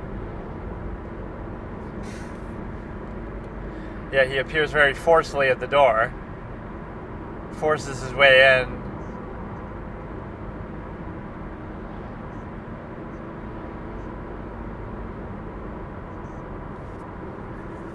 It's like the bad boy syndrome, right, where you want the bad boy. Rory's just a goody two-shoes, which I didn't know his name was that. The dad's, like, Kirsty's dad is Rory, but I don't think they ever say that in the movie.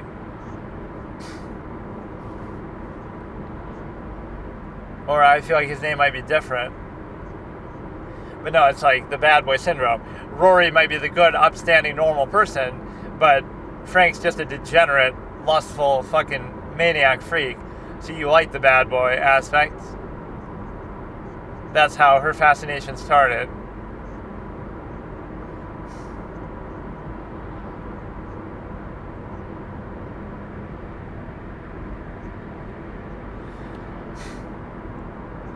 Or it may be implied that they had been together more than just that first encounter. That they had kept it going, but then he just disappeared, obviously.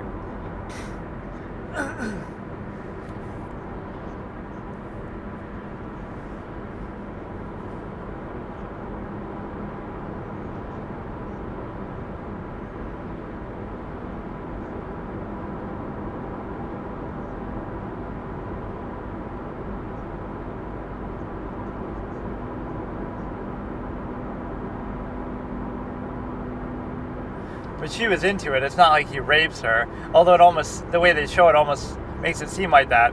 He has a knife and she's kind of going along with it. But she likes it. We've got a jack-off session already. We've got rape already.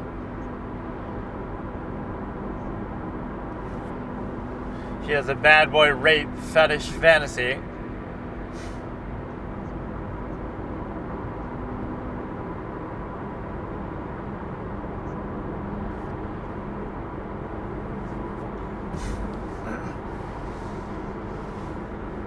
But he had all the gold rings and stuff.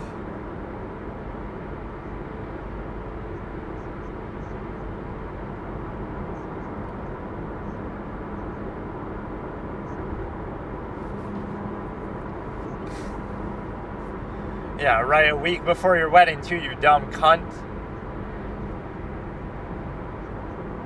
And moving back in this very house is very disturbing to remind you of that.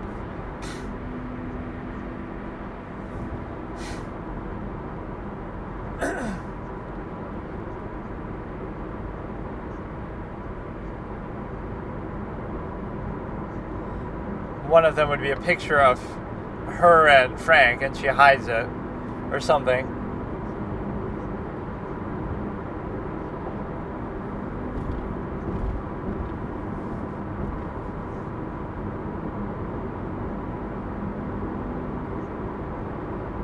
Okay, you lustful bitch.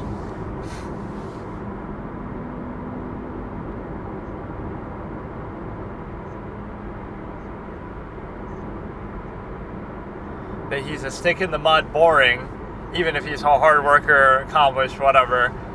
And Frank is a fucking degenerate fiend. But yeah, this is exactly a template, textbook reason of why women get what they deserve, potentially. That, like, you have the good guy who's nice and gentle and sweet and successful, but oh no, I want the degenerate, I want the bad boy. So if you want the bad boy, then that's what you'll get. Like, this is what you asked for. Like, you reject somebody who's just nice and to the point, and you want somebody who's a little complicated, but then you fuck up, and you know, you somehow want it to be difficult. So you get a musical cue number 4. It's a little hard to do this. I almost don't like it. I don't want to talk over the whole thing, but that's the whole point.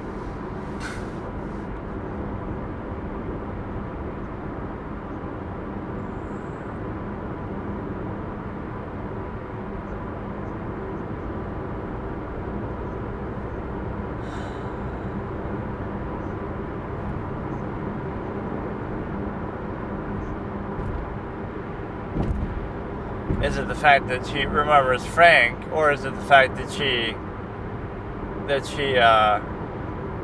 senses something to do with the Cenobites? And I love that she believes that too. He explains the Cenobite, I guess based on his physical state, she would be, and she's even attracted to the zombie form of his in the attic, right? They kind of caress each other and stuff.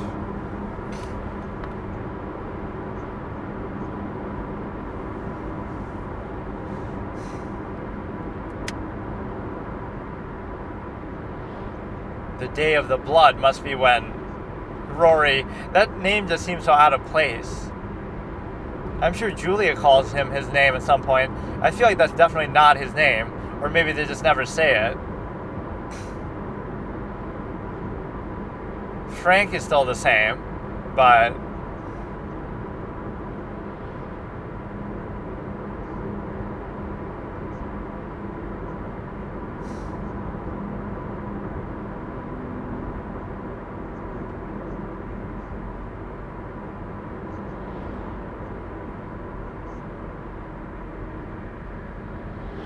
Oh yeah, why don't you denigrate his love for you too just because you're a cheating whore?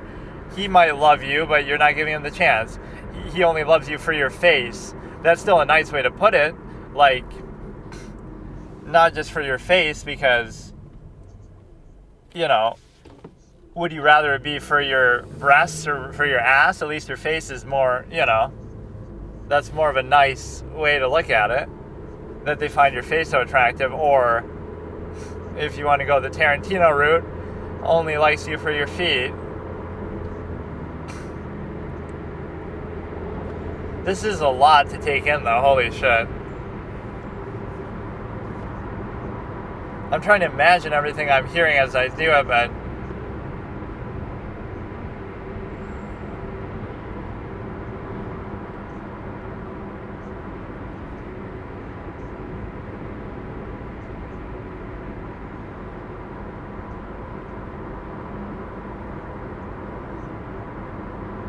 he's very squeamish.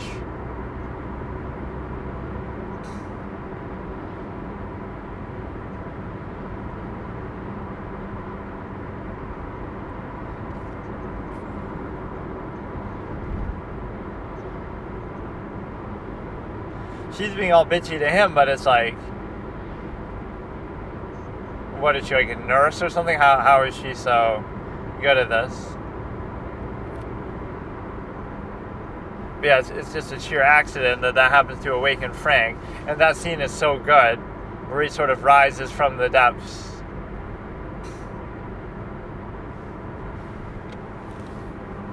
I like the tone in his voice, though, as he tries to... And who would know the indentations better than him? But he sounds kind of too young here, so it must have been... He did this a long time ago, or what? He is sort of voice acting it out and stuff a little bit.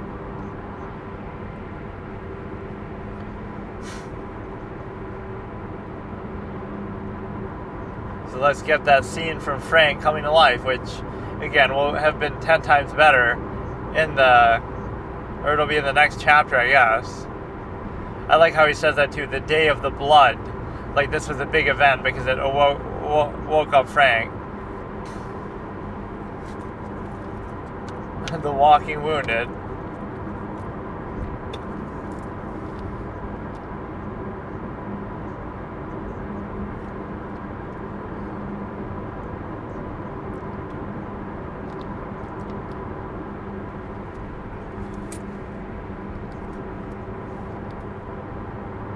She wants nothing, but you got married and you moved in together.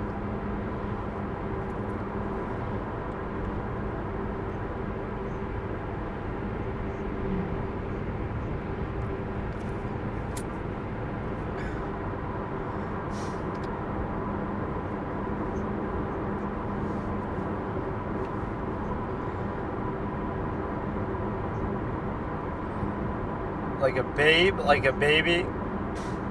Why does he say it like that?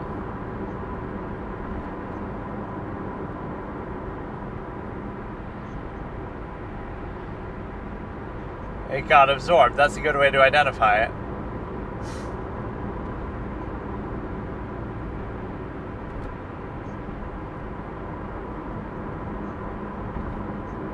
some rat came and licked it up.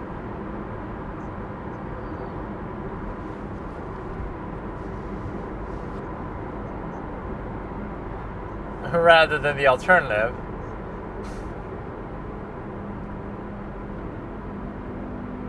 The music, and then in the next chapter we'll have Frank come to life. That's a really good way that he broached the subject. Just the fact that I cleaned it, or I didn't clean it, neither did I, like, kind of, so what happened to it? This is pretty well done, actually. Like, this is probably this is a better book than it is a movie. Just like how The Godfather is a better movie than it is a book, despite being a really good book. So that is pretty much the end of it. 2 seconds, 1 second. I sort of paused it for a second there too, so it wouldn't be entirely accurate.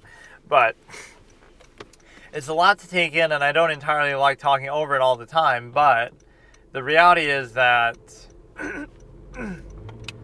it's too much sort of bombardment of stuff. Like,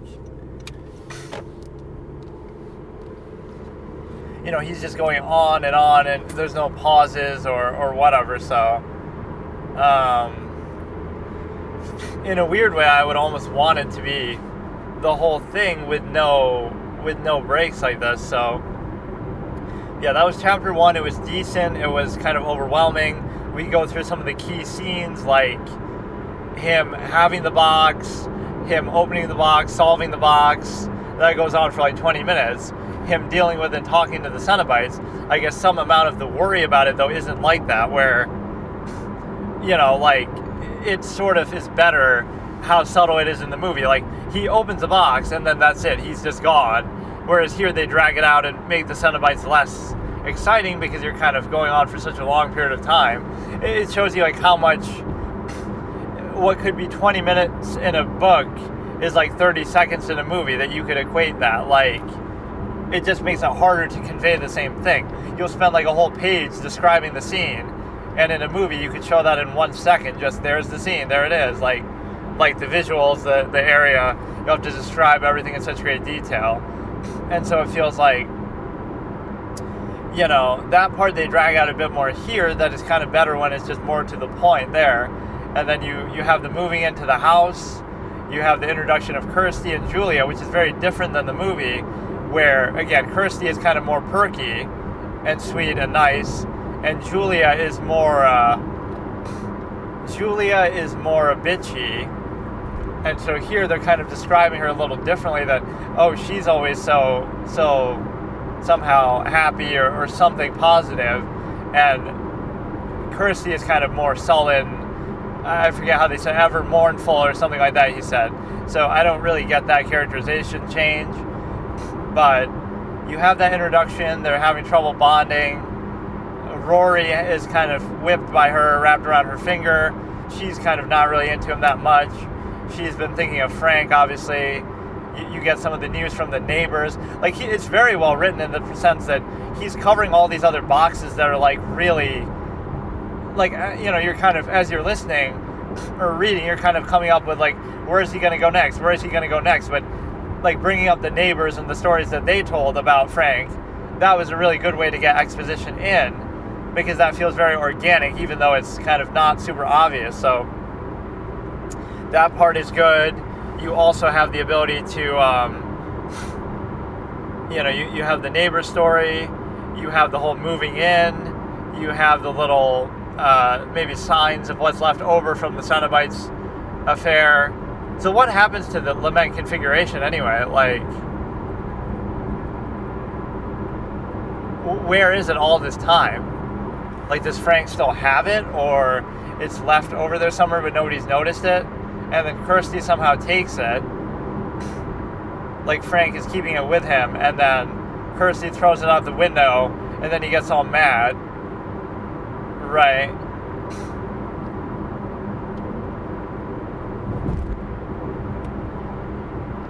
And so what you have is the ability to realize that Julia is a bitch, and you realize that, you know, she not only cheated on her husband, but also wanted to, you know, her regret isn't that she cheated, it's that she didn't cheat more, and that Frank didn't stay around. So she has her own little lustful problem with that, and has the bad boy syndrome. That could be the title of this reaction segment. Like, Julia has bad boy syndrome.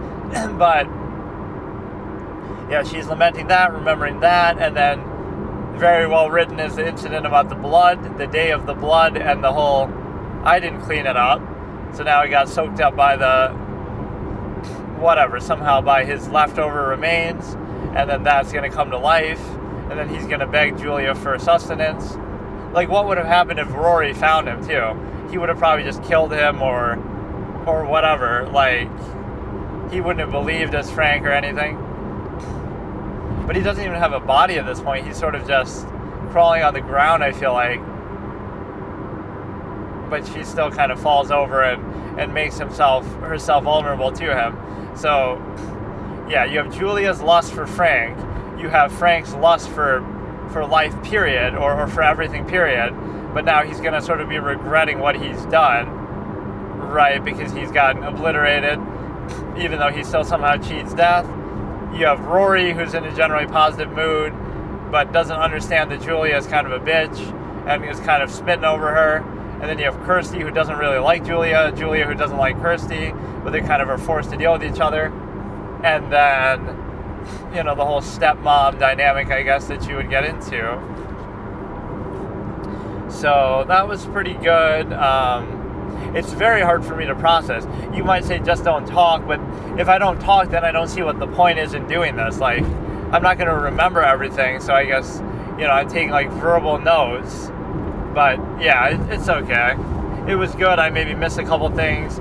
Some of the description was pretty good. I don't understand what they're saying with like what name they keep saying. The guy who told me about the Cenobites starts with an L, but I kept missing exactly how to pronounce it. And even the box, like you say, lament configuration, I don't know what he was really saying. But that's what it's supposed to be called based on the movie or whatever. So, the box, he opened it, he came, because he's the one who jacked off on the fucking floor. So that's what he did for the one little jack-off session. That was the pleasure that you asked for. But no, it's like your body can't handle true pleasure, so we're going to destroy it. Like, that's the closest you're going to get. So,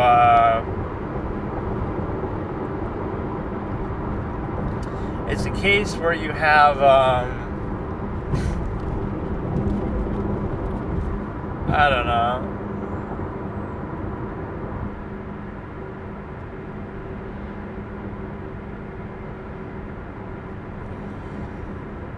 It's a case where that was chapter 1. I'm going to try to get it to play like in sequence all together, but either way, it's fine. But I guess you wouldn't know exactly. It would have to be this exact version that you're listening to. So, like, Kirsty is able to sort of is portrayed a little differently here. And she has, like, a boyfriend who ends up saving her towards the end of the movie, or helping her. And then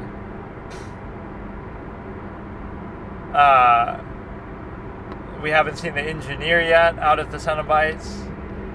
And then we also have that's why it's not an editing mistake in the movie that you can see him on like a little cart or whatever moving him around. That's why he's called the engineer, because he built that himself and that's how he moves. But no, it's like we didn't see the engineer, and we didn't see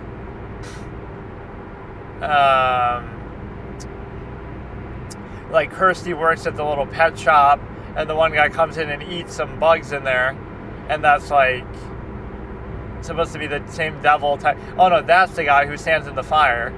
It's that creepy guy who goes there, right? And so it's not the Chinese guy, but maybe it's implied, the one who gave him the configuration, but maybe it's implied it's the same person somehow. What's your pleasure, he says, which is a very fitting, good way for the thing to start, which isn't really said here, I don't think. And that's how the movie ends, too. What's your pleasure? But no, I don't know if the implication is supposed to be that Frank would become a Cenobite himself. That almost seems like what they're trying to do, right, with all the hooks and stuff, like how they are looking like that too, like their clothing is all hooked into them and stuff, but I don't fully get how that's supposed to work, but could be like a worthy candidate, like how in Death Note, when Light gets the notebook and becomes Kira, now when he dies, he could become a Shinigami, and that's what people predict, like the guy who's in one of the movie specials, that's actually Light asking Ryuk all these questions, or something like that. So it could be a similar process, like when you open the Lament configuration, you become a Cenobite, they turn you into one, that's your punishment or reward or whatever, and now you get to do the same to others. Demons to some, angels to others. So many iconic lines. Like that one scene is just loaded with fucking badass one-liners. The one at the end there. Or I mean in the middle where Kirsty first meets them. So yeah, most of the scenes have been pretty similar though. The beginning, even though that's a lot shorter in the movie, it's just like a 30-second thing. He opens the box, they come, then he comes, then they, whatever. But it's very quick, and then you see them move into the house, and then you see them, you see him cut himself, so that's the big sort of ending point to leave off on with respect to the first chapter, I guess.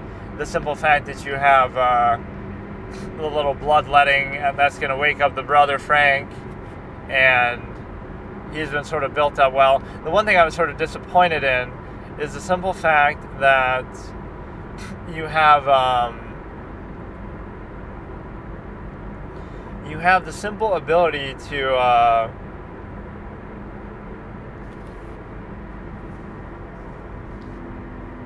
that he's too focused on sexual stuff. Like even talking about his libido and his expecting women. Like you should understand that the pleasure you're getting from this opening the box could be something much better than even sexual pleasure. But the stimuli acme is all, his imagination is sort of limited in that way.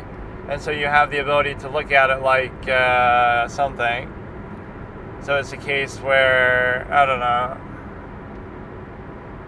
my head just kind of hurts. I don't know why. But no, that was good. That was fun.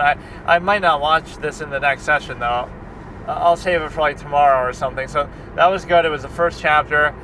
The audiobook is supposedly 3 hours, so that's like a quarter of it, I guess.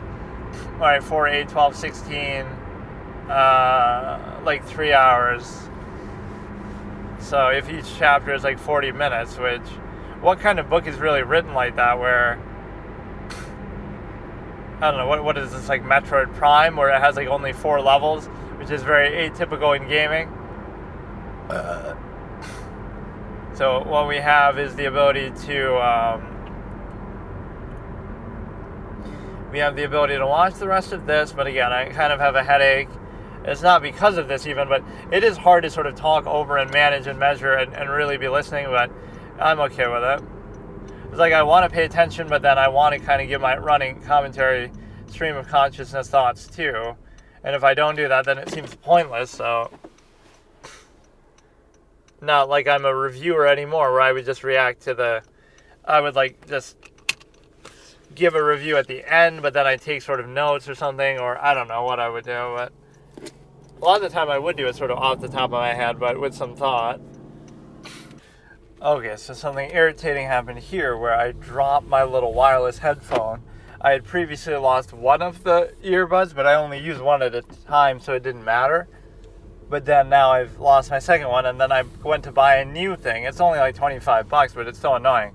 But then I immediately dropped one again. So I guess I'm, like, my seat, this is totally not made up either. Like, my seat in my car is so fucking annoying, like, it absorbs stuff. If you drop something to the side of the seat, like under your seat, not really under, but like, in the side, like between where your belt is or on the other side, it just absorbs it. It's impossible to get that shit out. I had that happen to one of my keys for something I needed, and it was so hard to get it out. So now I got a new one. I have still the other part of it, but I have to let it charge now, and so that's fine. Like, it's been a while since I got it, I think, but So it doesn't feel too bad. It's very handy. It's a good product. It's the J Lab one.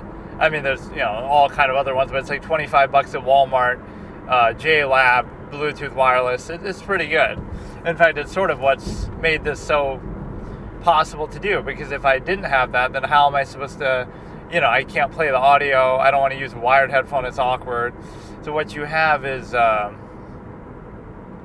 you'll be able to hear it, what I'm listening to in the background, which is kind of novel and cool at times to actually do that, but it's fine. So we'll do it this session.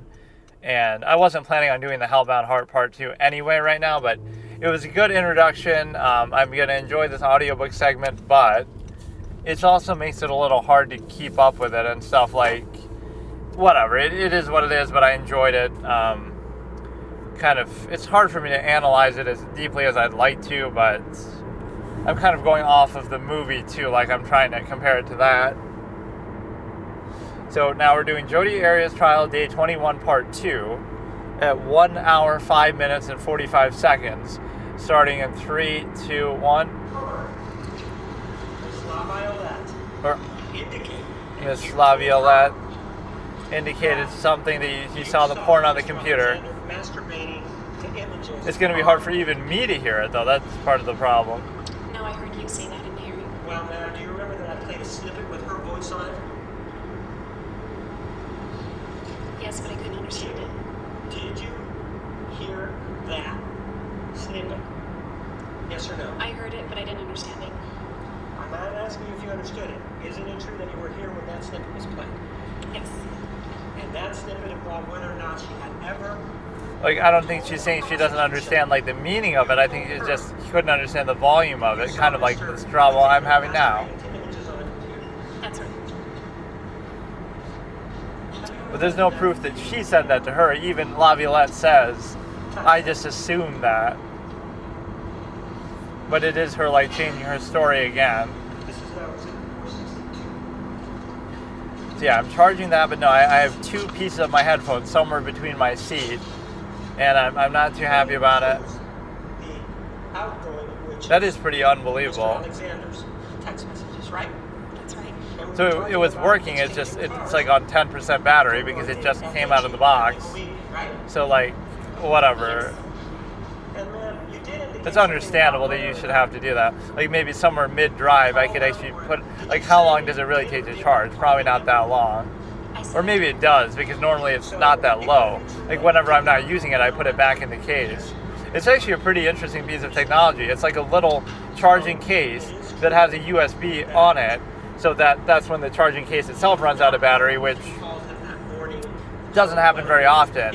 And then you put the little buds inside the case and it charges, so you can leave it like that all the time and whatever. Because of questions, the way they're being posed? No. Does it have to do with the volume of the person asking you questions? No, I think the length of time. Is it yes or no? The volume? That would be no. I was asking about the whole memory issues again. You probably can't hear it actually because it's just so quiet, so I guess it barely matters, but I can barely hear it. I don't know, I've enjoyed doing this whole thing, these recordings, but something feels off. Like, the reason why you don't get too many views or whatever is just because of the form of it. Like, you gotta do face cam and you gotta do something, but it's fine with me, but... You can just go get it. Let me know when you make the exchange. Isn't he telling you that he went to the family home evening there? Yes.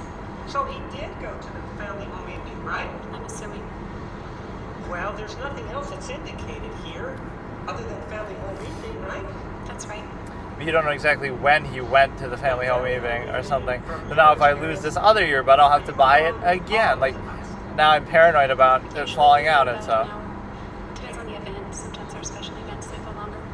And then there are other events that may come along afterwards, right? I don't know. I usually went home after FHE.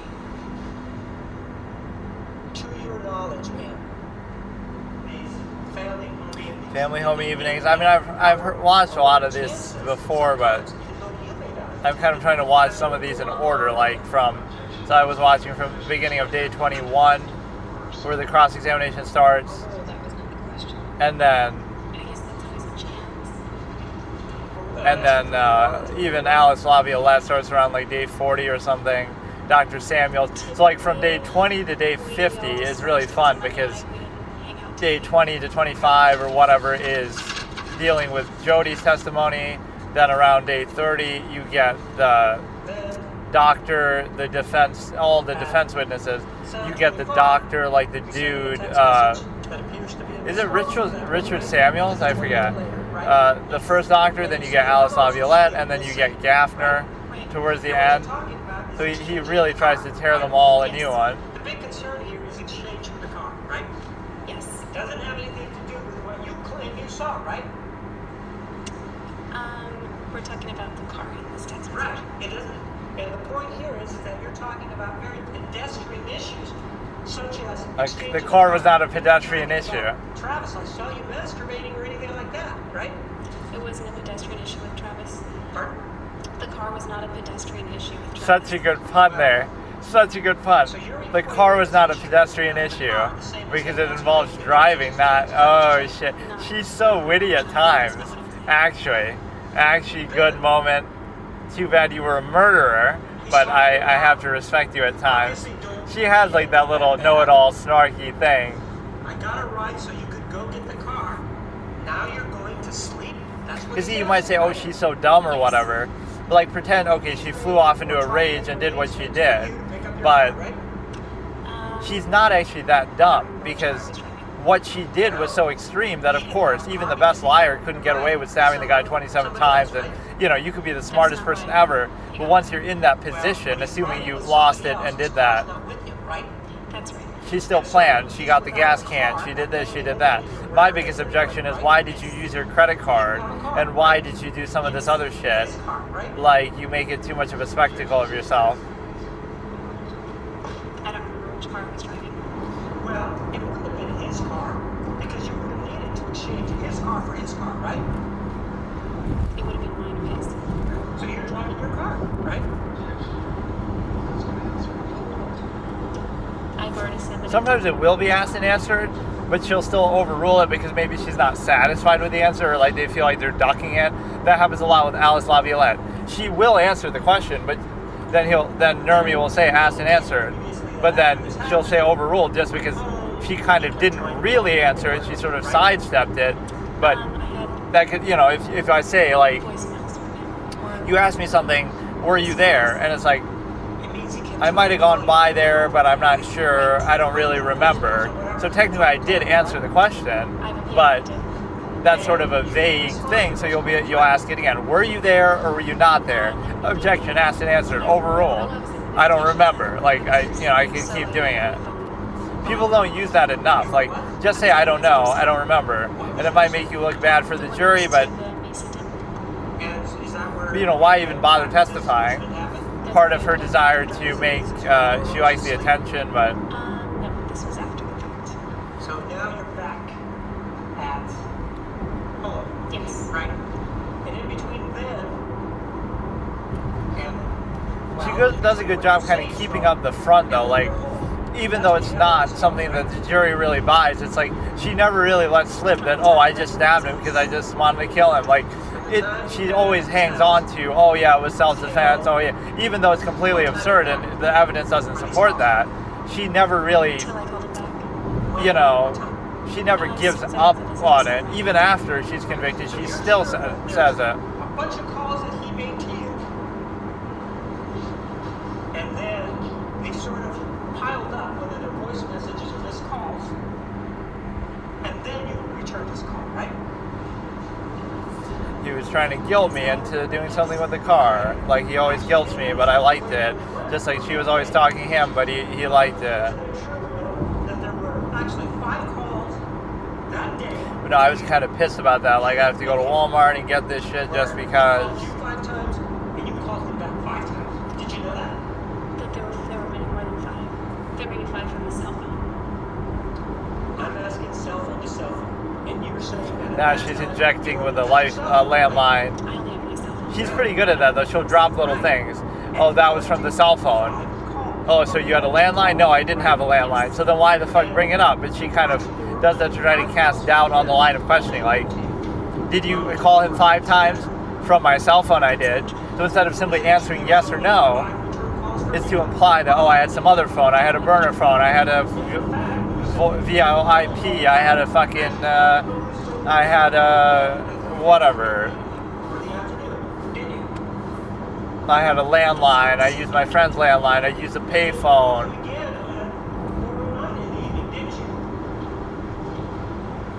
Joel Schumacher's finest work, the fucking phone booth. I believe he did. It's actually an interesting premise. I don't really remember Sounds accurate. exactly what it happens, but There was this issue that you were not returning his call. It looks like you're returning his call, and he's calling you back. Well, that's probably a cell phone. Well, what difference does it make if it's a cell phone or not? Isn't that a telephone call? Yeah, but he has a landline that he called me on frequently. Right. But I'm talking about on that day, the calls that rang. What was his landline number? I don't have it memorized because it was just in my phone as Travis out of town. So you called him at 4:53, and then at your she's a good way to sidestep. Even if she's making it up, now you'd have to find that information. It'll take time. I don't recall that specific. Is it true he then called you back at 5:11 p.m.? Remember that? Not specifically. How about him calling you back at 5:20 p.m.? I don't remember specifically. And how about him calling you Yeah, how would you expect her to remember the exact time in second, like 5:28 and 15 seconds? Isn't it true? Like, I don't fucking know. I couldn't tell you that even yesterday. Who did I call at 5:28 and 15? Like, The time sounds accurate. you just have to guesstimate. You're not thinking about it. And the problem with these proceedings so much is it's been years.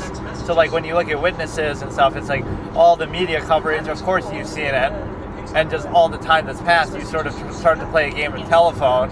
Like, you think one thing, then you rethink it, then you talk to somebody and they kind of change your mind about it. You're either communicating by telephone or by text message, aren't you? No, there's a gap. Well, you said that it was right. But no, he got a genuine laugh about the, I didn't throw up in my car. It sounds about right. I don't That wasn't even like he's mad. He's like, okay, good one. Actual good, wholesome bonding moment. This call, you said cell charge at 5:53 p.m. Some people said some really weird comments in some of these, like Juan was like the overbearing father figure that Jody needed to whip her into shape. Like, I don't know why you would take that out of this whole thing. That's a very weird thing to say. Yes. And if we say, hypothetically speaking, Contradict me harder, Daddy. starts at 7, he's already at family home evening by the time that he sends you. But no, I'm disappointed in Frank from that he's so obsessed with the sexual semi-acme element. That's not what I would have thought of. You then say, Let's see how far the battery has charged, I guess. I could try. I fell asleep and a phone call woke me up. Right? It should be enough to last the trip now. What date is that? That was like 10 minutes of charging, but that should be enough to last 21st. maybe whatever hour that 50 minutes that I have left. I thought you said you were at the LDS Center off of Dobson and Southern. Not by this time. I thought you were asleep. I went home and crashed. I've been crying and had a migraine. So, when She did you keeps go to offering sleep? up all these unnecessary details. You know, I was crying, I had a migraine, I was hungry, I took a shit, I had to use the bathroom. Visitor center. I bought a new towel on the way home, like, just And then irrelevant after that, stuff. You begin texting back and forth. When is it that you find the time to sleep? Well, I didn't sleep for a long period of time. I just. Or this is like the guy, that one guy who kills his family, Well, you do say who's like weeping in the car or whatever. Yeah. Like, what did you do when you were at home? And he said he slept or whatever, but it couldn't have been for too long, and all this kind of stuff. So he uses that as like his alibi that, oh, I was asleep. And so, you went to sleep. You say you went to sleep, right? I was laying there very tired. I think I fell asleep. You know, you could have just just took a nap for like a minute or whatever, but...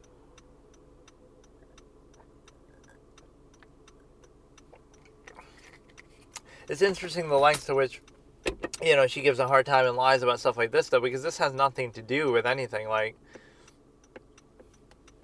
you could do it, but you would still, you know... You could do it, but it's just still a case where...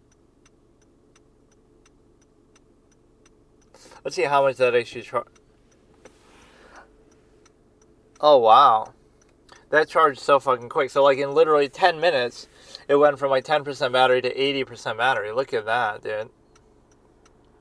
Almost sounds like I'm advertising for the damn thing, but it's just more like, whatever. So, we're going to start again from 1:19:25, starting in 3, 2, 1. Then you say at some point, 4 minutes later, I fell asleep.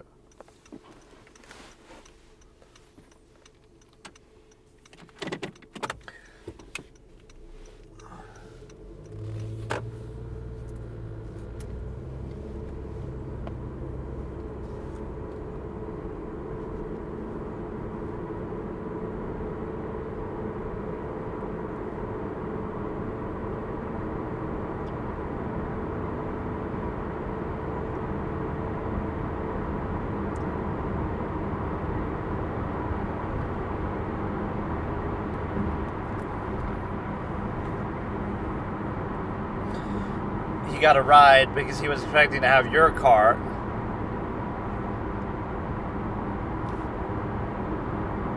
That's why he's being so lenient about it, because if he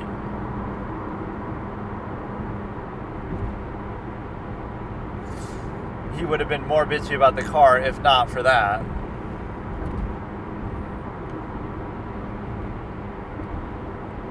I wonder if these two things would interact with each other, like the two JLab things. Like if I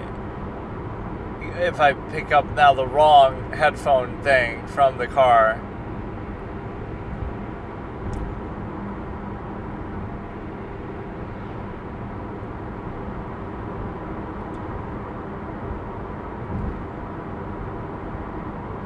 That was a good correction. Actually, he got that wrong.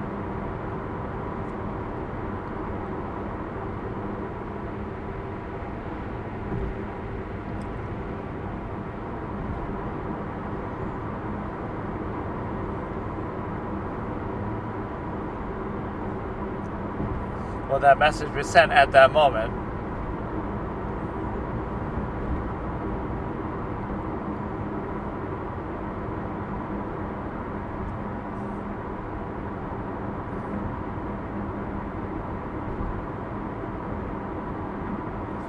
How long?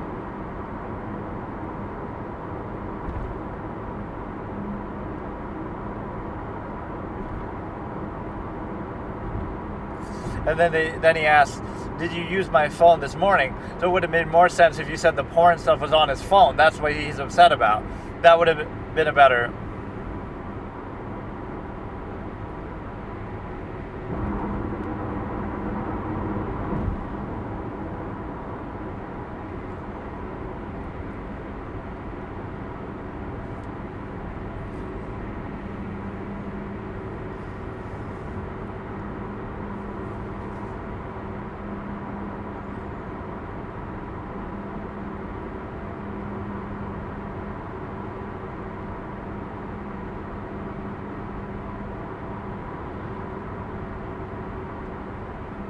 implying that she's jealous, which she very well might be, but it's still kind of wrong to imply it.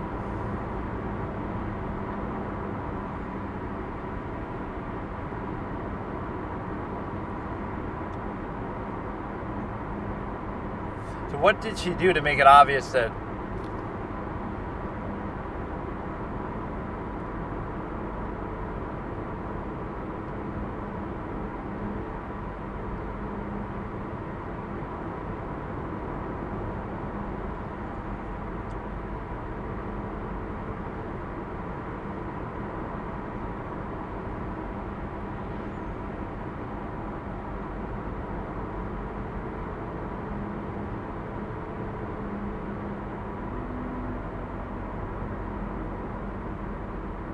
he could just be preoccupied. He could be in a hurry, but...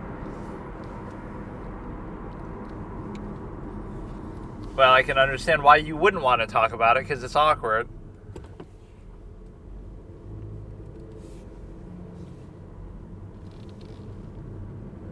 You know, he just wants to have a normal family home evening night and doesn't want to talk about it. Why would you want to talk about it when there's other people around and they might see the text message or whatever the fuck?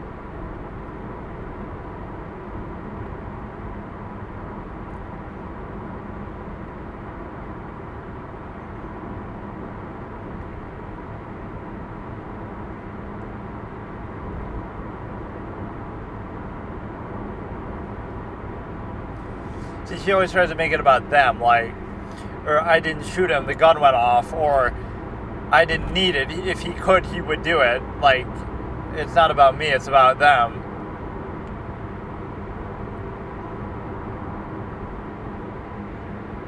Dude, where's Jody's car?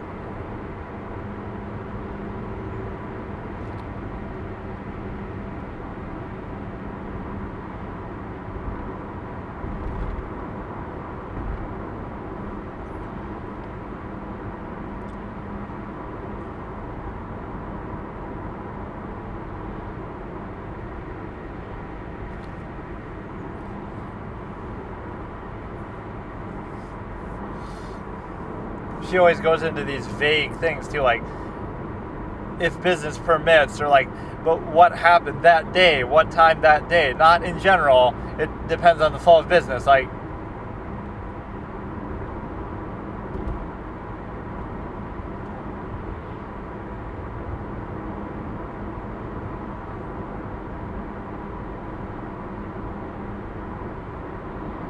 I like how he says that. What are you talking about?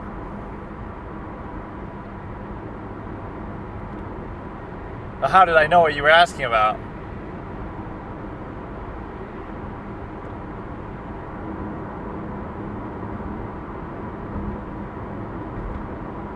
So she could make it about the pedophilia.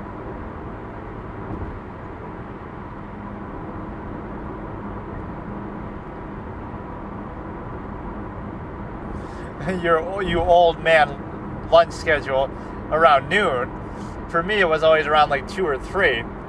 I think of it as like coming home from school. You come home from school and it's like 3, and now you have lunch, right? It's not like a school lunch. It's like a 3. Like my ideal food times are like breakfast at like 10 a.m., lunch at like 3, and dinner at like 9 or something like that at night.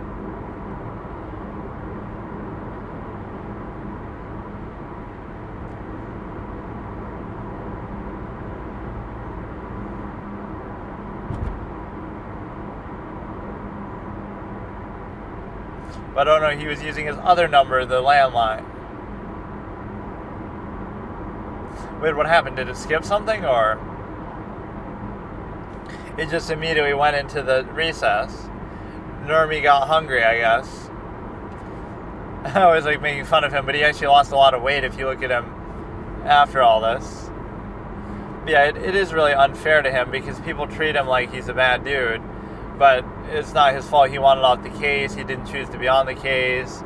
You got to do the best you can for your client, even if it's a bad case, even if they're a bad person, everything like that. And so I kind of want to do these things where I listen to the music more so than anything else. Right, like enough for the video. And so what you have is the simple ability to recognize that. I love the fact that that even said that too.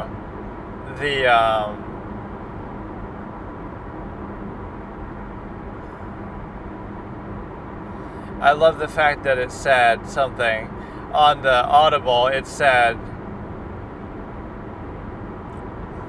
are you doing this while driving? Like, how do you know that shit?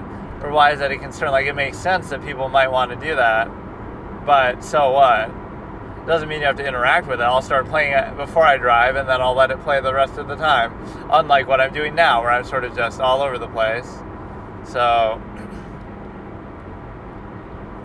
what you can do now is you can basically just, I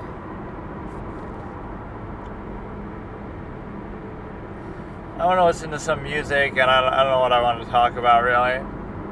Yeah, this is why reaction content is such a big thing, because it does a lot of the work for you, basically. So you don't have to think too hard about it or anything. So you got that little Mario looking at the phone all sad. It's like whoever made that knew it was going to be like a meme template, or it's like so perfect for that. Right, like it could apply to so many situations.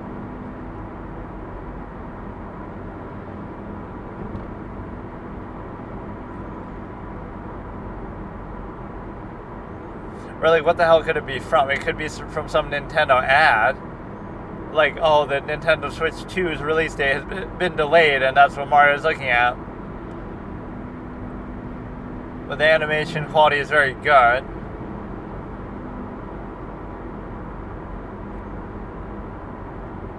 And it's such a seamless loop of him walking that I guess it's not really that seamless if you really look, but it just makes it look like he's looking forever. This is the Sisyphus conflict where he has to push the boulder up forever, and he's just walking forever. Which is an analogy for human life. You push the boulder up just to let it come down again, just to push it up again. Like your zero-sum non-choice reaction elements, overextended as they might be.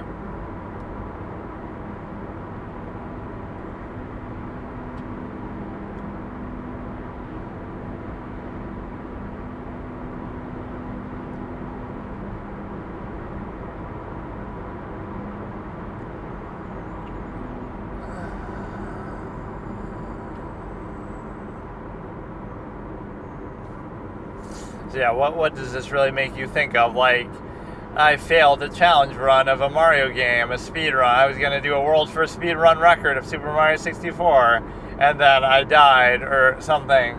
I failed, and so now this is how it makes you feel. I'm so scared that this thing's going to fall out of my ear now, like fucking stupid ass shit.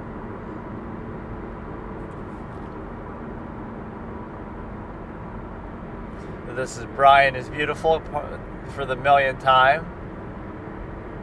I should do a whole reaction to all the meme type songs. That's kind of what I was trying to put together, but there aren't really enough of them. So this one I discovered sort of partly thanks to the videos of the thing, of the abandoned building exploration. Like, exploring abandoned buildings is fun and then it shows them go down to the depths and they find chemicals or buried bodies or some crazy shit.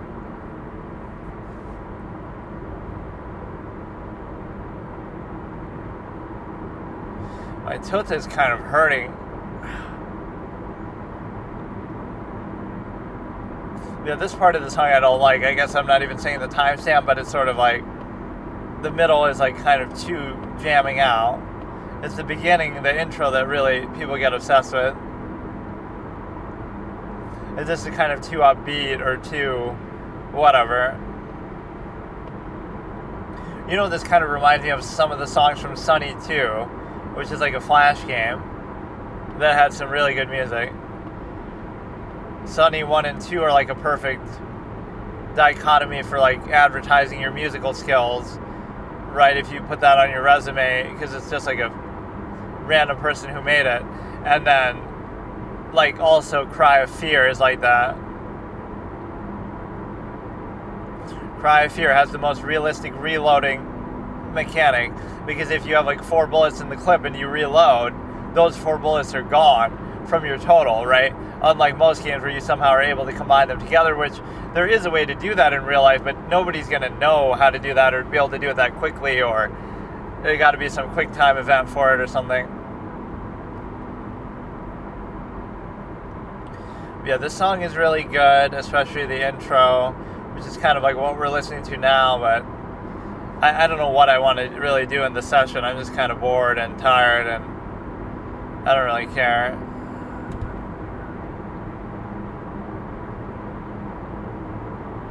But no, I do have that sort of obsessive personality at times with stuff like this, where I would feel like I would just listen to the same thing over and over forever. Here's the more upbeat part again. I kind of wanted to look at some of these liminal space type things, but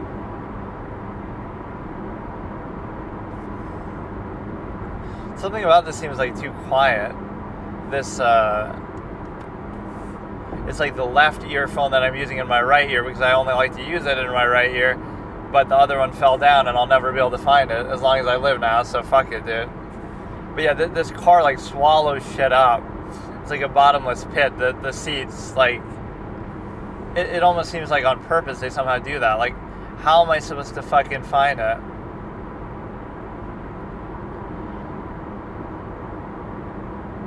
This song is very good. In fact, I'm kind of obsessed with it too, or I was obsessed with it for a while there.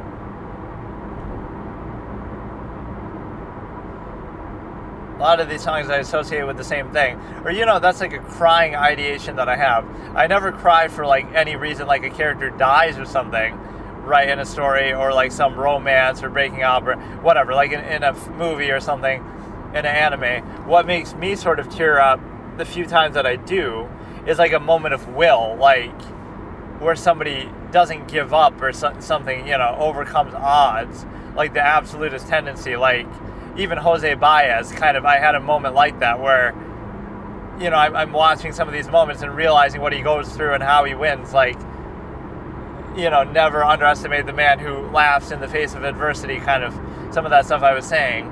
That's exactly what it is, because that's exactly what we're dealing with. And so, like, King Bradley makes me tear up, not because he's gonna die or he's killing somebody in any of those scenes, but because of his pure effort. Like how the moment where he gets his arms blown off and then he grabs the broken sword with his tooth and stabs Scar with it. That makes me tear up because it's so amazing. Or like when Light Yagami does certain things where you just refuse to give up, like when Tien holds semi-perfect Cell in the pit, and when Vegeta saves Gohan against Cell, or when some stuff like that.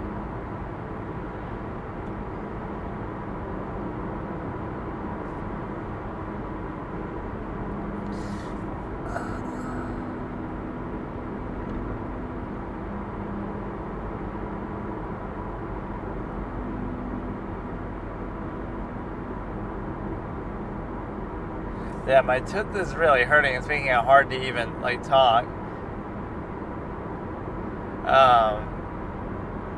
That happened to me before, like, where one of my teeth was hurting, but then I would brush it sort of aggressively as if to try to see if that would help. But that would just make it hurt more. So this trick is just brush, like, gently and don't make it worse, I guess. But it is still a sign that something's wrong.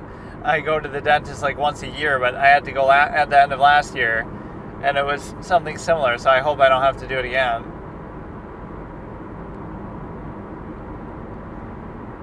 I've been having maybe too much sugar the last couple of days, so...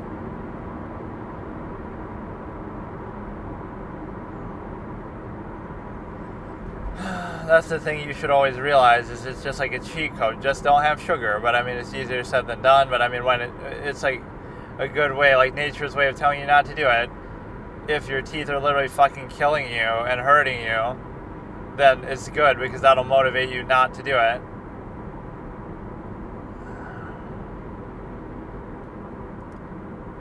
Or, I try to keep it on like one side of my mouth where that tooth isn't there, but somehow it's still hurting.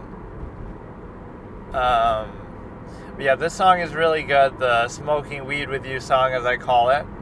And then we also have the ability to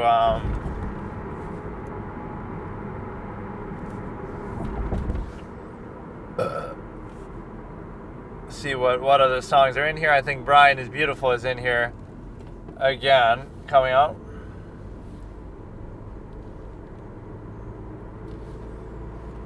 Okay, Crystal Castles. I don't really like this one too much. I'm transphobic because I'm afraid of that song because I don't like it as much as the rest of these. Or this is Brian is Beautiful again, but slowed even more. Or it's just the intro maybe only that's looped here. So, yeah, that Jodi Arias trial is infinitely entertaining, actually. I love it. I've never seen the whole thing because, I mean, that would be really a long amount to watch, but over years I've seen a good amount of it. I think it was around 2018 that I really watched a good chunk of it. I would just kind of watch it while playing games in the background or doing some paperwork or whatever. So like it wasn't like I was only watching it, but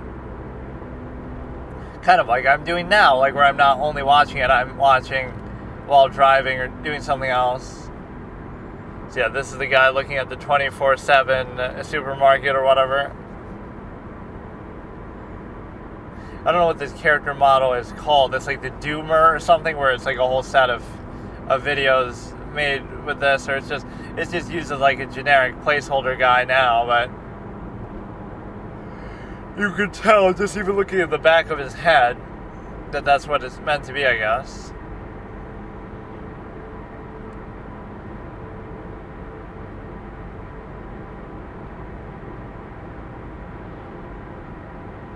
There's so many like ordinary things people do every day that like you never know that like, oh, this could potentially kill you. Like I'm using a dirty toothbrush, or I'm forgot to change something or whatever. Right, like all these minor things that could potentially be a big deal. Final Destination style or something. Yeah, this is a good song also. I mean, it's the same thing. This is the upbeat one that Jose Baez is going to make me tear up. But no, I'm trying to think of some of those ideation moments, like from a movie, like where a character just won't give up in the face of adversity, or like even Darker Than Black, where I think he's dead, and then he somehow does some crazy trick, like with Way, where he puts his own blood on his mask, or the bulletproof vest, or the you shocked your own heart, moments like that of just the pure willpower, the absolutist willpower. So yeah, Jose Baez is actually one of those instances. Like, it's not one moment, but that moment is what makes me think of it. It's day 2 of the trial. He's complaining, I'm getting constantly overruled, and he's laughing about it. Like, it's at that moment you would understand who you're dealing with. Like, you just don't get it, do you? You just don't get it.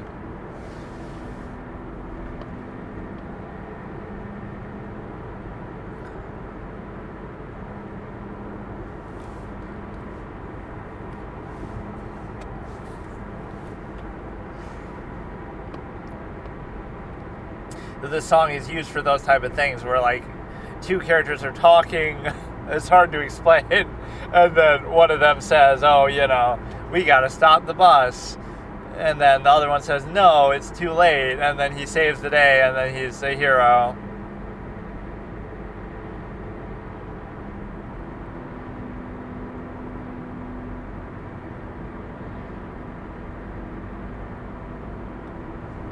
It could fit with so many things.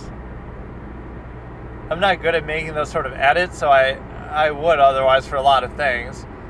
I could even do it as a companion thing to like what I'm doing here. Like, I'm reacting to something and then I'll make an edit of it based on my interpretation or whatever that I feel based on having watched it. So that's what I'm taking out of the Casey Anthony stuff, is just I look at Jose Baez as such a special, incredible person that you can be mad all you want about the outcome, but blame the jury for that, blame the judge for that, blame the prosecution for not doing a better job, blame somebody else. Don't blame Jose Baez for just doing his job and putting out the best defense he possibly can.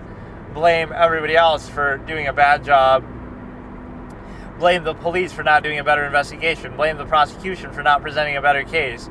Blame the jury for not doing what you want, but don't blame him. He's just doing his job. So you're only mad because he's so good at what he does, not because of what he's trying to do.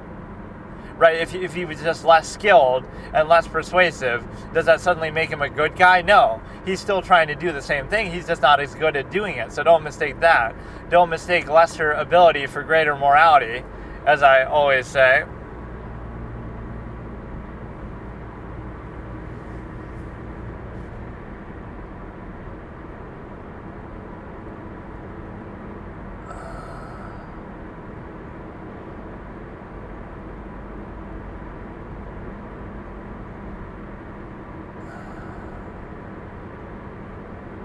I don't know what else to say. I'm kind of just out of it right now. I'm not feeling too good.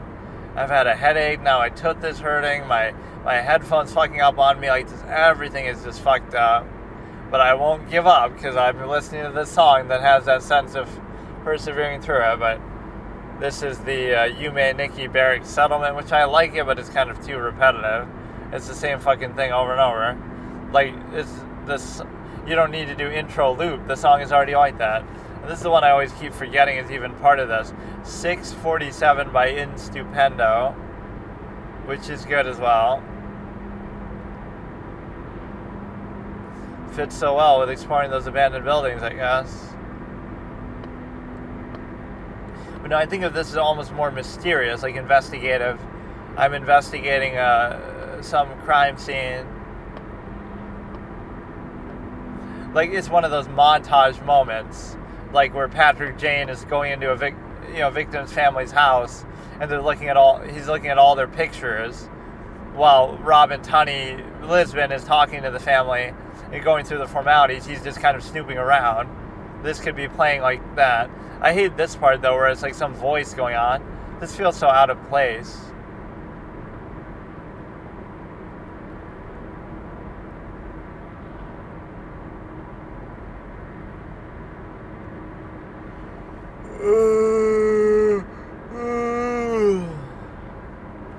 But no, I did the little Hellbound hard, so I'll do it at my own pace, but it's a cool idea. It's just very overwhelming. It's hard for me to keep up with it.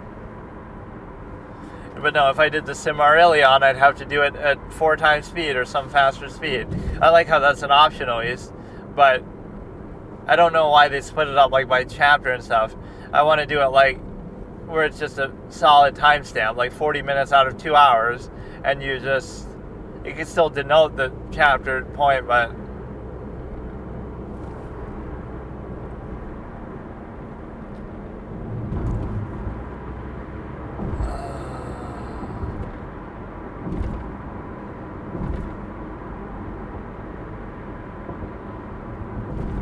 yeah, that's a good song too. And I was almost questioning, like, what is the purpose of songs like that though?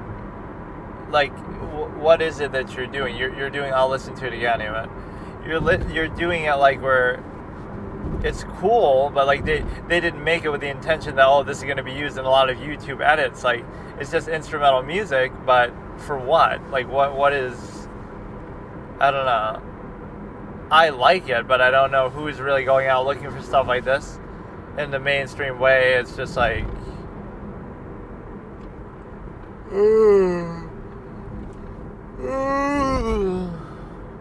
I don't think it's royalty free necessarily, so. But no, aside from that one little annoying part towards the middle of it, where it's like sounds like a voice almost or something like that, the rest of it's very good. This part here, I don't know what it's supposed to be.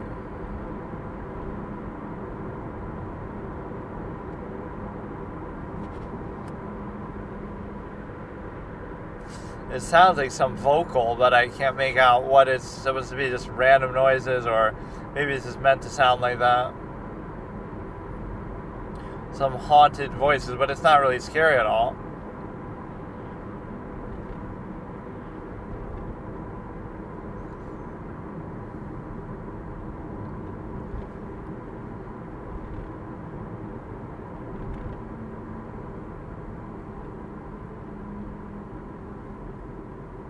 But no, I'm just kind of chilling, listening to music. I don't know, this session is completely garbage, right? Even if I'm doing like the Jodi Arias type thing, I don't really care. Like, it's not too substantial, but it's still fine. I'm just kind of tired, man. I haven't enjoyed these last couple of days. I just feel kind of sick, tired, out of it. I don't know what to tell you, man. I'm just not feeling good.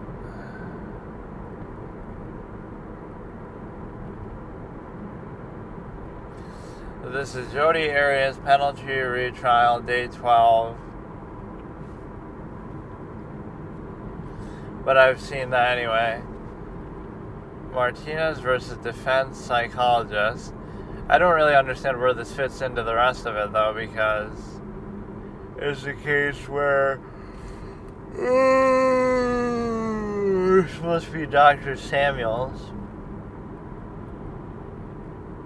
There's Richard Samuels, then there's Alice Laviolette, then there's Richard Gaffner, are the big three. And then I don't know who else they really call, if it could be as a defense witness. I mean, it's obviously the defendant herself, but, you know, what if you're just a masochist and you want to be found out, but then you wouldn't need to testify? I guess you could just confess or something. But there's a level of nuance here that sometimes people don't get. It's like, you can confess to the crime, the killing, but it doesn't mean that necessarily you agree to the exact charges. Like, okay, I killed him, but I did in self-defense or something other, so it's not always as simple as you make it out to be. And so what you can do now is you can look at it like, I was at like day 22, part something. Yeah, what are these cars with a little light in the middle of them? Like the middle of the headlights. They keep pointing those out. The Mickey Mouse car, or whatever you want to call it, like where, you know, it almost makes like a face out of it. It's very rare that you see that, but it's kind of cool, I guess, although maybe a little distracting. So what you need now is the simple ability to do it in such a way that you're able to basically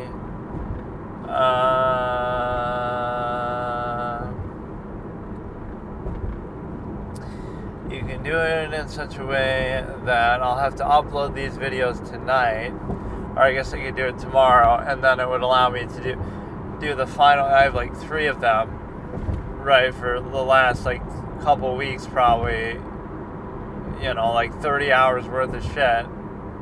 It's probably like more like 2 weeks, 15 days, maybe 2 hours each. But what you can do is I can upload 2 of them, and then I'll make room and then export the last one from Premiere Pro because I don't have enough room. It's weird because when you go to export something, like the file size you're left with is only like 20 gigs, but it requires like 120 gigs in order to export it. Like, why should it be that big of a difference? I understand when it's like double, like you have to unpack it, so install it, so you'll download it and then you'll install it, so that'll be like double because it's doing both. But instead it's like, oh no, it's like 6 times as much. Like, what the fuck? I don't understand why it's like that. And a lot of games are like where they have uncompressed stuff, like NBA 2K is like 200 gigabytes. Dude, it's all the game is like you're on a court and you're just going up and down. It's not like an open world game where you got all this other shit going on. So how come that's always so big? And it's more a compression issue. You can talk about graphics, you can talk about whatever you want, but it's not really a good standard because there's so many games that have so much more content, they're so much bigger, everything like that, and you're not able to actually do anything with it. But no, imagine being an esports player for NBA 2K. It's like, imagine you're a professional, but you're not a professional basketball player for real. You're not even a professional, gamer, but oh no, you're a professional gamer who plays a basketball game that you couldn't play in real life at a professional level. It's like so silly, right? It's like the game within the game. And so I could go back to another part of the Jodi Arias trial, I guess. Let me see what else is in my watch later thing here. You got the fun party girl thing. I want to hear that laugh moment again. I can't remember where exactly I left off with this, but I was kind of trying to watch the whole thing in order. The Casey Anthony portion.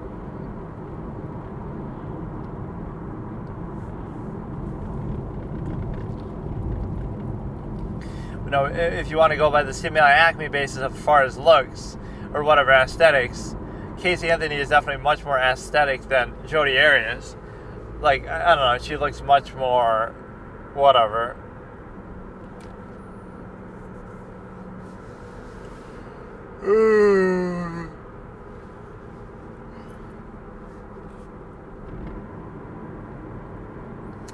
So let me try to see. I'll skip ahead a little bit, maybe try to do it at a certain timestamp into here.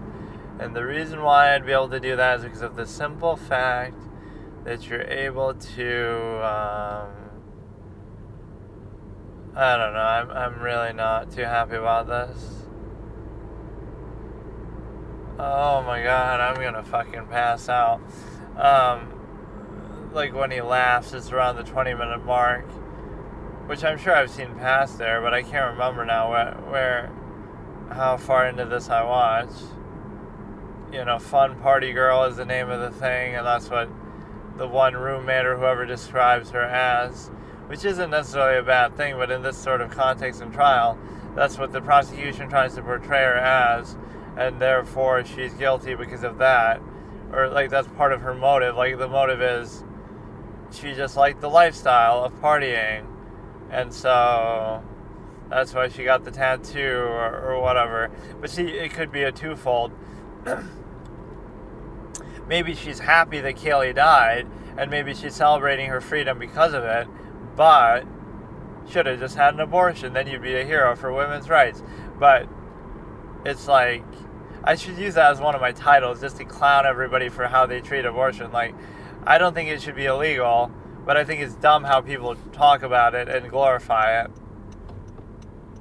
Like, you can do it if you want, but you should treat it with more of a stigma, honestly, in terms of,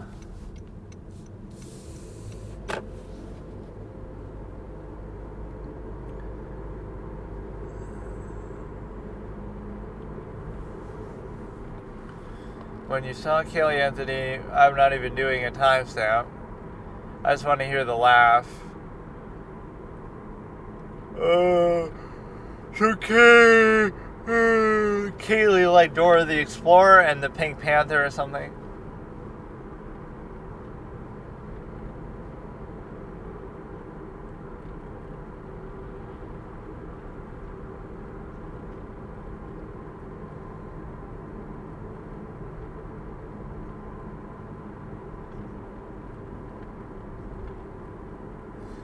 They never spend the night together. Kaylee never spent the night. So what, is that to imply that she thinks you're all creeps, that she wouldn't want her daughter sleeping there? If it's not suitable for your child, why should it be suitable for you?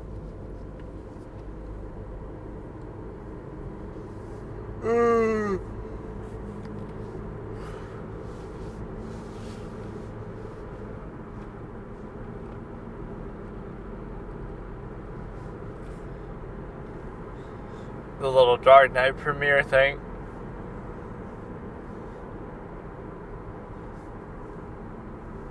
Batman premiere, I love this, that she just lies about. You're not going to get red carpet tickets. Who the fuck do you think you are? And then Bias tries to press on that, but then it's overruled as irrelevant, or it's sustained as irrelevant.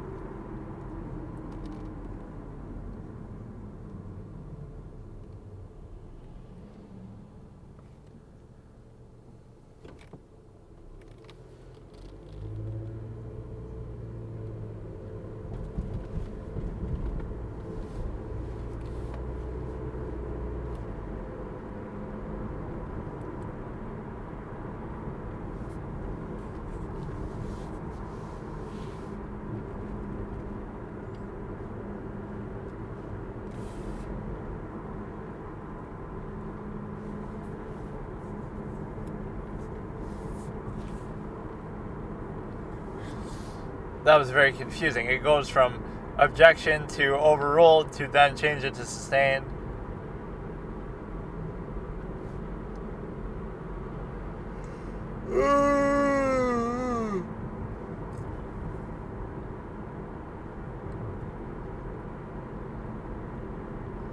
Normally they say sustained as to the form of the question, but in this case it's sustained as to that question. Like, it's weird the way he says it.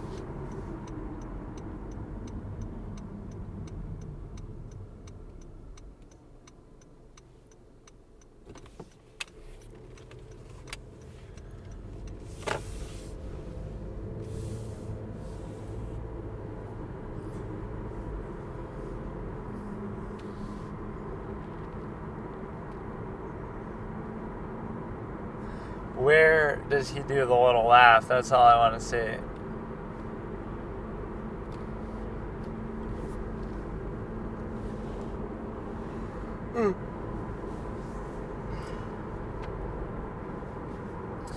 But the assumption is she's staying along with Tony because they're boyfriend-girlfriend. I don't know to what extent. So she was trying to embrace the lifestyle. She looks a lot older than what she actually is, though. Maybe you could say the events of this make her age faster, but it's more than just that. She just has like a more mature look. So my whole thing with these people who make up where they're working, how can you say that? Like, where is she getting her money then? How is she living? How is Tony's taking care of it? Or, like, I don't get it. Where's the money going? Where is she getting the money? I know her parents helped her. I know probably Tony helped her. But how was she making money? Or they keep doing this ad plug for the computer. For the computer of the thing. Here, nightlife events at night. No shit.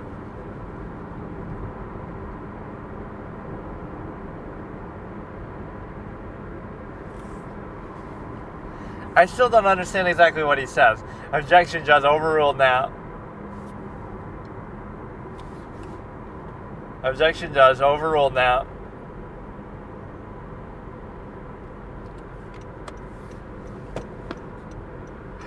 And then Casey Anthony shakes her head at all. It's so good, dude. You never understood who you're dealing with. And people will say, oh, how can you laugh at a time like this with the daughter being dead or missing? Like,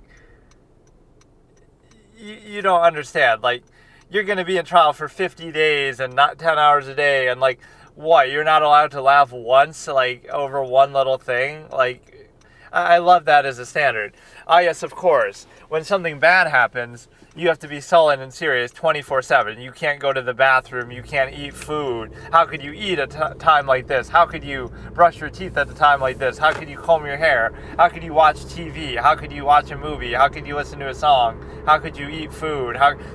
You're still going to live your life normally. Like, you might be sad, but you're still going to do normal things. You have to eat. You have to drink. You have to go to work. You have to, you might have some downtime. You'll watch a show. Like, it doesn't mean that you don't just have normal human interaction or normal things that you do, right? Just because something bad happens or just because you're sad. You might not go out partying and stuff, but you know what I mean? I don't know. It seems a little odd. I'm just going to watch this over and over on loop. To your knowledge, have you ever spent any time with a defendant at that particular club? No. I think he just says, objection, judge, overruled now. He's sort of imitating him, I guess.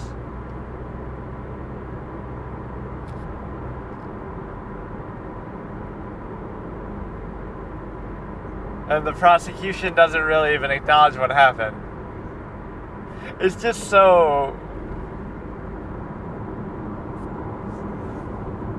I love it. It's a defining moment.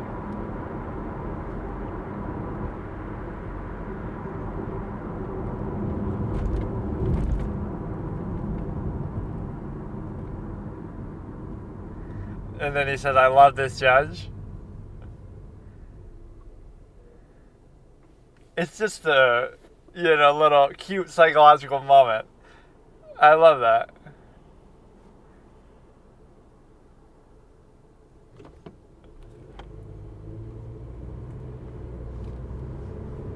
Everybody's laughing. I feel like maybe some of the jury's laughing, or some of the gallery's laughing. This guy is just special. He's a special, special man. Like, that's why even the prosecution's mad. Like, he's upstaging my cross-examination by being such a popular guy.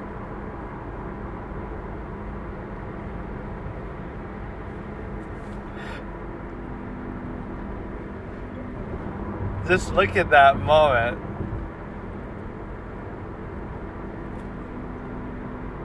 Even the prosecution doesn't know what the hell happened. Nightlife things at night. I'm dead, dude. I could just drop dead right now. Like, I'm fucking dead. I'm dead, bro. Put a skull emoji in the chat, in the comments. I'm dead. I gotta make that edit.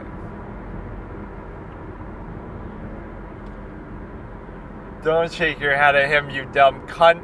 Don't you know how lucky you are to have this guy as your lawyer? You dumb bitch.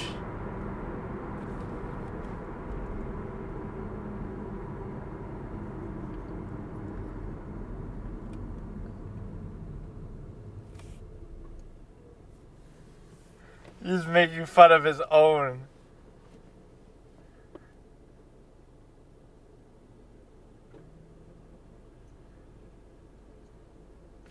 Like to have such a good attitude about it.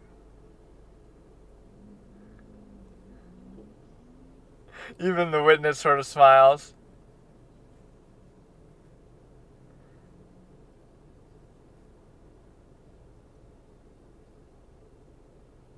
Somebody says thank you, like very quietly. It's just such a powerful moment. You don't realize the psychology of this. You have to stay positive in the face of adversity. And if you can do that, you can overcome anything.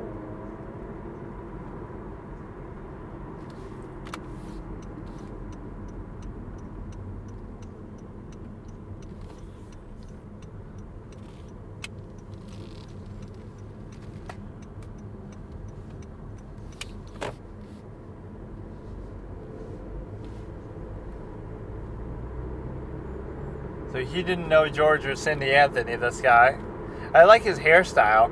His hairstyle is kind of like what I try to make mine. Not so much in the back, but in the front. I always have like that light Yagami hair fetish in the front. Like, I wanted to cover my eyes sort of a little bit.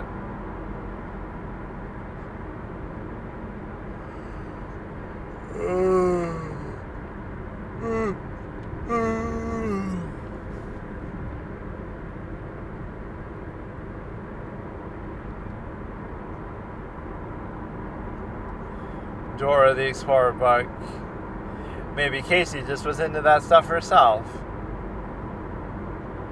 The way that people raise and treat kids is actually quite sad in the Stimuli Acme perspective. I won't explain it, I'm too tired, but I'm just going to bed, dude. I don't care. Holy shit. I hate being this tired. Like, I don't like it.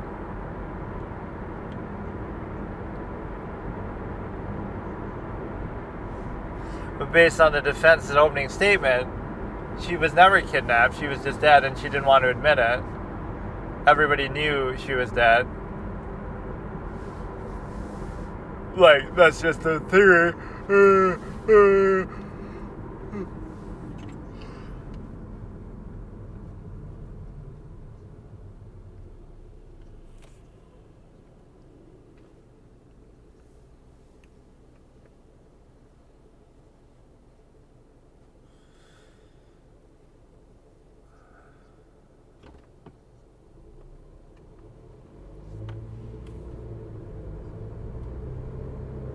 So that would be relying on hearsay.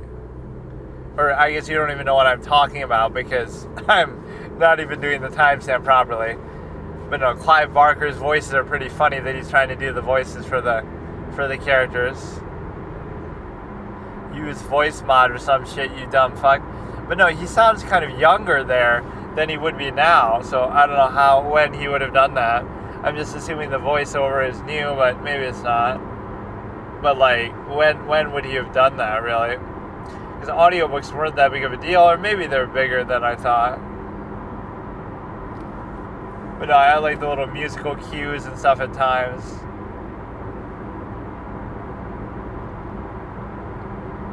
Yeah, that's pretty interesting when somebody like that does an audiobook, or even when one of the actors from the movie could do the audiobook, or maybe all of them could work together to read their parts.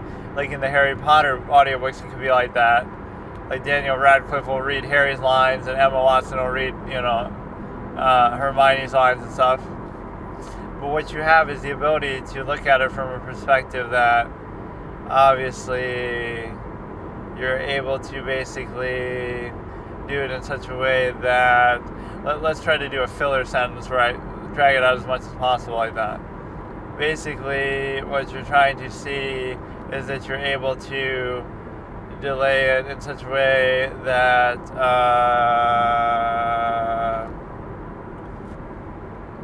I don't know, I'm just being kind of annoying right now.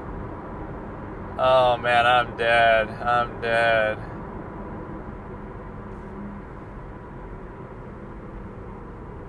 Kyrie Irving originated that meme, not the least of which could be with the skull emoji. Man, I'm dead. Ha ha. Or he says that first. And if you do that, ha ha, man, I'm dead. And the way that you could realize that is because it was on Vine. That's how you know it's dead. Almost as dead as the site itself. Right, what wished it would have been like TikTok, basically, the TikTok before TikTok, or it's just this short form, lowest common denominator, initial minded reactionary, very, very lowest common denominator thing. And the way that you can see that is that it's just dumb. It's just dumb. Everything is just fake and short and stupid and whatever. And so you have the ability to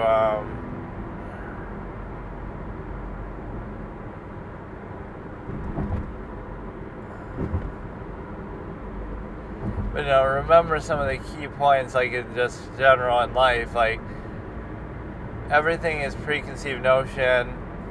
That matters more than anything else. Zero-sum means matters more than anything else. Simui acme matters more than anything else. Literally, that's even built into the name. So it's kind of stark difference. Like the way that people will react to something or treat something is based on those things more than anything else. So the social contrivance is merely the secondary, and so it's like two people could do or say the exact thing, but one is rich and one isn't, or you perceive something, or one is, attractive and one isn't, so you treat it differently just because of that alone, despite the artificial nature of the contrivance state. Ergo, the conflict of contrivance ensues in such a way that is a little disingenuous.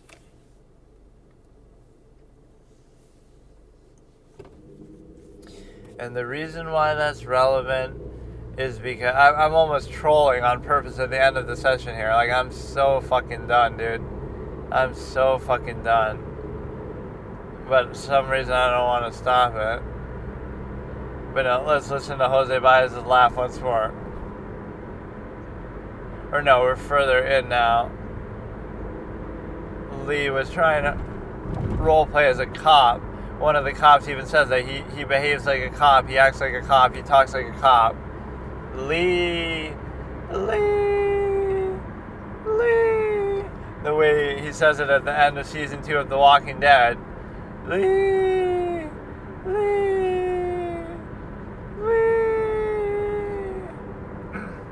This is the kind of shit. Now that moment will go viral and make me famous, because any amount of passion, whether it's high or low, if you're too passionate about something, it's a big deal. And people react to that, and it's a big deal because everybody's used to living at half-mast in a contrivance state that's reduced to structure, that's very limited, but is taken as a normalcy, and defining trade seen as some sort of social contrivance or emotion or something else, even though it's really just, I don't know, cross-examination where Jose Baez just asked, do you know anything about the death of Kaylee?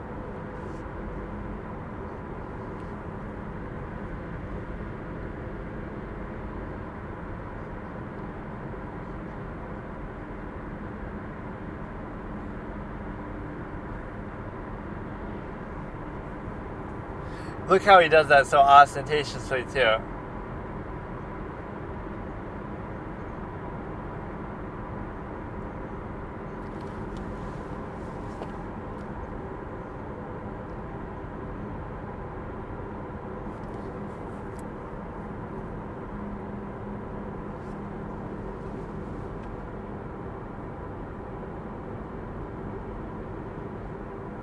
It is assuming facts not in evidence, though.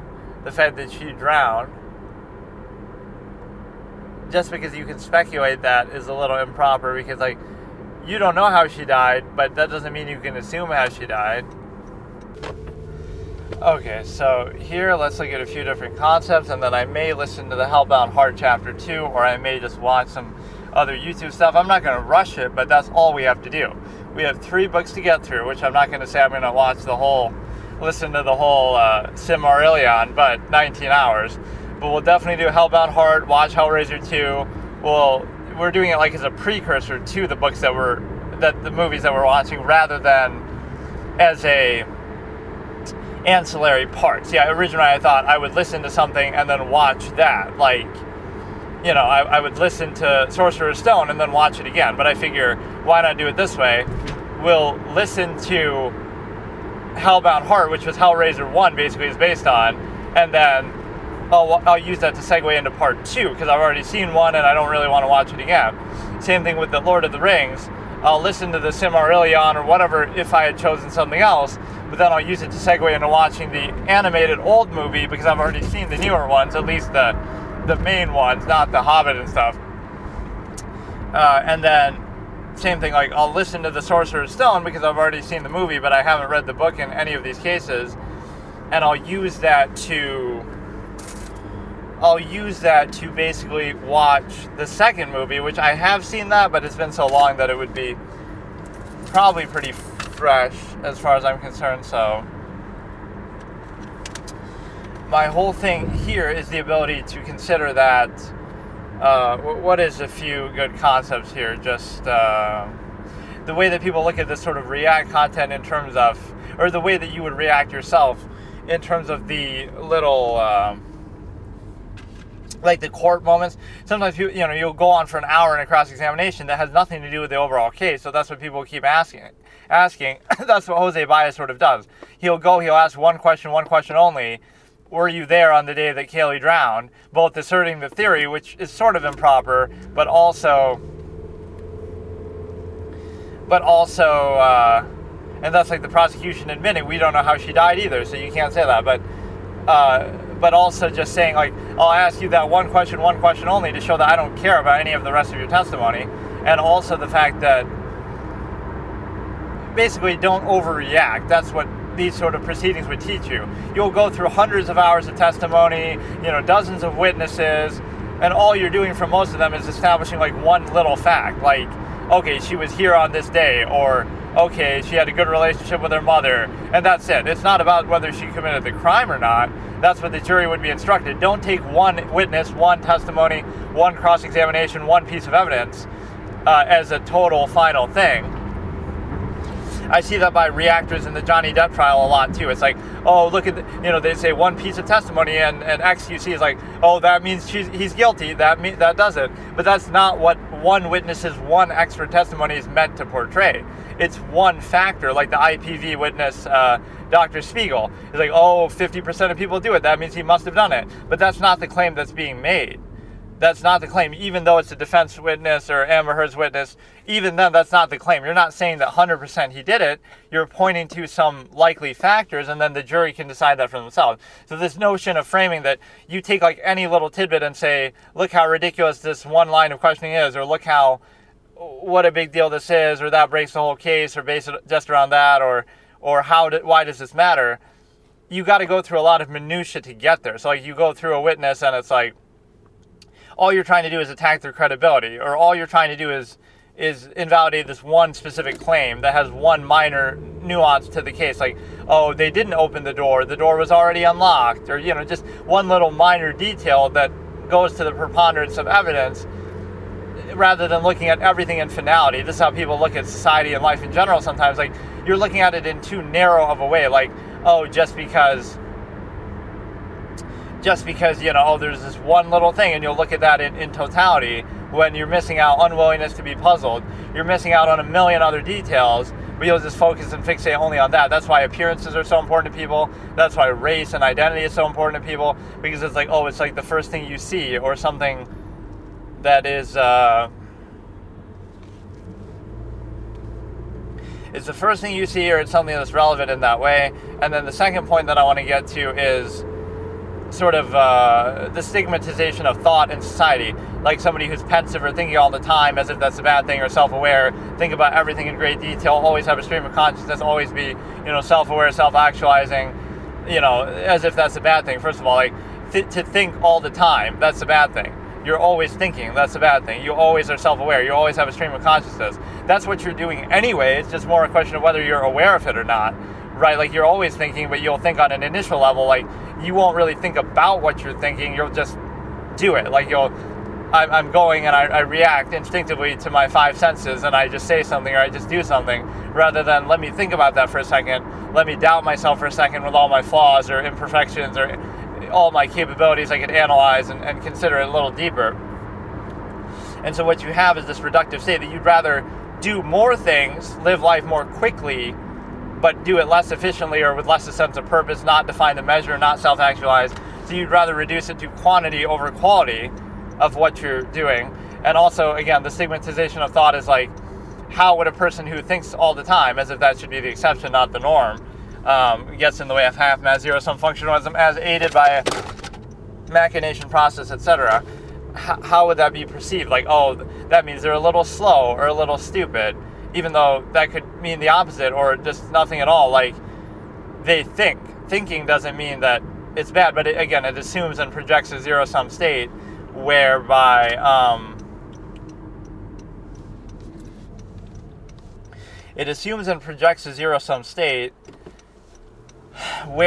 you're able to it assumes and projects a zero-sum state whereby that's like the only thing that matters. So you couldn't possibly be thinking about anything else, or reduced to a human function. But beyond that, you have a few things to consider. So, like,